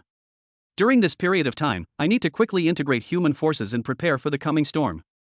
Thoughts flashed through my mind. Then, he controlled Lin Zhang's body and landed back in the city lord's mansion. Then, he left some information in Lin Zhang's mind, telling him how to deal with what happened tonight, and ended the transmission of the power of the descending jade pendant. This huge force, all the pressure is borne by the jade pendant, so it will not cause any pressure on Lin Zhang. At this moment, the entire city of Kailan was under martial law and in a state of alert, because Feng Yu had just transferred his power over to control Lin Zhang to take action, causing quite a bit of noise. The rumbling sound of metal, the surging airflow, and the extremely terrifying pressure could not be concealed from anyone. In the city of Kailan, everyone was shocked, especially the military leaders and those in power and functional departments were horrified. This breath is so familiar. What's going on? Didn't Lord Feng Yu already leave? Or did he come back so soon? They have absolutely no idea. In the ruins of a city in an unknown place. Boom. The space twisted and fluctuated, and a figure emerged from it, falling heavily into the dilapidated building, stirring up smoke and dust. In the collapsed low building, Jiang Huai pushed the bricks off his body and stood up with a pale face. He looked extremely weak. Asshole. Jiang Huai's expression was slightly distorted. Feng Yu. He wasn't stupid, so he naturally didn't think that it was that fellow named Lin Zhang who had gotten him into this miserable state. Clearly, from the sudden change in his eyes and tone, as well as his terrifying strength, he easily guessed that the other party wasn't Lin Zhang, but that fellow named Feng Yu. Although he didn't know how he did it, he thought the other party had used some unknown method to possess Lin Zhang and transfer the power to him. Jiang Huai's face was gloomy, and for a moment, he couldn't even keep his composure. This was the first time he suffered such a big loss. The most important thing is, why did he know about my existence? And it seems like he knows quite a lot. How much does this guy know? Hiss. Jiang Hui covered his head in pain. Fang Yu's previous move did not just cause simple mental trauma, but directly damaged his spiritual origin. Damn it, this will also affect my control of mutant life. After a while, he gradually calmed down, with a cold look in his eyes. It's time for humanity to be destroyed. When I recover from my injuries, I will make you pay the price. I will make you the last living human being, and then torture you. Accompanied by his cold words, all the mutant creatures within a radius of several kilometers let out creepy roars. Chapter 272 Mutated Giant Wolf Kailan City, northeast, thousands of miles away. On the charred earth, the sparse trees grew like a group of demons dancing wildly, as if they were about to pierce the sky, and the temperature was as cold as ever. Pa. A young man in a tight-fitting suit and a black windbreaker was walking casually. This is not a cleared safe zone, but an unexplored gray area. It may be safe, or it may be in deadly danger at any time. The situation is uncertain. Generally speaking, even a fully armed and well-prepared explorer team, or even a powerful warrior, must be cautious and not dare to relax in the slightest, because death can come at any time. But at this moment, the young man in the black windbreaker looked as if he was walking in his own back garden, leisurely and relaxed, without any tension at all. It's probably around here. Fang Yu glanced around casually. Suddenly, there was a movement in the jungle at my feet, and a black shadow suddenly jumped out from it. The black shadow was clearly in human form and looked like a woman. His clothes were tattered and almost torn into strips, his hair was greasy and messy, clumped into clumps, his eyes were bloodshot, his teeth were as sharp as a beast, and he rushed towards Fang Yu with a roar. Zombies! Bang! Before she could get close to the young man, the female zombie suddenly exploded and turned into powder. Fang Yu muttered to himself, "This is the first time I've seen zombie mutants in this world." Zombies. A type of mutant creature that has mutated from humans. Most of them are not even at level 1, and their attack power is only slightly stronger than that of ordinary people. It can be said that they are the weakest among the many mutant creatures in the world. But this is actually reasonable. After all, the powerful part of human beings is their brains. In terms of attack power, there are many creatures that are stronger than humans. In this world, the zombies have basically been hunted down, but the other direction of human mutation, the giants, seem to have transformed into another creature, extremely ferocious, extremely difficult to kill, and with huge numbers, becoming the most powerful mutant creatures and the sworn enemy of mankind. Roar. Just when Fang Yu was lost in thought, a roaring sound came from a rare dense forest in the distance, which even caused the ground to tremble slightly. That sound was clearly a wolf howl. Fang Yu's expression changed, and a smile appeared on his lips. Found it. As he spoke, his figure flashed and he disappeared from the spotty fire. Fire! Don't stop! Accompanied by human roars and gunshots, it roared like thunder. On a wide road in the dense forest, several armored vehicles were parked, with heavy machine guns mounted on them. At this moment, as the middle-aged man with a hard beard and wearing combat uniform stood beside him, flames spit out from the barrel of the gun, which quickly intertwined into a net within the visible range, and blasted towards the target with the power of destroying the world. A huge mutant wolf, black hair, sharp claws, and a tuft of gray hair on the head. These heavy machine guns are extremely powerful. A few bullets can break a tree that requires several people to hug in half, but when the bullets landed on the giant wolf, sparks flew everywhere. Only some of the places that were hit continuously had slight scratches. Moreover, the mutant giant wolf actually knew to raise its claws to protect its eyes. The ground was littered with yellow-orange bullet casings, but the mutant giant wolf was still moving slowly forward despite the hail of bullets. Damn it! I actually encountered a level 9 mutant creature. A middle-aged man with a hard beard and wearing combat uniform cursed angrily and looked at a young woman next to him who was about 25 or 26 years old. She was also wearing combat uniform. She was slightly petite, with delicate features, black pupils, and silver hair draped over her shoulders, looking heroic. "Sir, please evacuate quickly, we can't hold on any longer." He spoke quickly and hurriedly. With their limited firepower, it is not enough to deal with the 9th level mutant creatures. A 9th level creature, in terms of realm, corresponds to the peak warrior among humans. Mutated creatures are generally stronger than humans of the same level. Even a top warrior would have to flee in panic if he encountered a level 9 mutant creature alone. Only a god of war could hunt them alone. Not to mention, this mutated giant wolf was originally the best among the mutated creatures, and was even much stronger than giants of the same level. Before the silver-haired woman could react, the gun barrels on 2 armored vehicles misfired due to the high temperature. Bullet net, a vulnerability suddenly appeared. As the pressure suddenly decreased, a bloodthirsty red light flashed in the eyes of the mutant giant wolf. Seizing this momentary opportunity, its strong limbs quickly exerted force, stepping out several huge deep pits on the ground, and it pounced forward madly. At the same time, a ball of purple light condensed in the open-mouthed breath. Just like human warriors possess true essence, mutant creatures that enter this realm, in addition to possessing extremely strong bodies, also possess all kinds of incredible abilities. Completion. The middle-aged man with a hard beard and wearing combat uniform looked as old as an old man. Today, none of them can escape the fate of death. The originally calm expression of the silver-haired woman now revealed a hint of reluctance and despair in her eyes. Whoosh. Purple breath came out of the mutant giant wolf's mouth, carrying destructive power and suddenly rushed towards it. If this attack landed, it would be enough to destroy a large area of towering trees and blast through the steel plates of armored vehicles. Everyone no longer had any hope, and all of them were welcoming the coming of death in a state of tension or fear. However, at this moment in their sight, a man in a black windbreaker suddenly appeared, seemingly out of thin air, blocking the way of the giant wolf. The difference in size between the two was so great that it was like a mantis trying to stop a chariot. Who was this? How did it appear? How dare you stand in front of the 9th level mutant giant wolf? Isn't this courting death? The silver-haired woman couldn't help but shout, "Be careful, get out of the way." But the young people seemed not to hear. His black windbreaker rustled as he faced the breath that was coming towards him with devastating power, stretched out a finger and lightly tapped it. Boom. The terrifying purple breath instantly rolled back, the forces 10 or even 100 times stronger than when it came rushing in. The breath turned into a stream of purple light, and in front of the mutant giant wolf's disbelief, it cut off its head. The huge head flew up into the sky and rolled to the ground. Blood gushed out, and the mutant giant wolf's huge body without its head shook a few times, and then fell to the ground in a shaky manner. Bang!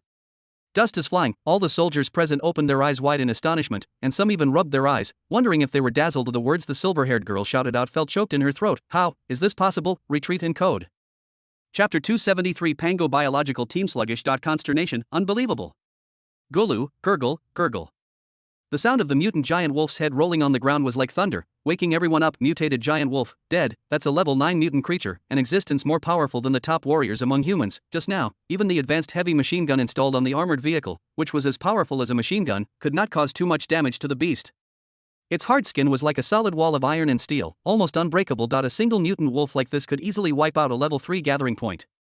Even a level 2 gathering point might not be annihilated without the use of advanced heavy city defense weapons, and such a terrifying and powerful mutant giant wolf that almost made them despair was killed in front of them by a man who suddenly appeared with just one finger. Besides, he still looks so young. This situation made everyone present dazed and even speechless.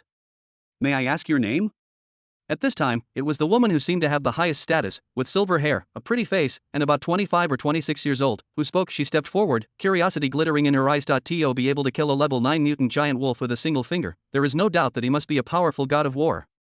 However, there are only a few gods of war in this world, high and mighty, known to everyone, and famous all over the world. After going through them in his mind, Fong Yu's image could not be matched with any of them. So, she couldn't help but stand up and ask, could it be that he is the new god of war? Fong Yu turned around and asked, at a time like this, shouldn't you say thank you first? The silver-haired woman froze, obviously not expecting Fong Yu's first words to be this.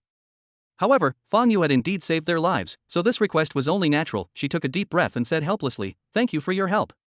If you hadn't helped us today, we would have most likely died at the hands of that mutant giant wolf. By the way, my name is Mayvaya. Fong Yu asked calmly, which faction are you from, and where are you going?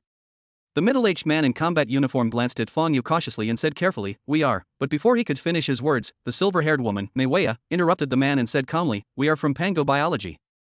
We are out here on a mission and are planning to return to the gathering point, adult. The middle-aged man couldn't help but exclaim, how can you tell this kind of thing to a stranger you've only met once? Bernard, this gentleman saved our lives. It's not a very important matter. There's nothing to hide. Mayvaya smiled. But Bernal, the commander of the escort team, opened his mouth to say something, but after looking into Mayvaya's eyes, he opened his mouth and said nothing in the end. Oh, you are from Pango Biology? Fong Yu smiled, what a coincidence. I was planning to go to Pango Biology. Mayvaya's eyes lit up slightly. Sir, are you going to Pango Biology too? I wonder which gathering point it is. As one of the 8 major forces of mankind, Pango Biological Company has a vast territory and controls a large population in land. It has many gathering points of the 2nd level. As for its headquarters, it is a first-level super-large gathering point nicknamed the Human Fortress. Fong Yu smiled slightly. Of course, we're going to Pango Company's headquarters, Reposari. Then our destination is the same. Mayvaya pondered for a moment and suddenly suggested, how about you come with us? Although it may be slower, we are Pango creatures after all, and we know more about the dangers around here than anyone else. Also, if you want to know anything about the company, you can ask directly. This is a mutually beneficial thing, how about it? Fong Yu pretended to think about it, thought for a few seconds, and nodded, okay. Don't agree, how could I not agree? After all, the reason he came here was to wait for this group of people. Now, they actually took the initiative to ask to go together. How could he refuse? Oh, you are the chief scientist of Pango Biological Company and the commander of this operation.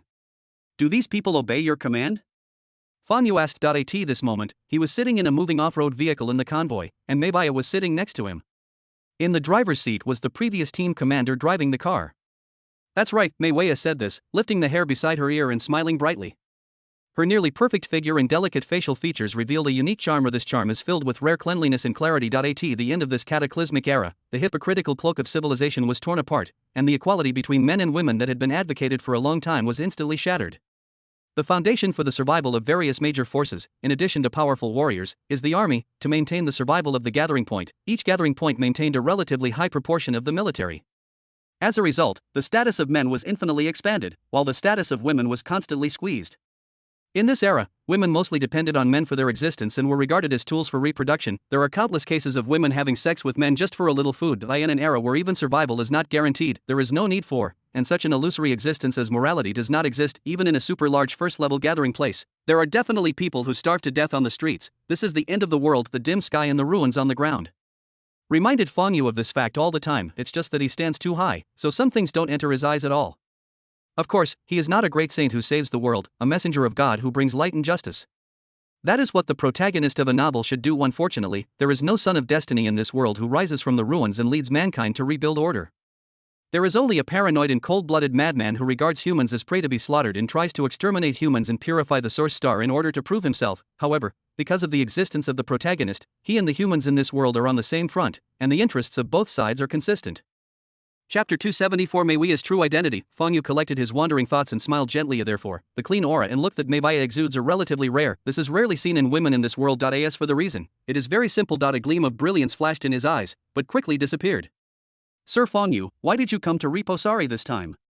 Mei Wei had no idea what Fong Yu was thinking, so she asked with a smile. Some personal business. In that case, I won't ask any more questions, but... Mei Wei thought for a moment and said, Your Excellency should be the newly promoted god of war, right? The new god of war?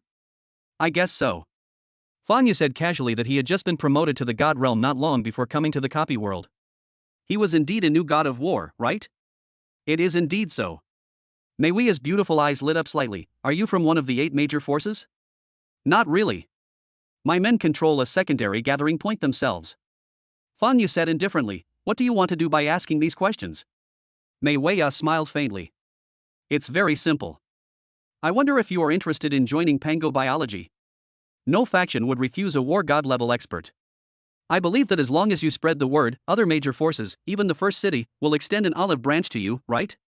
However, it's fate that we're traveling together today. As the chief scientist of Pango Biotechnology, I naturally have to consider the interests of the company. Besides, Pango Biotechnology is not weak among the 8 major forces. I can also speak a few words in front of the president of Pango Biology. If you are willing to join, your territory will not be moved. In addition, the position of vice president, plus the control of 2 second-level gathering points. This is what I can guarantee right now. How is it? Fong Yu smiled slightly. It's a very generous offer, but I need to think about it. Of course, you can give it your all. If you've made up your mind, just let me know. If you're not satisfied with the terms, we can discuss it later. The president won't be stingy. Having said this, Mei Wei said no more and gave Fong Yu time to think. The convoy once again passed through a dark and gloomy forest, and then the terrain became open. When it was still 300 miles away from Reposari, the convoy stopped for repairs because most of the vehicles had run out of fuel. Travel day and night, the soldiers were also a little tired, so they took the opportunity to rest and replenish their food and drinking water. Under a huge rock 100 meters away from the convoy, Fong Yu sat alone, his eyes closed, breathing in and out, with waves of air rolling around him. In the distance, in front of the off-road vehicle that Fong Yu and the others had been riding in, Mei Wei stood beside the vehicle. Bernard beside her asked in a deep voice, Sir, why did you take the risk of letting that person accompany you? If he had any ill intentions, this is a powerful warrior at the level of a god of war. Mei Wei narrowed her eyes. He's a war god who's just been promoted and hasn't been approached by other major forces yet. We can try to recruit him. The value of a war god to a force is unquestionable. Furthermore, you and I are both well aware of Pango Biological Company's current situation. Your Excellency is right. I was short-sighted. Bernard said respectfully, but will he agree? I don't know, but I will try my best to persuade him to agree. He didn't reject me directly, so there is still a chance. Mei Wei said calmly, besides, isn't he going to Reposari? Contact headquarters by satellite phone ahead of time and have them make some preparations. If necessary, we can also use some tricks, yes. Bernard's expression turned serious. He waved to a deputy next to him and whispered a few words to him. The other party turned away with a serious expression and ran towards the communication vehicle. Come on, let's go meet him again and see what this war god level expert has come up with. After a while, Meiwei and Bernal walked a few hundred meters and came to Fang Yu, who was sitting cross-legged with his eyes closed under a huge rock. Meiwei smiled and said, "What do you think, Lord Fang Yu? Our Pango biology is a good choice. Even though the other 7 major forces have a highly respected god of war, no one has ever promised a vice president position." Fang Yu slowly opened his eyes. "Pango biology, I am indeed a little interested, oh?" A hint of joy flashed across Mei Wei's eyes. "Your Excellency means, however, I am somewhat dissatisfied with the conditions you offer." "Are you not satisfied with the conditions? That's easy. We can discuss it in further detail when we get to Pango biology. I wonder what else you want." Mei Wei paused slightly. "Such conditions? And you still don't meet them, the position of vice president and 2 second-level gathering points. This is almost the best treatment that can be given." "My terms?" Fang Yu slowly opened his mouth and smiled. "I want control over all of Pango's armies." When these words were spoken, the wind around them seemed to stop flowing, and the air became stagnant. Mei Wei and Bernard beside her had expressions frozen like sculptures. Silence, silence, silence. "Sir Fang Yu, are you kidding me?" After a long time, Mei Wei moved her lips and suddenly smiled. "No, I'm serious." Fang Yu said seriously, and slowly stood up. "How about this condition?" Mei Wei took a deep breath and sighed. "This is not something I can agree to. We need to get to the headquarters and let the CEO make the final decision." "But Mr. Fang Yu, your conditions are a bit too extreme. No force would agree to such a request." "Headquarters? No, that's not necessary." Fang Yu laughed, a very happy laugh. He suddenly stretched out his hand and pointed at Mei Wei, that imposter sitting at the headquarters. "I don't want to talk to him. After all, aren't you the real president of Pango Biotechnology?" Mei Wei's pupils suddenly contracted. Chapter 275, Subjugation. Fang Yu had a smile on his face. According to the information in the book, Mei Wei, the president of Pango Bio, is cautious by nature, so she never shows her true face. Instead, she supports a puppet in public and hides behind the scenes as the chief scientist, secretly controlling everything. Her true identity is known to only a very few people, apart from the top executives of Pango Biological Company and other major forces. "What?" Upon hearing this, Bernard's face changed drastically, as if he was facing a great enemy. How could the president's identity be exposed? "Adults, leave now!" Bernard shouted subconsciously and stood in front of Mei Wei. "Get lost!" Fang Yu glanced coldly, and the air around him surged. Bernard's body shook and was thrown out suddenly, like a broken sack, and the next second, boom. Fang Yu was like a shadow, tearing through the air and appearing in front of Mei Wei in an instant. He looked at Mei Wei, who was shocked, and said calmly, "Why, didn't you say that Pango Biology was very sincere? If that's the case, I want to control all of Pango Biology's armies. This condition is not too much, right?" "It's not too much." Mei Wei's face darkened and she couldn't help but want to swear, but she gritted her teeth and finally held it in. But she couldn't figure out how Fang Yu knew her true identity. There were only a handful of people who knew about this. Seeing Mei Wei's expression, Fang Yu sighed. "If it weren't for me just now, you would have died at the hands of the mutant giant wolf. How come the life of the dignified CEO of Pango Biology is not worth this?" Mei Wei's expression changed. "Oh." Fang Yu suddenly laughed again. "Also, you just sent someone to contact headquarters, right? Let me guess. You want to ambush troops, and then be prepared to use force to force my surrender when necessary, or even kill me directly. If you can't get it yourself, you can't let other forces get it." Although he was smiling, there was no smile in his eyes. Mei Wei's face changed drastically, and her eyes revealed disbelief. "How did Fang Yu know?" "It seems I guessed right." Fang Yu's expression was indifferent. "Originally, we could have cooperated, but now, the situation has changed. I not only want the army, but also the position of president of Pango Biological Company." He whispered, "Pick one, submission, or death." As soon as he finished speaking, a terrifying aura descended from the sky. Mei Wei's bones creaked all over, but she still managed to support herself with her knees and stand still. "You dare to kill me?" Mei Wei had calmed down by now. Although her face was pale, she still looked at Fang Yu coldly. "If I die, you will face revenge from the Panga creatures. Even if you can kill a level 9 giant in seconds, can you still compete with hundreds of thousands of well-equipped troops?" Fang Yu admired in his heart. He is indeed the guy who causes a lot of trouble to the protagonist in the book. This kind of calm mentality alone is not something that ordinary people can achieve. After all, generally speaking, the higher the status of a person, the more afraid they are of death. Haha, revenge? Fang Yu couldn't help but laugh. In this era, there are still people who say such stupid things? Believe it or not, after you die, they will only think of biting each other to divide up the resources and power left by Pango Biology. Mei Wei was under tremendous pressure, but she remained silent, because she found that she had no way to refute Fang Yu. Because this is the era, when you have strength and power, everyone will be loyal to you and respect you. As for loyalty and faith, in this world, it almost doesn't exist. Meiwei let out a long breath and said through gritted teeth, I promise, I thought you would take a long time to think about it. Fang Yu smiled, and the terrifying aura emanating from his body was instantly retracted. Now, do I have any other choice?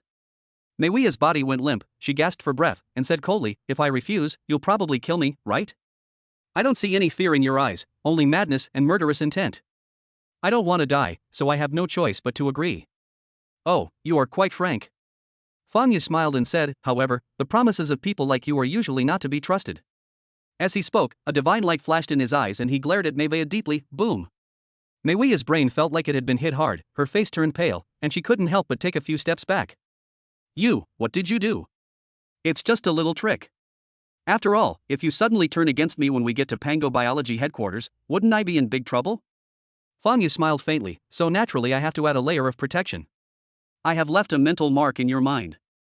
As soon as I think about it, you will die suddenly. In addition, if I die, the mental mark will automatically trigger, and you will die as well. What? Meiwei's expression changed, she couldn't believe it, impossible, even the god of war has never heard of anyone having such a method. Pa! Fang Yu stretched out his hand and snapped his fingers, With a scream, Meiwei's face suddenly twisted. She felt as if countless ants were gnawing at her soul. That kind of pain was enough to defeat any determined person. At this time, Fang Yu snapped his fingers again. How about it, do you believe it now? Meiwei was sweating profusely, and the look she gave Fang Yu was filled with fear, as if she was looking at a demon. Believe it, I believe it. Fang Yu looked at the other person's eyes and nodded with satisfaction. As for whether Meiwei was convinced or not, he didn't care at all. As long as her spiritual imprint is still engraved in the other person's mind, she dare not and cannot rebel. If he killed Meiwei, Fang Yu did have other ways to control the Panga creatures, but that was too time-consuming and troublesome.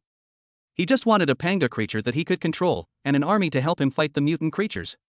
As for the specific trivial matters of gathering point management, Fang Yu didn't want to worry about it. Regardless of other things, Meiwei still has abilities. In the book Doomsday, I keep all humanity in captivity, Meiwei led the Panga creatures and almost survived to the end. Not only was she the first to discover anomalies and patterns from the destruction of numerous small gathering points, and to speculate that there might be an invisible hand manipulating the mutant creatures, she also developed a number of war strategies against the mutant creatures, but unfortunately, due to the powerful protagonist Halo and the huge gap in strength, Meiwei died tragically in the end.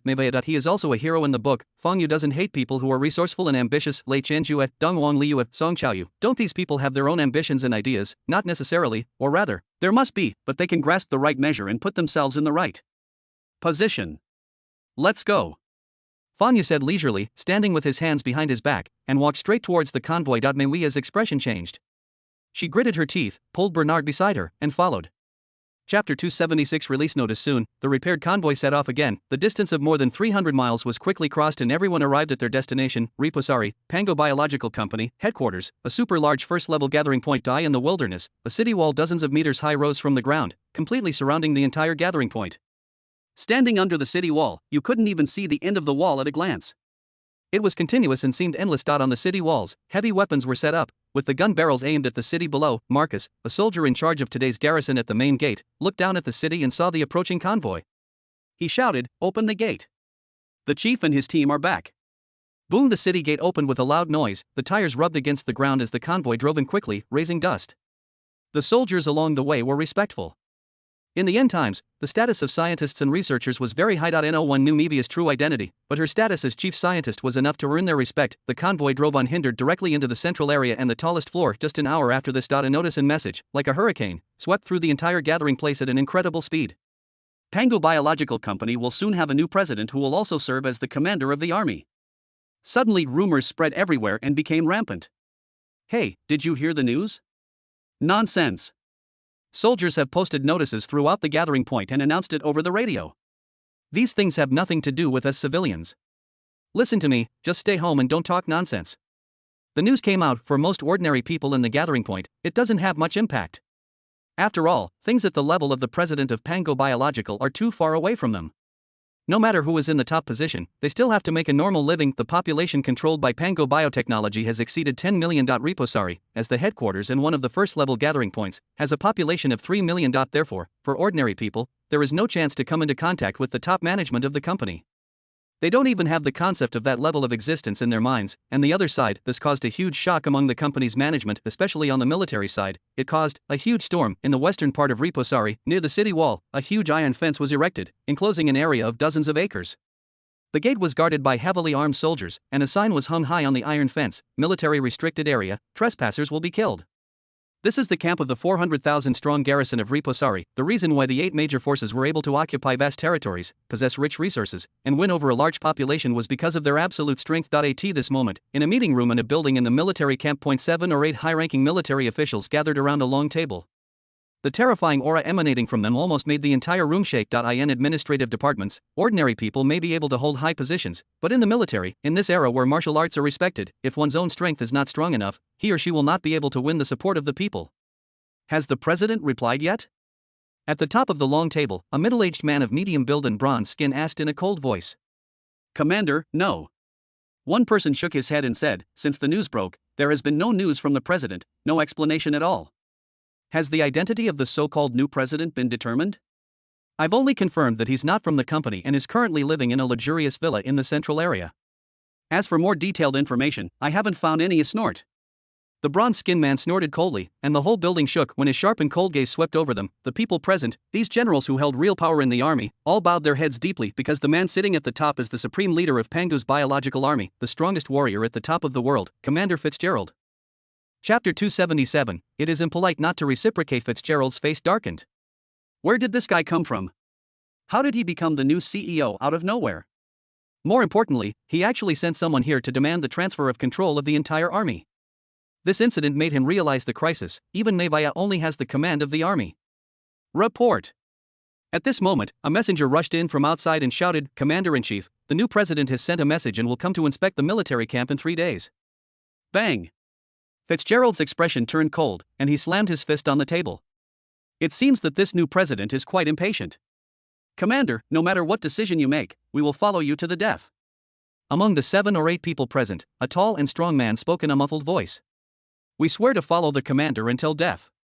The remaining few people also hurriedly said that all the people in this room were Fitzgerald's trusted subordinates in the army. Fitzgerald narrowed his eyes. It was this new president who crossed the line first. In that case, don't blame us. Everyone present looked stern, sensing the murderous intent in Fitzgerald's tone. Commander, it's obvious that you're planning to get rid of the new president. They looked at each other, and suddenly someone asked, if our plan really succeeds, what about Lady Mevaya?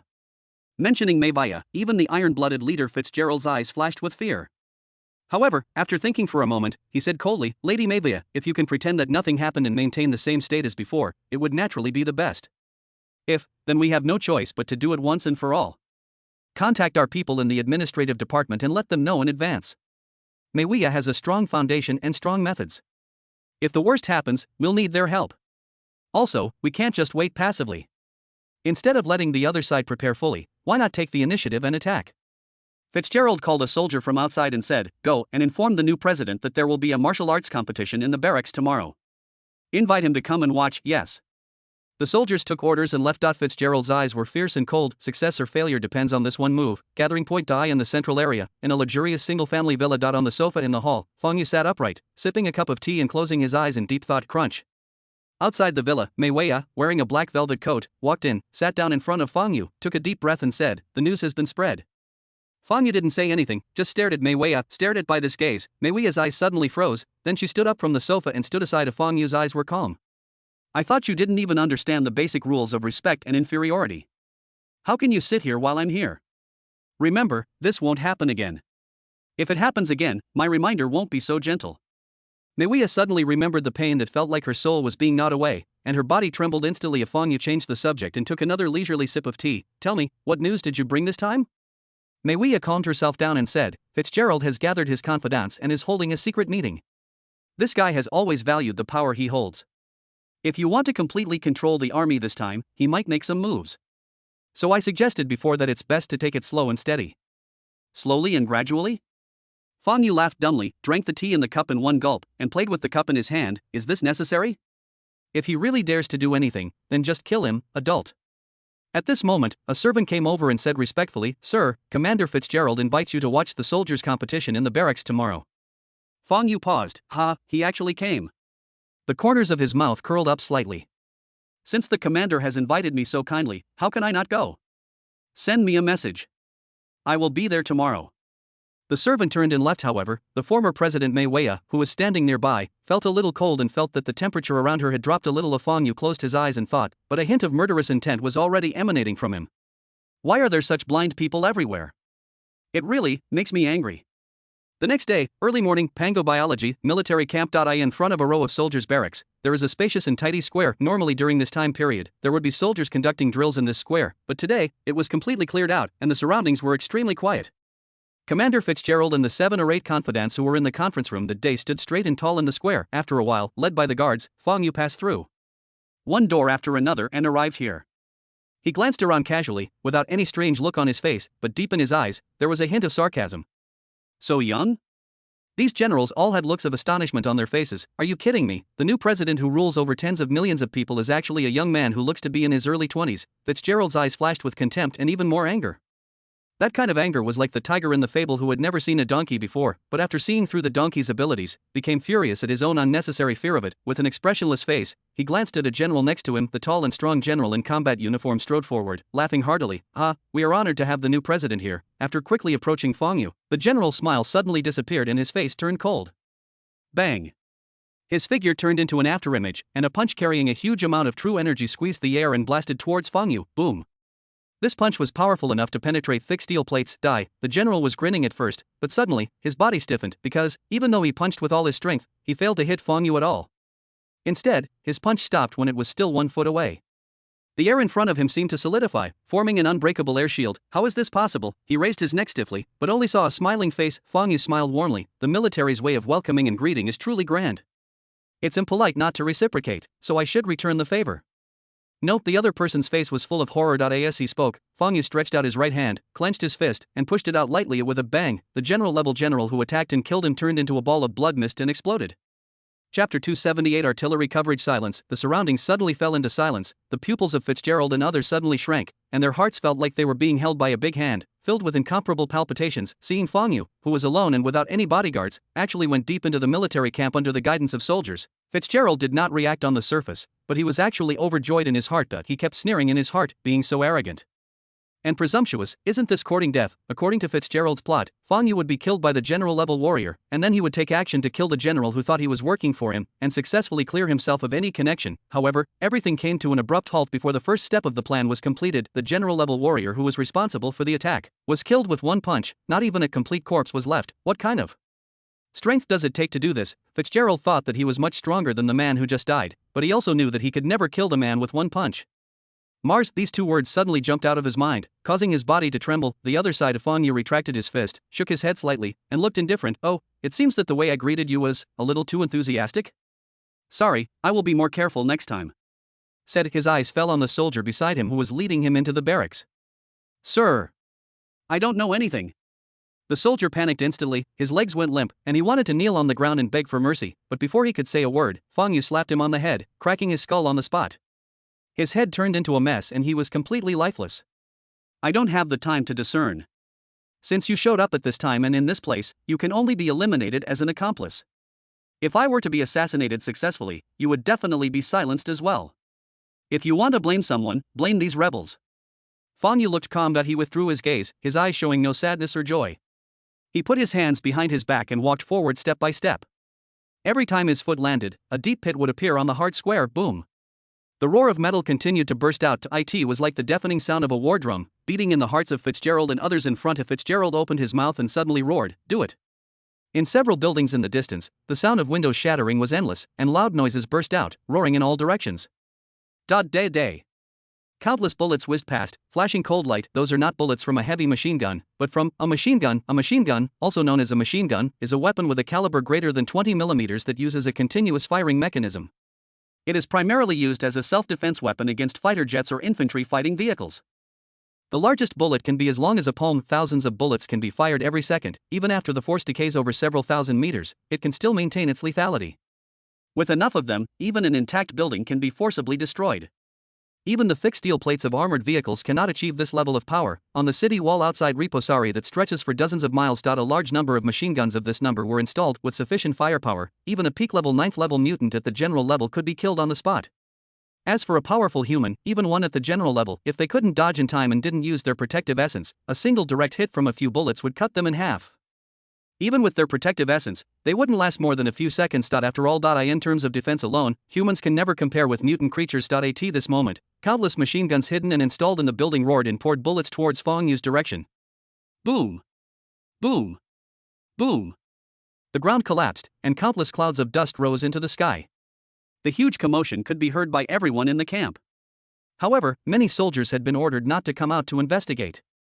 They could only hide in the camp, listening to the deafening roar, and trembling in their hearts. Dead? Several generals looked in the direction of Fong Yu. Even Fitzgerald stared closely, his eyes stern and unmoved. Although he was a military commander, Fitzgerald was known for his meticulous mind, so he always made full preparations. Of course, he also considered the possibility that Fong Yu was a warrior, but Fong Yu's strength exceeded his imagination. However, the cautious Fitzgerald arranged his firepower with the goal of strangling the gods. Commander-in-Chief, you can ask them to stop. Look, there's no movement inside. One of the generals, who had blonde hair and handsome appearance, said with a smile. His name was Isaac. He was a newly promoted general and very young, only about 37 or 38 years old. No. Fitzgerald was unmoved. Keep shooting, don't stop. As he said this, he seemed to feel that it was not enough, so he waved his hand and shouted angrily, "Grenadiers, fire!" Whoosh! Whoosh! Whoosh! Countless large-caliber grenades fell from the sky, carrying scorching flames, turning half of the square into scorched earth. Flames shot up into the sky, and the pungent smell of gunpowder spread in all directions. A terrifying shock even caused the wall plaster on the surrounding houses and buildings to fall off, making people wonder if they would collapse. Several generals, including Fitzgerald, took a few steps back under the gust of air. Isaac's general, who had spoken earlier, frowned again and said, "Commander, that's enough. With our lock on, no one can escape quietly. Even the god of war wouldn't survive this level of firepower." Fitzgerald, however, frowned, his expression indifferent, and waved his hand again. "Fire the electromagnetic railgun." Commander! The generals looked shocked. They felt that Fitzgerald was being too cautious. The electromagnetic railgun is a super weapon developed by Pango Biological Company, believed to be capable of annihilating even the most powerful gods. It is precisely because of the existence of this weapon that Pango Biological Company, which has never possessed a top-level war god, can intimidate other major forces and maintain its position. There are only a few electromagnetic railguns in the entire company, and each use consumes a huge amount of electricity, which can be said to be an astronomical figure. Just when a few people were about to persuade them, with their eyesight far superior to that of ordinary people, they actually discovered that under the cover of flames and dust, there seemed to be a figure slowly walking out. He's not dead yet? Several generals were horrified and couldn't help but gasp after experiencing such a terrifying artillery fire. The other party is still alive. Chapter 279 The Last Resort. Use the electromagnetic railgun. Fitzgerald had a ferocious look on his face and was filled with murderous intent. This time, no one stopped him. Sure enough, the bad premonition he had just had came true. The artillery fire stopped in order to aim the sights. Through the smoke and dust, the figure walking slowly towards them gradually became clearer. An indescribable feeling of depression and palpitations began to surge in their hearts. Buzz. At the rear camp, a huge steel behemoth is entrenched. Horrifying electric lights danced in the dark muzzle of the gun. Almost at the same time, more than 3/4 of the western district of Riposari, where electricity was already strictly restricted, were cut off. What's going on? Many civilians looked stunned. Boom. Like the roar of Thor. At the location of the electromagnetic railgun, the ground cracked and countless cracks spread out in all directions. A long spear burst out from the barrel. It penetrates the air and instantly exceeds the speed of sound. 5 times, 10 times, 15 times, the spear tore through the air, leaving white streaks and rippling circles of air. It moved at a speed beyond the naked eye and beyond the limits of human reaction, as if it had traversed space and disappeared in an instant. It burst towards Fong Yu, whose figure gradually emerged from the flames and dust. Fitzgerald finally breathed a sigh of relief this time, a sneer appearing on the corner of his mouth. Being able to withstand the previous wave of attacks head-on and still be alive, Fong Yu can be basically confirmed to be the god of war. With such strength, it's no wonder he has the confidence to completely control the army. Unfortunately, however, he must have suffered heavy losses under the artillery fire just now. Moreover, the electromagnetic railgun is a super weapon specially developed to deal with individual warriors.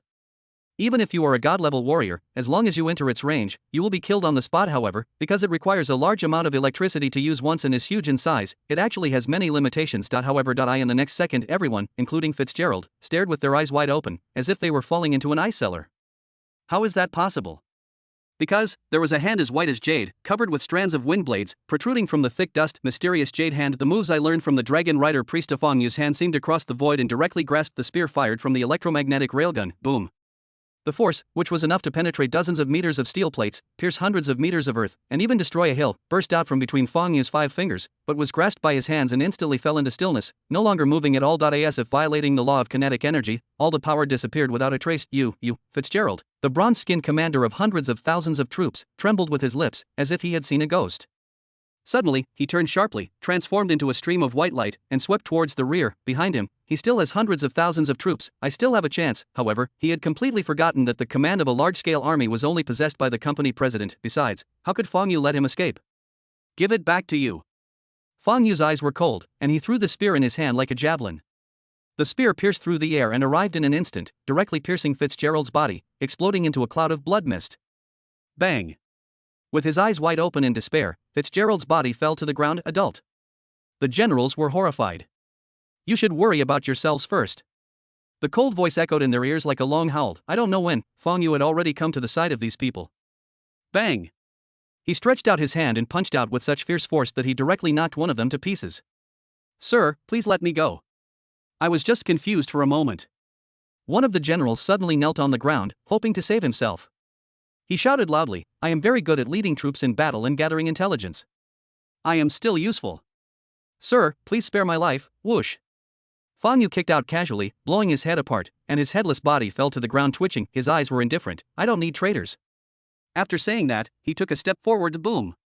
The terrifying pressure, like the wrath of a god, suppressed them. Several generals who took the opportunity to escape had only escaped less than 100 meters. As Feng Yu took this step, their bodies trembled, and under the unstoppable force, they all knelt on the ground. Boom. Feng Yu took another step forward. Puff. These people were so crushed that their bodies exploded with blood mist and they died with blood gushing out of all their orifices. All around, there was a sudden silence. All that was left was the square that had turned into scorched earth and ruins, and blood all over the ground. Chapter 280 Mutant creatures attack in the building in the distance. The commanders who were responsible for leading the firing were completely frightened. They stared at the man in the black windbreaker standing on the scorched earth, stunned. At the same time, the bigwigs in the military camp were actually observing secretly. They were not Fitzgerald's direct subordinates, so they did not participate in this crazy action, but at the same time they did not stop it. After all, the other party was the commander-in-chief of the entire army. They are just watching and waiting for the outcome of this fight. Luckily I didn't get involved. At this moment, this is the thought in everyone's mind. The only thought of Feng Yu raised his head and glanced into the distance. Although they were watching the entire military camp, everyone who was secretly observing had a feeling. Feng Yu was staring at them. They found that they could clearly see Feng Yu's dark pupils, because they seemed to suddenly become infinitely large, blocking out the sky and the sun. Feng Yu spoke. The sound mixed with his mental pressure quickly spread throughout the entire military camp. I am Feng Yu, the president of Pango Biological Company. All generals and above, gather in the square. As soon as these words were spoken, all the generals who were observing this side were suddenly startled and rushed here without hesitation. Everything is settled. This time, if you dare to wait and see, you are seeking death. Soon, more than 20 people gathered in the square. They were all generals of Pango Biological Company's hundreds of thousands of troops. At this moment, they were all worried and nervous. Meet the president. Everyone bowed and spoke respectfully. Feng Yu narrowed his eyes and said, I can let bygones be bygones for what happened before. After all, you were forced to do so. But if this happens again, don't blame me for being ruthless. Killing Fitzgerald and others is enough as a deterrent. An army always needs a general to lead it. If too many are killed, it will be difficult to find suitable replacements. We absolutely dare not disobey. These generals said one after another. Feng Yu looked at a tall white man, who was the deputy commander of the army, Karami. You're Karami, right? Yes, Mr. President. You will replace Fitzgerald as commander and report directly to me. As for the vacant general position, you will select the candidate and give me a list later. Feng Yu walked up and patted him on the shoulder, his eyes full of meaning. I hope you can learn from this lesson and understand your position. I don't want this square under my feet to be stained with the blood of another commander. He thought for a moment and said, all the rebellious generals will be killed with their entire clans. If there are any bodies left, drag them to the ghetto and feed them to the dogs. The tone was extremely indifferent. Karami's heart trembled when she heard this, and she lowered her head even deeper. Yes. Okay, let's all go. Feng Yu waved his hand and prepared to leave. From this moment on, Pango Biology was officially under his control. The total number of troops at the headquarters and other strongholds exceeds 600,000. This for how to improve the combat effectiveness of these armies, enhance their own prestige, and make them elite troops and iron-blooded troops that can slaughter mutant creatures. It still requires long-term planning. Unfortunately, the permanent mental imprint implanted in Meiwia's mind could only control one person at most. He could indeed control the minds of multiple people simultaneously, but it wouldn't last long and he would need to be there to maintain control. It's like planting a hint, and it can only be activated once, otherwise, many things would be much simpler. Fang Yu shook his head. Report. Suddenly, a messenger came running over, looking extremely anxious. What's going on? Calm down. Can't you see the president is still here? When you go back, you will be demoted one rank and have to reflect on your mistakes for a month. A general scolded, but the messenger didn't care about the punishment at all and said in panic, Mr. President, generals, dozens of kilometers from our headquarters, a large number of mutant creatures are attacking, and their target seems to be us. The whole audience suddenly fell silent. The general was also stunned and subconsciously asked, mutated creatures? How many are there? The messenger's face turned pale, probably hundreds of thousands. Chapter 281 Roar from the crater. What did you say? The general grabbed the messenger's shoulder and shouted, how many did you say? It seems like he can't believe it. If the messenger dared to say it was a slip of the tongue, he would probably shoot him dead the next second. Hundreds of thousands. The messenger repeated, hundreds of thousands of mutant creatures. As soon as he finished speaking, as if to confirm what he said, the ground began to tremble faintly, as if thousands of troops were galloping towards him, hundreds of thousands, including the general. The faces of everyone present turned pale at a speed visible to the naked eye. Hundreds of thousands of mutant creatures? What does that even mean? Age of Cataclysm, human civilization declined, and its science and technology and military strength also dropped significantly. Although the number of soldiers with martial arts skills had greatly increased due to the revival of heaven and earth's vitality, most were only at the quasi-martial artist stage, and those with martial arts skills above martial artist were still a minority. However, the majority of the mutated creatures, with the exception of the zombies, were above level 4, meaning warriors. Besides, the mutated creatures have strong vitality. This resulted in a very high casualty ratio for human armies when battling mutants. Generally speaking, in large-scale battles, it would take the lives of 5 soldiers to take down one mutant. As for small-scale battles, this damage will only increase, not decrease, but at this moment, there are hundreds of thousands of mutant creatures attacking Pangu. After confirming this number, a faint sense of despair began to spread among the people present. They had never heard of a gathering point being attacked by so many mutant creatures. They were completely unprepared.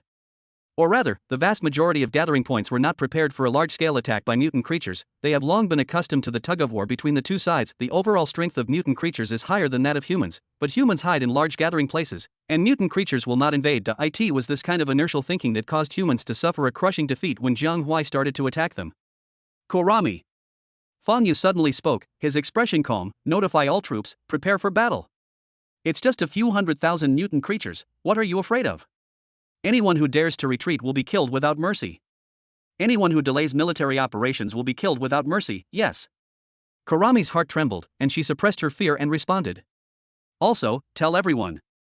Kurami looked up in surprise, only to see Fang Yu walking towards the city wall, with murderous aura rising from his body, solidifying the air around him. In silence, Fang Yu's voice was calm and indifferent. Tell them that I will personally go to the battlefield. In Riposari, the outer city wall was already filled with a tense atmosphere. The ground trembled violently, and the soldiers stared into the distance.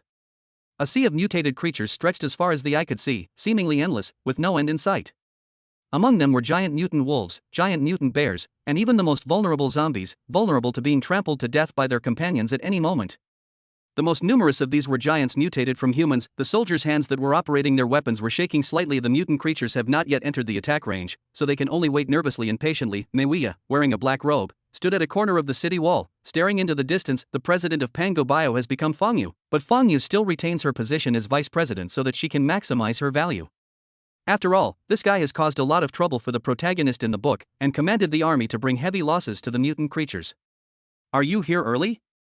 A strange voice sounded in her ears. Fang Yu had appeared beside her at some point and asked, what's the situation?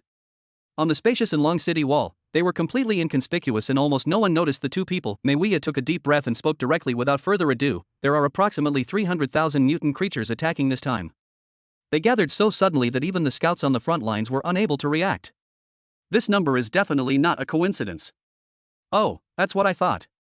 Fang Yu narrowed his eyes slightly. Meiya was the first person in the book to realize that there was a manipulator behind the mutant creature's actions, so he was not surprised to come to such a conclusion at this moment. But this time, it's not Jiang Huai. Fang Yu's expression was solemn, and he said secretly he left a mark on Jiang Huai's body last time, which could be used for tracking and detection. As long as Jiang Huai entered his 1,000-mile range, he would definitely be noticed. However, at this moment, he did not sense the spiritual imprint. But Meiya is right. The gathering of such a large number of mutant creatures cannot be accidental. If it's not Jiang Huai, then it can only mean that a mutant creature with overwhelming dominance has appeared. In the original book, there's no mention of mutant creatures attacking the city at this time. It's the butterfly effect again. However, apart from the changes I personally caused, which were beneficial to me, the other indirect plot twists mostly benefited the protagonist and compensated him. He is indeed the protagonist with the protagonist's halo. Feng Yu's eyes were cold. He couldn't help but look up at the sky, muttering to himself, "The will of the world, sooner or later, it will destroy you too. When that happens, let's see how you can still protect the protagonist and oppose me." Thinking in my heart, he suddenly had an idea. Suddenly, a terrifying roar came from an active volcano hundreds of kilometers away. The roar was so loud that it was heard hundreds of miles away almost in an instant. Following this roar, thick smoke began to erupt from the crater of the volcano, and even hot magma began to spew out, like fireworks in the sky. A level 10 mutant beast. No, it might be even stronger. Meiya was shocked and said in disbelief, "But how is this possible?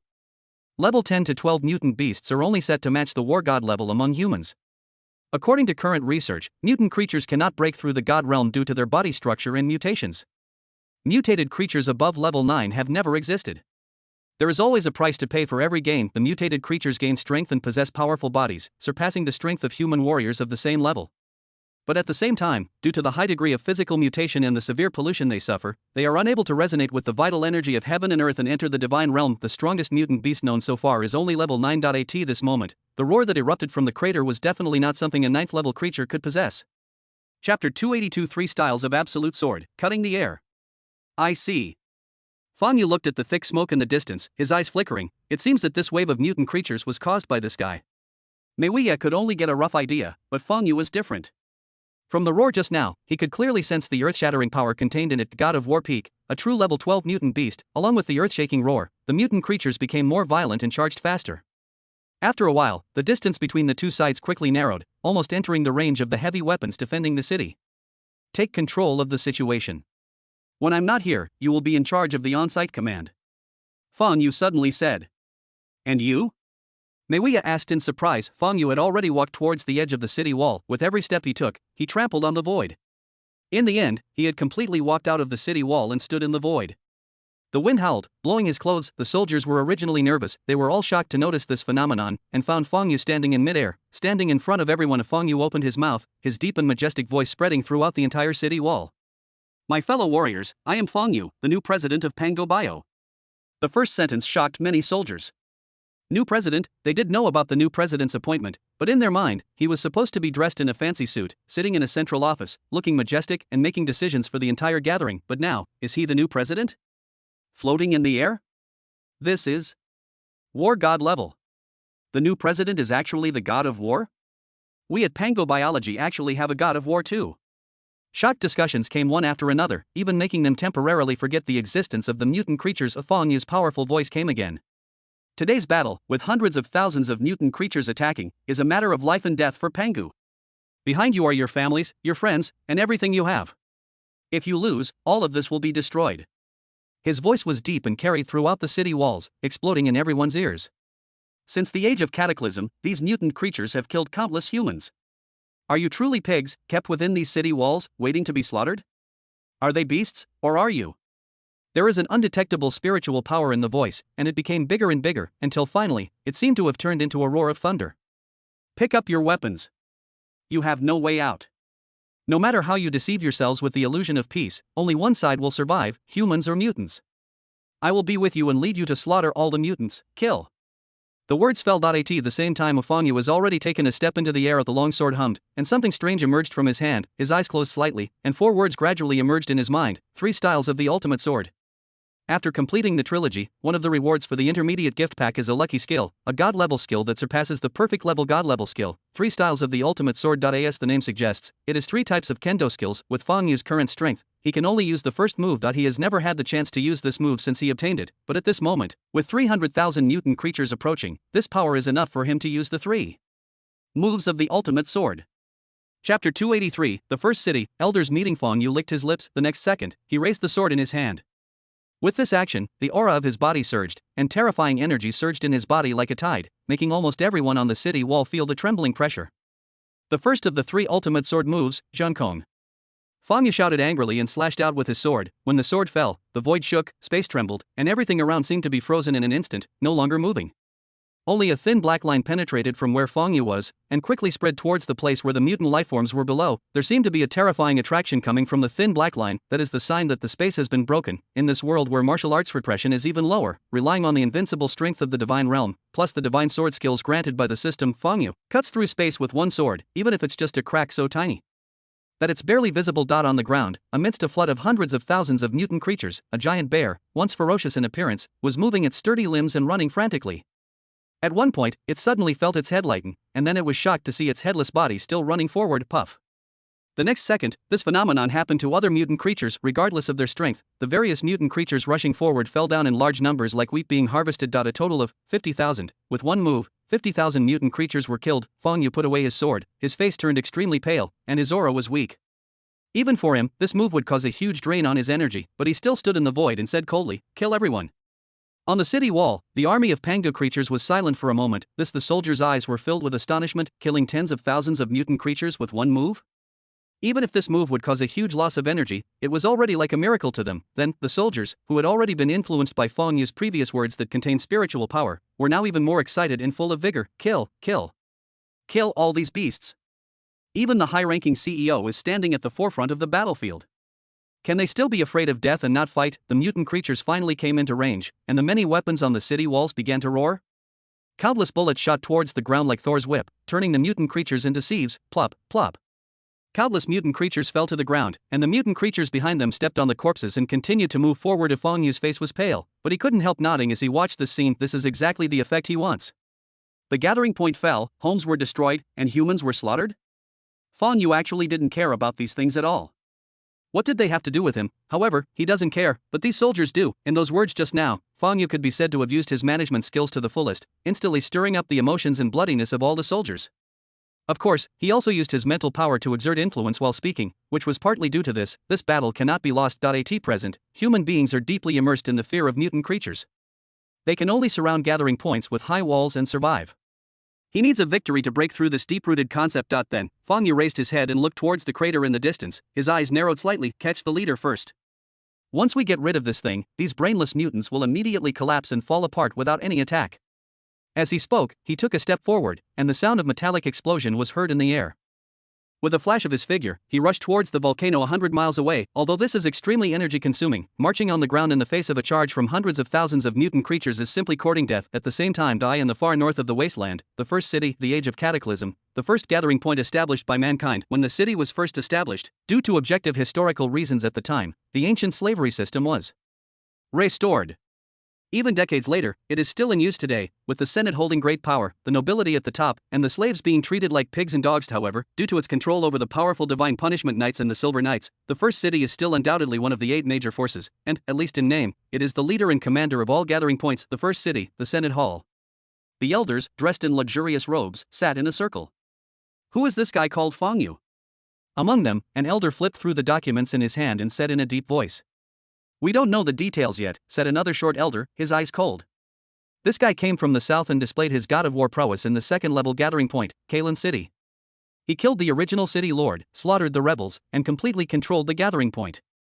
Then, he presented us with a document announcing the replacement of the city lord, and in it, he claimed to be the invincible god of war. I originally thought that Fong Yu was just a newly promoted god of war, so he was rather arrogant. I didn't take him too seriously and was planning to find a chance to contact him and see if I could win him over to our initial city. However, just yesterday, the short elder paused and said, the spies at Pango Biological Company sent me news. This guy has become the new president of Pango Biological Company. The elders looked at each other in confusion. I didn't know what to say for a moment. After all, this news is really too outrageous. This guy's background is mysterious, and he doesn't look like someone you'd want to mess with. I think it's best not to act rashly for now. I think this kind of uncontrollable factor must be thoroughly investigated. I feel, the elders were discussing this. Boom. Boom. Boom. Just then, the door of the Senate hall was knocked. Come in. A young nobleman who served as a waiter for the Senate stepped in and said respectfully, My lords, I have something to report. Oh, it's the child of the Westo family. This young nobleman was also a descendant of the family of one of the elders present, so their attitude was relatively mild. What's the matter? Tell me. The noble young man immediately said, Someone outside wants to see the elders. Oh? One of the elders frowned and asked, Who is it? I don't know. The noble young man continued, "It's just that he calls himself Jiang Huai and comes from outside the original city." Chapter 284 Black Dragon Riposa inside and outside boom. A roar erupted, the light in the sky flickered, and with each flicker, Fang Yu's figure moved hundreds of meters across the sky. He stepped on the void as if walking on flat ground, and his speed was extremely fast. Although it consumed a lot of energy and the speed was not as fast as on land, he had to do so in order to avoid a head-on collision with the army of mutant creatures on the ground. Whoosh! Whoosh! Whoosh! Mutated creatures of level 6 and above continued to roar and exhale powerful breath towards Fang Yu as he flew through the air. Fortunately, there were not many mutant creatures of this level, and most of them were focused on Reposari, the headquarters of Pangu biology, but if Fang Yu encountered a mutant creature of this size in the gray unexplored area, he would be a sitting duck. Even with his strength, he would be in danger. At this moment, he did not waste time and energy to kill these mutant creatures. After all, unless he uses a move like Zhangkong, how many people can he kill? These are 300,000 mutant creatures, so Fang Yu either raised his body or dodged, turning into a stream of light and rushing straight towards the crater 100 miles away. The best way is to eliminate the culprit. Soon, the crater was getting closer. Suddenly, a huge roar was heard again from the volcano that had not seen any unusual movement for a long time. Roar. The roar shook the sky. The things inside seemed to have sensed Fang Yu's arrival. Along with a roar, a claw covered with black scales suddenly grabbed the edge of the crater at the top of the volcano. The rocks were crushed like tofu by the huge claws, turning into rustling stones that rolled down the mountain. The next moment, the giant black claws grabbed the edge of the crater and pressed down hard. Then, the huge figure finally appeared in front of Fang Yu. Hohu, the wings, shining like steel, flapped, stirring up a hurricane. An incredibly huge creature rose into the sky from the volcano, its body covered with iron scales, its claws extremely sharp, its pupils filled with red light, and magma flowing and dripping from its body. At the moment the creature completely flew into the sky, the entire sky above its head was blocked because it was too huge. Fang Yu was shocked. Dragon, the huge creature soaring in the sky is very similar to the creature in Fang Yu's previous life, which represents power and evil in Western mythology. The dragon. Fang Yu's eyelids twitched slightly. Why is there such a thing here? But on second thought, he had some guesses in his mind. Perhaps these terrifying creatures did exist in this world originally, but due to certain reasons, such as environmental changes and the decline of the vitality of heaven and earth, they gradually died out or even degenerated. It is possible that some of the creatures today are the degenerate forms of some mythical creatures of the past. With the activation of the vital energy of heaven and earth, and the special mutation process, the genes of some creatures showed a phenomenon of atavism and strengthening, and thus, the mythical creatures saw the light of day again. No matter what, let's get rid of this guy first. Fang Yu collected his thoughts and fixed his gaze on the black dragon that blocked out the sky and had an ancient and majestic aura. Roar. The black dragon's eyes were red, and it suddenly spread its wings, as if it had traveled through space, and rushed forward with a loud bang. Fang Yu was a little distracted because he was shocked by the sight of the giant dragon just now. So when faced with the sudden attack, he couldn't dodge in time and was hit by the black dragon's towering mountain-like body. It fell to the ground like a meteorite. Boom! The earth shook violently. A huge pit with a diameter of more than 200 meters and an unbearable bottom appeared out of nowhere. Ouch! The black dragon roared loudly. The aura on his body became more intense. Obviously, in its opinion, it had completely crushed the tiny human who dared to challenge it into pieces and made it disappear from the world. However, in the next second, suddenly, a shocking sword light shot up into the sky from the dark pit. Immediately afterwards, the second one followed, and two huge white sword beams crossed in the air, forming an oblique cross, tearing the air and slashing towards it. Puff! This sudden change obviously exceeded the black dragon's expectations. It had originally planned to fly back to the crater, trying to dodge and twist in the air, but ultimately it failed to dodge and was cut by the sword. Crack! The pitch-black scales shattered and blood scattered, but the gushing blood was a strange golden color. The black dragon was angry. Even swimming in the magma couldn't cause it any damage, but the sharp sword light did hurt it. The severe pain eroded its brain, making it even more irritable. Whoosh! In the pit, Fang Yu transformed into a stream of light and suddenly rushed out, looking a little embarrassed. He was caught off guard and hit by the beast just now, and even his blood was boiling. Level 12, the peak of the god of war. This time, Fang Yu no longer had any doubts about this guy's strength. Even without using any abilities, the sheer size of this dragon alone, even a slight pressure from it, would be too much for any living being to withstand. Even a peak human god of war would be no match for this black dragon. He even had some doubts. Is this guy the strongest mutant creature on this planet? Roar! The black dragon was completely furious. It stretched out a huge and sharp claw from its abdomen, shattered the air with one claw, and grabbed Fang Yu heavily, as if it wanted to smash Fang Yu into pieces. Snort! Fang Yu's eyes were cold. Even if the few war god level masters in this world were all assembled, they wouldn't necessarily be a match for this beast. It's a pity, you met me, drink! He roared, and the long sword floated beside him, no longer moving. As for himself, he stretched out his hands and suddenly clasped them in front of him. The surrounding energy suddenly boiled. Countless heavenly and earthly vital energies surged in, transforming into two illusory palms, attempting to crush the black dragon into their palms. The roaring black dragon felt as if the air around it had been compressed into steel, becoming incredibly hard, causing its massive body to freeze in midair. Unable to move, the illusory big palms come together. It seems like they are going to beat it into meat paste. Roar. The red light in the black dragon's pupils became brighter. It struggled violently, stirring up the vital energy of heaven and earth around it. At the last moment, its two thick dragon claws suddenly pushed forward, as if they could support the heaven and earth. Crash. A sound similar to breaking glass was heard. At the last moment, the black dragon broke the stagnant air and escaped from the cage. Two transparent giant hands condensed from vital energy collided with each other, and violent airwaves spread out in all directions, dispersing the white clouds in the sky. The sound was deafening, like thunder. This movement even reached the very far place of Riposari. On the city wall, countless soldiers looked up in horror and gazed towards the horizon, only to see rolling waves of air and deafening thunder in the distance. The terrifying aura could be faintly sensed even from a distance of hundreds of miles. Meiya also looked in that direction with a shocked expression. She naturally knew that place was the direction Feng Yu left. Feng Yu was fighting the terrifying mutant creature in the crater? With all that noise, how powerful was that creature? Chapter 285 Comprehension Skills. Boom.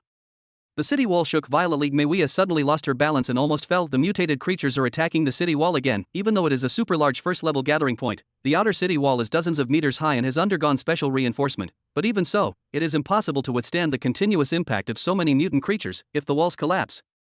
The fall of Riposari is almost certain, and by then, I'm afraid few people will survive. Meiya's eyes were solemn as she instructed the generals around her, pass my order. Have the heavy weapons on the city wall fire at the mutant creatures 800 meters away. The mutant creatures have strong defense and tenacious vitality. If you keep aiming at the mutant creatures under the city wall and pouring fire on them, you will not be able to kill them effectively in a short period of time. By the time you kill them, they have already completed the collision with the city wall, 800 meters. About this distance, the mutant creatures will begin to gather strength and charge. Therefore, attacking the mutant creatures at this distance can most effectively reduce the impact on the city walls. Meiya calmly observed the surging tide in the distance, gazing at the hideous, frantic, and disgusting mutant creatures. Then she said, have the soldiers at the city gates prepared.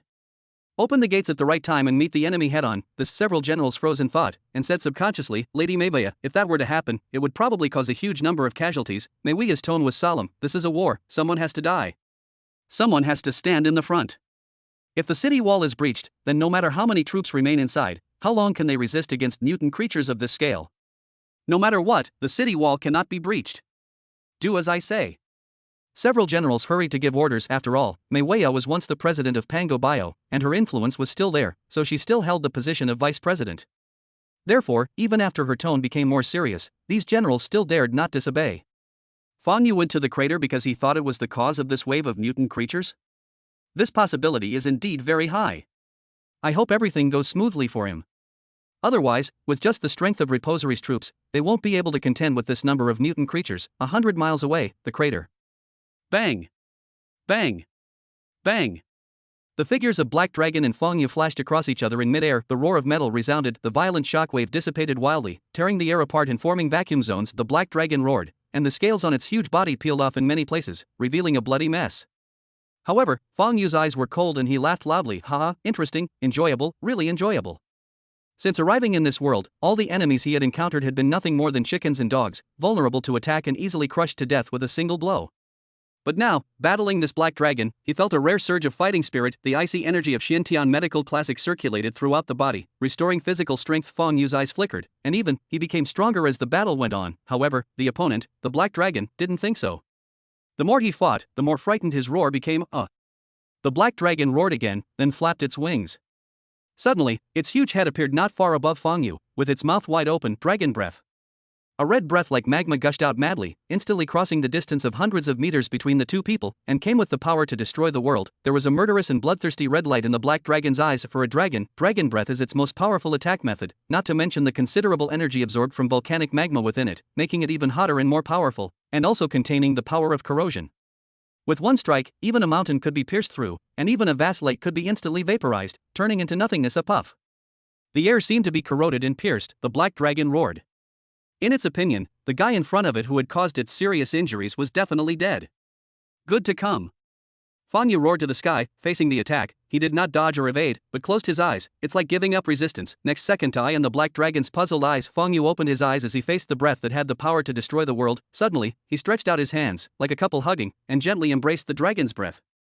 The surrounding heaven and earth energy flowed, resonating with the breath at a strange frequency. The next moment, the hot, corrosive breath did not explode with full power, but was simply gently held in Feng Yu's arms, as if it were an attack from himself, as if it were his own armor. This was a technique Feng Yu had learned from Zhang Ling's use of nano armor to resist his attacks.